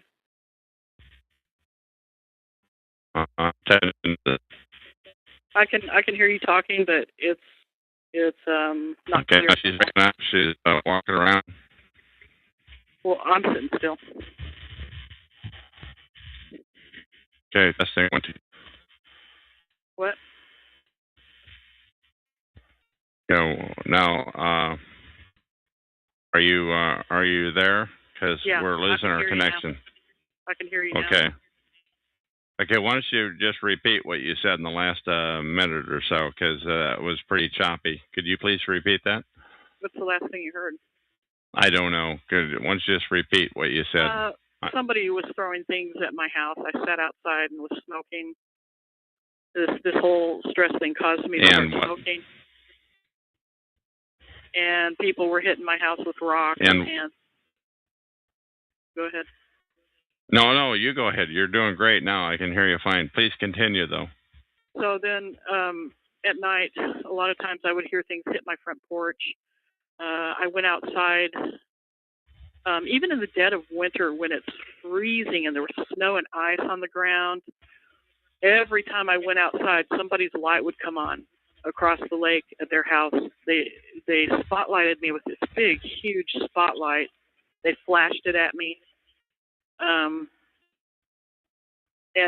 even if I was going somewhere at 2 a.m, which I did a lot of the time just to, get out of the house once in a while, I'd go for a drive by myself.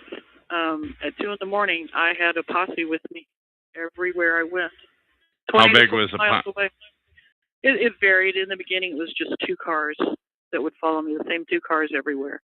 And then when I started talking about it on the phone to my son and my ex, it increased to 15 to 20 cars at a time. And now, how many times a week did you go out? Did this happen? From 2 to 15 or?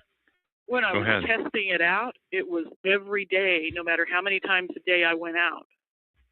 And that's how I knew that it was actually happening, is because there were 3 entrances into town, and they would be at every entrance. Somebody would be waiting every time I left the house, and then they would start following me. And most of them in the beginning had fire insignia, the fire department insignia on their cars. So, like you have a volunteer fire department in your town, or what? Yeah, it was a volunteer fire department, and I also was right next to the Air Force Academy, and right next to, apparently, all the stuff I've been reading about lately, where they've done, psychological testing and, all kinds of things like that. It's just a hot area, I think. Now, a lot of really strict Christian people, a lot of Mormons, and a lot of Jehovah's Witnesses. The Jehovah's Witnesses were in my neighborhood, and they were definitely in on it. I recognize some of them in the group. I recognize the person from Denver where I worked. Somebody from Denver from my work was two different cars were part of the stalkers.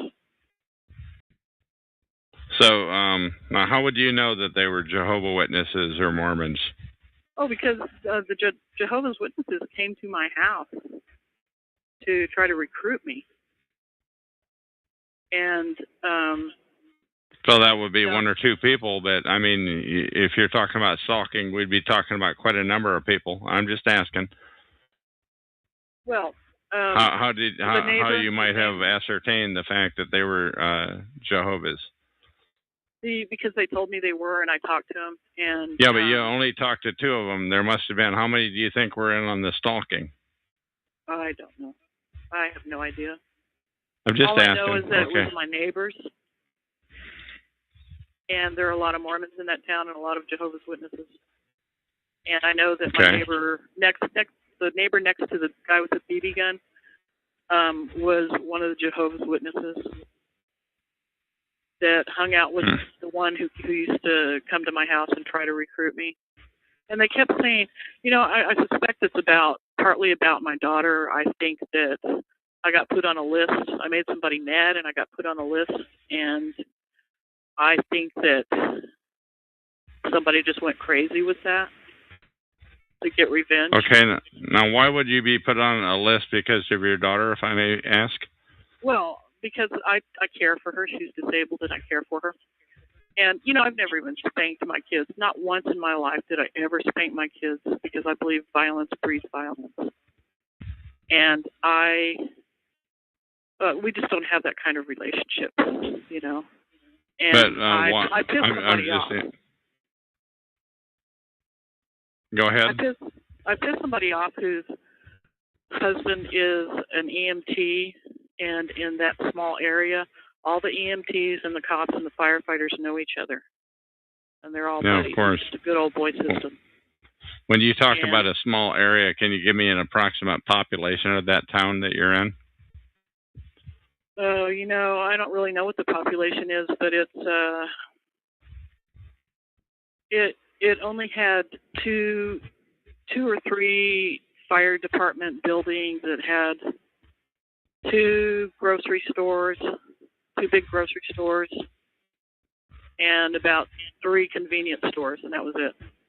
The rest of it was residential. So did you get harassed in all 3 of the convenience stores, or? I got harassed in every single store. Every store in town that I went into.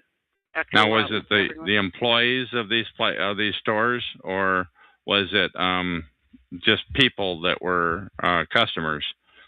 It was mostly the employees. And, it's not like I ever knew them or even talked to them in a bad way or anything like that. I just went in and did my shopping, and all of a sudden everybody was really nasty to me.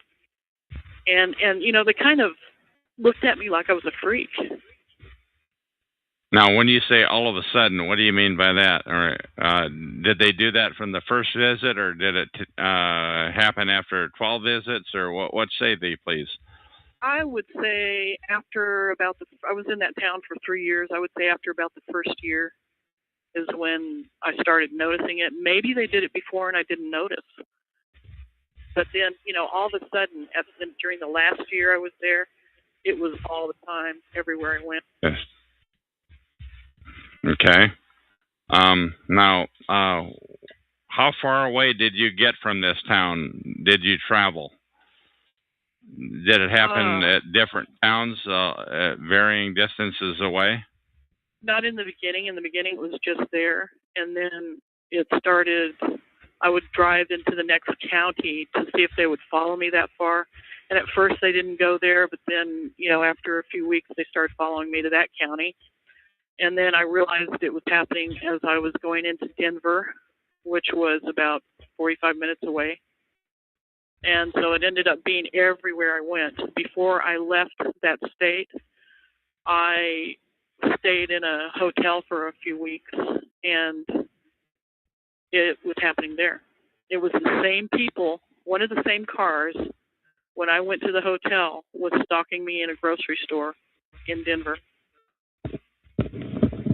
And how were things in Denver for a new arrivee such as yourself, who just came there from 45 miles away?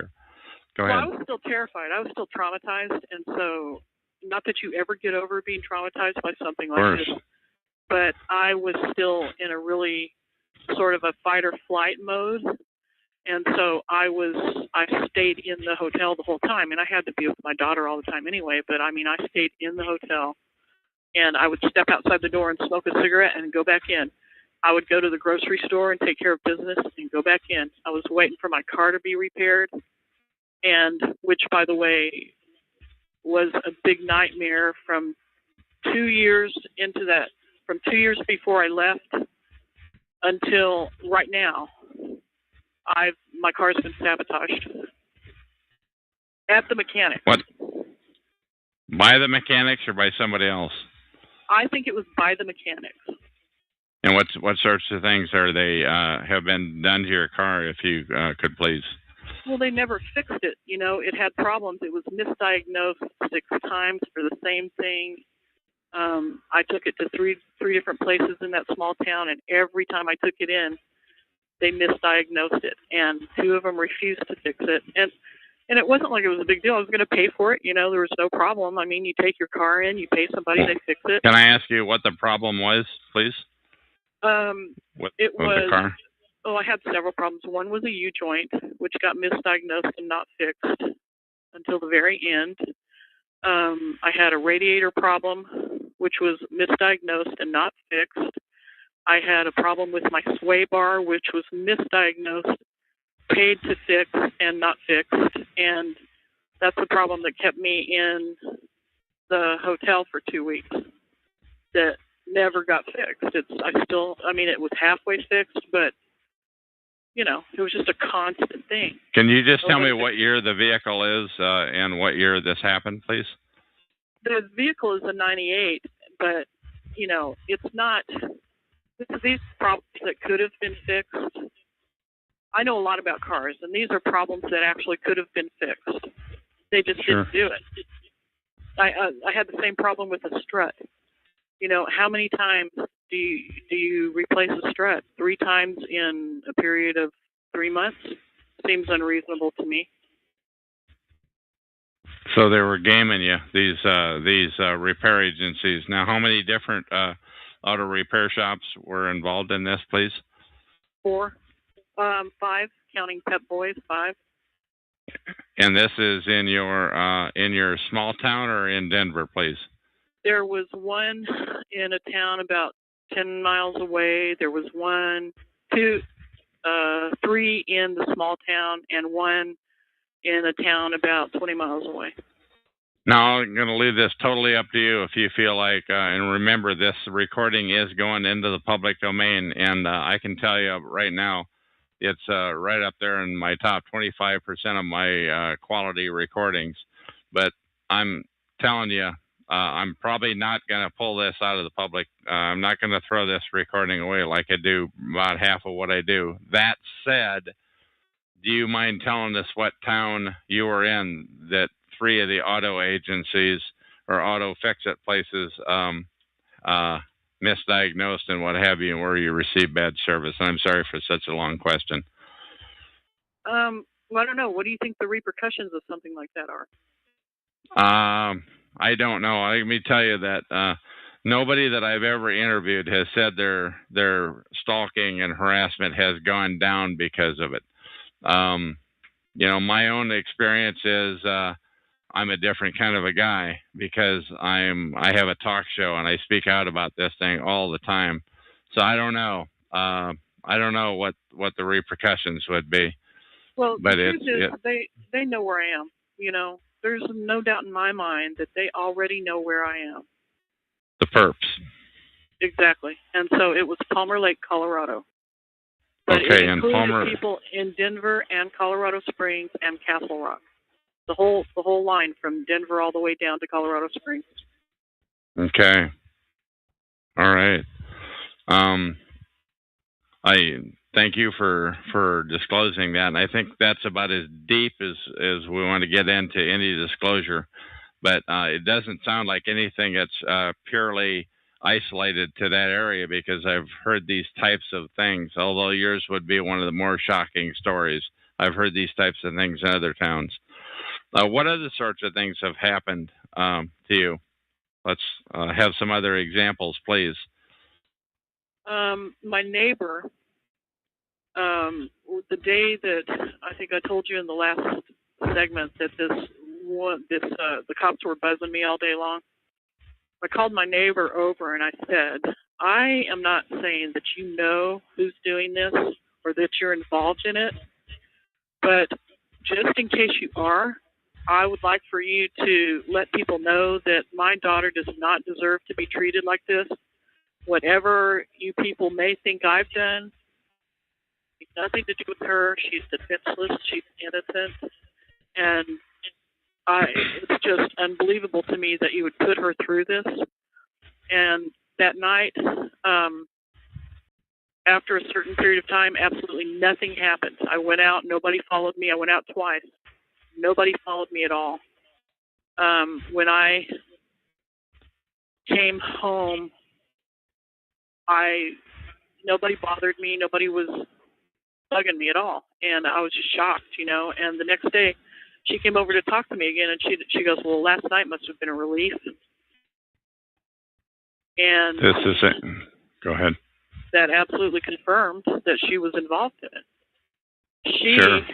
had conversations about things. She had conversations with me mentioning things that my brother and I had talked about on the phone. So in my mind at that time, she had talked to my brother. Now, she may have just had access to my phone calls somehow. Maybe I was wrong about how she got the information, but she got private information about me somehow. Now, when you said that cops were buzzing your house, what do you mean by that, please? They just drove by it all day long, back and forth. And I called my son to tell him, I told you about them shining the laser at me. When I called my son to tell him about that, there was a whole crowd of cops across the street in a parking lot. And I actually broke down and started crying on the phone when I was talking to him about it, which is rare for me.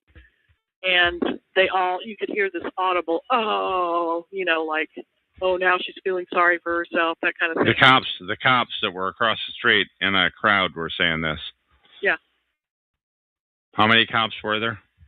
There were at least 3 cars, and you never see that many cars. There were 3 cars, 3 black and whites, which aren't even the color for that town. They're in the town monument that's connected to it.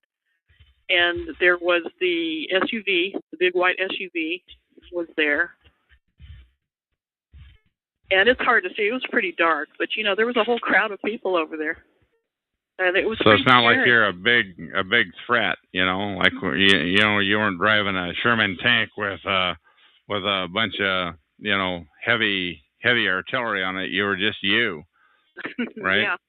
Yep, one person with a responsibility that I would not put in jeopardy to fight somebody like that. Okay, again, though, you used the term the cops were buzzing your house. Can you tell me more about what you mean by that, please?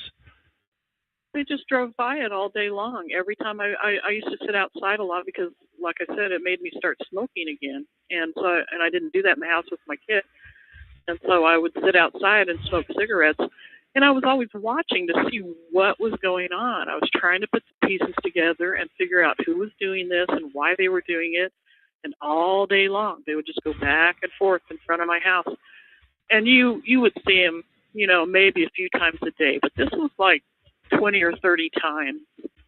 And it seemed to be concentrating on me. They looked right at me as they were driving by. It was very now, how many pointed. cops are in this town where you live? How many cops or cop cars do you guess there were? Well, I only ever saw 2 at one time. I think there were only 2 on duty at one time. I'm not sure about that, but that's all I ever saw. Now, do you live on a main street? Yeah, I was on a main street. Okay, so they could have. Okay, but basically they were looking at you, making it pretty obvious to look at you. These cops, 20 or 30 times a day. 20 or 30 times a day, you're saying the cops in a town of 2 cop cars, the cops would drive by and they'd rubberneck and look at you? Is that? I'm just not pushing. I'm just asking. That only happened like that one day. The rest of the time, they just went about their business. Okay, so it was one day, 20 plus times where they drove by and rubbernecked and look at you. Yeah, I've had that happen right here in downtown Vancouver too. You know, where 5 different cop cars were rubbernecking, gawking at me. 2, maybe 3 times.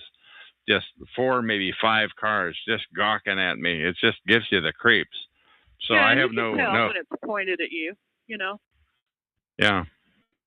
What other sorts of things have happened to you, please?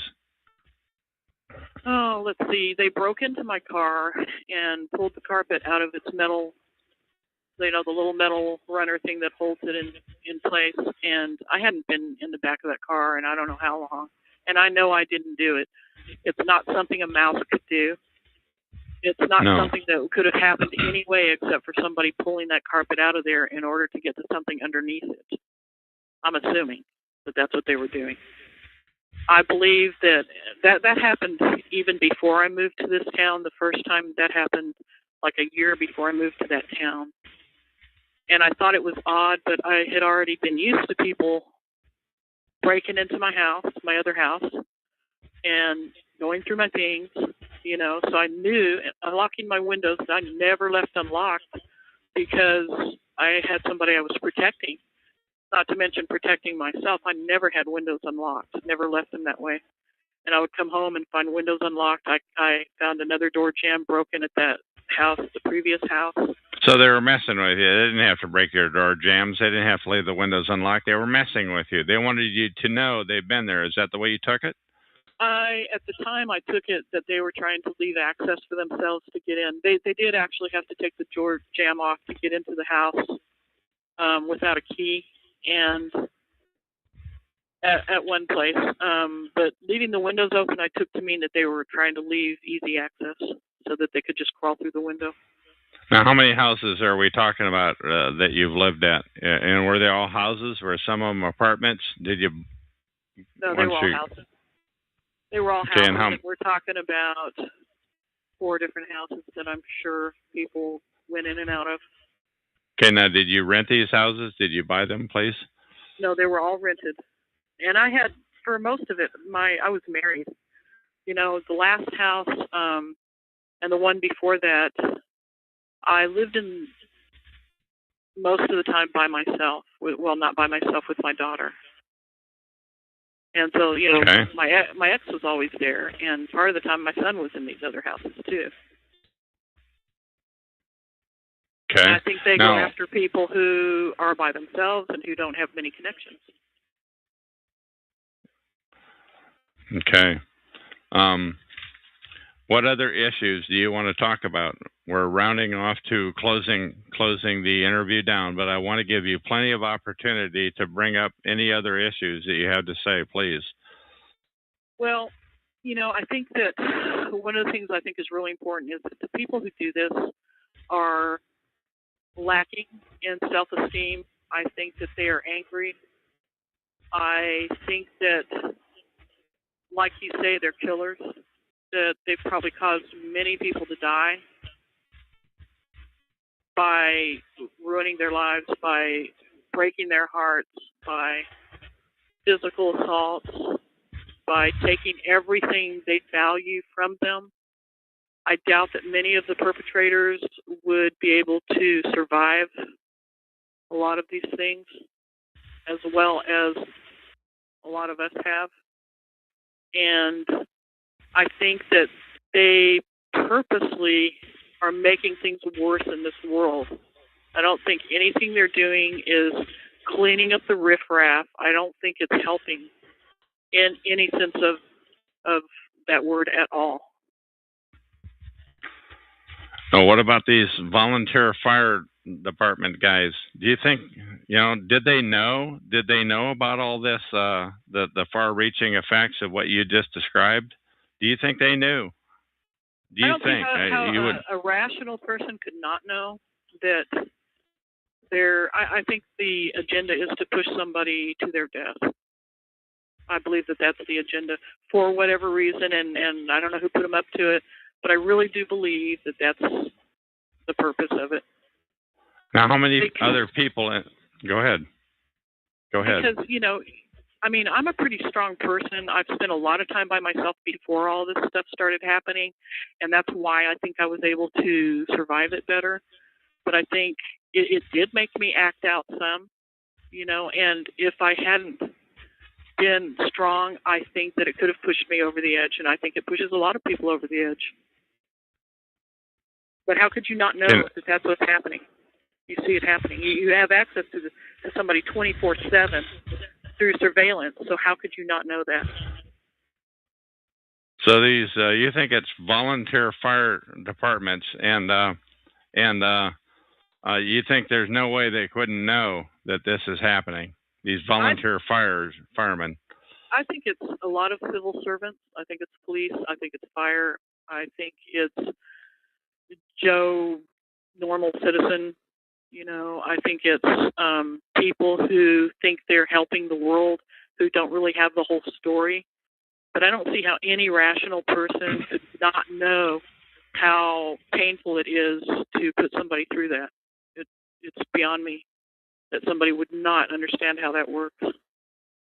Because we're wired, we're hardwired, according to some tests that have been done, to when we're rejected or hurt, there's a certain part of our brain that lights up, and every one of us get angry.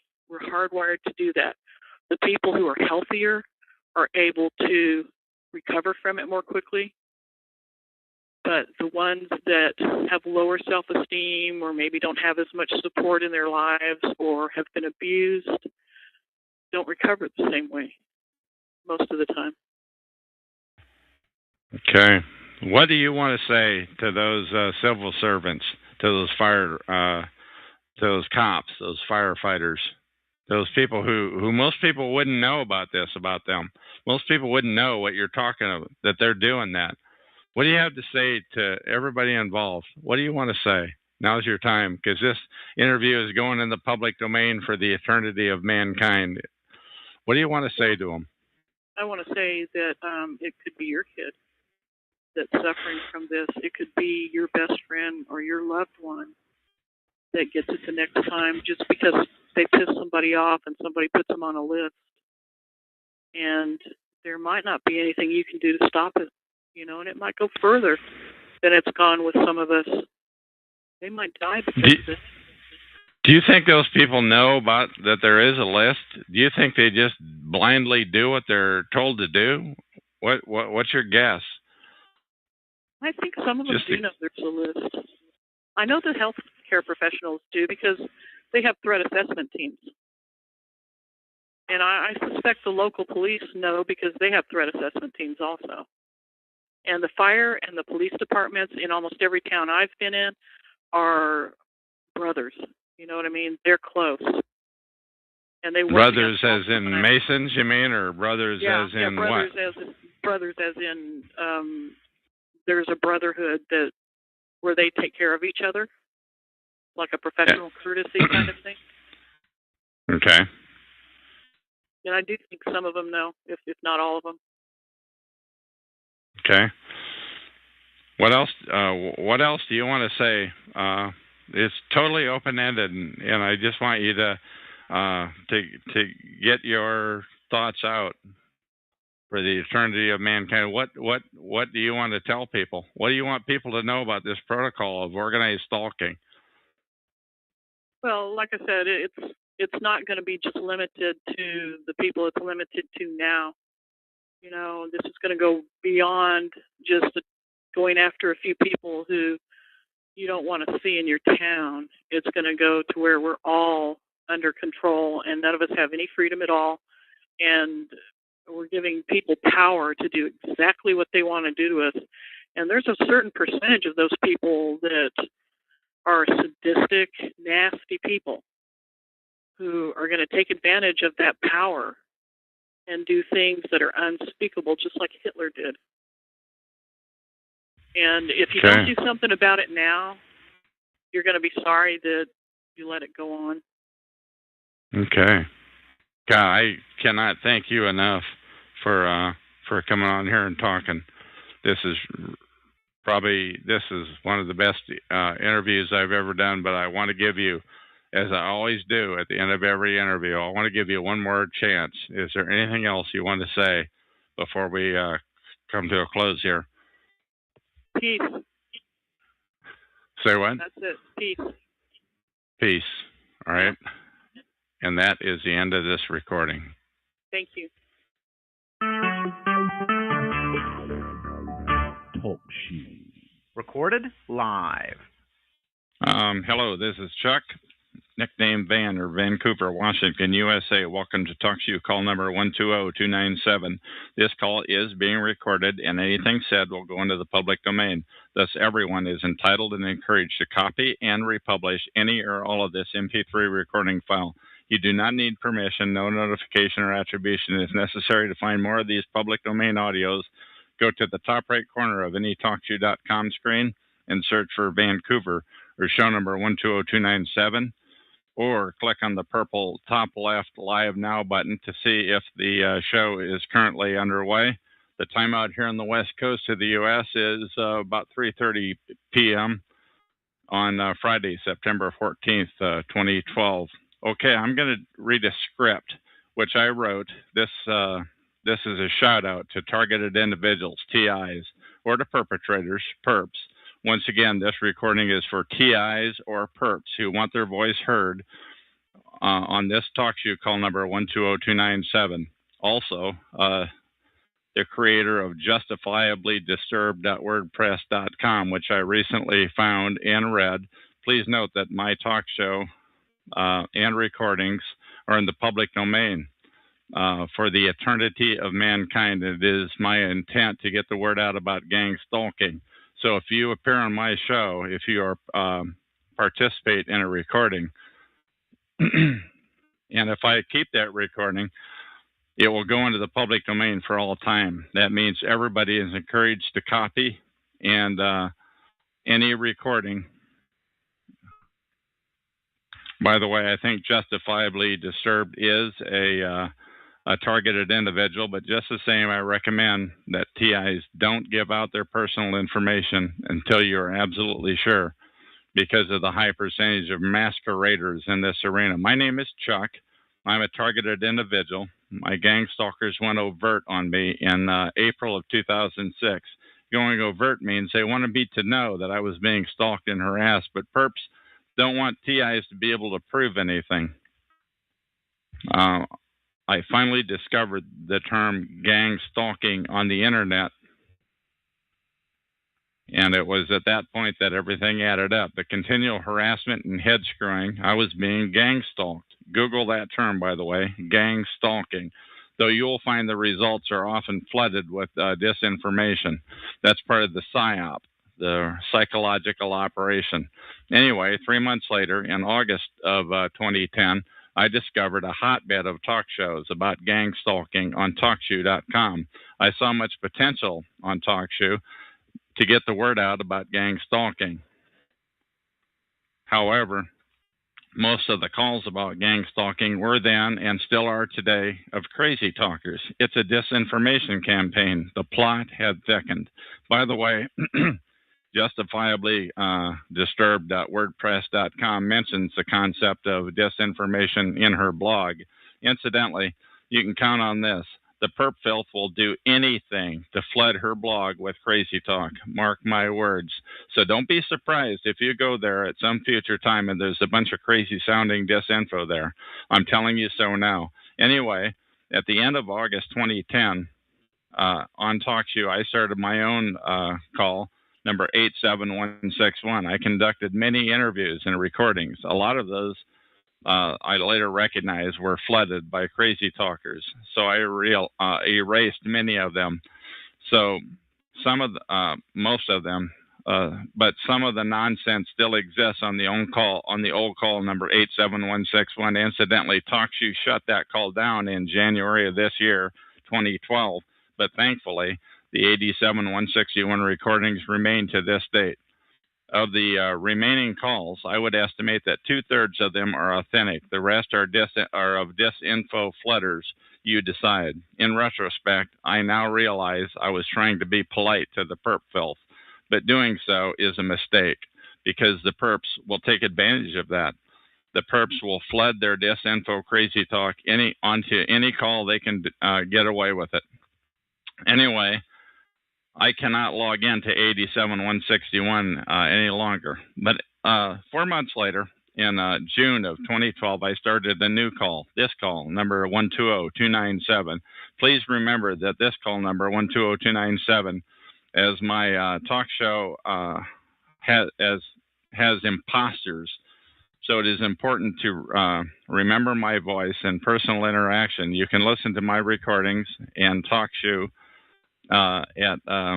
to determine my sincerity and the lack of disinfo and wacky, unachievable talk.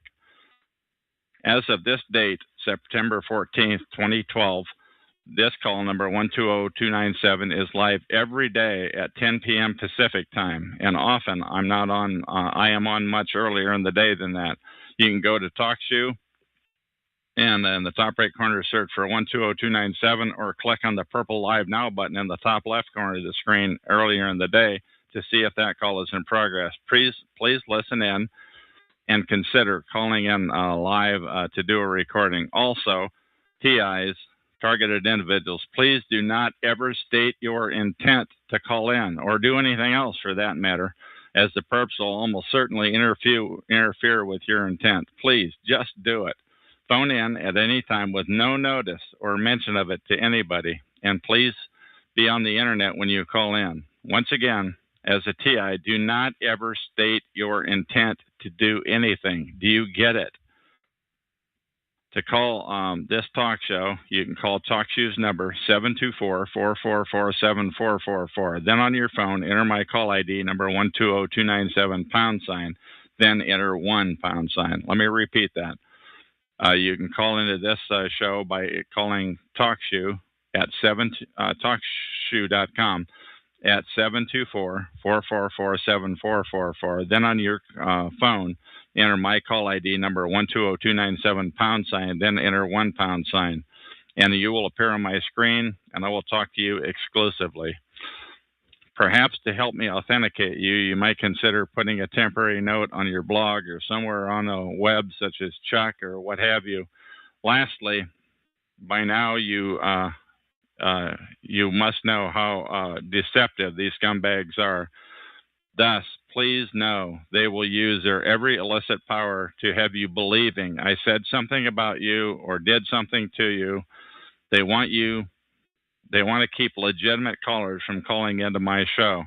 Never forget, the number one objective of the perps is to isolate TIs, especially from one another. The last thing the perps want is for TIs to team up with each other. Mainly, TIs, targeted individuals, who have not yet become perp filth. Now, did you get that?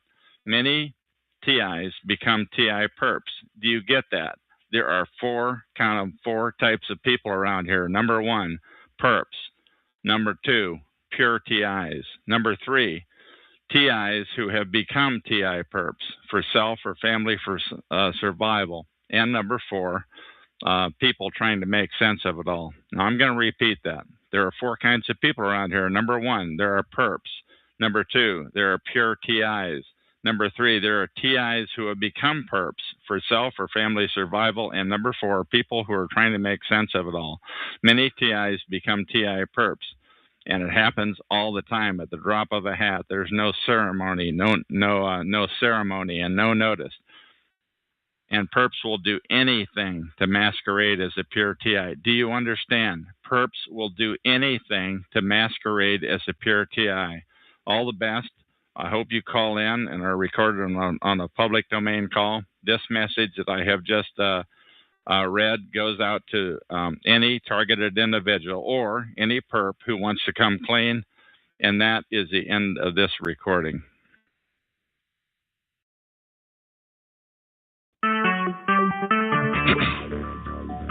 Talk show.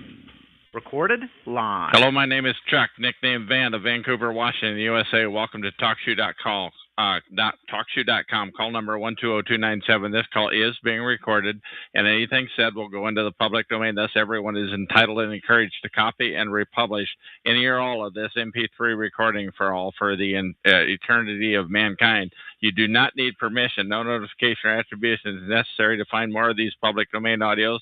Go to the top right corner of any TalkShoe.com screen and search for Vancouver or show number 120-297 or click on the purple top left Live Now button to see if the show is presently underway. The time of West is Wednesday, September 19, 2012 at approximately 12:15. And this is recording number 3026. I have on the phone with me Sydney, who I interviewed on interviews number 3023 and 3024. And how are you tonight, Sydney? I'm doing great. How are you doing? Good, thank you. Now, what inspires you to come to this show tonight, if I may ask, of all nights? Oh, I've been checking in and out under a guest number of all the shows I can find. So I just sometimes feel like talking, sometimes I don't. And I know if I put my name on there that somebody's going to recognize it and want to talk. So, this is one of the nights I felt like talking. Okay, and I do want to indicate that was September 4 of 2012 that the interviews number 3023 and 3024 occurred. Now, while we were talking in the chat room earlier, Sydney, you and I, you had mentioned that you moved away from Palmer Lake, Colorado, and you moved somewhere else to be closer to a support system. And can you please explain what you meant by that, please? Well, I got divorced several years ago, and the only two people besides my daughter that I can really talk to are my son and my husband, my ex-husband. And he knew about the whole thing. He knows that there's still something going on. He knows about the blacklisting. And, he was there, so he knew that it was really happening. And he sort of helped support us. And so we decided to go closer to him so that we would have an ally. Okay. And moved out of the state and moved to where he is. Okay. So you're no longer, since September 4, you're no longer living in Colorado even? No, I haven't been there for a year and a half. Oh, really? Okay. Yeah. I'm sorry. I misunderstood that you were there before. But you stated earlier that the DU, the University of Denver, was involved in your stalking. And what do you have to say about that, please? Well, I caught one of my psychology teachers following me one night after class. Of course, if I were to say anything to anybody about that, nobody would believe me because that's too absurd, but it was one of the incidents, that I've been collecting information on all these years. And almost everybody that I dealt with during the last 20 years has either been related to CU or University of Colorado Health Sciences or some healthcare organization. Now, when you say Department of Health Sciences, does that mean of the mind, of the body? What could you explain that term? It means everything. It's the medical school there. So, it's okay. everything from physical therapy to psych to everything, body stuff. Okay. And tell me about this EVE, Ending Violence Effectively. Tell me how that fits into what we were talking about. Well, because when I originally called, I had never been to see a therapist because I didn't think it was really a safe environment. In my head, that was never a safe place to go. And I wish I had listened to my intuition, but I was a little depressed, and I was kind of snapping at my kids, and I was happy about that. I needed somebody to talk to, so I called the hotline. I had a crappy marriage. I called the hotline. This lady said to me, "Have you ever heard of this organization, Eve?" And I said, "No." And she said, "Well, I can help you with this." And she set me up with this therapist, and I went to see the therapist for, a couple of years, and she was part of that organization. And now we actually, I think we talked about this on one of the earlier interviews, where your phone minutes or something ran out, and that's why we did the second interview. But we talked about this, but I don't think we mentioned the name of the organization, and now we're getting a little bit closer to the brass tacks of it. What else do you have to say? Well, she started stalking me, this therapist did, and I would see her at my work, actually in a wig one time. And I saw her out by my house, which was way out in the sticks, on a day when I had canceled an appointment with her, and I hadn't gone into town or anything, and I wasn't even going to go to work, but I decided to go, and there she was, and she hid her face from me as I drove by. I got the license plate of the car that she was in, because it wasn't her car.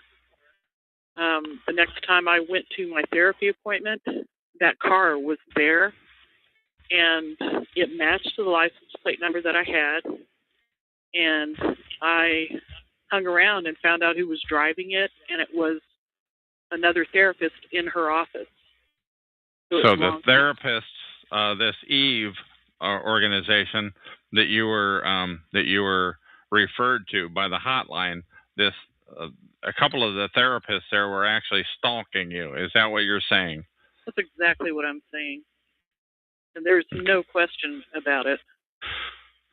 Okay, now and also you had indicated on the earlier discussion that we had that those numbers of that organization disappeared from. Can you elaborate on that, please? Yeah, it was in the phone book. I kept looking up Eve because when I realized somebody was following me, I was going, "What the hell is this?" And I tried to look up Eve because I thought that it was definitely connected to that, or might be, and I looked it up in the phone book, and I didn't find Eve. What I found was ending violence effectively, and at some point there was some connection to it online, and it's been so long I don't really remember what it was, but when I started complaining to that therapist about it, she didn't. I mean, she tried to talk me out of believing it, but she didn't really go after me. Like normally somebody would try to get you committed or, something weird like that if you said something like that. But she didn't even try to do that. She just denied it. And she... she was one of the two who were stalking you. Am I getting this right? She definitely stalked me, yeah. More than once. And It was the craziest thing. At first I really thought I was nuts. But then I wasn't about to tell anybody because I didn't want to be accused of being nuts. So I only told her. And I just sat and watched. I just sat back and watched the different connections, watched which people said things to me that they couldn't possibly have known. Over you gather a lot of evidence over 20 years. Now, I quit seeing her at some point. Something really tragic happened in our family, and I quit seeing her because I didn't want to play the game anymore. I was tired of it, and I had to concentrate on a trauma thing. And so I tried to stay away from them, and just forget about it. But I couldn't forget about it because they were still stalking me. Okay. Now, and I'm just curious, where do you think the harassment started? What do you think? What do you think started it in the first place? I think that I made noises about reporting it to the whatever the governing psychology body is, for Denver or the state or whoever, and that would have destroyed their careers. Had I been able to prove anything, it would have been big trouble for them. But what I didn't really understand at the time was that they're all friends and that there's no way anybody was going to let that happen. And in fact, the thing that I went to after that, I told about this, and she said, I have a feeling if you do that, it's going to turn out badly for you. So what you're saying is it wouldn't be a good idea for a psych patient, if can I call you that? I hope to turn in their psych. Right. That's what she was saying. I think she was warning me. That's what it sounded like to me, and that's how I took it. That she was warning me that I wouldn't be able to get anywhere if I tried that. And then she quit me. She said she had to quit me. She didn't tell me why. She just said she had to. Okay. Now, can I ask? We talked earlier about the woman with the wig at the Walmart. Could you explain that again? And also, how else were you harassed, please? So the person at the Walmart was later on in all of this. It was around 2008, and my daughter and I were in the process of moving to Palmer Lake. And this woman, which is the one that's in your area now, was following us around the store. And I was so used to people doing that normally I just watched and observed and tried to see what kind of car they were getting into or whatever. And this woman has this habit of wearing scarves. It's like a fetish or something. I don't know. Okay, now, and if I may, how else were you harassed, if I may please ask that? How else was I harassed? People were in my business all the time. People were listening on my phone. People were breaking into my house. They were breaking into my car. Okay. Once I started around 2006 or 7, we had these favorite places we used to go eat in Colorado Springs, and all of a sudden people started turning against us. They were always really friendly to us. Everything was fine every time we went to one of these restaurants, and then all of a sudden it was like we were really bad and they wouldn't be nice to us anymore. It was just, they would glare, it didn't make any sense. Okay, now you indicated that this one person ended up in my area here of Portland, Oregon, and across the river where I am in Vancouver, Washington. How would you know that, please? Oh, because I looked her up online. I followed her Facebook page, and it said that she went back there. Plus, she was actually in charge of my daughter at times, and was in charge of a group I belonged to. My job was at a healthcare organization, and this woman was, as an intern from DU, was part of all of this. And she was the person who stalked us at Walmart when we were moving. And when I first met her at my job, I didn't really realize who she was. Then I remembered the scarves that she wears, and I realized it was her.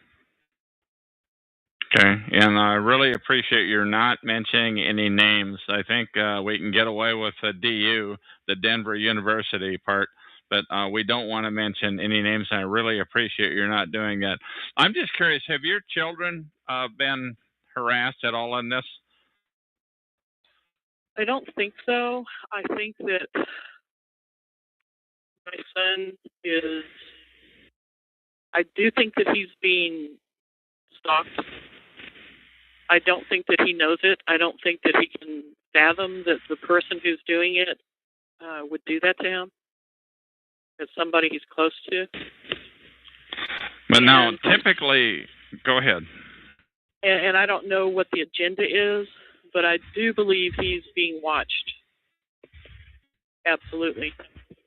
Now, typically, when we talk on here, we talk about organized gang stalking, that there's people other than just like the hospital. This would be an unusual situation where you know where they actually came from. Have you had other groups stalking you and harassing you? Well, I think I mentioned this before, that I think it started out to be this therapy person, and then over the years, you know, I could tell it was still happening. I wasn't really sure who was doing it. I didn't actually see, well, I actually did see her car, her van, and her husband in it, in another house I lived in that was way out in the country again. And her van, because of the license plate. And as time went on, I think that when I was working at this healthcare place, I pissed somebody off there, and she actually got fired because I think she's the one that sort of pushed it into more of a regular gang stalking thing, where the whole town came after me. I said something that embarrassed her because she was being really mean, and I saw her in that town twice. I saw her talking to the cop. She was in the same organization, the same health organization. She worked as a receptionist there. I definitely saw her talk to a cop half a block from my house, and she didn't live anywhere near there. She lived in Denver. And I saw her driving down the street. My ex came into town to help me fix my car, and she drove down the street as, you know, going the opposite way we were going, and she just grinned at me because she knew what I was going through. And I really think she's the one who pushed it that far. And so it turned into a big, huge gang stalking thing then. So what was like the first incident of when this happened? Of the gang stalking? Yeah, please. I went into a Safeway in Palmer Lake, and one of the store employees started following me around, and he was laughing about it. But, you know, every time we'd turn a corner from one of the aisles there, he would be. Who is the we that you were with, please? Me and my daughter. Okay, and please continue. And then the manager, we always went through the self-pay thing, and the manager started glaring at me. Every time I went in there, he was mean, and he was glaring at me. And so, you know, I told one of my brothers about it, and... Was it like he was tipped off that you were coming in, or what do you think? It was just like he hated me. You know, that's the only way I can describe it, is that he was sort of in a rage every time he saw me. And where else other than that safe? How many times did it happen in that Safeway? And where else might this stalking have occurred, please? I would say it only happened maybe 3 to 5 times before I just said I'm not giving my business to this guy anymore because he's a jerk. And then I started going to other stores, and one by one, over a period of about a year, they all started turning against me and giving me nasty looks and talking about me. And, you know, making a big display. Cars were following me everywhere. And it was just full-blown gang stalking. Every store in town.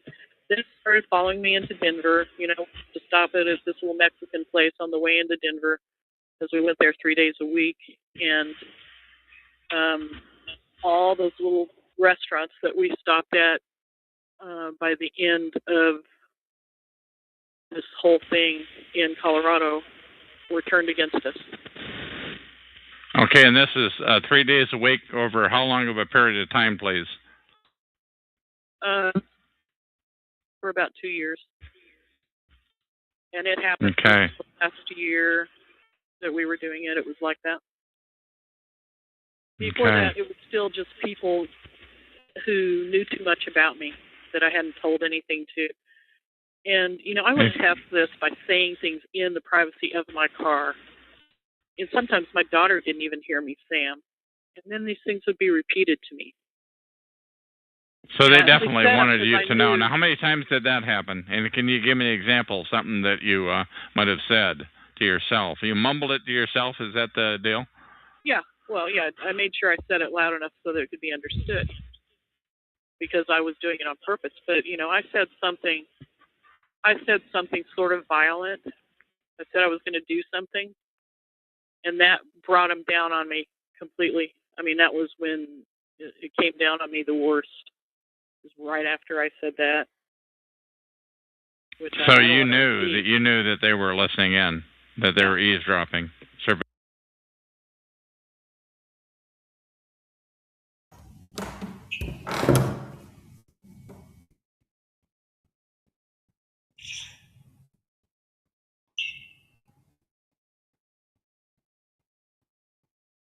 I'm not sure my period is hold on, babe. today. Hold on, babe. They can hear you now, so now talk about your period. Okay. Like it's normal. Yeah. Visual, Okay. No, yeah. Yeah, but I thought that maybe you didn't know that I had unmuted the stream. Okay. So me, I don't have a problem, but I saw for you. Some girls are sensitive to talk about the period, and they have that they're shy about it. Okay. So I'm trying to fix this.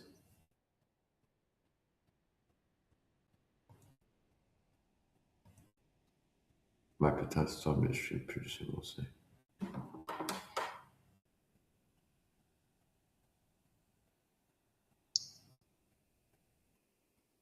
Who's eating breakfast? You can say hello now. Hello. She's eating breakfast.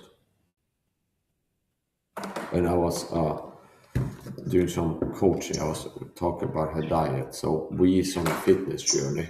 She wants to lose some weight. She's not fat, but she wants to get fitter, okay, more fit. And before she used to eat 4 or 5 times per day. And now she's eating 2 times per day. And I said, that's good because you were gaining weight eating 4 or 5 times per day. And now you start eating 2 times per day. And I said, if you keep doing that, you lose weight over time. So you eating 4 or 5 times per day was making you gain weight slowly over time. And now you go to eating 2 times per day. So if eating 5 times made you gain weight, eating 2 times and keeping eating 2 times can help you to lose weight.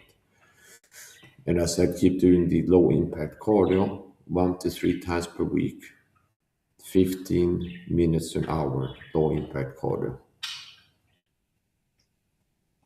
And it can help you to lose weight. I was good at guessing weight. I said 54 kilos, and she stepped on the scale. She's 54 kilos. But you're 153 centimeters tall. And saying tall feels strange. It's like, more precise, say 153 centimeters short.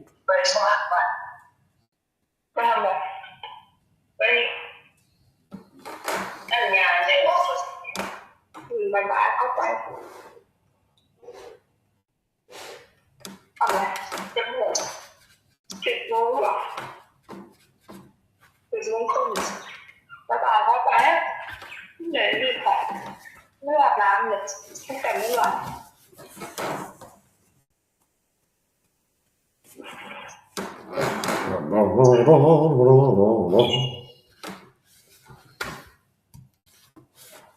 So this dish that you're eating now, does it have a name?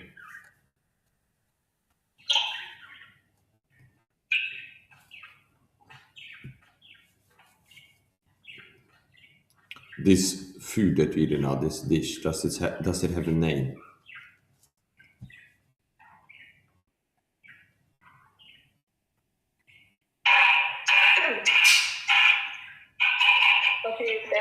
What's this? Does this dish have a name? like some time. You know how food have different names. What is this called? This one, Yeah, Thai noodles, Thai Isan noodles. curry, Okay, now. But are you Thai Isan girl or not Thai Isan? yeah, I'm Thai. Okay, now. Okay, now. Yeah. This food looks good, huh? Not have many carbs. Carbs make fat. You remember I told that before. So if someone wants to lose weight, watching carbs is good. Carb. Yeah, that's carbs. Yeah, noodles. It's high carb, but it not have a lot of noodles. So if you have a lot of rice, a lot of noodles, that's high carb. So simply, if you want to lose weight, eat less carbs. You can eat a lot of fat, okay? Some people think that eating fat makes you fat. No, the carbohydrates are the problem. It's very easy to have caloric excess by eating carbohydrates. Eating protein and fat is not the problem makes people fat, it's eating carbohydrates. So this meal looks good. I'd reckon you have maybe 25 grams of carbohydrates in the meal. And there's protein in there and stuff. So eating 2 times per day, if your next meal is similar to that, you're having around 50 grams of carbohydrates per day, I reckon, which is not a lot. Does the soup, it looks like a soup, do you add sugar? Did you add sugar to it? Yeah, it's ham. But just a little, I right? have cooked to my bed. Yeah, but just a little, right? I'm not sure. Okay. I think a little bit. Okay. Not too sweet now. Maybe just like this, like 1 teaspoon to whole batch for whole family. Yeah, 1 teaspoon sugar is 5 grams. So if you're cooking, your mom or you or your dad, and you add 1 teaspoon sugar to a meal, that's 5 grams. And if it's 4 people, eat it as 1/5 each. So yeah, that's not a big problem, okay. But sugar is bad. You know that. So watch the sugar and the carbohydrates. And I'd say especially the sugar. And I think you lost weight a little bit. And look at your face. It looks like you lost a little bit of weight the last month.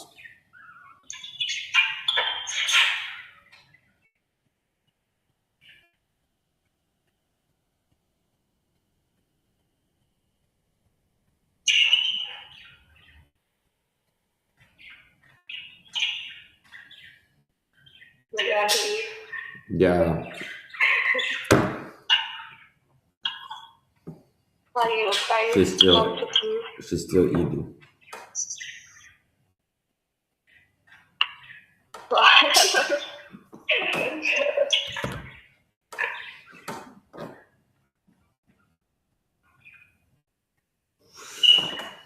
Yeah.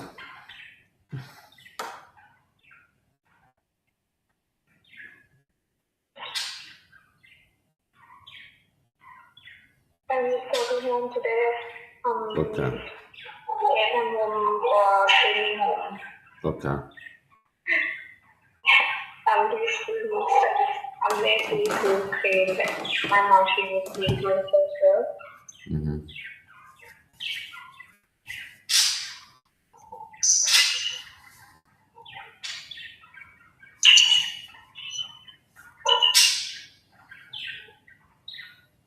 Veiling.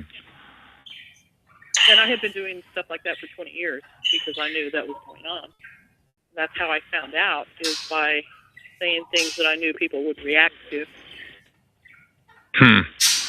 So tell me more about when this started, please. Like you mentioned 20 years ago, but I don't think we got into that the things that far back on the last interview, and I'm just trying to get that out here. Oh, right. Well, I said I called that hotline. And what year? What approximate? 10 years, 5 years? How long ago was that? That was in 1990. Was when it started like that. And I saw that therapist. 20 years ago, 20-some. I saw that therapist for about 3 years. But the only reason I stayed there that long was because I was trying to figure out what was going on. I actually didn't need to be in there. I was in there. I had to make up stuff that I was unhappy about in order to be able to stay in therapy so that I could keep collecting evidence.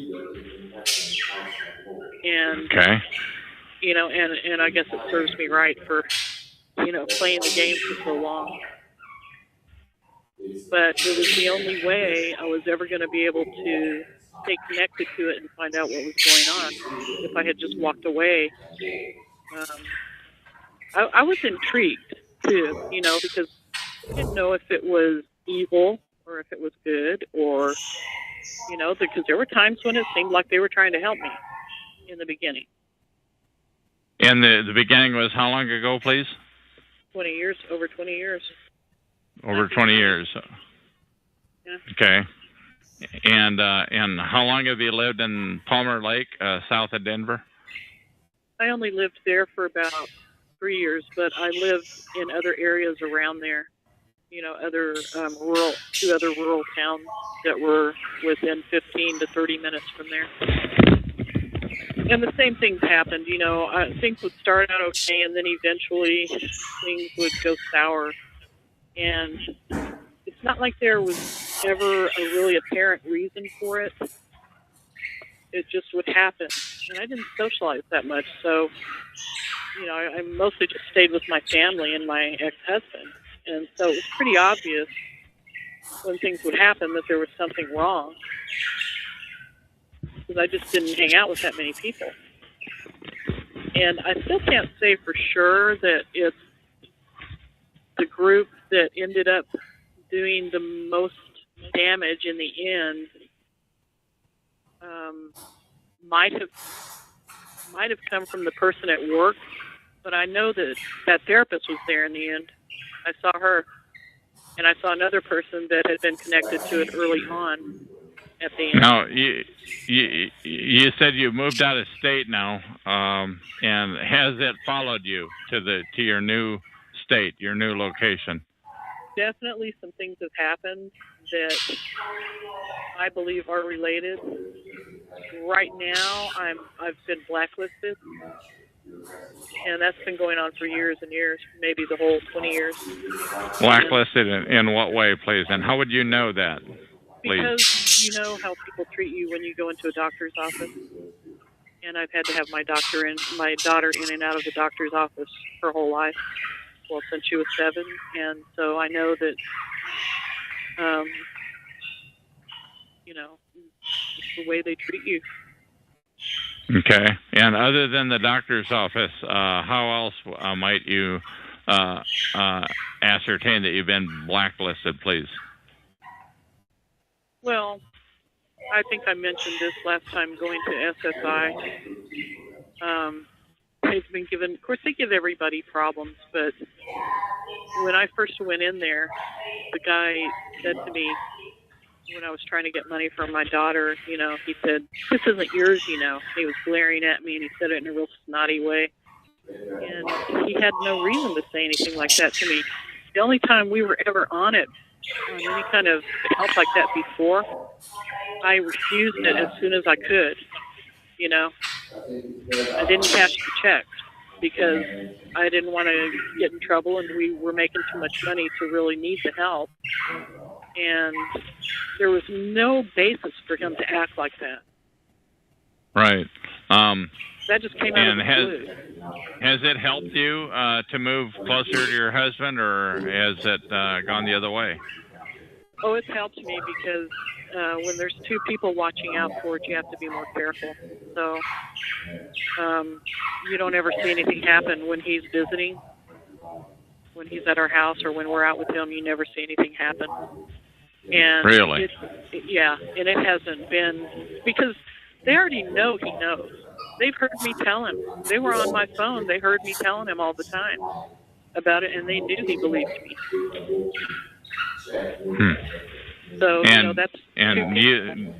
Was he in on it, do you think, perhaps? Tough question, but I'm asking it. Well, it's something I've always wondered about, and I go back and forth between thinking he is and he isn't. I do think that he knows something that he's not telling me, because he came the Christmas before we came here. He was there helping me fix my car, and he all of a sudden said he got a phone call, and he goes, "I got to go." And he went off and was gone for an hour and a half. And I had said to him, "Please don't go off and leave me, because I won't trust you. If you leave me for any length of time, I'm going to believe that they got to you and they've turned you, and I won't trust you." But he did it anyway. And I don't know. There's just little things that make me think that he... Make my cat hair. I will end this and start a new one. I will end my stream and start a new one. It's 10 hours, it says.